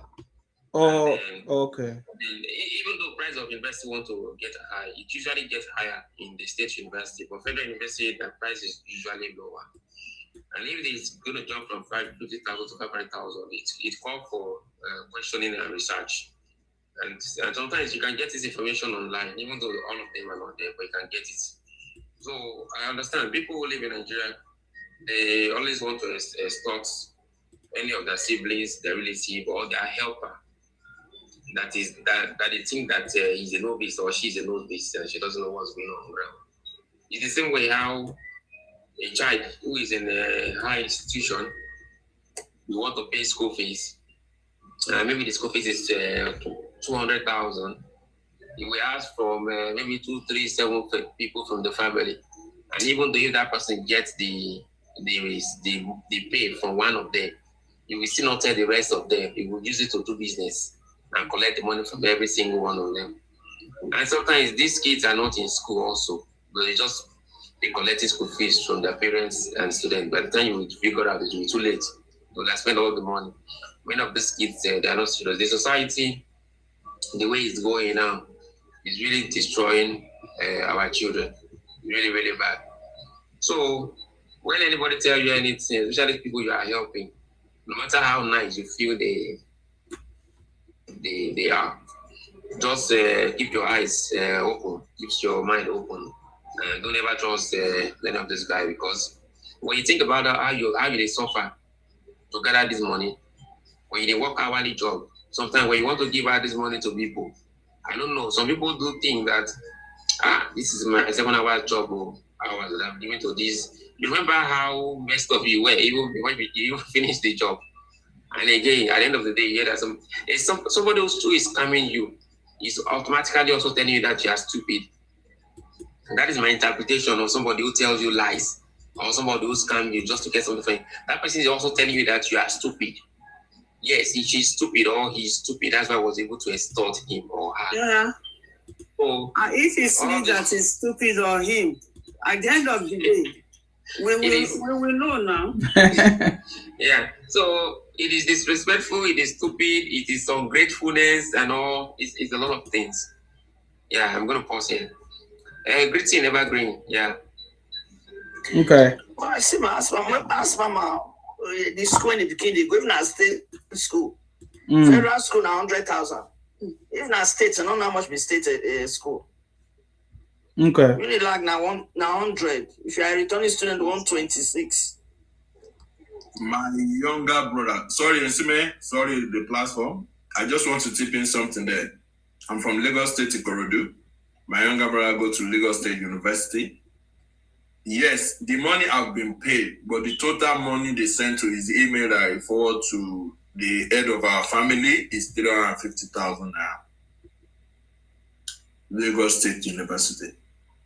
And to be sincere, Isima, many of our youth are the problem of our country. Our last born is in UI. For the past 2 years, this boy have never made mention of a student's loan that federal government have been paying. Until the coach there in University of Ibadan is a friend of mine. I have to contact him, give him my younger brother details. My younger brother name was among the net form. In the family platform, we have to accuse him that, okay, why are you doing this? Is it because you need money or what? So there are many like that, Auntie. Don't let anybody lie to you. A lot of progress have been made in Nigeria during this administration. but they are just trying their best to just be who they are. Get money from every angle because they are lazy. I told my younger brother this, and I said, you want God to progress you. Little effort, let people know. Say he doesn't know. My brother say he did not know, but you fill the form. Your department, your head of your department, student leader in your department made the announcement 2 years ago. You guys were following up, bring the class, the tutorial you guys on all those things. You did not know. So, Auntie, it's true, it's cement and the platform is telling you, do your diligent findings. You can even go on Google. You can go on Google. Ask him for his department. Ask him for his full name and everything. You will get every of his details. Don't let anybody lie to us again. God bless the pastor. I just said I should come and contribute little like that. And insecurity in our land, we just beg all these people to just have patience. Politics is not do or die. We understand the game they are trying to play. They should stop killing people because of, say, they want people to have pity on them or nobody can help us. We are still going to help ourselves. Outsider cannot come and build Nigeria. It is one person from another, from one person to another that can build our country for us. God bless everyone. God bless Nigeria. God bless the world. Thank you. Thank you so much. And also take note that not all students will get this loan. So, you know what I mean? Let us also take note of that not every student will get this loan. But it is, you have to verify whether your person have or no, sir. That is why I said. And that is why I say she can do a diligent finding. I'm telling you, not like against you. Yeah. Please continue. Yes. Yes. No, can you explain that part? Let's understand why everybody cannot get it. Because government have a budget for how much they will give per year. Yeah.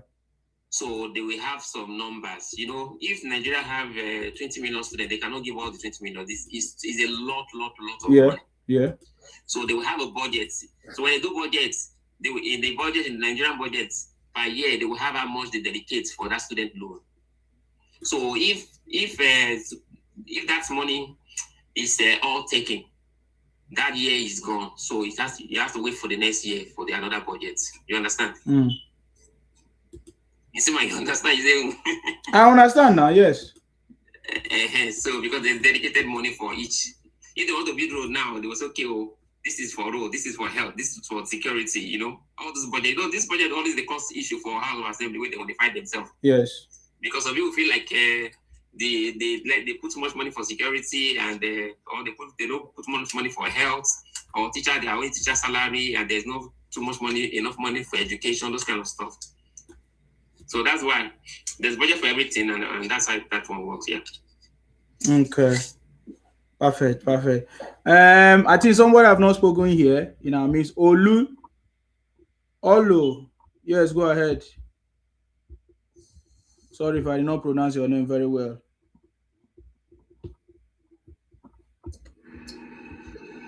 Thank you, guys. Good morning. Morning.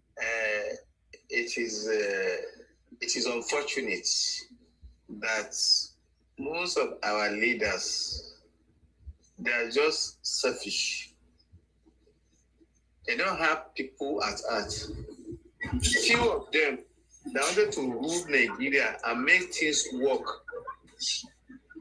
They don't want to support them. They don't want to allow them because they believe that the country belongs to them.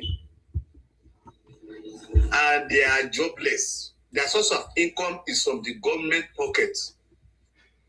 They all feed from the government pockets.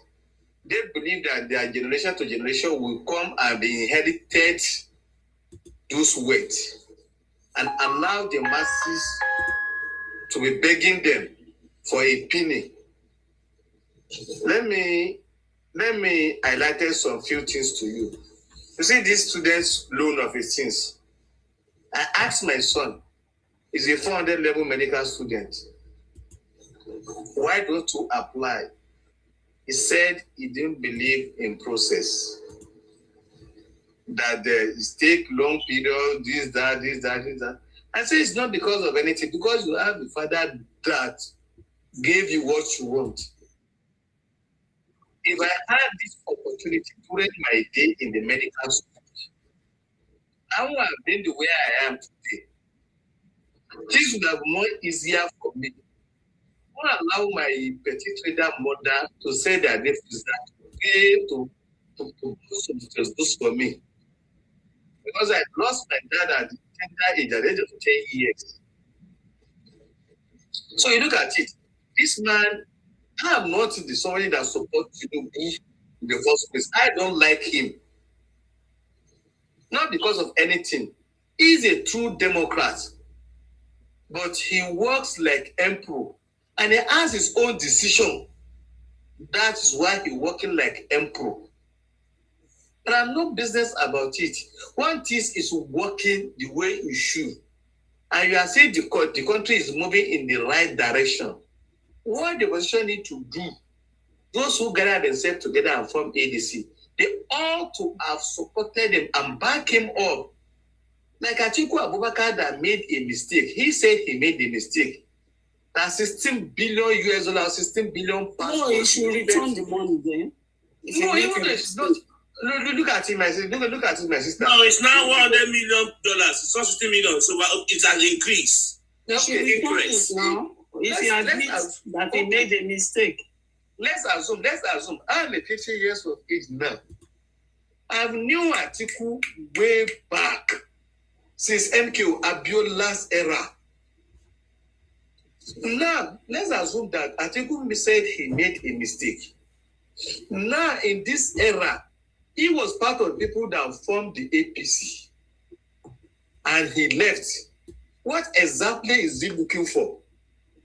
What exactly? We want to waste about 200 billion again. We want to come and waste 200 billion again. Imagine most of this asset that you see, this power holding, this economic decision distribution, this thing, Atiku own like 77% of this company. He used excess good accounts to buy those property to himself and his family. Because of Obasanjo gave him the opportunity to do that. Have you forgotten 1004 estate in Lagos? Yes. When Obasanjo had 11 billion to power generation, this thing, he now saw it when Obasanjo did that. Then he now went and used that opportunity to gather most of those resources to his family. Atiku is not losing. If he spent $100 billion US, he's not losing because he will gain the money back. But we want to rescue Nigeria. Rescue her. Yes. But if he wants to rescue Nigeria, he should return the money. So imagine. I think we are full. We are full. So God bless you, my sister. We are not full. We understand the terrain. We know how it works. All this thing that you are seeing now, what is happening in Kwara, I can explain to you. Is because the governor wanted the governor to move to the Igbono side. That is why those Fulani, they were busy attacking those areas. They didn't want the governor to come from that side. All those killing that you are seeing, they knew that Tinubu is going to win the election. They want America to come so that they can destabilize everything. And destroy the country. And destroy the country so that they can have an easy ride. That is what they were working for. So it is unfortunate. One hasn't got it, they will believe that let us scatter everything. What is the David Mark is looking for? I can remember the same David Mark that said the telephone is not made for poor people. Now the same David Mark that is coming now to address the public that the democracy is there to try to truncate democracy. Who is trying to truncate democracy? I don't have issue with Peter Obi because he has a Jay-Z that are following him that he's paying them the cheapest amount of money. They were busy around that. Where is Mama P? Where are they? The only person that I knew among them is Omoyele Sowore. Omoyele Sowore has a need. As for me, he is not an activist. He's looking for what to eat. Ask him, who is the chairman of his party? He is the one Who is the secretary of financial secretary? Is He's the the one. one. Who is again? Listen, President is the one. who is everything? Every year, I'm sure that's his party. The party. Close to like 155 to 200 million. Where is the money? Where is the money going? Spending every money. That's the answer.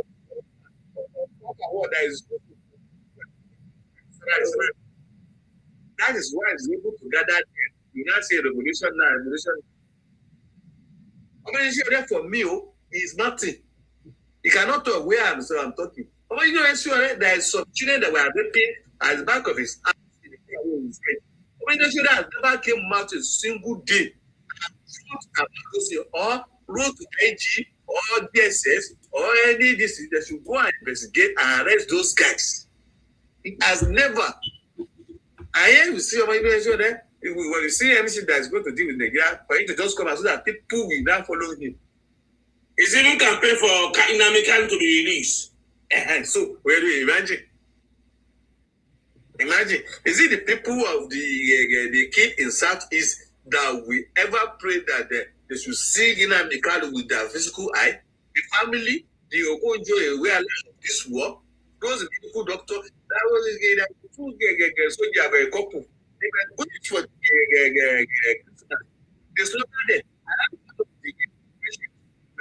Hospital is a policeman. When they were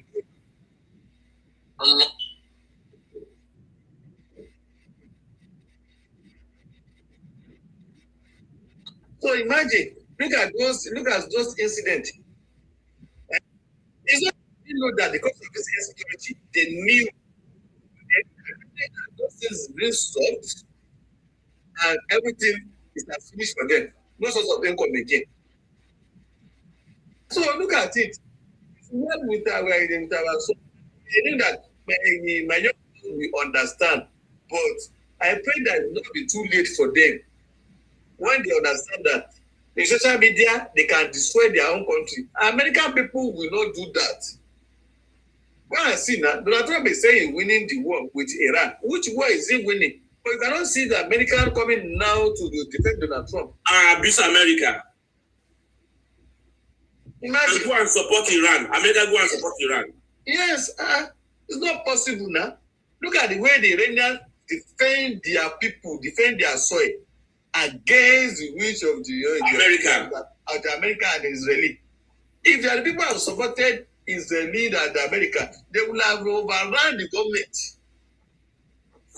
Now every day they are coming out attacking Tinubu. Tinubu is this, Tinubu is that, Tinubu is drug baron. Who among them that is not a drug baron? Who among them?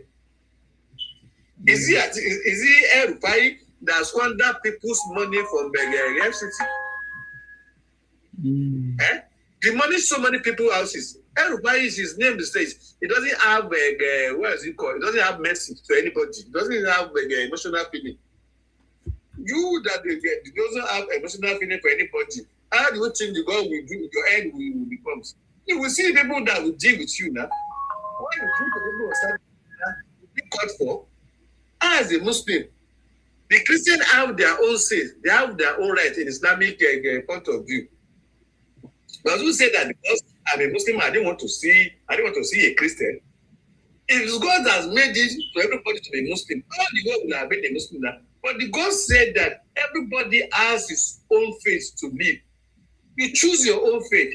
Why must you treat people and to the extent that they be killing them, no single infrastructure that you need them in that place?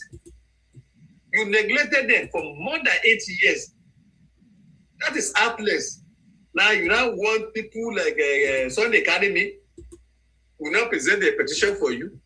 They will never clear you in that state. Even when you went to that place 100 times, they will not give you that power in ministry. They will not allow that the Bola Tinubu's boy, because most of them they are from Kogi, and their grandparents live in the Southern Kaduna, and they knew what the Southern Kaduna are facing. They will never allow El-Rufai. So that is it. Bola Tinubu is not a tribalistic somebody, and is not a religious somebody. Is this what you do in Southeast?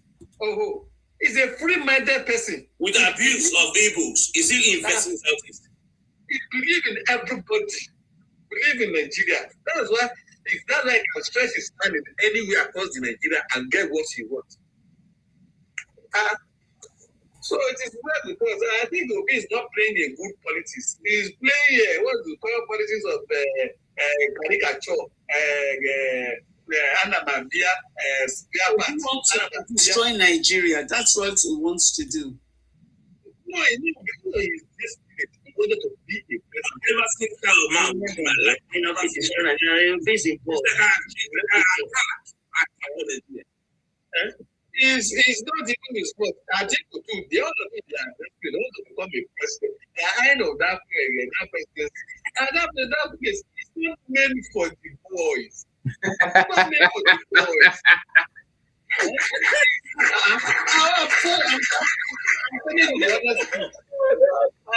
My father has once told me, we wanted to rule Nigeria. It's not like this. It's not meant for the boys. You have to read what you before how to come to the world. So he's a boy. He's a boy now. That's what my father. You know, Obi is a boy. Aya is a girl. Peter is a man. So thank you so much. All right, thank you very much. Can I hear? Sorry? Like my sister that needed verification in what is it called? Unilag.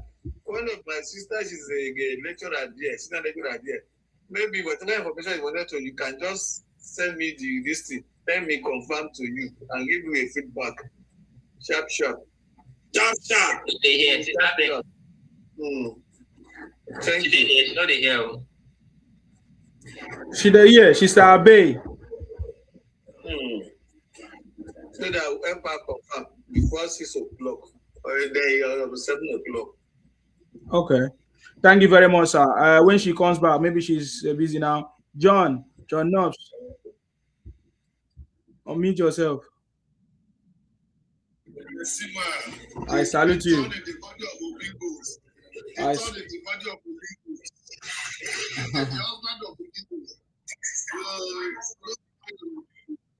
They know what is good, but they are just pretending. Yes. All those things that they are doing online, they are just trying to. When you are marketing your country, you are spreading your country. That is, well understand that even the go ahead, you don't get ahead, and they risk your house. You spy your school, because they travel go ahead, and then you don't get traveling to Ede, so because you want to travel to Ede, you spoil your home. When you are coming back from Ede, where are you coming to? That is the problem. You are spoiling Nigeria. You are demarketing Nigeria because you are outside. At the end of the day, if ship is down, where are you going back to? You still go back home. But the home you have already spoiled it. So all those people, I don't understand them. For Ashwaju, as the name implies, Ashwaju is always up front. It's always up front. So we don't need to bother ourselves. We don't do our own work, campaign, talk to people that need to understand what is obtainable, and everything will move. And ADC is a forgotten issue. It's a forgotten issue. So how will you come to my house?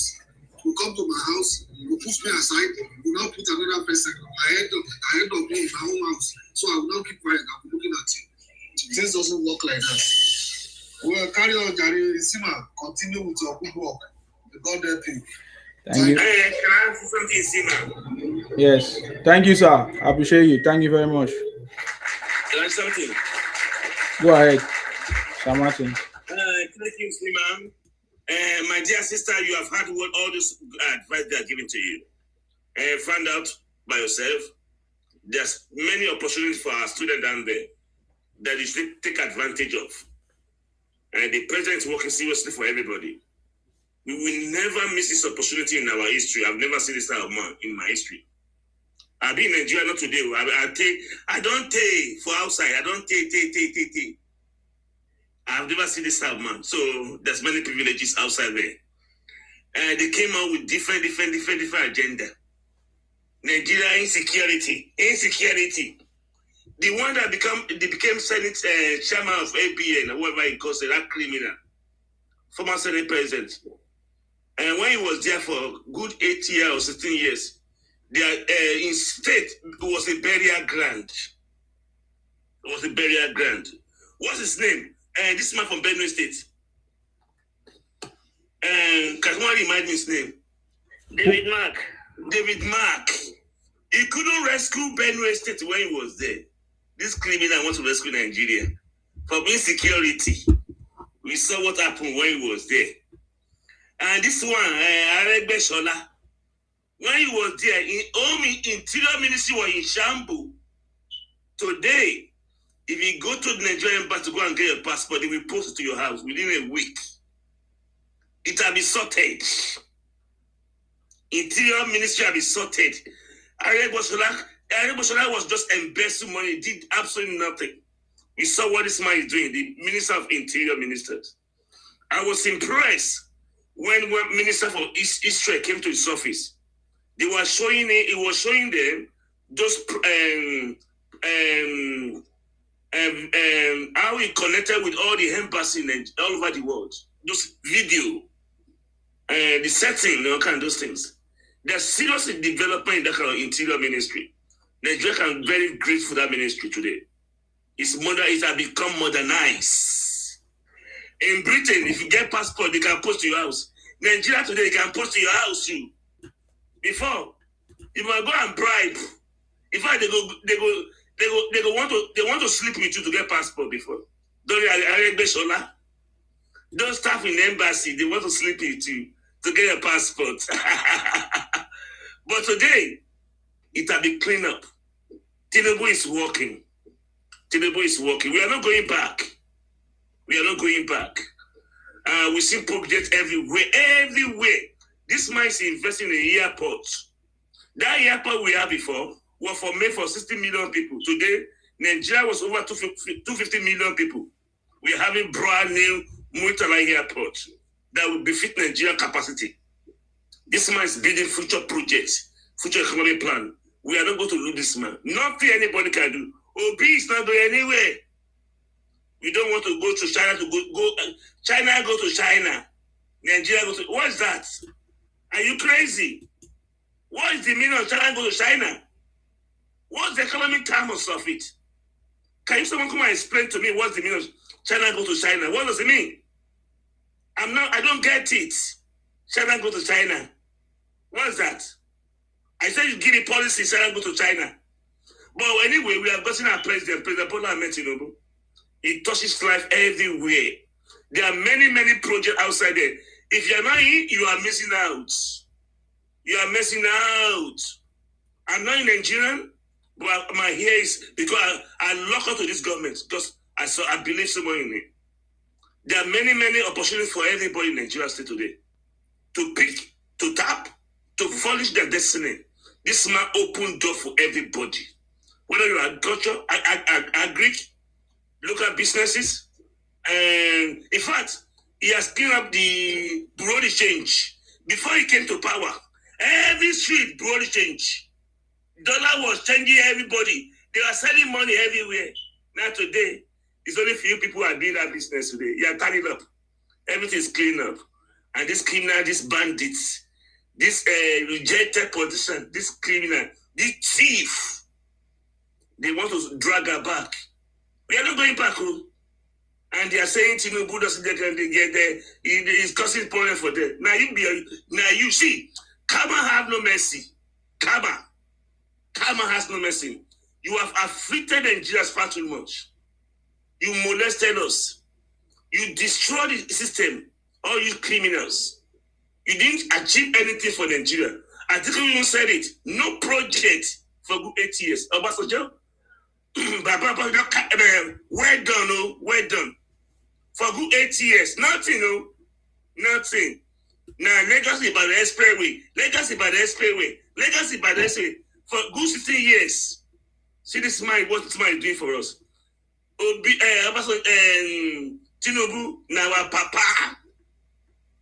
Anybody that do anyhow will receive anyhow. We are not joking. As you prepare on your side, we prepare. But we are not going to abuse you, costume.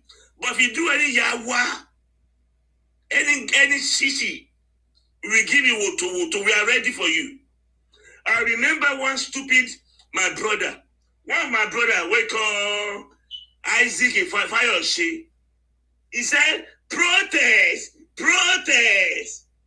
They said your party is not coordinated. I next say you are not coordinated. You want to protest. Criminals. So must you go and have conference without sorting out your domestic policy, domestic issues, and you are blaming everybody. You better go and sort your house. Someone has to be in the office. You are fighting yourself. You went to court. You are saying Tinubu. Oga, you are not going anywhere. We don't get our prize there for 8 years. By the time you finish, you will give us a very good Nigerian that will lead us. It's why we believe so money. He won't give it to these criminals. Tinubu will never let you to be in that office. When you finish 8 years, he will pick one good Nigerian that will lead us to more further futures. Nigeria we are suffering enough under your yoke. No projects. In good infrastructure, we're not investing on it. Nigeria population keep on growing. You couldn't cope with the populations. The hospital, babu. Road, babu. Healthcare, babu. Telecommunication, babu. This man came on stage, was investing everything. Airport, road, students, everything. He said he wants to come and rescue Nigeria. Go and rescue your life. Your life will need to be rescued. Your life is full with attach. All of you. In that ABN, whatever you call yourself. You are criminals. In fact, I will go rescue you. And go rescue to prison. Because you are criminal. Obi told you the structure of criminalities. Structure of criminality. Obi have gone and joined structure of criminality. But goodness God have chosen to us. He has seen what we are suffering enough under you. I'm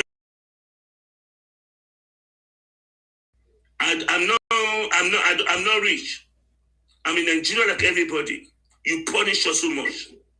We saw what Akpabio did when he was a governor in some state. Nigeria is having football players in that state up to date. Those projects in some state. We are being blessed. If Nigeria want to have football match, they go to Akaribo State. All of you are in there. What do you do? Go and look at Lincoln Stadium, Nigeria National Stadium. It's like a shadow of himself. He had been decayed under your wash. National Stadium in Lagos was a shadow of himself. That's what I call Tinubu Kosam. He declares. Now Tinubu will go there and do something about it now. You are there. You destroy all infrastructures. You have fitted Nigeria. Job, babu. Healthcare, babu. Schools, babus. Federal government and federal committee that will refurbish all the federal universities every year. When you did there, what do? You destroy everywhere. Now to be down, job. I see this criminal come do know. I said this Olori Puruku has come here. This Willie has come here. You do you know how many cars in your garage? We saw those wristwatches that you are showing on Facebook. Do you know? We saw those wristwatches. We saw those cars, golden cars in your car. Now Tinubu gave it to you. Where you work in your life, do you know? Have you worked an 8 hours job in your life? Have you go and clock? Do you know? Have you go and clock? Like average Nigeria? No. You are talking shit. Say you want to rescue Nigeria. You decrease. You want to rescue Nigeria. What do you do for your life? For your university you finish, you jump in there, you are jumping up and down, you are acquiring wealth. Your consequence, nothing achieved in your consequence. You are building project everywhere for yourself. And you still come and tell Nigeria, I want to come rescue you. You're mad. You are your article. We there here for you. We there here for you. This time around, that bass boss go loud. That bass boss go loud. We are all Nigerians. Nigeria must benefit from their country.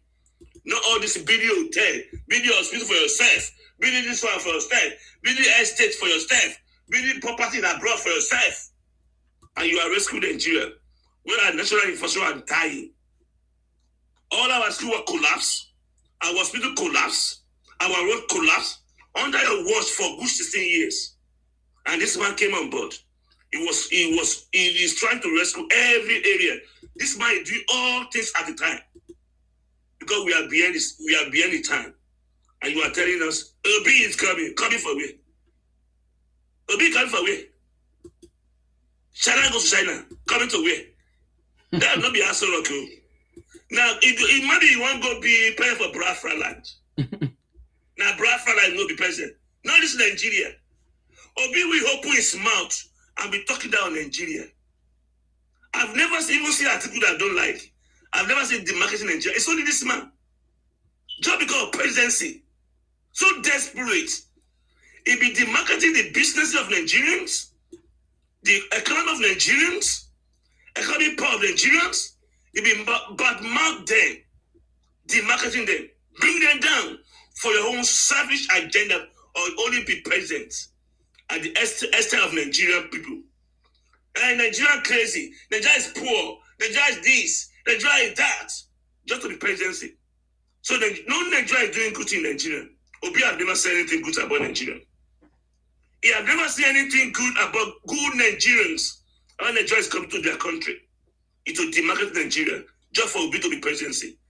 President for what? Obi is an empty brain. He doesn't have anything. Just say people that he cover that for us. So they come give us fake.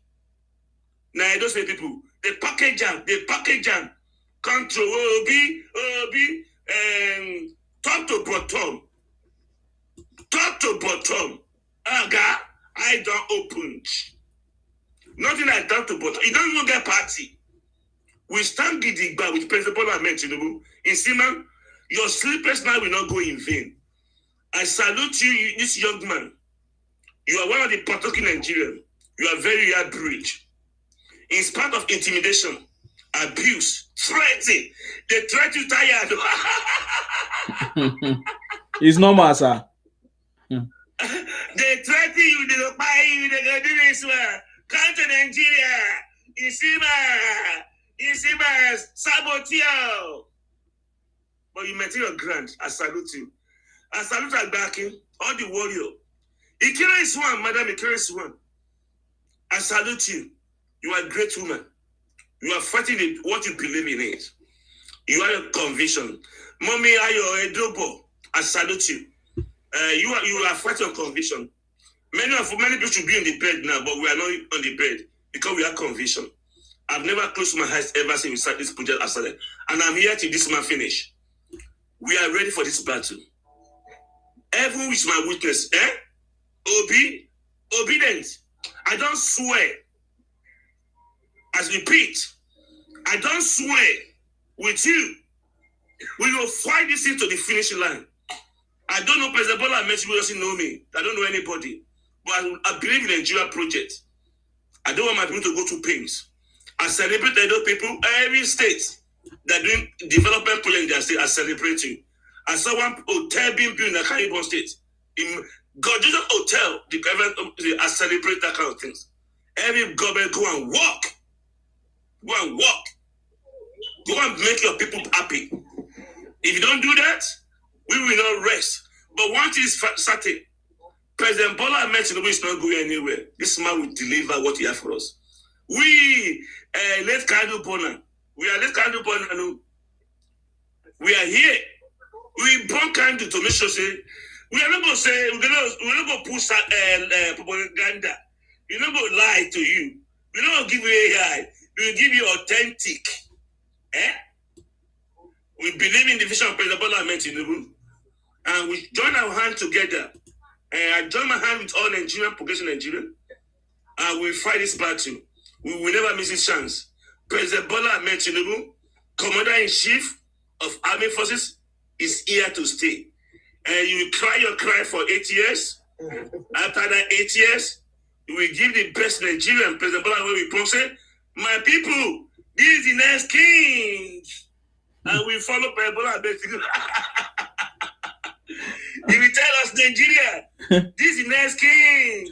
And we rush down there and go and cry him. Isima, I salute you. Nigeria, I salute. Thank you, everybody. Thank you very much. I salute you, sir. Thank you very much. I salute you for your contribution, Sir Martins. Very powerful. You see, I was just reading something, and it reminds me of what Sir Martin is saying and everybody is saying and what Nigeria is supposed to do at this point.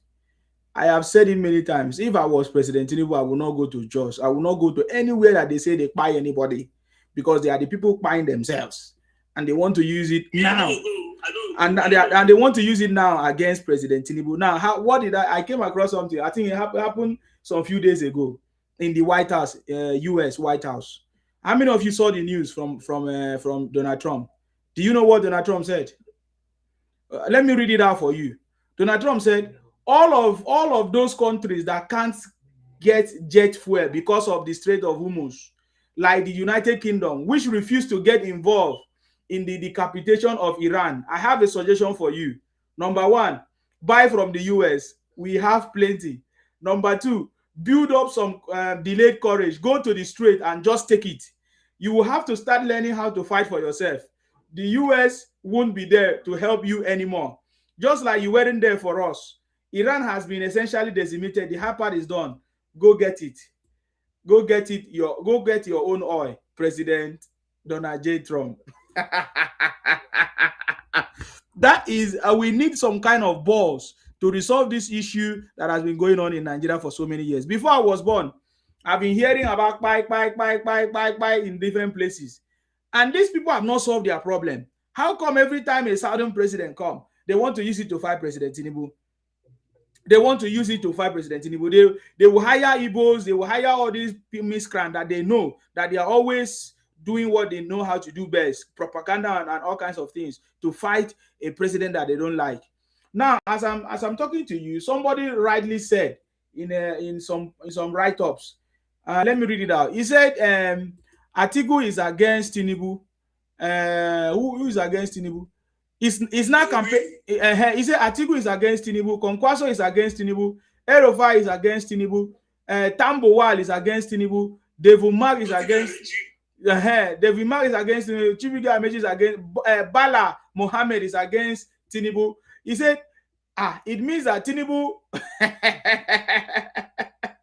Tinubu will give the North 5% if he wins in 2027. He now said that they should not allow Tinubu to win this election, though, that the North will suffer in the hands of Tinubu. Now, he's not trying to, will I say, incite the North against Tinubu, right? Do you understand what I'm trying to say now in this conversation? So what is the conversation? What is it about? And this is an Igbo person, trying to educate the North about Tinubu, or trying to, I don't even know what he wants to achieve here. If these people are not supporting Tinubu, don't they have right not to support Tinubu? Will it stop Tinubu from winning? No, it will not stop Tinubu from winning. But what is this conversation I'm seeing from Igbos? Now, if you, please, I want you guys to begin to notice what is going on. Igbos are changing their name, using all kinds of names, now writing all kinds of write-up, fake news everywhere. Do you know that there's a fake news against Fani Kayode, that the Germany, whatever, rejected him for so there are so many fake news that these guys, Igbos, are running everywhere. That is why you have to be very careful what kind of message you get on social media. What am I trying to say? It is time for our country to be fixed. And President Tinubu have the political will, without any bias or being afraid of anything. Return this country to a regional system, to a state, whatever system that is going to work, and make sure that you tell them the truth. The insecurity issues is not in the hands of the president, because this is not a normal insecurity. This is a political tool that the Northerners are using to fight against a certain president. President Tinubu should be bold enough to tell them the truth. I tell them, so why you have a state governor, you have people there, you have several religious leaders, they should fight their problem. They should not be buying themselves and then calling Tinubu to come and resolve the issue. You understand me? So that is what I feel. At this point, we need to do. We have been spending money trying to save the North. Now, let me bring that our northern brother here that was talking about. Why will the North, with the religious leadership and affiliation that they have, and all kinds of powerful leaders that they have not been able to solve the problem of insecurity? Why are they using insecurity as a political tool against President Tinubu? I want you to answer that question, Captain. Okay. Actually, what I think is, is a tactical move. Is a tactical move to stop Tinubu for his second term. Actually, this is my view, and it's a gang up. Even almost, even when President Tinubu was coming 2023, such things happened. But this one is worse than that one. That one is not even. It wasn't important at that time. But now the president has to come in and address the issues. Even though he knows that some people are behind it, or they want to use it as a political tool. To sabotage his second term, maybe. But the northern elites are not doing anything right now, to stop these things that are happening. Because the president, I think should I call him a president, or this Chinese of Niger? There was a time that he said, even before the coming of these bandits, Lakurawa, before they come to Zamfara, Kebbi, and other states, like he said that they caught some of them and they informed some people here in Nigeria. But what they realize is that those people in Nigeria knows what is really happening. They know what is really happening. It's just that they don't want to take any action on it. So I see it as a sabotage, actually. Actually we don't want to stand up for ourselves. And then if we didn't stand up for ourselves, who will stand for us? The president cannot carry a gun and then start a fight, or be in the front line.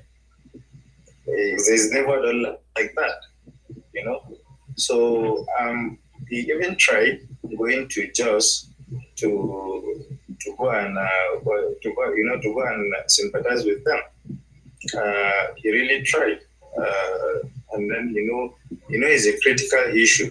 Actually, Senator Lalong said it all when President Tinubu visited Plateau. Senator Lalong said, Mr. President, please, you should invite us, we that have served Plateau State. That means, he said, Joshua Dare, Jonah Jang, that's Senator Jonah Jang, and then himself, Lalong, and even the present governor. He said that the president should please invite them for a closed-door meeting in Abuja so that they can address these issues. Because all of them have their different experiences about it. So they should invite them. No, you're not going to invite them. You go and talk about yourself. They're tired of talk. No, that's what Lalong said. That's what the governor said. I don't have problem with that. Yeah. Yeah, so it's not me that said it. I didn't say it. So it's the governor that said it. That you should invite them for a closed-door meeting, and then so that they will all contribute and tell themselves the truth, so that they can tackle this security issue. But most of the times, this thing that is happening in the northwest, it baffles me a lot actually, because there's nobody is talking about it, and nobody even want to take actions, on what is happening. Everybody is just quiet. Nobody is talking. So, and it's getting worse day by day. Even though the president is trying, he has given the army equipment, to tackle these security issues. But there are sabotages. That's the problem of Nigeria. Sabotage. That's the problem. And then people sabotage against their people. I don't know how that mentality works. You would be like a middleman, to buy your people. It is. It's not. Your brain cannot even take it. You just say, how can somebody think like that? To be against your people. It doesn't make any sense because of political seat or political position, and then you're just buying your people. It doesn't make any sense to me, So actually, the North is not addressing the issue, and then I don't think the president is to be blamed for what is happening, because some of these things that are happening, even the president, he met them like that, even from Buhari regime, that's how teaching has been going on since during Buhari regime. So, Tinubu is not to be blamed, I think, to some certain extent, for what is happening in the North, actually. So, I think that's my submission. But if anybody has a question that he wants to ask me, please, I'm open for that. Okay. We are expecting it now to carry the bomb, not Democracy Day. No, we are Democracy June 12th. There's no two and that one. Maybe Benue or Plateau, or we are expecting it. When President was going to London, you throw under bomb in Plateau. When President wants to do it bad day, if he did it bad day, throw under bomb. We understand the game. So we are expecting under one. I mean, personally, I'm expecting under attack. I don't know them. Don't quote me. I know they involved. I am innocent, but not predicting that I want to prophetize. I'm a pastor. I want to see vision. I'm expecting insecurity from the North and Middle Belt on Democracy Day. We are welcome. We are expecting it. But I can tell you, to go and do it, President Bola Ahmed Tinubu will not come there. Go and do it. He will not come there. As Zima said, be just. No, I'm just saying, I'm not prioritized. I'm speaking in tongues. Yeah, I'm a prophetess. I understand you. Let me finish. We don't send them. I'm just saying we don't send them. We are expecting more. But you're not going to draw them back. Nigeria is not for Fulani. You hear me? Nigeria is made of 250 tribes. It's not for Fulani. We have invested large chunk of our economy to security in North. It's draining our economy. We are investing billions, but we bought weapons, military to keep security attack. President Bola may have invested trillions on the security. This budget that we have in this government is the highest in security in Nigeria I've never seen. We have done our best. So go and do another more. Democracy Day, June 12th. But we don't move. If you want by yourself, finish. I think so. Sorry, you got it wrong. But a president, when you call a president, is not. No, when we know the secret, when we know the agenda. Let me hear him speak. What do we get it wrong? Tinubu is a Nigerian president. He's not like say a regional president or something. He's the president of Nigeria. So what does that mean? Yeah, it means like everybody belongs to him. So it should be I don't understand. So when you now buy your people, you now come and call him. I don't understand. Call him. No, like yeah, they buy the people, but at least it's not everybody that is bad. No, the people that buy people, your people, buy your people. So it's present.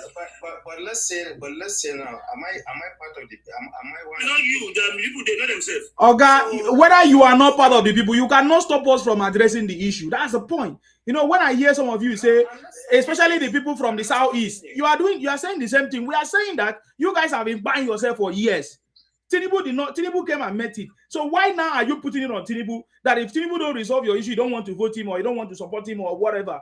That's the point. That's what we are saying. I don't think anybody's saying that, you know, he doesn't want to vote Tinubu because of that, because of the... Oh, they are saying it too. Okay, we are addressing what they are saying. Now, if you are not saying, don't worry. We are addressing what people are saying, what the people from the north are saying. The narrative, saying that security yes. in Nigeria is not stable. This man just 30 years old. Does he know Nigeria history? Nigeria insecurity is older than him. No. That man was talking about insecurity. He's just 30 years old. Nigeria insecurity is older than him. So he cannot talk to us. We know the people. See, the North has been in chaos since 2007 up to now.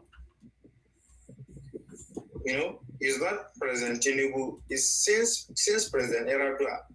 You know, even about the regime, it has been like that. The North is in chaos. You know, the North is on fire. Boko Haram here, kidnapping there, and religious fights here. That's what is happening. You know.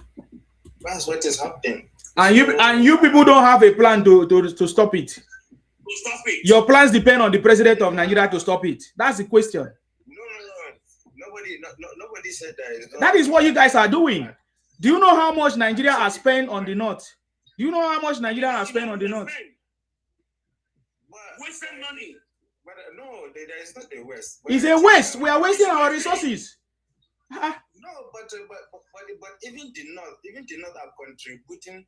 No. Nigeria state resources are wasted on security. The North is contributing IGR. Yeah, to the government. Everybody is contributing. No, what we are the North is contributing IGR, and we gave you back your IGR and plus your insecurity issues. What are you talking about? We are tired. See, this thing has happened. How much is the North contributing? Is the North contribution more than the South? Well, I don't understand what you're saying. You say do you not understand how IGR works? Do you know this insecurity budget? I know security budget. We are spending our money in the North, and you guys have not resolved the issues. But it's not only the North. See, it's the North. Which other place? It's the North. Let me tell you how the North has been bringing us backward. That is the truth. Let me tell you how security works. You want to tell us how security works? The North is telling us how security works. Is that what you want to tell me? Please don't make that statement again, I beg. The North cannot tell how security works. Please.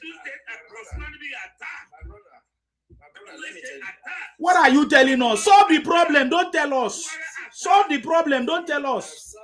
Steve, I have served Nigeria. Oh, God. I have served Nigeria. No, what are you saying, sir? That is not what we are saying now. Oga, stop interrupting me if you don't know what we are saying, please. That's not what we are saying. We are saying that Nigeria have been spending money in the North in the name of solving insecurity issues. Why is it not causing pain to Nigeria? That's what we are saying. I don't know what you are talking about. That's the reality. That's the reality. That's what we are saying the same thing. How? We are not saying the same thing, no. You say you have served the North. What does that mean? You have served Nigeria. Me, I have not served Nigeria. What am I doing? Do you need to wear uniform to serve Nigeria? I think, but there is level to everything. Oga, go and solve your. Why is the North not coming? Just like the way the North protested for Iran president. Why is the North not coming out to resolve the issue of the buying? You came out and protested for Iran president all the way in Iran, but you have been buying yourself for many years. You have not solved your problem. I don't know those people that that you said the protector for Iran. I think it must be the Shiites. It doesn't matter. They are from the north. They are from the north. Yeah, they're northerners. They're Shiites. Okay, what is the job of the Sultan of Sokoto? What's his job? Huh? What is the job of Sultan of Sokoto? Who is the head of you guys in the north? Yes. Is he not the head of the leader in the north? Yeah, he's considered one of the. His job is to tell us that anybody that fight Boko Haram is fighting Allah. That is his job. So what's his job to solve insecurity? What has he done to solve the insecurity since he became Sultan of Sokoto? I want to understand. See, Nigeria should be asking tough questions. Nigeria should not be joking with the North causing problem in this country. It's for long. We cannot solve this. We cannot continue like this. That is the truth. I think even last month the Sultan went to the president. Yeah, because president invited him. Why is it that they don't have it? Why is it that they don't have their initiative? Why must the president be the one to involve to give them money? The president, we have always been noticing that the government have always been spending money in the north, send soldiers, buy military equipment. Every time is in the north. That's too much. Very soon we are going to protest against the northerners. Very soon. You think that we are joking? Let me tell you. Very soon. We are looking at soldiers in the north. Sorry, my brother. You remember, like, it happened in the Niger Delta back there, right? No, that did not happen in Niger Delta. What happened in Niger Delta? You want them to give you money?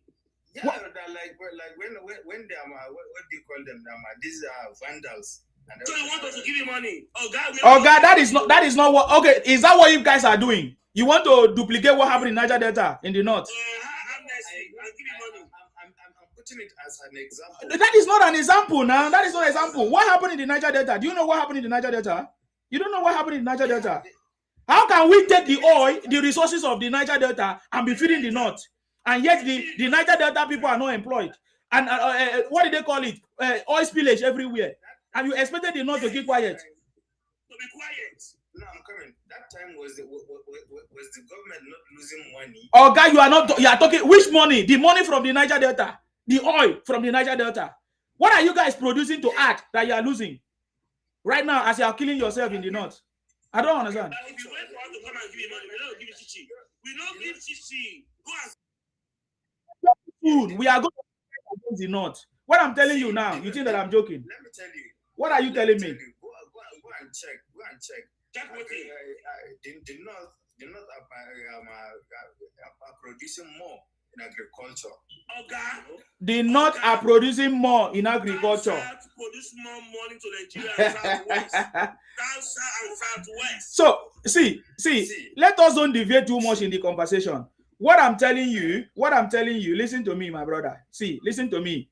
I said we are tired of Nigeria taking the money from the south to go and pay or solve any issue of insecurity in the north. That's what I'm saying to you. And that is what has been happening for so many years. The borrowing that they are borrowing, when they use the money from the south, they go and put money and borrow money to buy equipment to come and solve problem in the north. This has been happening for years. Yet we have never seen any northerner come out, or the political leaders in the north, or even the religious leaders come out to find a solution to their own problems. Every time they are always looking at the president because they will expect the president to give them money to resolve the issue. And that is why it will keep on happening. It's like in circles. It keep on happening because they are always looking for money from the president to resolve the issue when they fight themselves. That's what we are saying. So what you see. So all right, let me chip in something. If there is insecurity, who will the president give money to? Oh God, nobody. What do you mean if there is insecurity? What is? Do you know what is called security vote every month that is given to the state governors? What are they using it for? I know. You don't know, man. Don't talk like ignorant person, please. You don't know. So you're asking me that question again. I know what I'm saying. You're saying nonsense. The president is not supposed to give anybody money. We are not giving any money. They have already been giving the governors money every month for a security vote.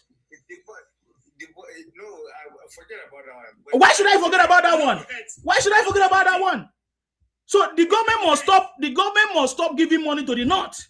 I'm telling you now. When we protest, you think that is a joke. The government must stop giving money for the north. Well, if they want to buy yourself, you buy yourself. That is not going to. Yes. Are you not giving other governors? Of that, we are not giving money for insecurity again. We are tired. We have invested for 35 years. Almost all the government. No, 35 years. No, it's not making sense. It's not making sense. This is getting too much. 35 years. Getting too much. Not. It's not getting too much. Every time the North is bringing us backward. Every time the North is bringing us backward. Every time. So now, what do you want to do with the North? Which state are you going to attack next? Why should I think for you? You say, what do you want to do with the North? I'm telling you what is affecting us. We can't be using our money to. Am I part of the people who are attacking? I will say. Then if you don't know, keep quiet now. Why are you arguing with me? If you don't understand what I'm talking about, keep quiet, please. Me, I'm addressing issues. We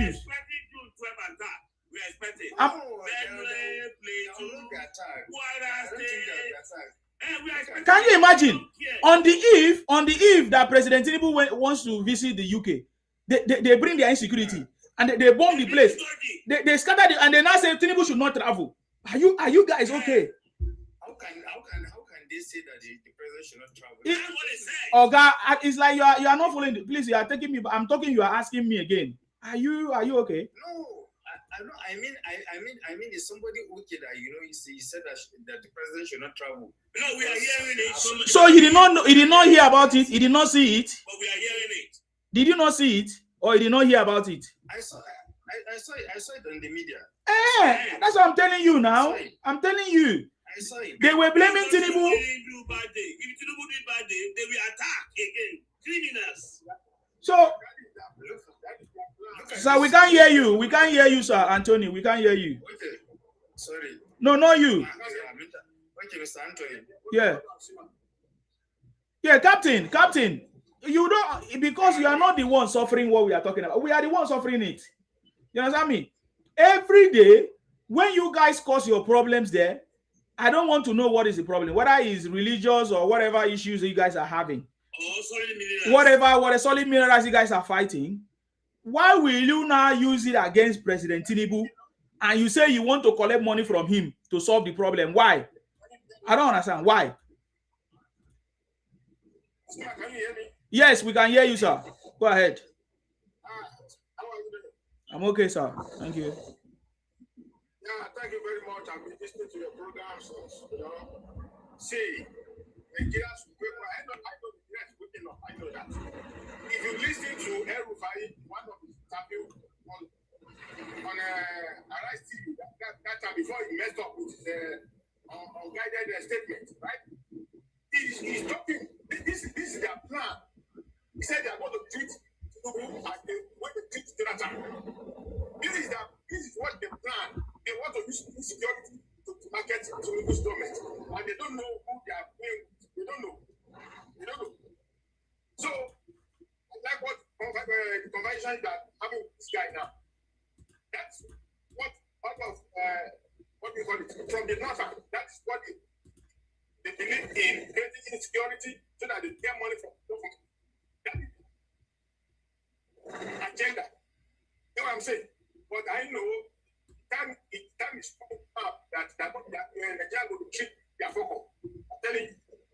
I've never seen any of the pattern headers or pattern leaders talking against what is happening north. They are using human life to play politics in Nigeria. Are they crazy?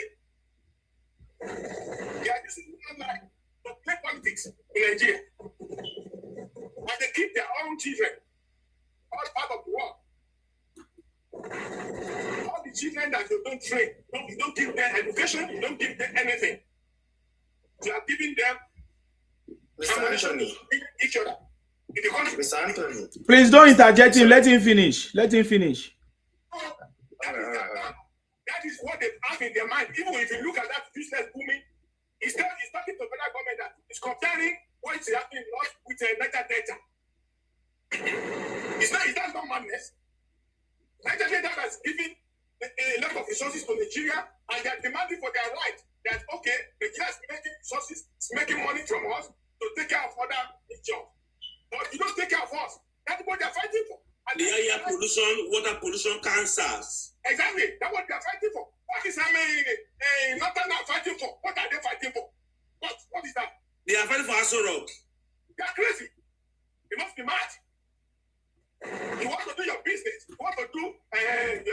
this useless estimate want to do your business. You cannot put your heads together to get money and create a place that you can put your cows to make your money until you put it everywhere in the country to disturb other people. Is that not madness? And one woman say that, oh, they don't have a this, they don't have a hospital, or this estimate. Can't you hold your governor that this is what we want for our people? And then if Nigeria doesn't give them money in part of the state, why can't you go and talk to your governor that, oh, this is what we want, this is what we want to provide it for you? You see everything for federal government. When you sell your cow, you are keeping your money to take care of your life. When you sell your cow, you are keeping your money to your family. So, and you expect government to be spending money on your cow? Are you crazy? Now, it's better if they don't want to open their mind to what is going on in the world, that the world has already moved on with what they are doing. It's better they go away. We go away. It's better. They hold themselves, we hold ourselves, because these people, they are causing a lot of problems to that country. And they want to bring Iran, American war to Nigeria. These criminal people. And just imagine that. Something is happening in Iran. You started protesting Nigeria. Is that no madness? They don't get security. They still want to go and fight in the American war. Even your people in your country, every day and night, almost like 20 years ago, nobody has stepped out to condemn it. And you want to go and fight in the American war. So, according to what you said, my friend, if they like, they should continue killing themselves. That's their problem. They should not let it be in the north. Don't take it to the south. That's the thing. That is their problem.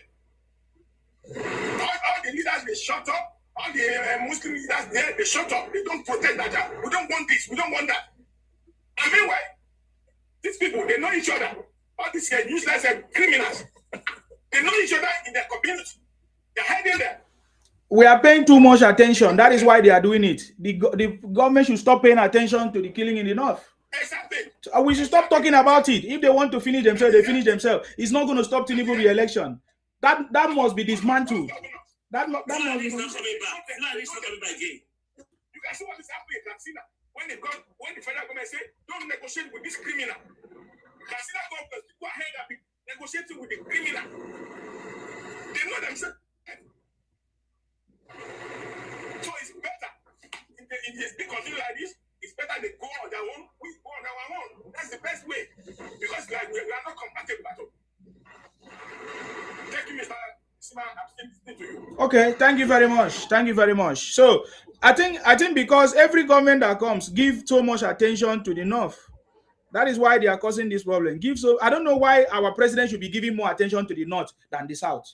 Why? Why is that? Taking all our monies to invest in the north. It's getting out of hand. Sincerely. The last speaker, what he's saying, is he trying to say that we northerners are parasites? No, you are even more. If there is anything to describe you, you are more than parasites. Tell from the history of Nigeria, what have you been doing? You drain our pockets. What have you been doing? What he's trying to say is that Nigeria should pay. The north and the west and the east are parasites. And when we look at the money generated by Nigeria every month, all the regions, you can see that some people, they never make profits since Nigeria have started. So which means that the money from the southwest and the south is the money that they are using to reimburse them. If you pull up the data, you understand what we're saying. It's like you are earning 200,000 per month, and your expenses is 700,000 per month. Who is covering for the losses, for the excesses? It's the southwest and the south. That's south. So that's what we're saying. Look at the Igbos now. They are doing it at home. They are not working, but still they still get money from the federal government every month. They have states, they have representatives, they have senators. All those people still get money. Let's and they are still crying. They are still crying. They are the loudest in Nigeria, complaining, demarketing the country. So that is it. So, and then let me add something. You know, if we look back, I think it's a northerner that solved the problem of Niger Delta. That was Eradua. We are finished. We are finished. We are not finished. What we said is this. What we said is what we say is this. No, Go and tidy up your home. We are tired. No, I'm trying to. No, we are telling you. Nigeria is tired. Why don't you resources from the Niger Delta? What? How can you compare your criminality, buying of people, to what happened in Niger Delta? Do we buy people in Niger Delta? You are talking nonsense, complete nonsense. That is why we cannot have a conversation with you. Their money in Niger Delta is taking. You are talking complete. Can you imagine your comparison? The reason why you guys are buying people. You are comparing yourself to Niger Delta, right? I'm not giving you a reason. That is the reason you are giving to me. You keep on talking about Niger Delta, and this is not the first time you people. I did not hear this for the first time from you people. From you, I've heard it many times from you people comparing your Boko Haram and insecurity to Niger Delta. That is an insult. That's an insult. No. That is an insult. That is an insult. Please erase that kind of rubbish from your head. That is an insult. There was no problem in the Niger Delta. There was no problem. We only seized the resources. The boys in the Niger Delta said you cannot be taking the resources, and our people are suffering. That is completely different from what you are doing. You are draining our resources. You are doing See, like Eradua did this, Boom. right? And then what do you call it? IPOP. You know, you remember this issue of IPOP. You know, I think. Okay, talk about the North. Don't talk about IPOP. You are not from the East. Talk about the North. Yes, Yoruba Greatness is here. Please, can we allow Yoruba Greatness? Go ahead, ma. We need to make a correction. Okay. You see, this is the mistake that, and I honestly don't want us to do this, because the Hausas are the owners of that northern area. The critters from the pit of hell that are causing all this nonsense is the Fulani. So let us distinguish. No, we undo it, ma. We cannot do anything about it now. Hold on, because there is some noise. Can you mute your mic? Let's hear from only Yoruba Greatness. Please go ahead, ma. You know, it's like these Igbo, Swama, Osu people, when they go and commit their heinous atrocities and their crimes, what do they say? They bunch us all together and they call us Nigerians. And we know that we're not part of this horrible, heinous crimes that they are committing. It's the same thing we're now doing for the Hausas. And I would advocate for them because they have suffered greatly in the hands of these degenerate Fulanis. Suffered greatly. How do you know that, ma? How do you know that they are suffering? Because I've not seen them protest or say they are suffering.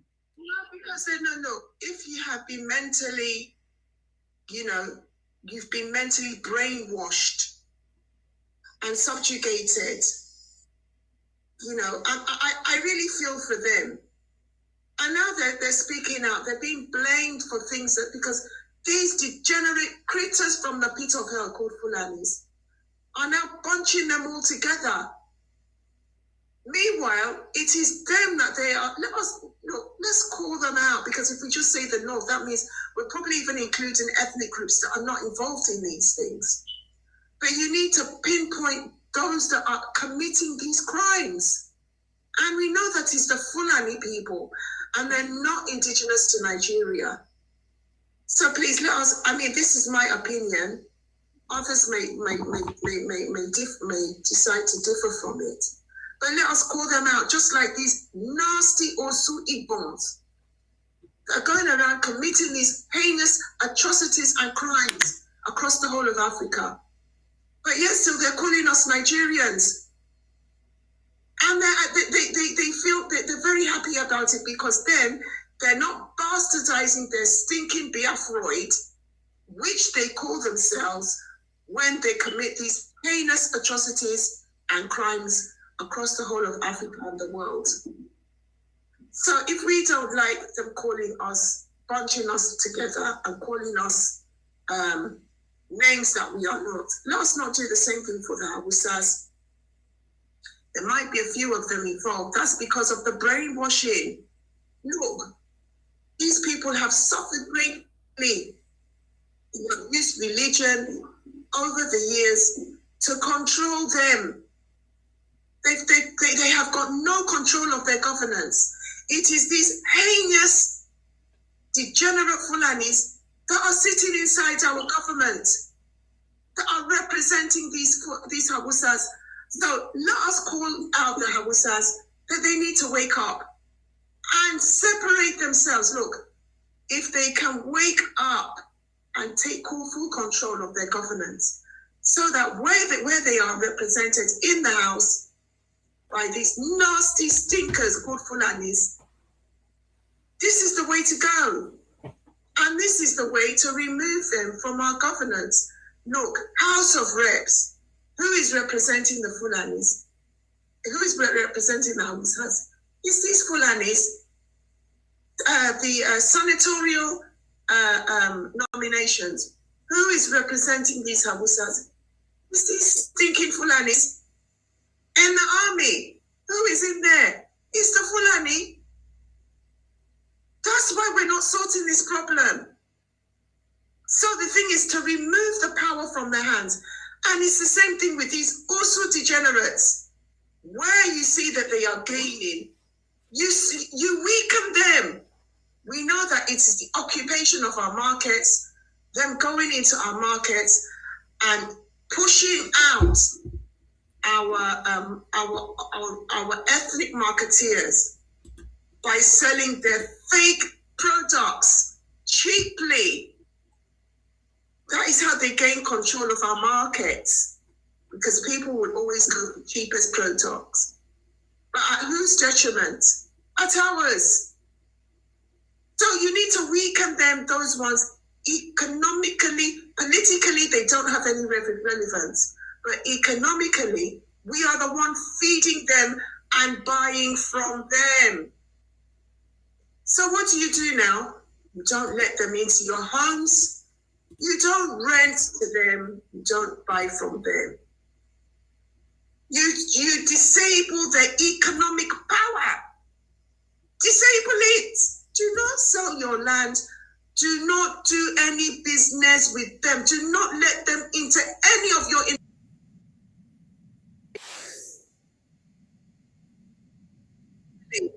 these critters, the two critters, they will disappear as if their voices heard. This is what we need to do for those two nasty, atrocious creatures. I will not even call them humans.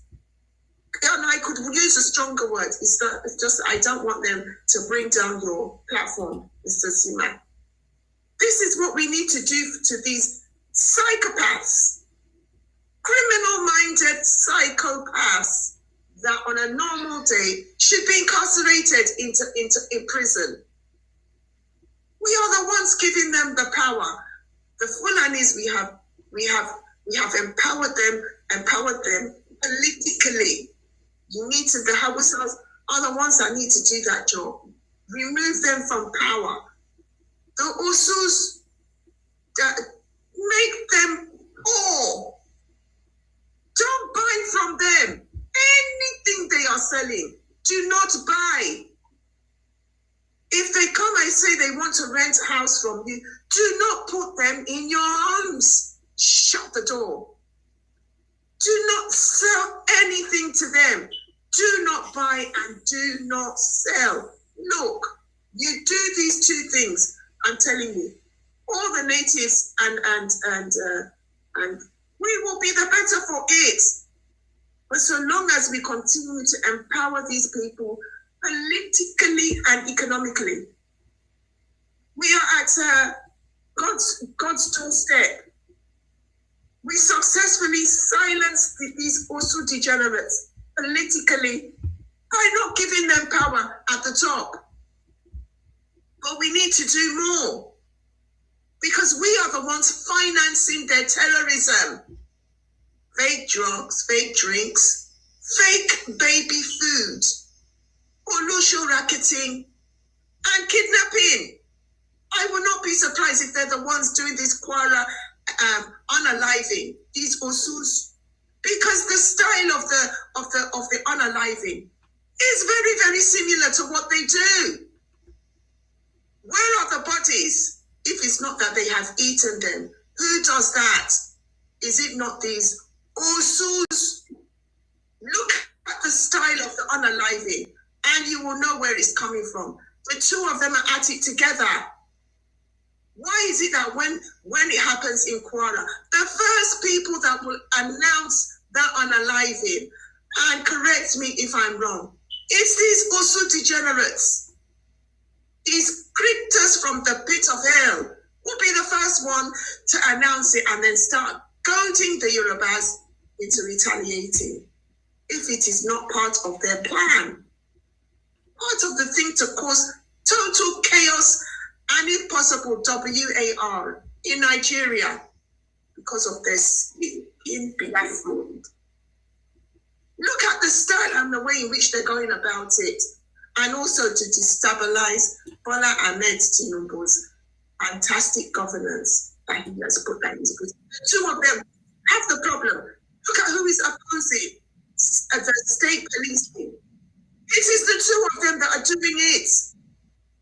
Those stinking Fulanis, those criminals, those atrocious creatures, and also degenerates. And both of them are doing it. I'll yield the mic to you. Thank you. Thank you very much, Robert Greatness. Yeah, I think you've made your point, and we have also made our point. I understand what you're saying, that, yeah, the people, the Fulanis are mostly the people that are causing the problem, you see. That is understood. And, you know, I saw Captain writing in the comment section saying, thank you, thank you, thank you. What is thank you, thank you? You compared yourself to the Niger Delta, this and that stories. All those conversations did not make sense to us. Yeah, you could have made your point. It's just like when they talk about the South, we are not the one causing problems in the South. When you talk about Niger Delta, some Niger Delta guys stopped some flow of oil in some certain area because they wanted the attention of the government to resolve the issues that is going on in their place, the oil spillage and all of that. They never buy people. They never go about security, kidnapping people. No, that was not what happened. So you comparing what is going on in the north to Niger Delta was, and I listen to you saying that kind of a thing.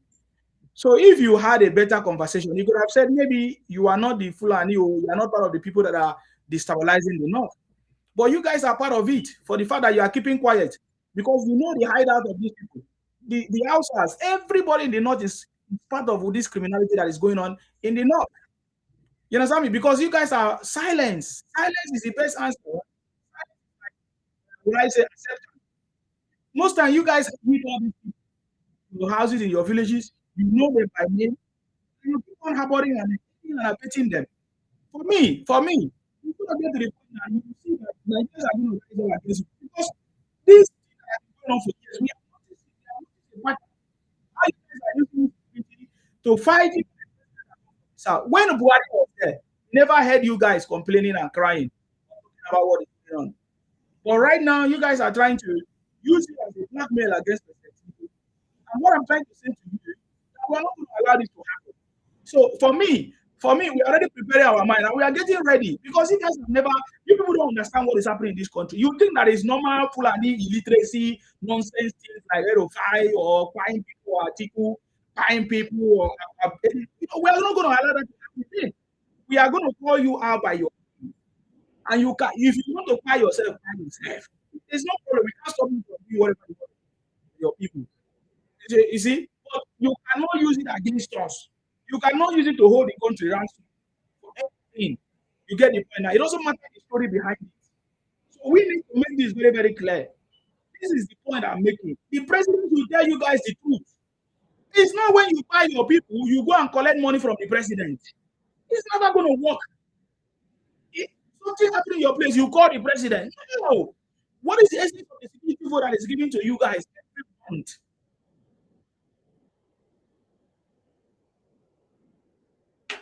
So that's a point. Let me hear from you. I'm sorry, thank you very much, my brother. Please, you don't have any, even to what we are saying.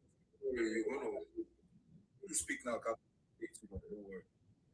Okay, my brother, I know you are. I'm going to wish you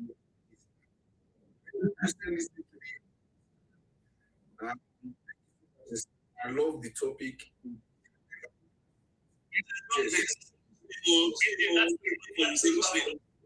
Yes.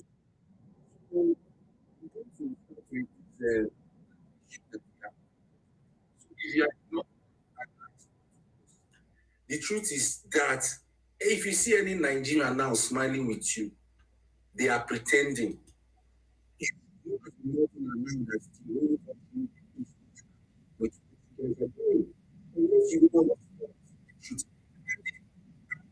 I'm sorry to say the most part is that, listen, you might not be part of this. And you know, we are going to join all of you together. I'm sorry. Because when the Igbos were doing it, we called them out. We told them, listen, you can't keep quiet when these things are going on. What do you mean by that? What you guys are doing to us in Nigeria presently is really, really unfair. Think about it for a minute. We have so many tribes in Nigeria. What if 50 tribes, just 50 out of all the 300 tribes, are behaving like the Fulanis? Do you think we are going to have Nigeria today? Think about all these things. What if, like, maybe 5 tribes decided to say, okay, they want to behave like Fulanis and hype up in Nigeria? Do you think we are going to have Nigeria today? You people should call yourself to order in the north. It is getting to a point where the whole Nigeria, I'm telling you the truth, we are not just going to come out and protest against you. We are going to come out and demand to demarcate you from us. Because if it is something that gives you joy in the north to unalive yourself, if the only way you can make a political statement in the north is by shedding blood and unaliving your people, it is okay. We are fine by that. Do it to yourself. If that is what you want to do, do it.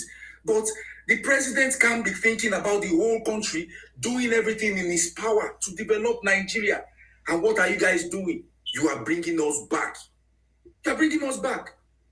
Someone asked you a question the other time now. What are you guys doing this for? What is your end goal? Nothing.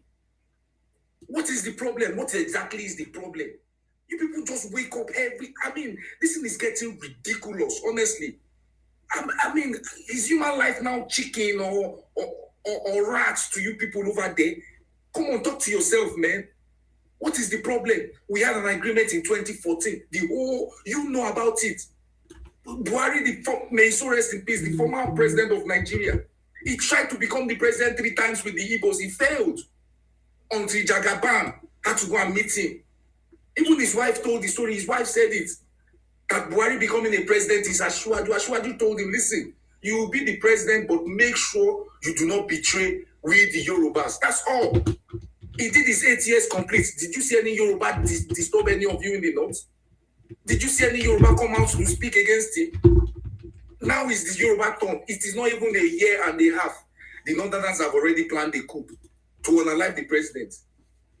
Look at what you guys are doing. This man is going to the United Kingdom to hold a meeting on how to make Nigeria great again. What did you guys do? You decided to go to Maiduguri a day before that day to unalive people. So you think because you've unalived people in Maiduguri now, Ashwaju won't go ahead to do what he's supposed to do. At some point, we don't care anymore. We don't care anymore. And if this is something that gives you joy, we don't want to be sharing the same country. Doing all these things that you have never seen any South in this country called Nigeria. Have you seen the South ever destabilize the country? Look at the Shekiri people there. The Shekiri there in Delta State, they have many oil wells and refinery. Have you ever seen them blow one up to make any political statements? Have you ever seen the Shekiri say because they want something, they want to go and blow? These people don't do all these things. Then imagine if all this oil and everything we have in the south, imagine if it was in Igbo land or the north. We are finished now. Imagine if it is in the north. Now that Atiku didn't win the election in 2023, they will blow like trees to make a statement. Or Obi will just tell these people to go and blow everything since he didn't win the election. And then you now see that God is a wonderful God. He knows what he's doing. Or you think the God that made all these resources not be in your land, you think God does not know what he's doing? He knows what he's doing. We are sick at sea. We Nigerians are completely sick and tired of what you guys are doing. And me personally, I don't even want to share the same country with you anymore. I'm telling you the truth. What is the problem? We can't be saying our politicians are the problem and we citizens are even the bigger problem. I've never ever seen any Fulani outside or any tribe in the north come outside to come and condemn these things. That's what we are saying. You have many religious leaders over there. Have you seen any one of them come outside to condemn these things? You would rather want to come outside than you want to mingle with us and be telling us, let's talk about politics. Man, we are not happy with you. Don't want to tell you, we are not happy with you. I should talk politics with you when your people are on a live in Nigerians every day and you want me to be smiling with you. We are not happy with the North. And you guys like to compare yourself a lot with the United States. Let me tell you, in the United States, if this is happening in the United States, you know what they'll say? They'll say you are giving the city a bad name. Your own people will be calling you out that you are giving our city a bad name.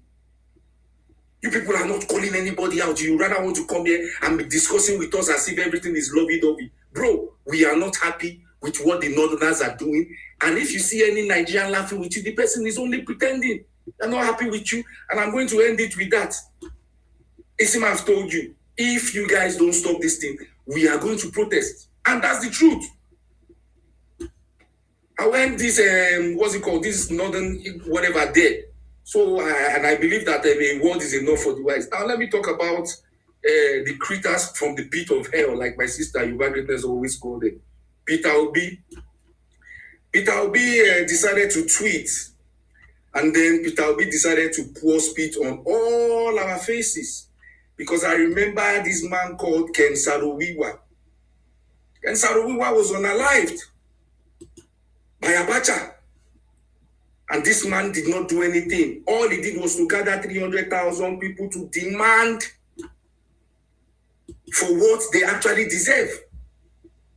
The military regime unalived him. Then Peter Obi opened his mouth and told the whole Nigeria that General Sani Abacha is better than Tinubu. We will never forgive him for that statement that he made.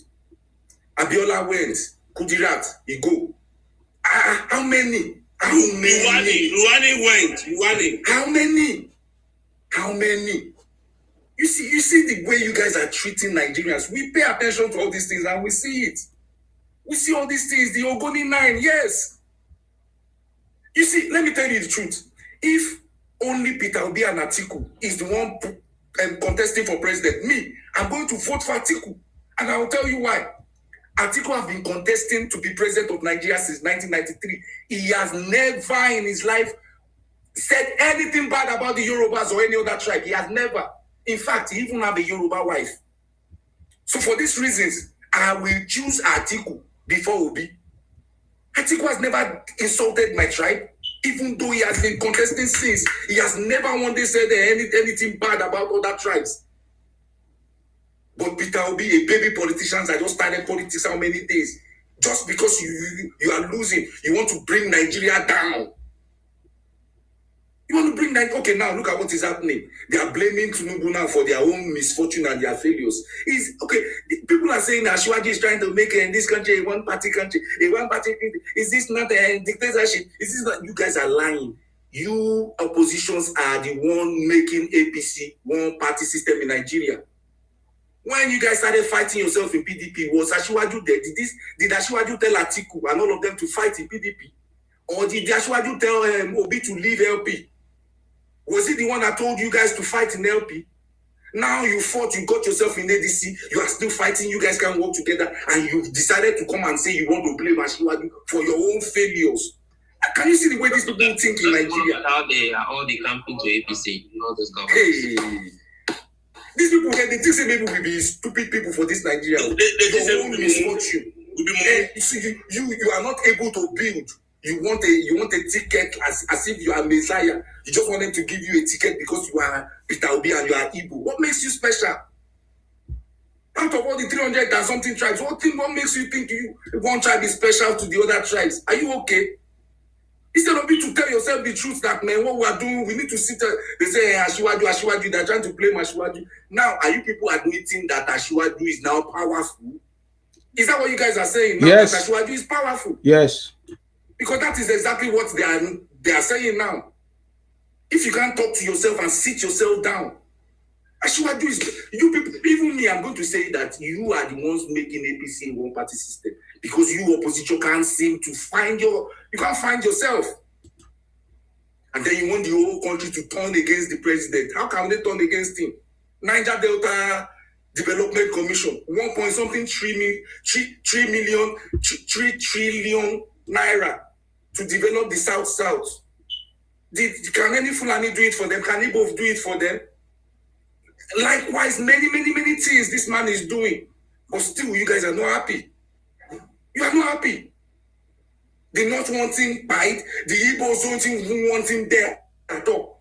Okay, if the whole country now tells you people now that, okay, let's agree now that you are right, who should we vote for? Because you say, okay, who? Obi article. We should go and bring Obi. This Obi that used his mouth. Imagine what Obi is saying, that he decided to join these corrupt politicians because he believes he's going to change them if they are found guilty. Please, if you know Obi's family member, tell him to go to psychiatric. All this one, this man is getting mental small. He's going small. He's going because everything he says is rubbish. How can you even say the things Obi says these days is shocking? Imagine Obi saying, I can rule Nigeria from Kaduna.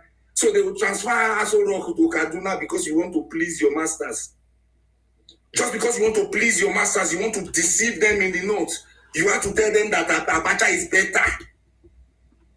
Just because you want to deceive the north, you want them to vote for you. Now you believe you can praise Abacha and get the votes. Yaradua's father, who do you think by Yaradua's father? It's Abacha that by Yaradua's father, if you don't know. Or you think it's only Yorubas that Abacha dealt with? He dealt with everyone that were going against him, even the Fulanis. Don't forget that Abacha was a Kanuri man. He's not even Fulani. He's Kanuri. Sure. He dealt with everybody. Oh, don't interject my guests, please. They are not here for you. Wait, when is your turn? You speak. Please go ahead, sir. Thank you, my brother. We in the South, especially we the Yorubas and the South people, we are not problematic. We don't give this country problem, and we don't want problem. What we want is development. Am I lying, Isima? That's all. No. That's what we want. We want to develop. We too, we want to have 24 hours security. We want 24 hours light. We want to grow as a people. And if you guys know you don't want development, you want to be banging yourself, so be it. But don't think we are going to support you, or we're going to be happy, or we're going to be lovey-dovey with you. No, you are not the only one in this country. We are many. You can't be giving us issues every time and you think we are not going to speak up and say the truth. The whole Nigeria is not happy with you in the north. Let's tell ourselves the truth. And you guys should better do something. Because Nsima asked you the other time now, you couldn't answer him. Why is it that when they unalived what's his name, Ayatollah Khomeini in Iran, why did you guys come outside to protest? He asked you that question now. None of you could even give him any answer. The next thing you could say is that, and this is what Taco said this evening. I said, Taco, why are you guys doing this? He said, but when the Igbos were doing it. Okay, is it now a competition between you and the IPOB that he was going to buy Nigeria the most? Is it a competition? Look at what you two are saying now, Captain. You say when it happened in Niger Delta, they gave them amnesty. If it's money you want, come outside and tell the government. We are not giving money. We are not giving money. Abi, must you be buying people to prove to us that you want money too, like the Niger Deltas? Abi, which kind of wala we enter for Nigeria like this, for goodness sake? Which kind of problem be this? Which money again? Which money? All your mines, all the gold, diamonds, everything that you guys mine over there. You remit only maybe 10 or 15% to the federal government. Nobody is disturbing you. Still, you are not okay. You still have to be going to Jos, Meduguri, Ondo, Benue to buy people up and down, Let me tell you something. See, there's nothing hidden under the sun, no. And if you think you are doing all these things now, you are untouchable, you are deceiving yourself. Oh. There's nothing hidden under the sun. And the way you lay your bed, that is how you are going to lie on it. Thank you very much, my brother Nsima. I appreciate you. Thank you very much, sir, for coming. I appreciate you. Thank you very much. Captain, you want to say something? Go ahead. That's your turn. Okay. Thank you, Nsima. But what I'm trying to say, I think all of us are Nigerians, you know, and you know, as he said, you know, God knows why he aligned us all together to live together, and then we are living together. So, like, I don't think he's saying that anybody who is laughing with you is just pretending. If you're a northerner, and I don't think so. You know, you are not making sense now. Sorry, you are not making sense. Don't interrupt me now. Don't interrupt me. I didn't interrupt you when you were talking. So, like, just keep quiet. Let me finish. Okay? If I'm not making sense, then you say I'm not making sense. Later. All right? Peace. Be a gentleman. So, what do I want to say? Yes, interrupted me. Sorry, so you want to be buying yourself and to be keep on putting money on you. We don't have money to spend. The last thing he said, let me remind you. You said I said we are not happy with you, and you said it's a lie. So that was the last thing you said. No, is that let me tell you. I have so many friends who are from Ekiti State. I have so many friends from there. You know, and I live with the Yorubas because I live in Lagos. Sir, what are we talking about, sir? We say you stop buying yourself. No, we say you stop buying yourself. Kala, I don't have the whole time to waste. Please, can you go straight to the conversation? Why are you telling us you live in Ekiti, you have friend Ekiti, you live in Lagos, and so you live in Lagos because Lagos is peaceful. Can I come and live in the north?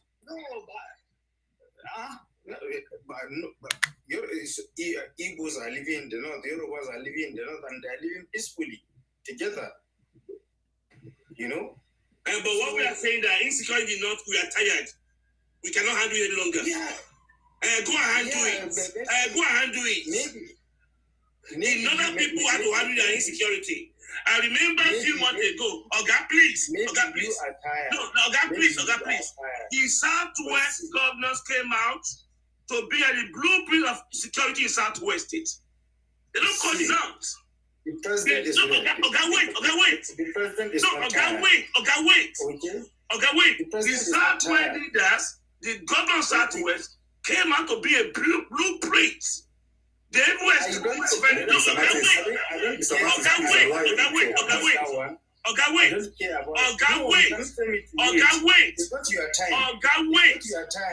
Okay, I'll give you time. I'll talk about you. It's not your time. So you can talk about it later. Maybe I can just take 1 minute and then tell you that you should continue. Okay? I'm ready to listen. That's my nature. I'm ready to listen. I'm ready to learn.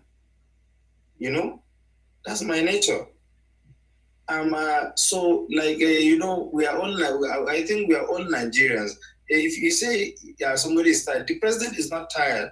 You know, because maybe like President Tinubu believes in one Nigeria. You know, he believes in one Nigeria, and then that's why like. Oga, please, you are wasting my time. That is not what I'm talking about. You asked my home, son. In Southwest, governor came out on the table. And they threw out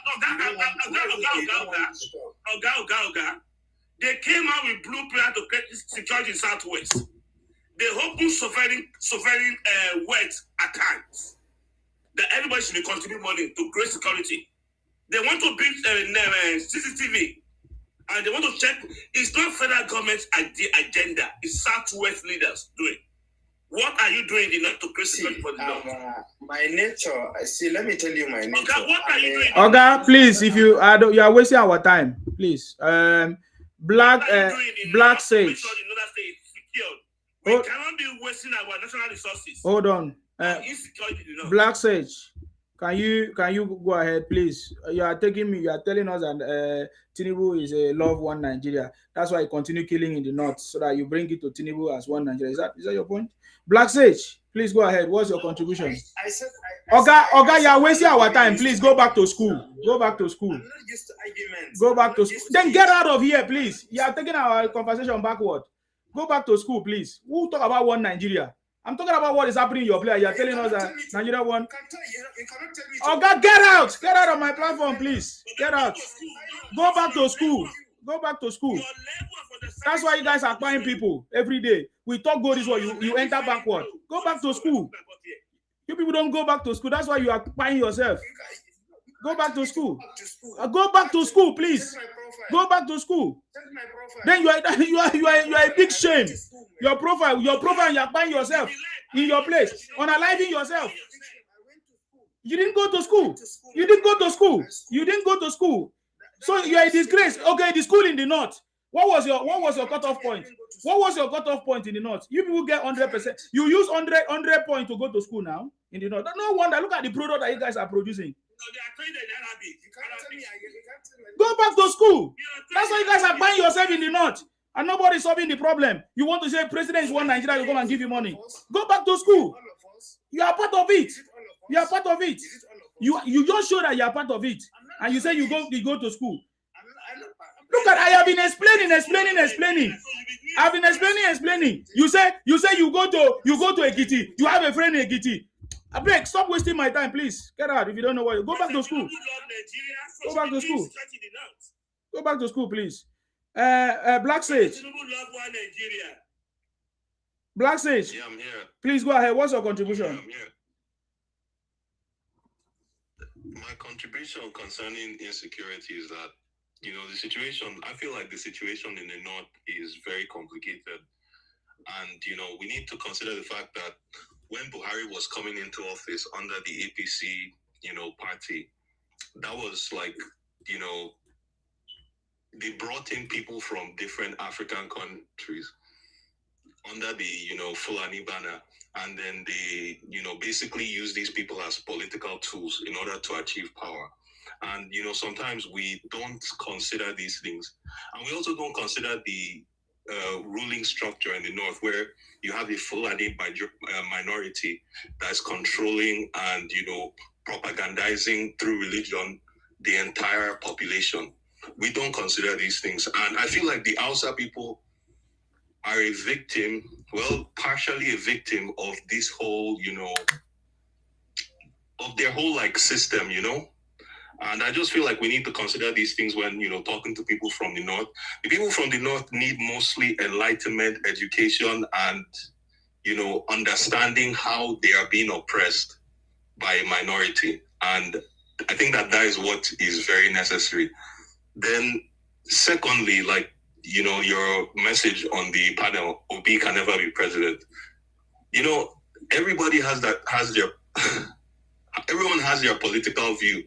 But this Tinubu administration presently, I just wonder what makes you feel like these guys have your best interest at heart. Because present day Nigeria, if you look at a forex chart of the Nigerian Naira, you see that since Tinubu came into office, the Naira has just, in fact, like it's just gone down, like it's been drops, red everywhere.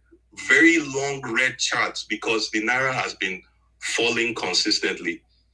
And, you know, I don't know, the whole economy, Nigeria is losing in security, financially, you know, economically, spiritually. People are demoralized. We're a very confused country. And we need somebody with actual integrity and an actual vision. So who is that person? Who is that person? Who is that person? Honestly, to be very honest with you, it doesn't matter who the person is, but you are not making sense now. Yeah. First of all, you started with rubbish conversation without any facts. You are a big liar. Number one. Number two, everything you have said, everything you have said on my platform, everything you have said on my. Oh, God, keep quiet. When I give you, keep quiet. You talking nonsense. Keep quiet. You talking nonsense. You fools keep talking nonsense on my. You don't do that on my platform. You understand me? Okay, I will drop you now. I will drop you. You carry your stupidity and get out of here. I will drop you, stupid northerner. You're a fool. If you like, keep buying yourself in the north. Stupid idiot. You come to my platform and talk nonsense. Now you are telling us that the country, we are a confused country. First of all, you are the marketing in Nigeria, and I don't take that on my platform. And now I ask you, who is you? You now say it doesn't matter whoever. And then we have a president now. And you say it doesn't matter whoever. You're a very stupid person. Let me say how you are going to bring Obi or Atiku to become president. Whatever people say in the north, you have it. Bring it on board. Let us see how you are going to win election in Nigeria. People are very stupid. You think that before that we keep quiet and allow you guys to do that nonsense? Or you threaten us with fake insecurity? It's because the government is just so lenient and so compassionate with you guys, criminality. You can never do that. You understand me? I'm telling you to your face. Bring Obi, bring whoever. You can never defeat us in this fight. Are you getting me now? No propaganda can stop it. You understand me? So, I don't know. Get out of here. Talking with illiterates. Coming to my platform and talk nonsense. Criminals. Go and solve your problem. If you don't like, buy yourself.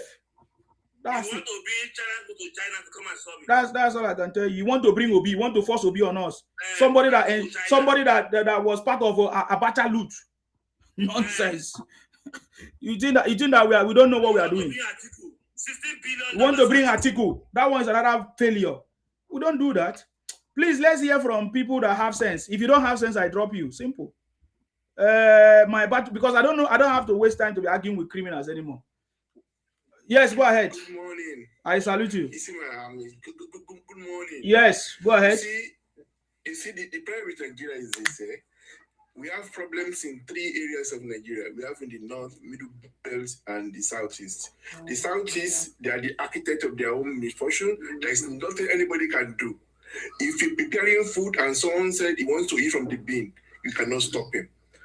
And now we've settled the matter of Kanu. Yeah, I mean of Nnamdi Kanu. Yet people are still clamoring for him to be released. That tells you that it cannot blame Tinubu. They want it that way. They enjoy it that way. Let them enjoy it. But don't export it to other areas. In the north, they are enjoying it. They are the same people. They have their leaders who are actually clamoring for them, who are encouraging them, who are threatening the government, who are doing this. And we have them in the military. When they finish, they start singing their own song. Oh, they want you, like whatever, what do you call it? So many of them there. Yet they encourage it. They not. They like those people. But yet they are blaming Tinubu. You are blaming the victim. It's so silly. And Nigerians have been brought into this shame. I get my point. They are using them as poses. And I've asked some of them, as okay, what's your problem? What's your problem? If you change government now, are you going to bring down? Are you going to bring back subsidy, or are you going to bring down the forex?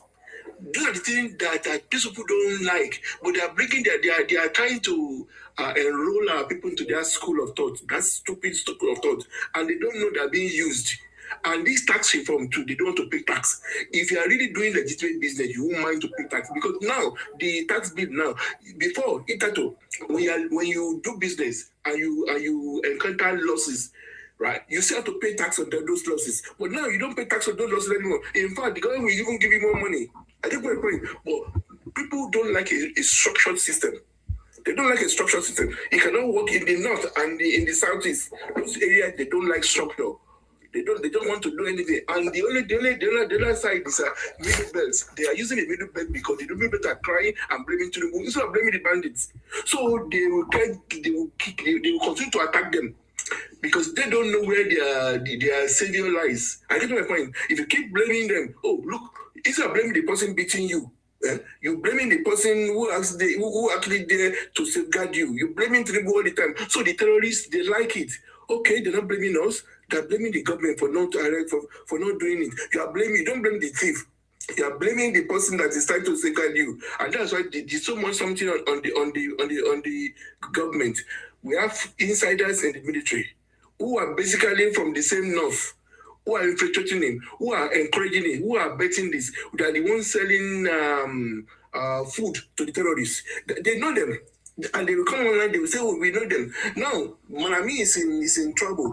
Rufai is in trouble. They're blaming Tinubu. They're saying Tinubu is the one is oppressing them. Whereas Rufai, which is so mouth to life, and if it wasn't live, they would have said that, and I would have probably given them a doubt. But it was openly. He said he's listening. That means he's the one carrying the bandits. Look, this is what they are planning. This one. Why will you be dropping on NSA phone call? For what? For what purpose? And then Rufai was the one who was paying bandits in those days, who was encouraging bandits, who was spying people in the states. And his even his son was supporting him. So, oh, good. Even making fun, deleting the attractional leaders. But people have forgotten. Nigerians, I think they don't like good government. And I've said to me myself, after these 8 years of Tinubu, I will hands off Nigerian politics because it seems they are stupid people.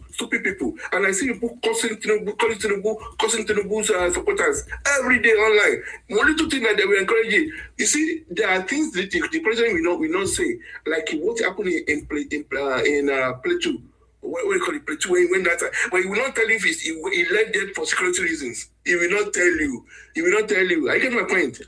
Now, the same people who are saying, oh, government should bring helpers. If you cannot do it, bring Americans. Bring people to come and help. They brought America. They're the one fighting it. Why should we bring America? You see? Because they didn't expect that America will come to Nigeria. They were all paying lip service. Because it was all the Canoanites that one who went to Trump. They thought Trump would come blazing and deleting people. But Trump disappointed them. You see that they won't cry. Nigerians don't need help.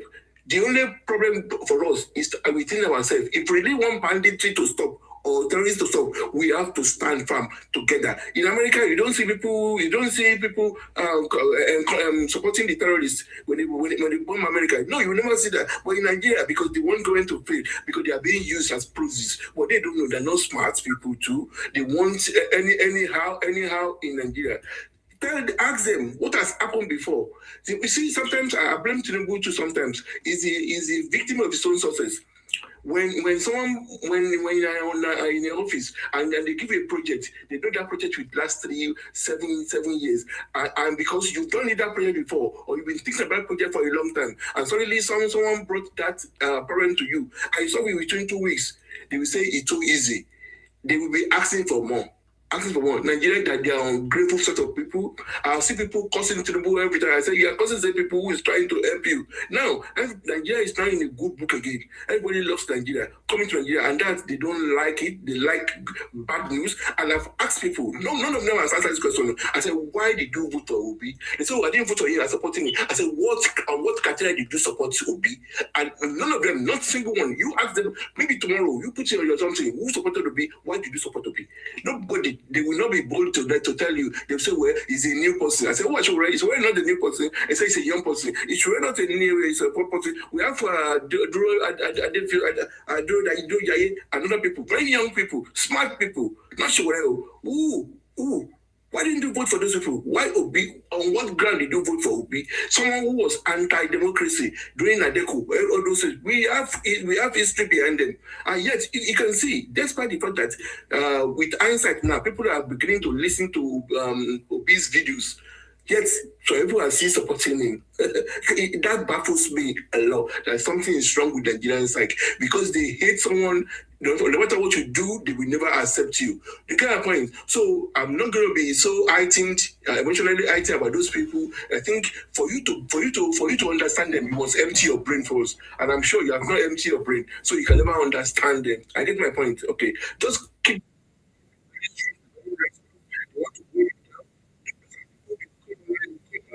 Tell you what I do, anything that's a problem. You will not see this for the problem.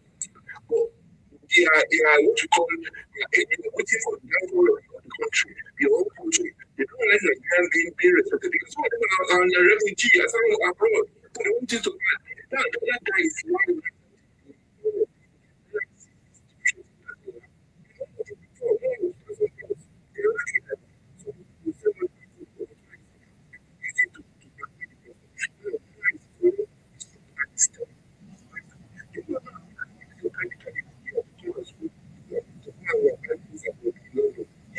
They don't really like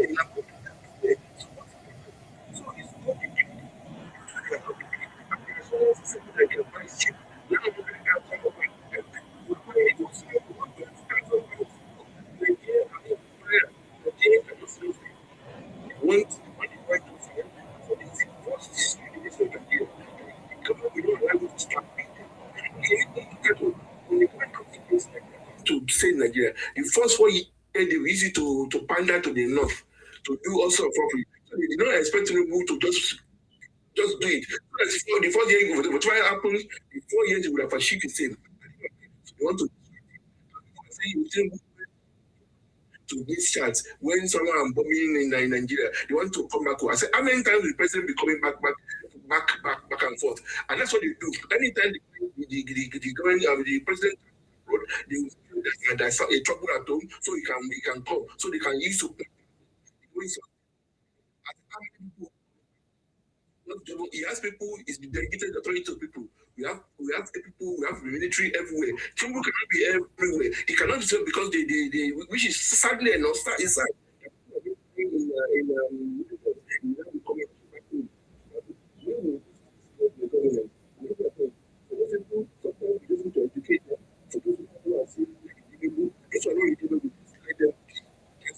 Convince those people. You cannot survive in structured environment. I think my point. You want something to be so add up to what you do. Anybody can go to super bank, in credit, sell it, then go. But that one is stopped.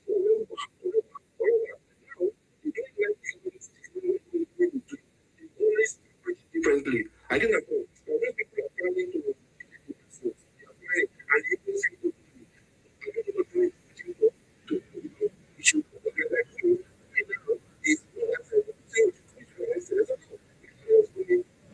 being said like sugar, because if you are attacking to terrorists, they can monitor them very well. You don't have to. I get my point. So let's just face it. If you have prayer, pray for the president's life to pray for the president to survive this onslaught. Nigerians are ungrateful, lots of people. You can never please them. They don't like structured. They don't want to pay tax. They want to support their oppressors. I get my point. So that's just it, really. Thank you so much. I've been enjoying your show. Thank you very much. Okay. So thank you very much. Thank you very much. I salute you. Thank you very much for your contribution there. Thank you. Okay, my battlefield. Wow. Saudi, are you there? So please, if you are not speaking, mute your mic because there's a lot of noise. God bless you. I salute you. God bless you. You're welcome. For what you're doing. Because I am with you since last night. Really? You never sleep? No. I'm at work anyway. Okay. I can't really okay. Right now. Yeah. So I just want to say thank you for all what you are doing and thank everybody that has spoken. I know one day our country is going to be one of the greatest countries in the whole world. Definitely. Because this our president is working tirelessly, and I really appreciate that a lot of us are getting along with the president now. So some of those people that are not getting along, they will join us later. Because we are not going to wait for them. Definitely. So we need to thank God for everything. Definitely. My brother Brooks. Well done, guys. No wala. Thank you so much. No wala. Thank you very much. Akwa Ibom aya. Nigeria aya. Tinubu aya. Wazo South aya. Yoruba aya. Simple. You want to change the dynamic of Nigeria now. No worry now. INCOG, please. I know if you pronounce your name. Can you tell us your name?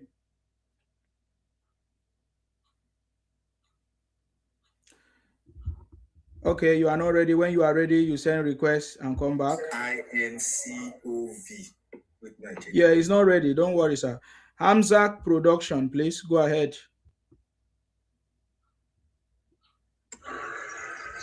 Good morning. I salute you. Hello, good morning. Yes. Hello, well done. Kudos to your good work. Thank you, boss. You see, the problem we are having in this country, this is the first time I think we are having freedom of speech in Nigeria. Because this is the only government that allows everybody to speak his mind. And majority of people do not understand. The problem we are having is, you see all these northerners, They are not fighting for Nigeria. They are only fighting for their own benefit alone. You see the issue of Boko Haram we are having in this country. Are you with me? Can you hear me clearly? Yeah, we can hear you. Go ahead. Hello? Okay. You see the problem we are having in this country. 95% or 80% of the problem is the northerners. Part of the East, not all. They are not knowledgeable at all. That's the problem we're having.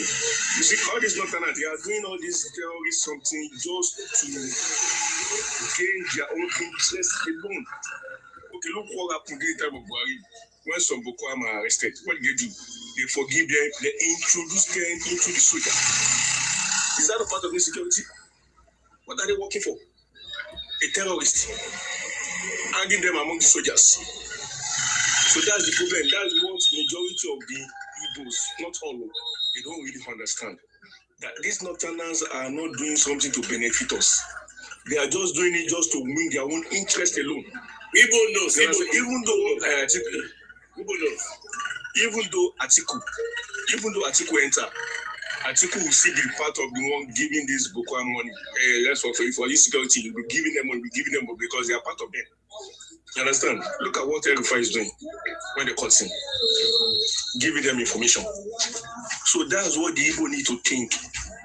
Even though we won the election, there's nothing. Nigeria will be worse than this because Obi that cannot handle just a state alone. Obi that cannot handle a Labour Party when Labour Party has little problems. And he wanted to win Nigeria. Nigeria will be worse than this. For this alone, people need to credit this man. Tinubu is working. When Tinubu kill almost all this Boko Haram now, most of them did not appreciate him.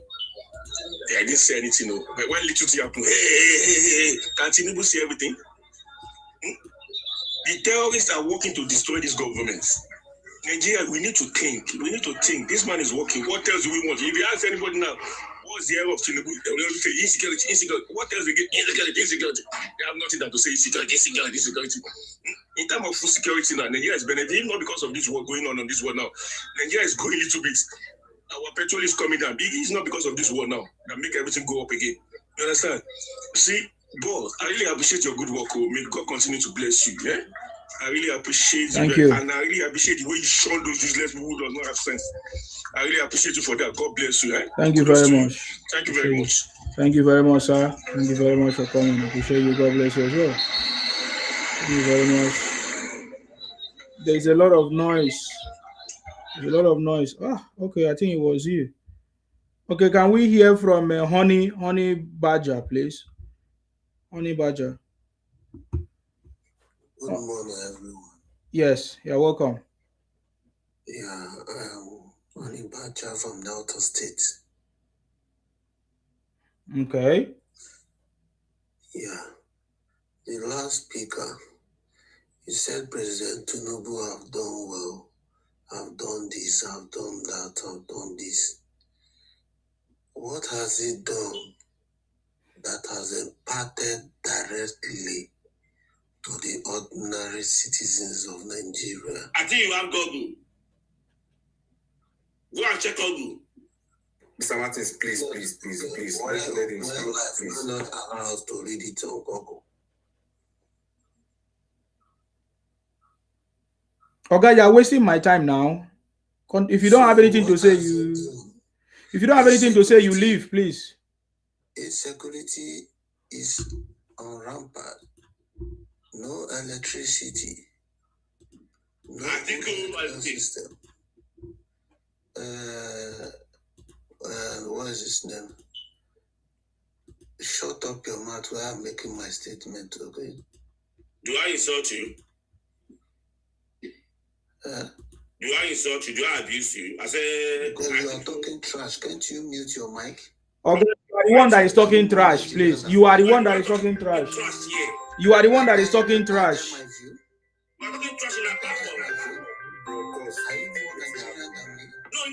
It's not Delta. It's not from Delta. It's Igbo. That's how they do. Hello, I have a caller on the line. Please, can we listen to the caller on the line? Yes, go ahead. Yes, I'm here. Good morning. I salute you, ma. You're welcome. Please remove that bingo. Remove that bingo. It's a bingo. It's not from Remove it, flog it out. You can't Flog it come out. here and be insulting people. Remove the Thank you. bingo. Remove him. I've removed him. There are responsible people there talking. I've removed Well him. done.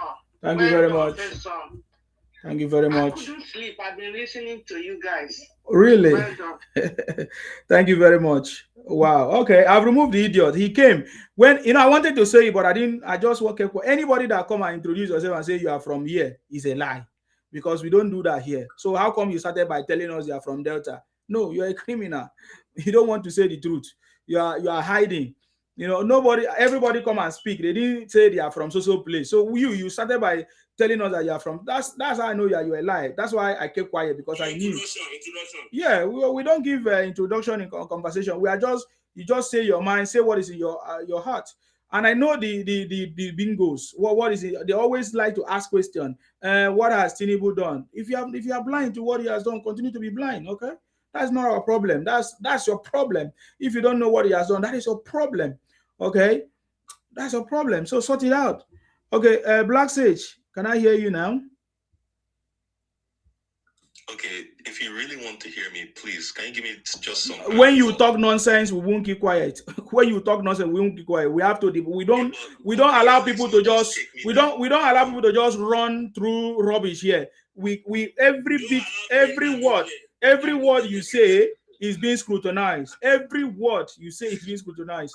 So that's the point. You shouldn't scrutinize me. I'm just saying, don't silence me. No, I'm not silencing you. But when you talk rubbish, it has to be debunked and corrected. That's the point. So can you make any statement that is correct? First of all, during Abacha regime, do you think that you'll be able to speak the way you speak? During Abacha regime, do you think Obi would have been demarketed ever since Obi lost election? Since 2023, Obi has been demarketing Nigeria, but he's free. Nobody touch him. Nobody even talk to him. Do you think that you can be able to do that during Abacha period? When you say demarketing Nigeria, that's a very subjective term, because demarketing Nigeria is criticizing Nigeria. No, he's been demarketing Nigeria. He's been demarketing Nigeria. And I can show you evidence. He's been demarketing Nigeria. For example, comparing Nigeria current state to Abacha and telling us that Abacha regime was better than them. That is, we are demarketing Nigeria. I think what he said was that the NADECO, something about the... No, you cannot explain to me. I read the statement too. It's there. You can go and read it too. He mentioned NADECO. He mentioned the current regime right now. So yes, he talked about NADECO, the people that was fighting for democracy, and now Abacha. So can I ask you something, Nsima? Can I ask you something? Okay, now your true color is coming. Fake captain from the north. That is why people are buying themselves. No wonder the Amajiri. No wonder the criminality is going on in your place. No wonder the criminality is going on in your place like that. No wonder you guys. If you like, finish yourself. If you like, buy yourself. Fake Amajiri from the north. Thunder will fire all of you. You think that we have been keeping quiet? We will call you people out. You think that we don't know how to call you people out? We know how to call you people. You cannot talk more than. If I'm ready to talk, none of you can talk more than me. None of you can talk more than me. None of you can talk. Let me ban you forever. Don't worry. I don't have to ban you. You are a criminal idiot. You want to come and run propaganda on my platform? You can't do that here. It is my time to speak, sir. Yes, sir. Go ahead, Nyamiri. Please go ahead. Sorry. Nyamiri, thank you very much. You are doing a very wonderful job. Appreciate you. First of all, go better for all Igbos. Igbos are criminals. Yes, they are cannibals. They eat human beings. That's why we know they. We can't hear you again, no. Black Jesus. Can you hear me now? Yes, go ahead. Okay, thank you. This Black Jesus, I don't think you know what he's doing. You came here with fake statistics that the Naira is depreciating, of which Naira was one of the best performing currencies in the world. Late December / January. Even this man, Rabiu, this guy, the owner of Bua, he came out to say Naira will get to 1,000 per dollar in January. and CBN needed to mop out some naira in circulation for the currency not to keep on appreciating, just to control businesses. Check the Nigeria Stock Exchange, one of the best stock exchange around the world today, all as a result of the policies of the President Tinubu. Somebody who has been planning to become a president since 1999, and Obi with 40 days presidential ambition. You want to compare the two of them? Somebody who came on national TV to come and tell us that the problem of our foreign exchange is his foreign exchange. A dollar like Obi want us to hand over Nigeria affairs to Obi, an IPOB terrorist. I know they fear Obi. Obi is an IPOB terrorist. He's a founder. He's one of the financiers of IPOB terrorists. So if you people think you can demarcate Nigeria by saying, oh, Tanzania even shut down their dam because they are producing they are generating too many electricity that they don't need. They have to, of which it was a lie. Then Mercury went to Tanzania, interviewed people how they've been shedding light in Tanzania. But you, these criminals, and let me talk to this note, all these bandits, Captain Awan, I know that you are frustrated. Why are you frustrated is because you think your duty in life as a Fulani is produce children and expect the government to come and take care of your children. My own children that I have, I don't expect the government to come and take care of them for me. I give back to the number of kids that I can take care of. Not be saying now only you people get brocos when they produce water. Every man gets it. But if you want to produce, it's not about how many they are, it's how quality they are. You born children, if you see, my brother, if you come out for Kwara State, maybe you enter Niger State, and so and much you then go see you enter Connaught. If you read Beningwari, where do you go eat food? If you eat, you stand up for the canteen for Beningwari. If you eat, if you stand up, say you won't carry maybe something like Coke for inside fridge before you go come back for your food. And imagine you don't carry them. You born to the food everywhere without proper education. When I was in school, I met one outside guy. He was selling this tesuba. This tesuba we use. Me that I'm speaking, I'm a Muslim. So I'm not saying this because maybe people be thinking he's a Christian. That's why I'm saying I'm a Muslim. We don't practice that stupid kind of Islam. Islam never tell you to become an Almajiri or you born children for everywhere. The same Islam that you are copying from Saudi Arabia. How many Almajiri are in Saudi Arabia? How many Almajiri you see in Saudi Arabia? This guy that was selling Tesla, this is I'm talking about far about 2008 to 09. I met this guy and this guy was telling me, I asked him, how many children does he have? He said he have 9 and only one girl. He asked me how many children I have. I said, then at this school, I never answered. He said, what? You, Baba to me.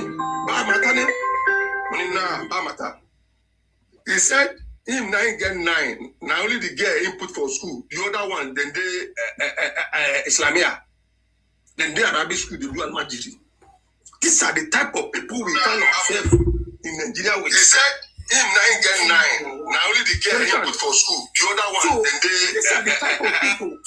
These are the type of people we find ourselves with, and we still find ourselves with a type of criminals called Igbos from the southern part of Nigeria. The only tribe from the southern part of Nigeria who produce terrorists. Because we have seen IPOB as a terrorist group who consume human meat. And these people will come on social media to come and talk rubbish, telling us that Tinubu never do anything. Una cry never start. Una will cry tire. Tinubu 8 years, nobody, I repeat, nobody will stop her. Nobody on earth will stop Tinubu 8 years. If una go cry, una begin cry now. Oh, so Mr. Black Sage, all your first statistics that you wanted to reel out, if you can debate me, please come up. Let us check fact by fact. how the naira is depreciating, how Tinubu has been able to grow our external reserve, how many FOI we have been able to receive, and how many FDI we have been able to receive as a country. Bring it fact by fact. So stop going around platforms coming to tell us that, oh, anybody but Tinubu. But your OP, under him, a state that is as smaller, as Anambra State, the second smallest state in Nigeria, 4,600 square kilometers, Obi couldn't turn it to heaven. Instead of Obi to use the money of Anambra State to build infrastructure, he kept it in Fidelity Bank, where he was a chairman and receiving interest. A criminal like that, they will be telling you in a same society, in the same society, Obi should be behind bars till now. You know, if you try that thing for UK, that's why in 2011, Obi company was delisted in UK. Go and check Premium Time, 2011. Obi company was delisted in UK for tax invasion.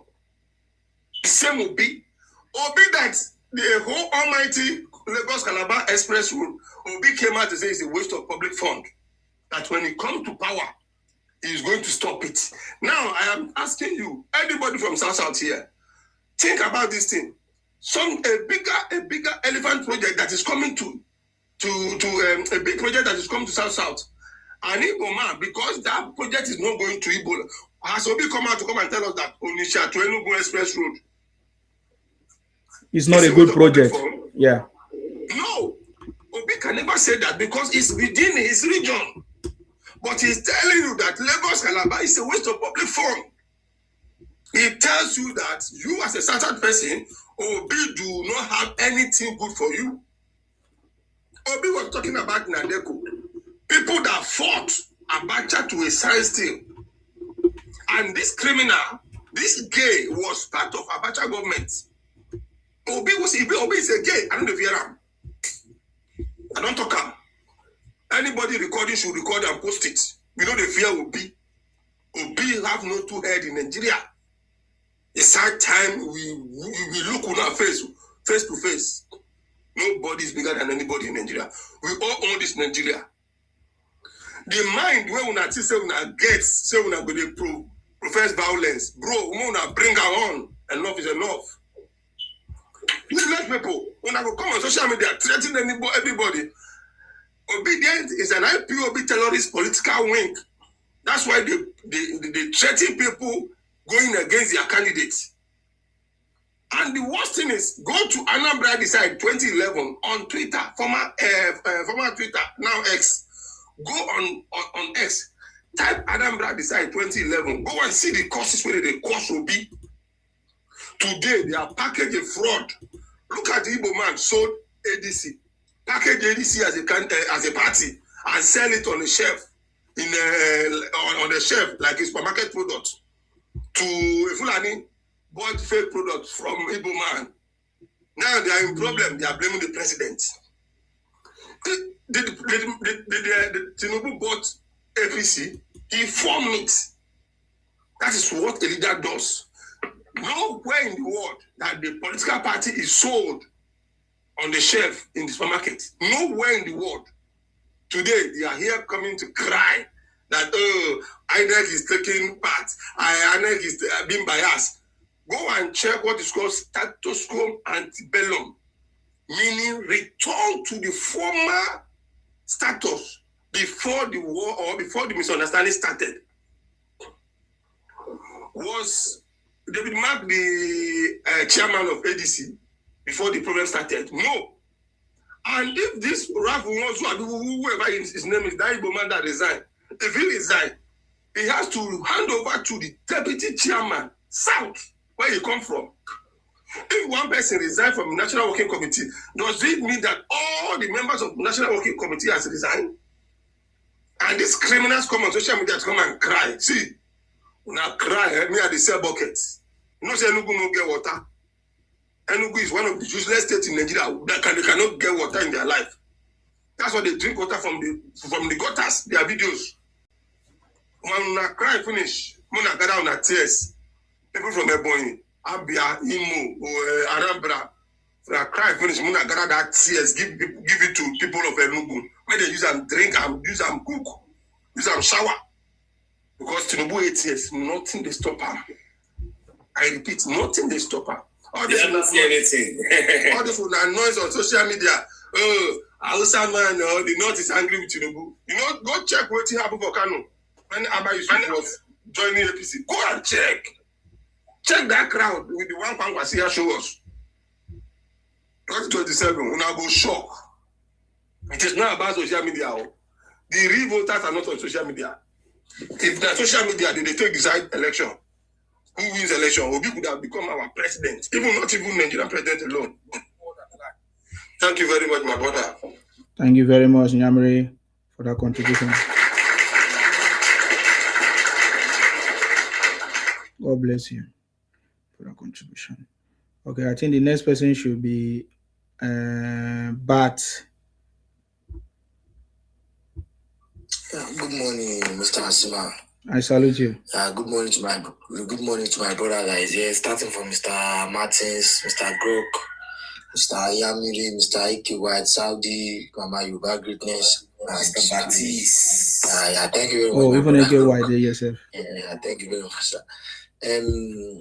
My brother, Tinubu will become he's already the president, and the only time Tinubu is going to come back from Aso Rock is 2031.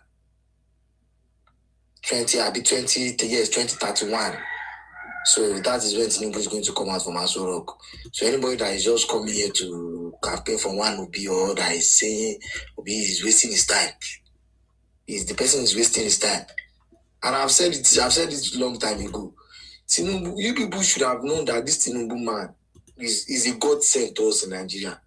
This president did something last week and I almost cried. I mean, during his birthday, I almost cried. What did he do? He donated all his salary. He donated all his salary to the wives and children of our fallen men in the military. When I was reading, the man does not even want to do birthday. Nigeria problem is too big. He said this birthday should be nothing less than 1 hour. A rich man that has the money to throw a party. He said he does not want this birthday to be more than 1 hour, and he did something tangible in that birthday, which simply means this is the only president that we have produced in the history of Nigeria that is not collecting salary. Because people will come now and say he's collecting salary in Lagos, but now he's leave Lagos. We are the Yoruba, it's our property. If we decide to be giving him salary, leave that one. Let us decide that one by ourselves, not you to help us decide it. So the one that join all of us together, that's Nigeria. He has said he's not collecting salary from us, from you people. So you people need to respect this man. Has any president ever done that before? Look at what that man did. You are saying he became the president because of Nigeria's money. How much does Nigeria itself even have? With all the debt that all this former administration have put us into. What that man did on that birthday has proven to me that man is just there to change the country. And nobody on this earth can ever preach anything against that man to me again. I'm not even going to stand and listen to you. Because in the history of Donald Trump in the US is receiving salary with all this war that is fighting. Also, all this WAR that is fighting up and down, he's still receiving salary. So a president that came and did not receive salary, and you are still insulting this president. He's doing Onisha to Kinikon road to make life easy for you people. You are still insulting him. You are still insulting him. You are coming out to say Coastal Road is a waste of money. You people should fear God, though. You people should fear God, though. You people should fear God, though. This man, he went to Jos. He left things and went to that Jos to address the people. He said they should bring the people that was affected. And I know that before they leave that place, Tinubu is not somebody that always shout up and down. Those people that those things that was affected, you will have find something to do to better their lives. I know very well. God send this man to us. Instead of all of us to cooperate with the people, we should give him what we call the people's power. There's something we call in politics, there's something we call the people's power. It simply means when the people support the president, even the Senate itself, there's nothing the Senate can do if they know that the people is supporting the president. That is the what happened to you? I don't know what happened to your network. They kick you out. I think it's network, yeah. But I'm the one that dropped him. Why? how can you be the one to drop him? You don't have access to my account to drop him. Okay. Joking, I'm only joking. And also, what I wanted to do, he was talking about people's power. That is what we are giving President Tinubu now, 2027. When I say on 50 million to 100 million vote, what am I talking about? We're talking about people's power. That's what Nigerians are going to speak through their votes. Because when we give 50 million to 100 million, who are you to come and deny it or talk rubbish?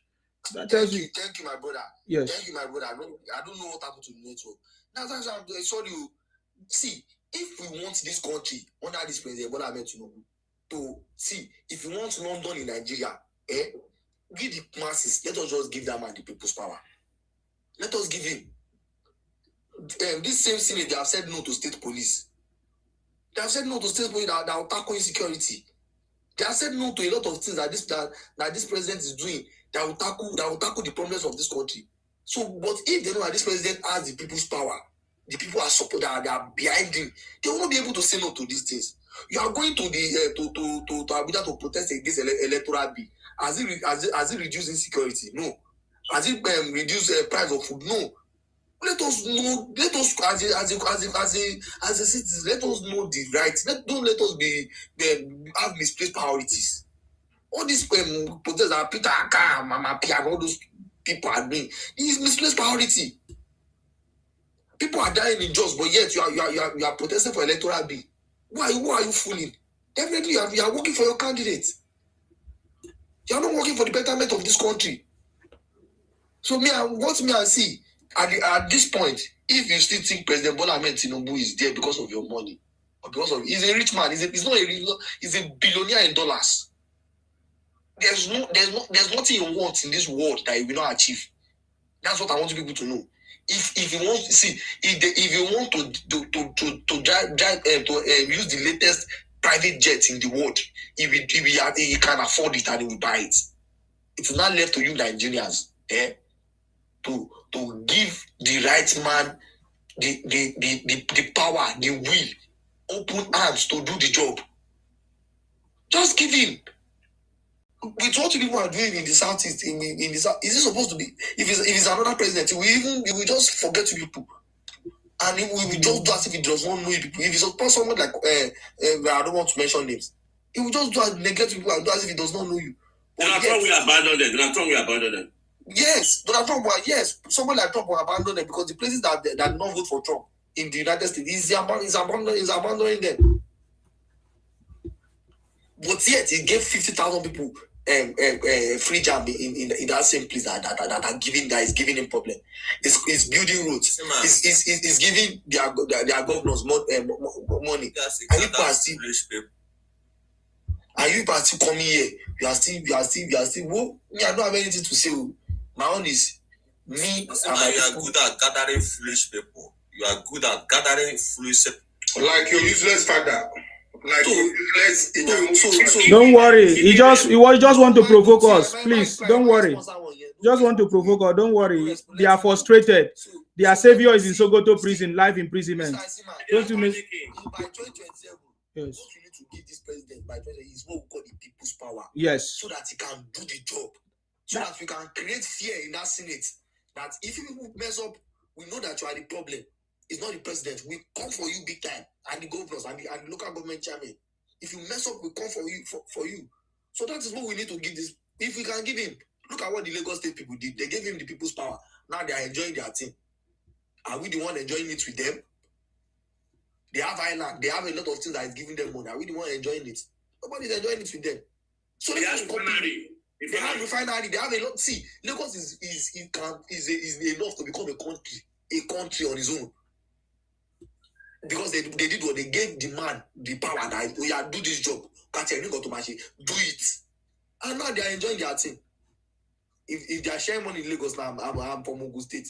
The only reason why I can say I want to go there and collect some things is because I was born there and I'm a Yoruba person and I can use that my Yoruba something to collect something there. But when it comes to the indigenous, they have their indigens there. They will collect their benefits. So let us all do the same thing. Let us give this man the power to do the job. That's all I have to say. That's all I have to say. Thank you very much. Thank you very much. We are already giving him the power, and there's nobody that can stop it. Not even the Nyamri, the Osu people. They can't.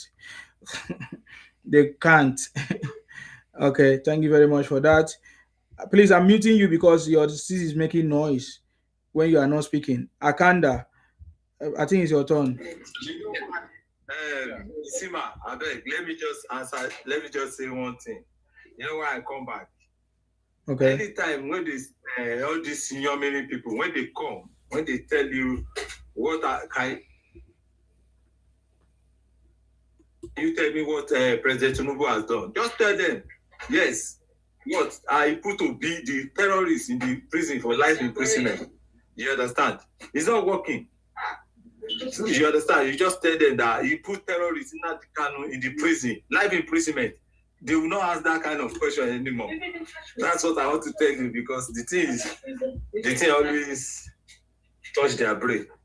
When you tell them like that, they feel so angry. So one of Asiwaju's achievements is that he's been able to bring peace back to the southeast. That's true. Yes, I put the criminal in Nnamdi Kanu in life imprisonment. That's when you tell them that, their head will talk. Yeah, they know me now. I don't just have time for them. Thank you very much for that. Akanda, go ahead. Okay. Sir Grok, good morning. Carol. Good morning. Actually, it's somehow funny when we are seeing leaders and we are seeing followers. You see, you can never, if you are not born to be a leader, you can never be a leader. There's no how you try to be a leader, you can never be a leader. Obi is always a boy. Obi is a follower.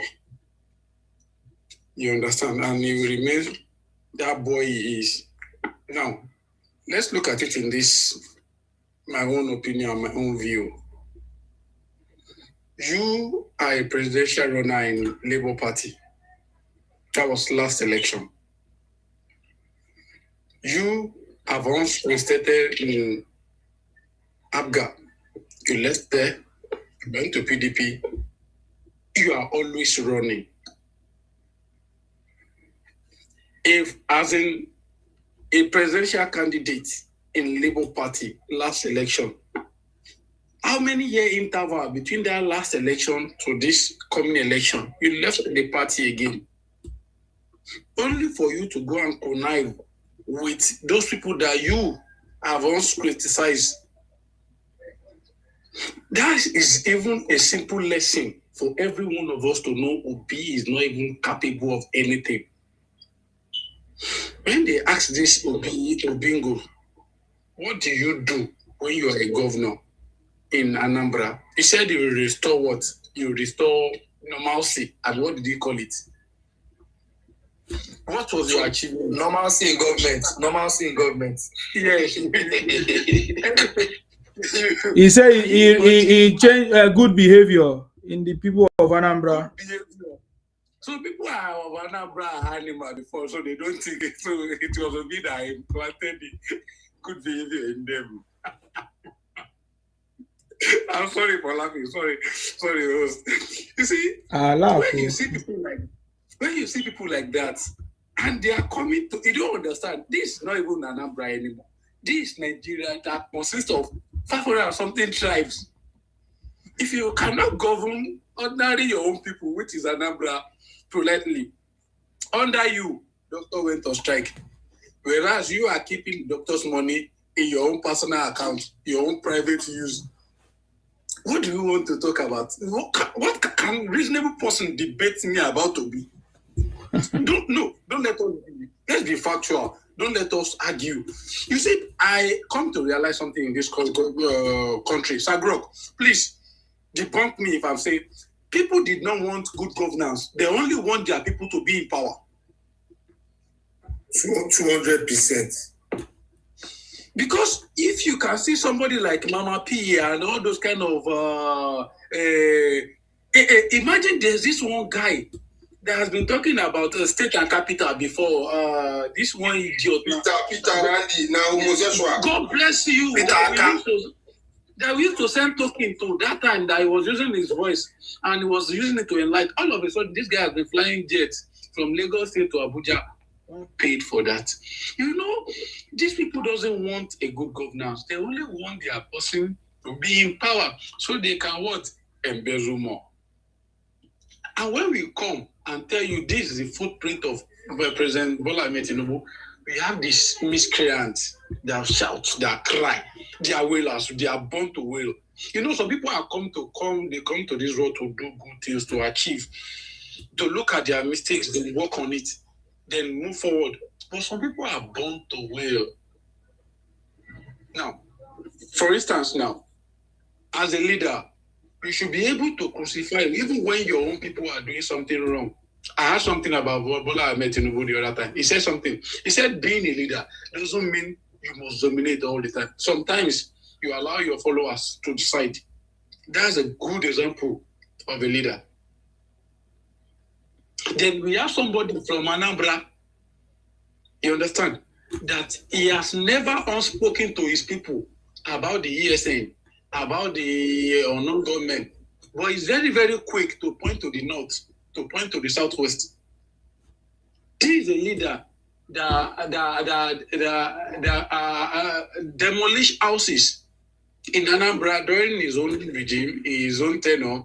And when it comes to another man's tenure in Lagos State, he was quick to fly to Lagos State to go and what? Castigate the sitting governor. Why would you do this? But when you are a governor then in Anambra, you did worse than what this man is doing. You see, now, he was not trying to tell you that Abacha is better than people that... Do you understand that statement? The gravity of that statement? The democracy you are in, that you want to benefit now. Now you are talking ill about those people that fought for that thing. So you are talking bad about Nedeko, telling them that Abacha. So, and when we are trying to tell you that this guy is Abacha's boy, he only came to finish what Abacha has started. People are telling us, how can he say? People doesn't think. People doesn't think. And even people think, they will know that Obi has nothing to offer this country than chaos. So let's be factual and let's be sincere to ourselves. It's not about abuse.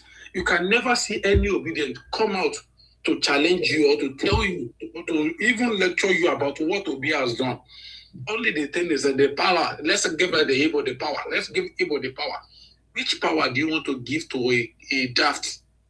There's no how you are going to try to polish a pig, lay him on the bed. He's still a pig.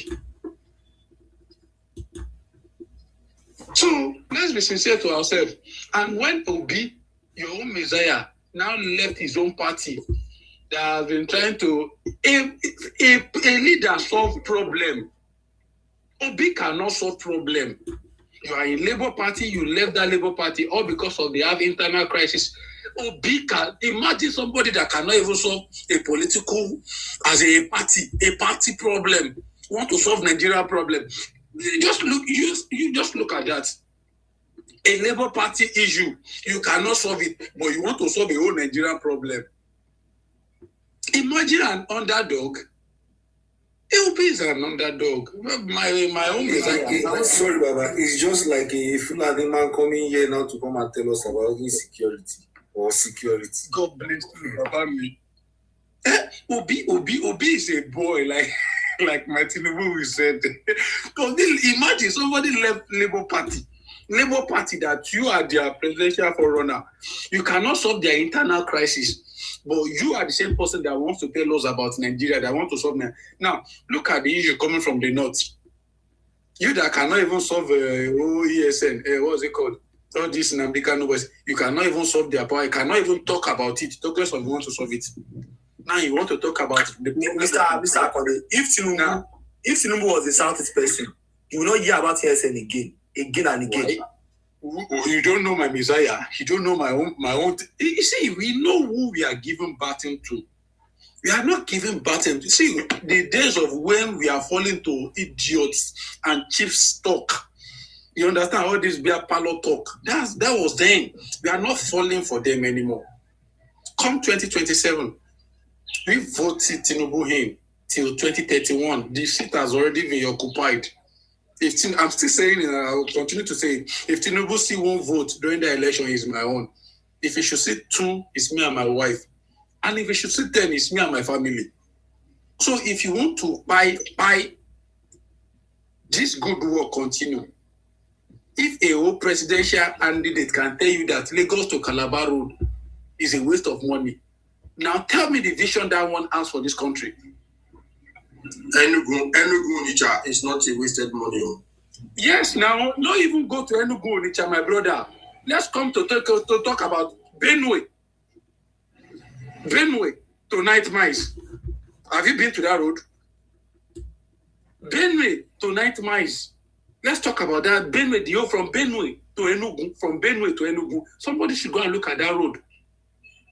To Bolu, to Night Mice. Somebody should go and check the road. Go and check from Sokoto to Badagry. Go and see what is happening there.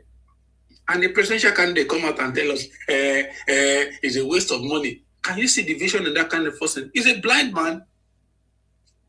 He who cannot see good thing and appreciate is a blind man. See, you people have your differences, fine. You people are challenging for the same post, fine. But it's not really the reason for you to talk bad about good things. For the benefit. Okay, if somebody is going to Calabar now, he doesn't need to come to Shagamu, come to Ore, come to Ondo. No, just go from Lagos State. Easy. What's the work of a government? Is it not for a government to better the life of his own citizen? So if a whole presidential candidate now tell you that road that is being created for the masses is a waste of money, they should just go and evaluate that brain of that man. And how many of us have we seen, how many times have we seen Peter Obi being televised and he has given you a reasonable thing? Whenever that man talk, he's talking as if they are playing a condemned radio. Because I've never seen him sound so intelligent. I'm sorry, it's not as if but I've never had something intelligent from Obi before. It sounds like it's true. I always think maybe it's my own listening faculty, but this guy has never sound so intelligent. It sounds like and when they are talking reasonable thing, the only thing I do hear from him, he even broadcasted China more than the way China people broadcasted China this, China. They'll talk about food, they'll talk about China, they'll talk about light, talk about China. They'll talk about everything in the obese world is China. So I see nothing reasonable from Obi. So if you are seeing people coming here to come and tell you about Obi now, you just know that these people are just in because of they want their person to be there. They are not in for the good governance of this country. We are on the right path. Is there insecurity in this country? Yes, there is. But we have somebody there that is capable and is tackling it. Simple. We are having issues. Fine. All the country in this world has issues. Just that those people, their citizen doesn't go out there and defame their country and talk bad about their country. We have a citizen here in this country that claims to be a Nigerian citizen, and they will travel out of this country all to diminish Nigeria, how to talk bad about Nigeria. You understand? So they are the genesis of our problem. Let's start from them. We have people that put Nigeria on the right map. You go to abroad, you see them. Nigeria on the doctor, you see Nigeria. You go to sportsmanship, you see Nigeria. You see them. But when it comes to powder, you see them again.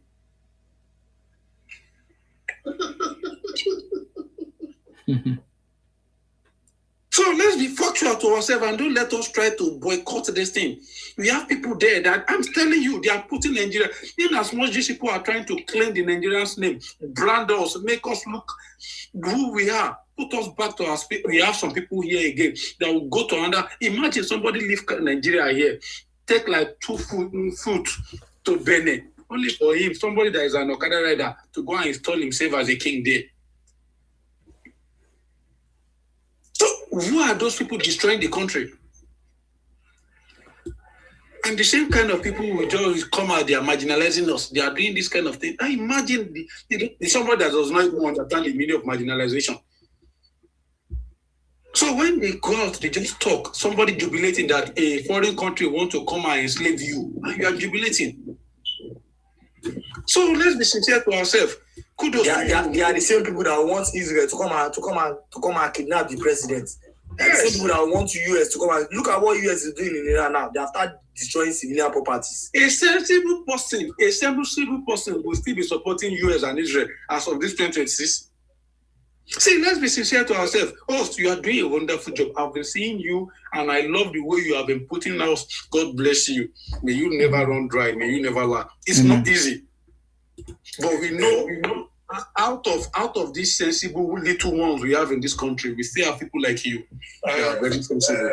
Captain Awa, nobody is suffering like your people in the south, in the northern part of Nigeria. The Almajiri.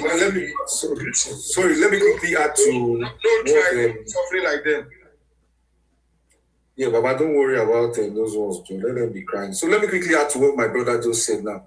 So, when I knew Asiwaju is going to succeed because he is determined to succeed, it was when he implemented the student loan. Now, I'm in a civil country. For you to be able to implement student loan, now let's say at the end of the day, 4 or 5 million students were able to apply for the loan. That means you have to provide jobs for 5 million people to be able to repay that loan. And what does that tell you? That tells you more industries, more companies, more development. See, if you don't like the man, just go inside, leave him, let him work for us. Let him do this job. Because me, as I am now, I want to retire and be collecting my pension quietly. I don't want anything that is going to come and tell me tomorrow that I should go and kill one place. No. Alai Asiwaju, let him work. Because at the end of the day, all these student loan, they have to get job. Because if they don't have a job after graduating, they won't be able to pay back. That shows you the man is determined. So please, just go inside and go and be doing your own. Leave this man alone for us. Let him work. We that were able to see the bigger picture, we are willing to sacrifice now. So please, allow our Baba work. If you guys want to say, it's barbarism, you want to be doing every day, kudos to you, congratulations. Don't bring it close to our side. Allow development to be continued. That is all we are asking you. Thank you very much, my brother. Thank you very much. I appreciate you for your contribution there. Thank you. I think that should be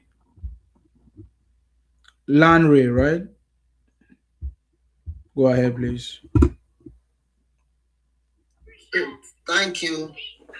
It's a good work you are doing, and I really commend you. I really commend your effort. It is not so common to see someone that is dedicated to Nigerian cause like you, to see someone that is sensible and they understand that Nigerians should be our priority, irrespective of our tribe, irrespective of our political affiliation, irrespective of our belief. And that is, I really commend you for what you're doing. Thank you. Anybody at this particular time following Obi is a gullible person. Sometimes I ask myself a question: is the man sane at all? I think someone need to take this man for a psychiatric checkup. There are some utterances he has been making of recent that clearly show that this man is sick. I'm going to be making reference to some of these utterances. I think the problem started when he said that the policy of Asiwaju Ahmed Tinubu by reducing commodity is suffering.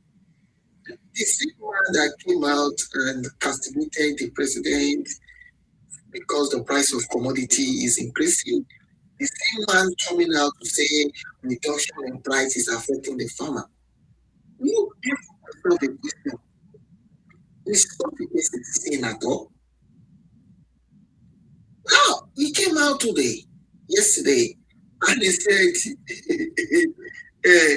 Abacha is far better than Ladipo. You should not forget, the same Abacha that Sergeant Tuta confessed that he paid the money is the same person you are coming now to say is democracy that and you see what you are trying to portray yourself as a good person. Not yourself as a person.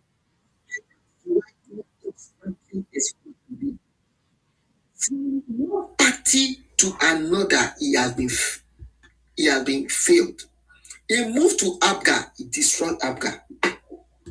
He moved to the same Obi, left Abga. He went to PDP. PDP started having problems. He left PDP. He went to Labour. He went to APC. It's not even a few months APC started having. So is it that there's a cause? It's Asiwaju's fault because it's Asiwaju. Abga is Asiwaju's. PDP is Asiwaju's fault. Labour Party is Asiwaju's fault. APC is not in APC for 3 months. APC have been having problems. You see that there is something that is wrong. And that is why I tell people, be mindful of your own practice. He laid a curse on himself. If you leave Abga, also things should happen to him. That is the curse that is following you. Particular curse that is following you. And what it means is that he will never find a peace in the party. You see, have a peace, they should send him out of the party. If they send him out of the party today, the party will no peace. It is the cause that is following Obi everywhere. I ask myself a question. Obi is someone that lacks integrity and he doesn't take accountability. Cannot stay with a man that cannot take accountability. And that is why the wife will not live with him. He's someone that when he do anything bad and the wife will say, this is bad, he will look for proof. And that is why Obi will forever live a single man despite the fact that he's married. Obi is angry. That's why the wife leaving to go and live in US. Obi is confirmed gay. Let me talk. Make sure the fear will be. Let me talk. Obi is confirmed gay. Yes. I think this guy needs to stop being a madman. He should stop taking advice. He has taken enough advice from the madman. That now, he should just bundle him, tie him with rope, and take him to the psychiatric hospital. Obi needs to be checked. He needs serious psychiatric examination. You see someone like Atiku. Atiku will not come out and talk because he's a mature politician. He understands politics. He knows that whatever you say today are like egg. Once they fall, you can gather them. And Atiku understand that. And imagine you come up now. Imagine you live here. Come up. Maybe I continue. I just want to make an imagine come up. It's a fair request. You born children, none of them are in school.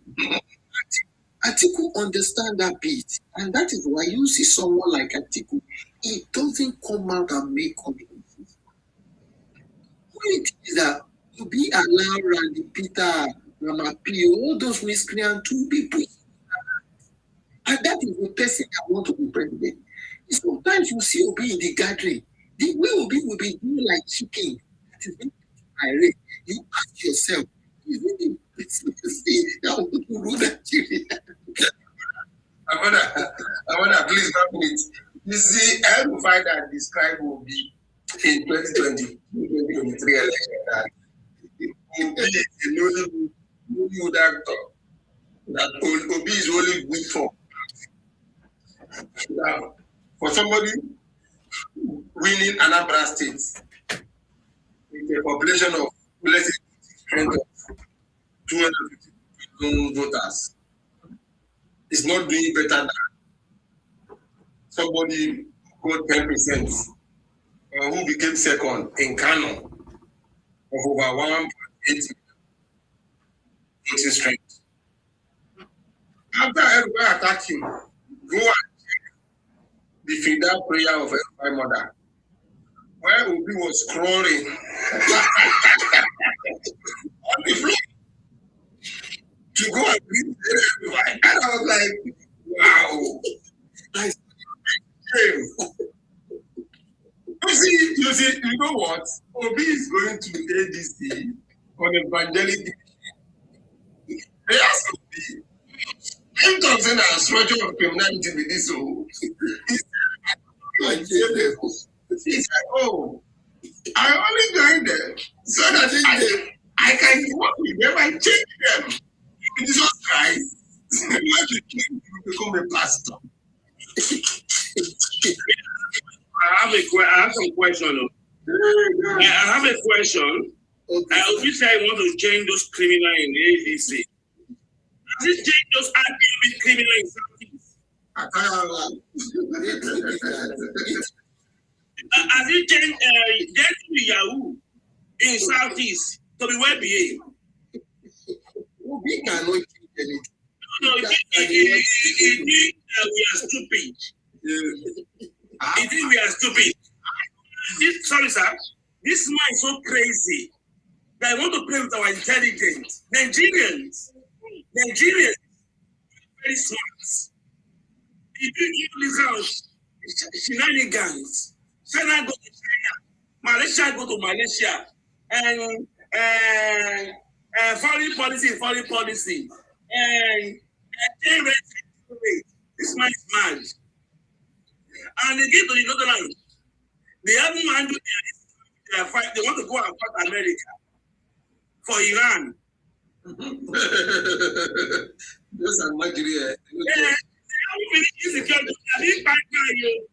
they are being fighter in Benue, Kanu, Middle Belt, and they want to go and drag another Wahala for Nigeria. They want to fight Almighty America. Superpower not. Almighty. Superpower. And come and say, Nigeria, you are crazy. You are mad. Problems. You want to solve insecurity. Yes. Boko Haram. And what are they? Bandits. X-Men. We have to finish them. They want to go to America. They want to go and fight super world. America. They want to go and fight because of Iran. You're mad. Not because of Nigeria. Not because of the North. You want to go and hide under Wahala for us in Nigeria. And it's to help you. Insecurity. And you doesn't apply Nigeria. We don't create security for Nigeria. All of you. You know what's wrong with Igbos? Igbo is not after Nigeria. Igbo is doing concern with Yoruba. They will never go for Tinubu. They believe Igbo and against Yoruba. That's what they're not about Nigeria. They want to still go be there. We are not doing Igbo Yoruba, we are doing Nigeria. That's why you don't get it. They want to match their civilization. This crazy people. That's why they are becoming mad. No, they say, you don't have king in Ghana. Where you have king? You had this. You had this. So they want to have an Igbo president because this is objective. Not about Greece of Nigeria. See, you say you want Biafra. Okay. Biafra want the presidency. You're confused. You are still having IPO or nothing. You shouldn't contest for Nigerian presidency. That's how you know you want Biafra. You shouldn't, you are confused. That's why you are being defeated. You are not going anywhere. We have South. Igbo is defeated. Igbo is defeated. They want Biafra. They want one presidency. They don't focus. They are scattered. They want Igbo in Ghana. They want Igbo in South Africa. They want everything. Greedy, buy you. Greedy, buy you. You have lost everything. Now having what South. No, thank you. Thank you very much, Mr. Martins. You see, this idiot, this Almajiri that called himself Captain Awa, I mean, like you. All right, that I don't practice fanatic Muslim. Yes, I am from the North Central. I don't practice fanaticism as a religion. Same here too, my brother. You are a stupid Almajiri. I am on the streets. Where we will come from as Muslims, we don't put children on the street. We born the number of children we can take care of. Even in the Saudi Arabia, where the Sunnis come from, there's no children on the streets. In Iran, where the Shiites came from, there's no children on the streets or begging. Two, you said Peter Obi was in the mosque, that's why he was crawling. He was begging Erufai. Remember Erufai said Obi is a Nollywood actor. Yes, cow in the mosque. Can't we walk in the mosque? I mean, is the mosque meant to be walking? He is looking for political. When Tambua was doing, I think, 65, I mean, 60 years baby. Go and check Peter entry. So he's begging for to vote for them. He's begging for power. They say, yes, people need to bend down. Go and check when Obi was entering. Go and check how he was bending to article. And he was bending to get the Fulani. The Fulani. Now, this animal here, this Fulani cow in the comment section. When Obi was campaigning in 2023, the same person spoke with Bishop David shouting, yes, Daddy! We need your war. If you like, drink one bag of Gary in the you see, as Tinubu cannot win Southeast, there are some states Obi would never smell it. Kwara is one of them. Not even you go land again. Not even. Obi never have a good agenda. How? Why is everyone mentioning Obi? Obi is not even on the ballot paper. Calm down now. No,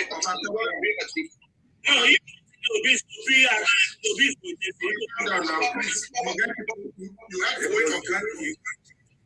Now. You cannot change the topic. You came here, you made people speak to you, please. Well, I'm not changing the topic.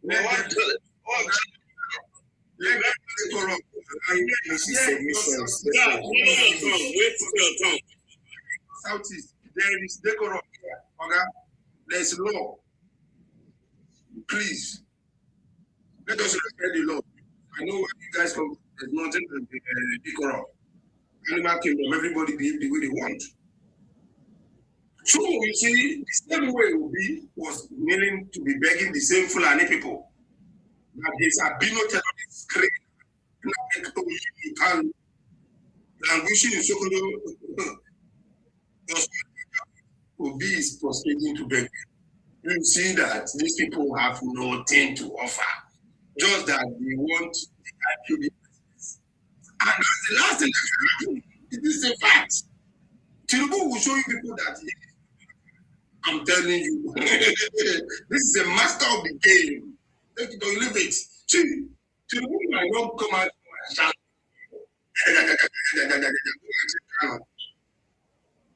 In the last election, Kanu Kwambaso got 500,000 votes. Tinubu got 500,000 votes.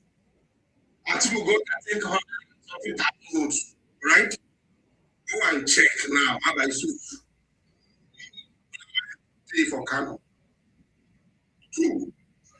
You see, Obi, the reason why everybody's talking about Obi is especially because Obi has been the one who always saying bad things about other people, thinking maybe the same.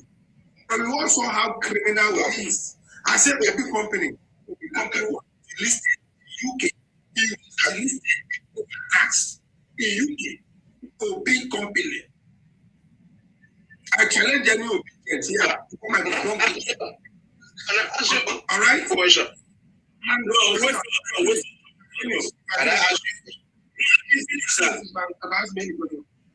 And in 20, they detained it not. We need to about that same tax matter. After they listed his company in UK, a criminal that work with is coming to him and telling us how it's a Nigerian problem. Nigeria of 990 something square kilometers. But to be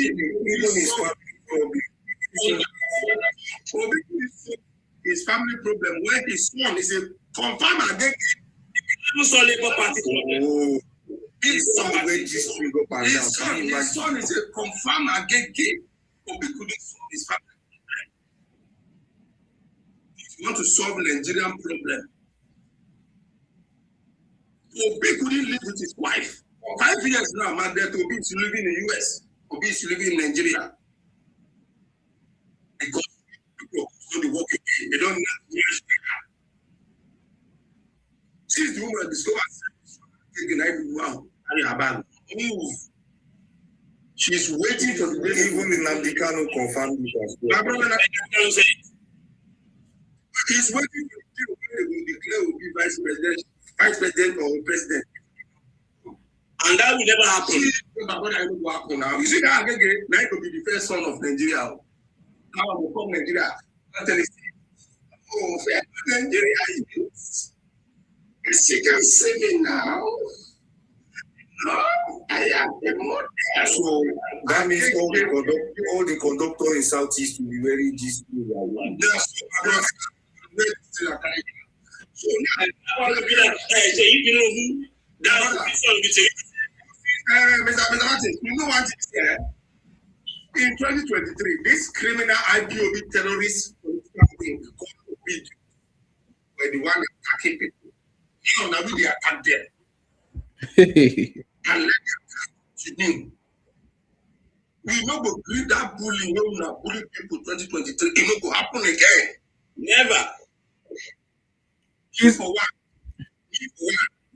I don't send my address, give this IPOB criminals. You see, in Nigeria, don't let anybody bully you. You have right to your opinion. To decide who you want to support. But these people will come for you. I am in Abuja, Mr. Almajiri. I stay in CBN quarters. Idiots. I live in CBN quarters. He's talking nonsense. He say people are here making money in Abuja. Who made it possible? Tinubu. I work in a Sotoro. I work in a construction company. I am my certificate is I didn't graduate to class. And I didn't something. Obi spent 6 years and still come out with a pass. How many years? So understand? I am better than Obi. I'm telling you, when it comes to education, I read engineering. I and I know it's at the top. Good morning, everyone. I salute you, man. Keep quiet now. Salute you, man. Thank you, Lizzie. Thank you very much. Welcome, I really appreciate what you are doing. Thank you. You're welcome, man. Mr. Martin, why do You're welcome. Good morning. Good morning. Me, I don't sleep, but me and see. Yes, all night. I was under the con. I just finished work now. Okay. You're welcome. Ready. You're welcome, man. Well done. Akwa Ibom, yeah. President Tinubu, Definitely, 100%.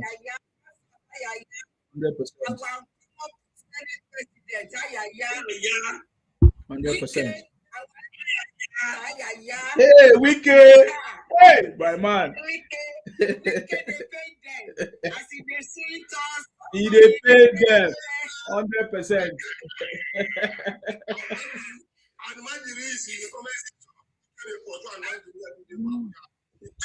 What's wrong with these people? What is wrong with them? They are using security because they want president. They find people every day because of what? They believe Nigeria is for them. Nigeria is for all of us. Nigeria is for everyone. It's all for all Nigeria. It's not only from the north. It's not only from the southeast. And you know, the southeast, they don't have any plan for Nigeria. They don't. Not that they have any good plan, no. Because if they have good plan for Nigeria, they won't be demarketing Nigeria wherever they go to. Yeah. They are the one that is destroying the image of Nigeria wherever they go to.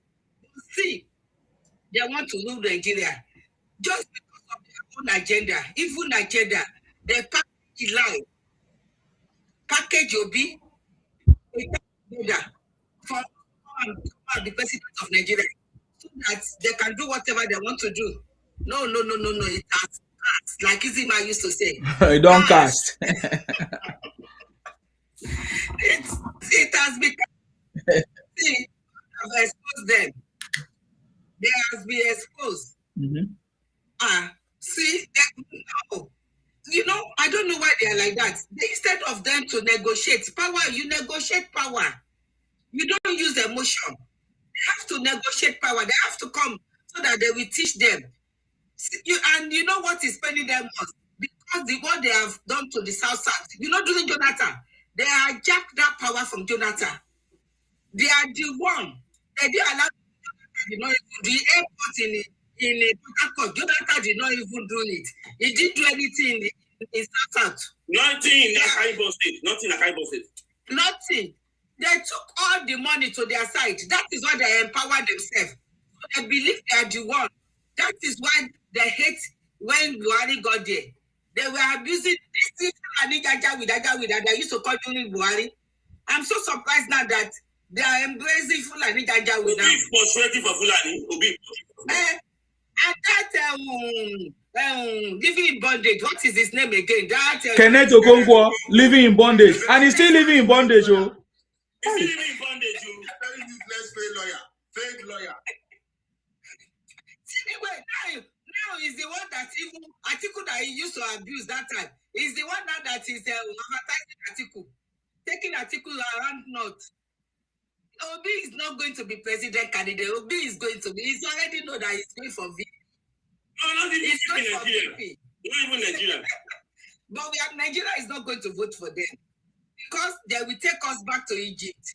They don't have any plan for Nigeria. All these things that this man have, they are just there to come and spoil it. And just one that they believe Nigeria is for them, that power is for them, not those Fulani. And I like the way our president opened the eyes of the Hausas. Hausa, you are more than these people. You are more than them. You are the one that holds your land. Your population is more than them. So our president used more Hausa.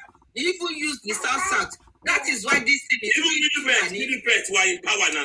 The Middle Belt, he used them all. And that is why they don't like it. And they don't want the police so that they will continue their insecurity. Insecurity in the north is market. It's money market for them. It's money. They are buying their people. They are buying them because of the money they are making. And they are using that to campaign. Let them continue. Let them continue reducing their number. It's only that we are just being women. That is why we feel for them. But we are tired, mommy. We are tired now. Game has changed. We are tired now. We are tired. We are tired. If they want to continue, let them continue. Let them continue. And they are the one that is burning children. A man with 20 children.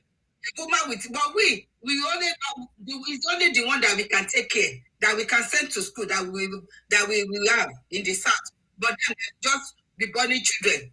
And those Igbo one, those one, no. We are not going to see. Our eyes have opened. Before we thought we have run Nigeria, and we thought we are brothers, but now we can see that they hate us with passion. They hate us with passion, and we too we will show them. We will show them who we are. That we are Omaki, and Omaki then Shojo. Thank you very much, Izima. Thank you. Thank you very much, ma'am. Thank you. God bless you. Izima, you know something. One man was caught in the north. One man was caught in the north for changing spending fake money. This man, 50 years old man, he has 12 children. I said, oh my God. One man, 12 children. How come? Now, so they bomb in the north, and they are causing insecurity. What? And one day, while day, we are tired. If you want to buy yourself, buy yourself. You say insecurity. What are you doing? Nigeria is not working. Okay, that's your own cup of tea. Southeast, you want Biafra. Don't let anybody contest the Southeast. That's how you know you want Biafra. If you are still participating in the election, you are stupid. If you are still getting your voting card, you are mad. If you are still campaigning, in fact, you should be sent to a psychiatric hospital because you don't participate. You should be waving Biafra flag. We are focused in Nigeria. I know do flag. Do you still do a flag? I condemn them. Me, I'm a true Yoruba person. I don't play with emotional.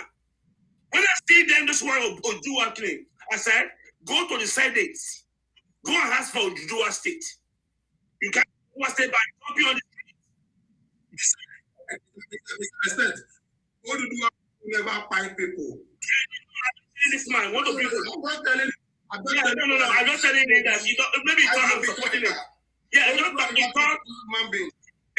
I'm going to do a people. But I said I'm Yoruba like you. If you say you want to go to your Yoruba nation, I don't have choice. I need to follow you. But go and do it as it used to be done. Go to Senate. Go and ask for your Yoruba nation. Not jumping on the social media, abusing people, creating insecurity in the country. Don't go and call America to come and buy her for Biafra. Go to Senate. I saw Scottish people here in London here. When they want Scottish independence, they don't say British is crazy. British is mad. British is not working. British is dying their way. British is zoo. They went to British Parliament to go ask for a referendum. That's how it be done. Because you are trying to fear that you want to leave out your country. Go to Parliament. That's where the treaty being signed. I'm not going to sign it with you. Me, not be me and you. The people in the office that be elected in the office that go sign it. Please, so, please allow this man to speak. My mind is telling me he's reporting the page. Okay. This IPOB criminal, yeah. Go ahead, special. I'm not a member of IPOB. We can't hear you. We can't hear you. I'm trying to tell you guys here is why not focus? Can you hear me now? Who are you? What is your name? What is your boutique name?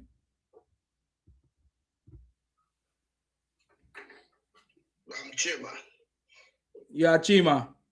How come Obi is not telling us, church, take over your country right now? Obi has changed method.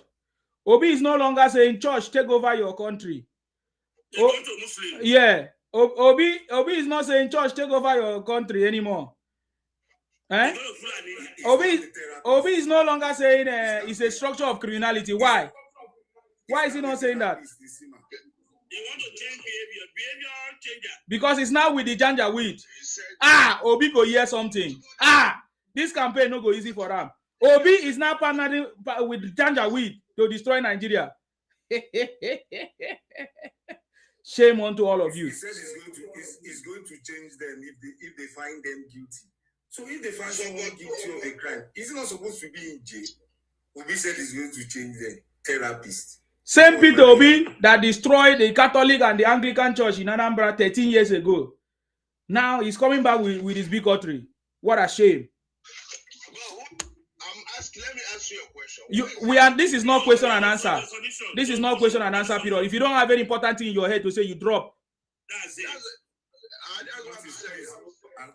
We are doing a campaign here. We are not asking a question and answer. If you have submission, make a submission. Allow him to speak. Let us hear what he want to talk. But he say he won't ask question. Why go ask me question? I be your father. He no go answer question. I may go ask Abaribe. If you don't have any important thing to say, you get out, please. You don't need to say anything. You keep we don't see you. We don't care. We can't even hear about. We can't even hear you. Your network is not working. Get lost. Go and do your campaign for Obi. I'm not campaigning for anyone. I'm not even in Nigeria. Where are you? Where are you? Are you in Cambodia? Or you are in South Africa? Installing chief. You are installing chief. Why don't you people attempt to install? Why don't you attempt to install a king in the UK? Why don't you people attempt to install a king in the UK? This is going to be a king in the UK. There is more There's more what? There's more than 30 of them. In each city, they have kings. No, there's nowhere like that. There's nothing like that. There's nothing like that. There's nothing like that. Bring those three in UK out. Let us see the king of London. No, okay. Let us see the king of Igbo in London. Give up their name. Mr. Martins, where do you go to? Can you make your point, please? Can you make your point? I don't want anybody to say, oh, Nsima is not nice. Make your point.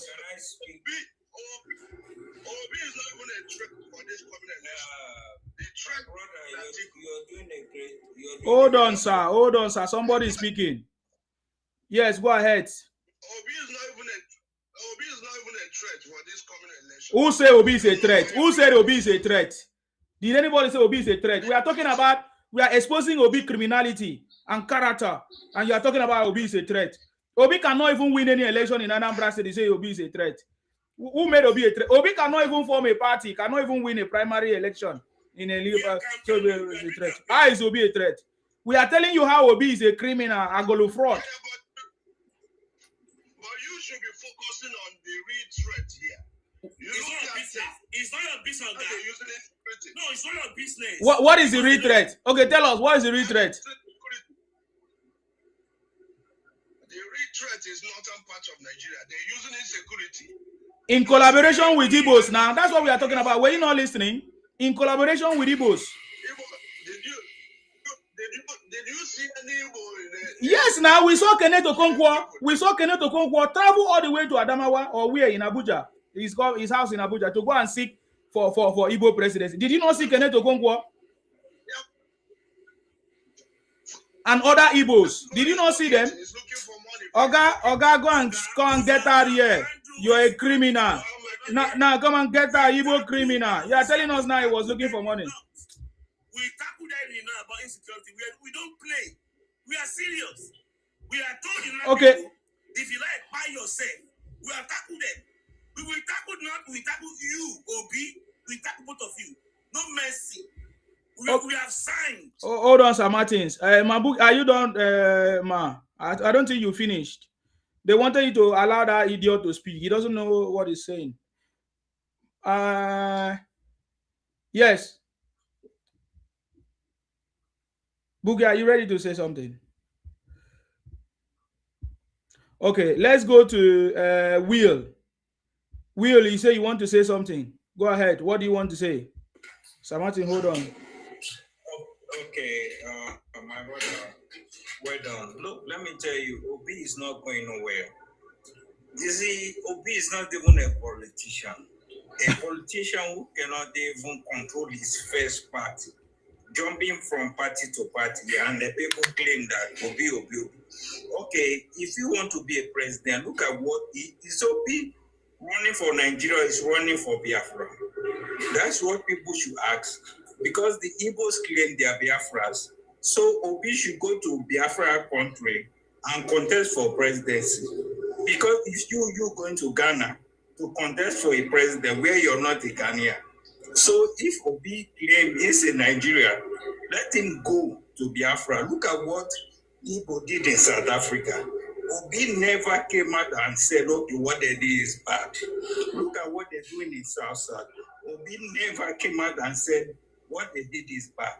So for me, Obi is not going nowhere. Obi is not even a threat to Nigerian election. He just jumped in, parabolating himself to be a president. His first party, the Labour Party, cannot even control the Labour Party. Then we want to go to another party. Now he's conniving with the North that he against before that, Northern and this and that and that. See, Obi is just a comedian. He's not a politician. When people say no, Anambra, what Obi did in Anambra should be a Dubai. If they claim that Obi did a lot of things in Anambra, today a lot of Anambra people cannot even go to Anambra. They stay in Lagos, they stay everywhere that is comfortable for them. To me, Obi is not going nowhere. Tinubu should not even scratch his head towards Obi because Obi is not a politician. None of them can defeat Tinubu. They are just looking for a way to get money or to get the appointment. So Tinubu should stay for the next 4 years and finish his term because nobody's a threat to Tinubu. They are just perambulating themselves. That's my submission. Okay, thank you very much. Thank you very much. I appreciate you for coming. God bless you. Thank you very much for that. AK White. Except Boogie is ready.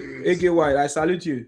Good morning, everybody on the platform. You're welcome. And the listener. AK White. Yes. Well, Rob, Agbawu, Mr. Mattis, Oboyimokio, Saudi, legendary. Emi, greet Isima. Isima, yeah. Don't worry, Sir Martin.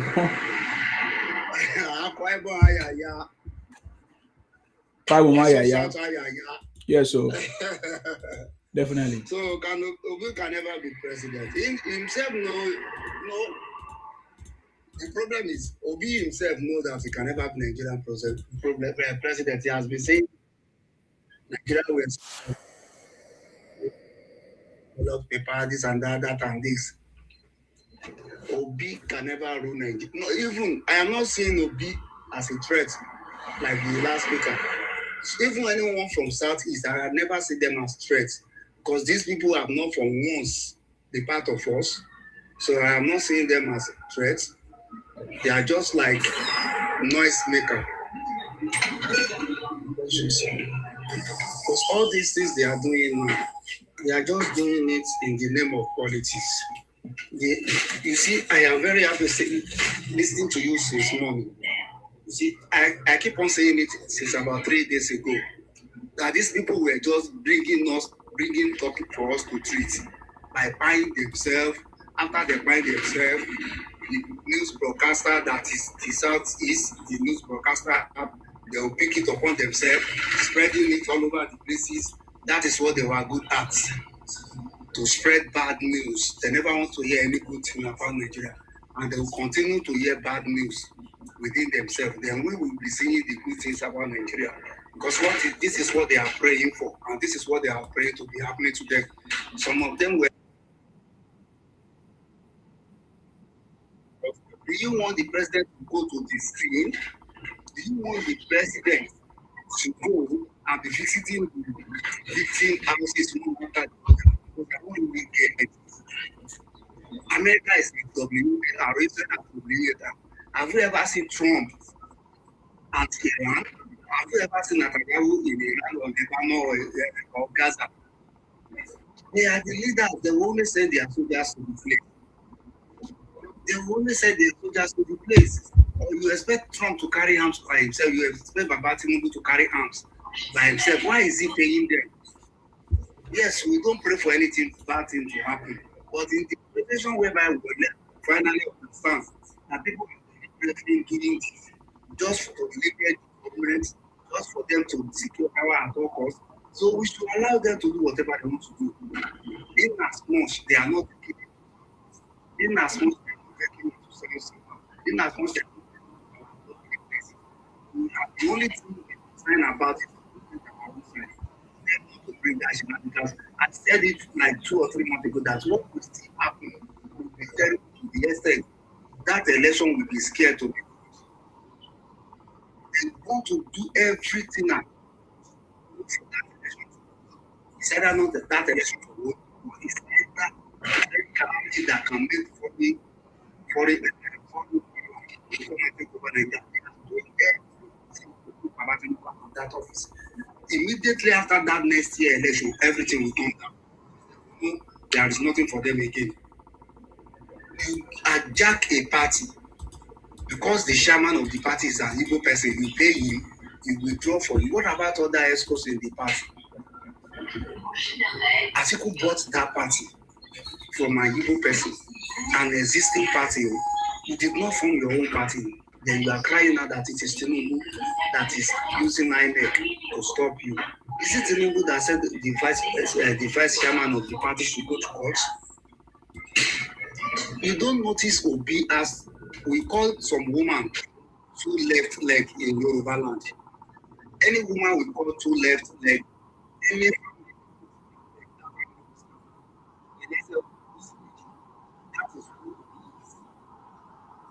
2 left leg. Any places like that place was if you can come out,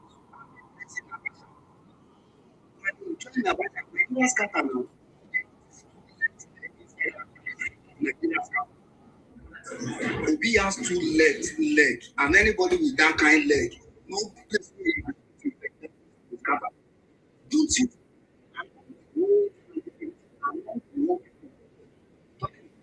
Dressing like a mad people don't share like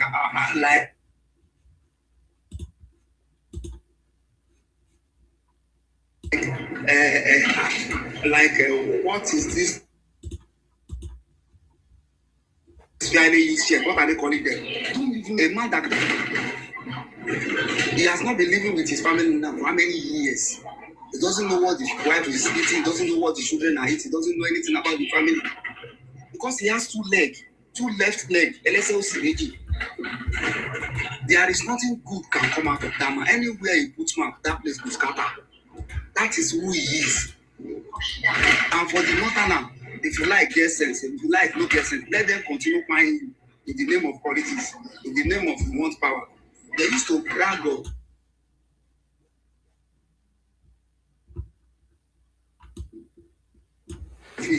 That when they are done, all the children that they lose, they can give birth to them in 3 years.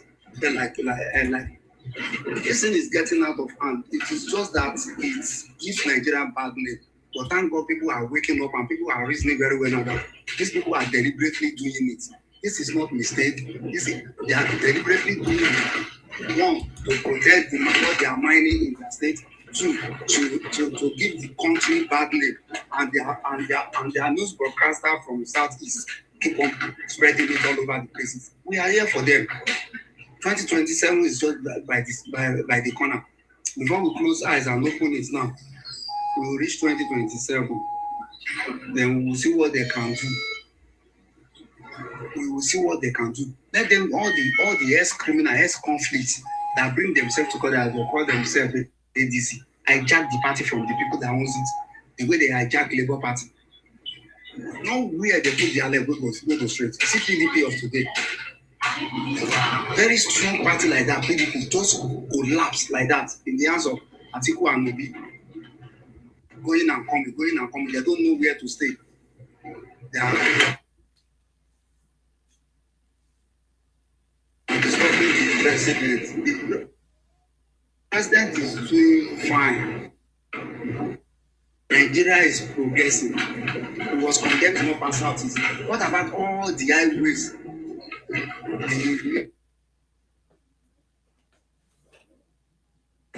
In Nigeria, you will hear him dancing in the market nakedly. He has never condemned even the one that happened in Ghana. He never said anything concerning it. The one that happened in South Africa now, look at the shops they have burned. Look at what people have losing because one selfish idiot people say you want to be king where it does not belong. Until we in Southwest, South, start pushing them back the way the South Africa, the way the Ghana push them back before they will get sense. If we continue looking them in the name of one Nigeria, they will continue doing this nonsense they are doing. So let me just say the mic here. I'm serious. Thank you very much. I appreciate you. Thank you very much for your contribution, Ike White. Thank you. I'm not the only one. They have 3 regions in South. South is not giving up. Ever since Yaradua called these guys in Niger Delta, talk to them, have discussion with them. Since then, we have been having peace in South. Look at what South is bringing to the table now. Look at the development in South. We have never had such problem in Southwest. Only this bandits in Southeast. They are the T group in South. These bad elves, bad elements.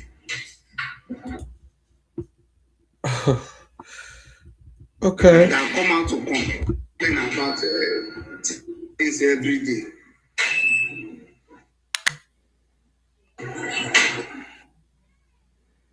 All right, I think your network is stopping. Maybe you are done. Thank you very much, Ike White. I appreciate you. Yeah, I mean, yeah, go ahead. Can you hear me? Yes. Yeah, go ahead. You know what these people, you know, yes. What I did not understand about them is that when anything even happen, they are the first to bring it out. And when things good is happening to Nigeria, they will never talk about it. But let it be evil, let them buy somebody somewhere, or let them go and kidnap somebody somewhere. They are the one that will come out and say, hey, see your people. Hey, like the day they went to kidnap that Oban in Ekiti. The way they were talking about it, the way they were so happy, it showed they are the one doing that, all those atrocities. They are the one, all those atrocities in Southwest, they are the one behind it. For them to be happy that they kidnap a royal king. So that showed they are the one. And for them to be happy that they go to police station to go and disturb them, to go and kidnap them, they are the one doing it. So just because they want their son to come and be the president of Nigeria, and they still want Biafra, so they should take one. It's either they want Biafra and let them go, or and the day you see Abarebe some months back, he was talking. I think that is I can't remember what they were talking about. Then he was talking. They were just discussing in the house. I watched it live. Then he said, "Hey, it's okay. Give us our religion. We want to go." Then come up, Senate President just said, "It's okay that everybody that supports it for us to give them."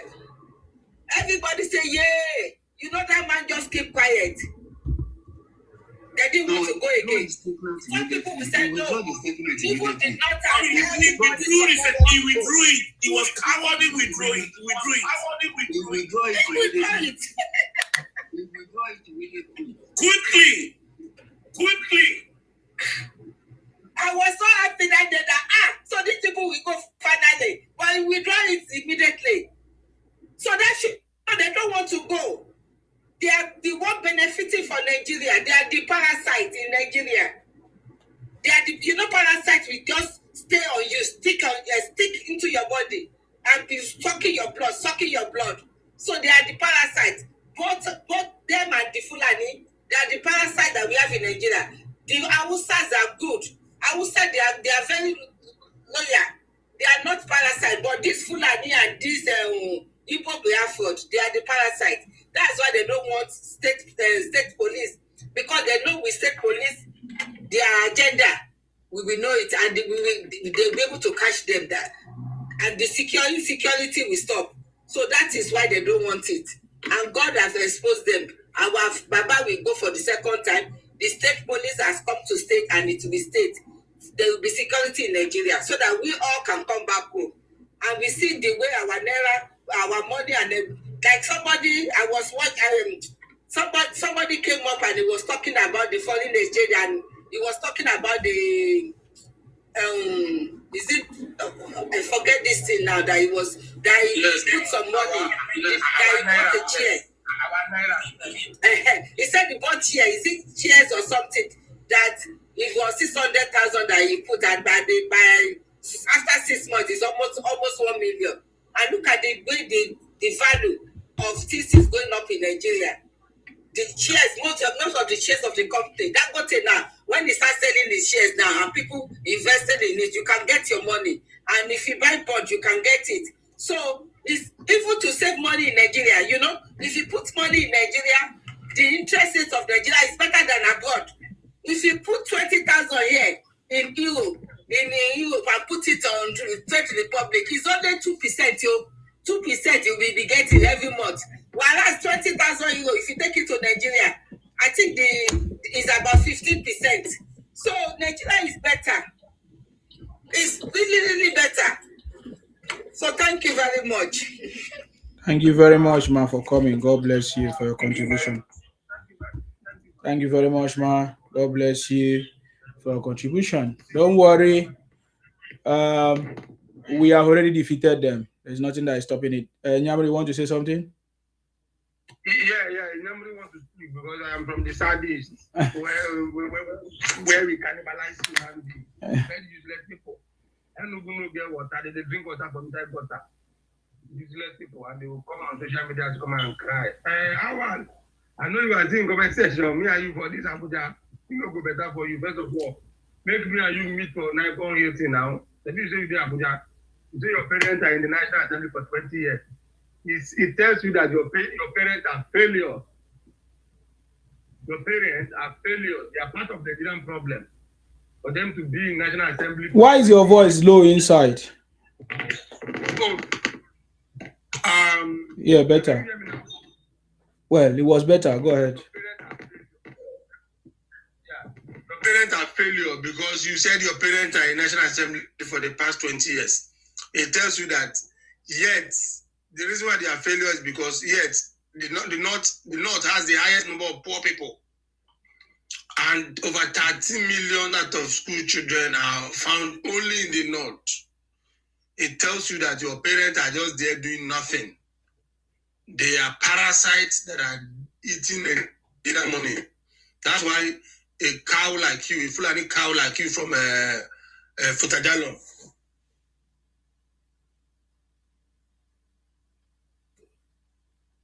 and you'll be beaten by a turtle fly. By now you're supposed to be having sleeping sickness as a Fulani cow that you are. But then we can see that a lot of Nigerians are more awakened now to the propaganda machines that are on social media. And we are trying all our best to neutralize all of them because Obi has nothing to offer. Obi can never become president of Nigeria. And it is facts. Obi sworn in the presence of the criminal Ojukwu that he will never leave Abuga. The day he leave Abuga, may his son turn to Agege. And thank God, today his son is Agege in UK. And Obi miserable life has continued since then. Up to today, he cannot point to any tangible project in Anambra State to his credit. Now, go on social media or go on YouTube or check President Ahmed Bola Tinubu Secondary School in Borno State. Check the kind of schools that Professor Babagana Zulum of Borno is building. He built 103 schools. Check those schools and compare to the one that Obi fraud say he renovate, or the dwarf governor in Abia State, Alex Oti, said he has renovated with 60-something billion for 60 schools, which means each school will consume 1 billion. Look at fraud. They like fraud. And you see these IPOB criminals coming on social media to come and shout, oh, Alex Oti is the best governor. You see, an average Igbo slave will sit down, create news in their head just to make themselves happy. You know, a slave will always believe that, oh, in their mind, oh, tomorrow our boss is going to release us. We are going to get freedom. Just to make themselves happy. But they don't know that they are going to be in captive for a very long time. All these people coming together to come and form coalition, they are criminals, one way or the other. Are you talking about Rauf Aregbesola, who was just a common AC repairer before Tinubu gave him an appointment? Who was a minister for 8 years, that his only duty was just to declare public holidays? Under Rauf Aregbesola, there were over 15 day breaks in Nigeria. The biggest one was Kuje, where they free Boko Haram terror people. But since Tinubu came in, mention one day break that has happened in the history of Nigeria since 2003. Mention one. The strike of lecturers. Mention one. Mention when last our doctors went on strike. It tells you that there's a new sheriff in town. Someone who knows what is doing. Someone who is astute politician and a manager of economy. Someone who is more educated than all the past presidents combined. Jonathan just had PhD on paper. He couldn't achieve anything. Out of the 9 universities that he built, 7 of them were in the north. 6 of them in the north. He built one in Ebonyi State. I think something Federal University, Ozara, I don't know I don't forget the name of that village where he go build that university for Ebonyi. He built the University of Oyekiti. He built the University of Otuoke. 6 that remain was found in the north.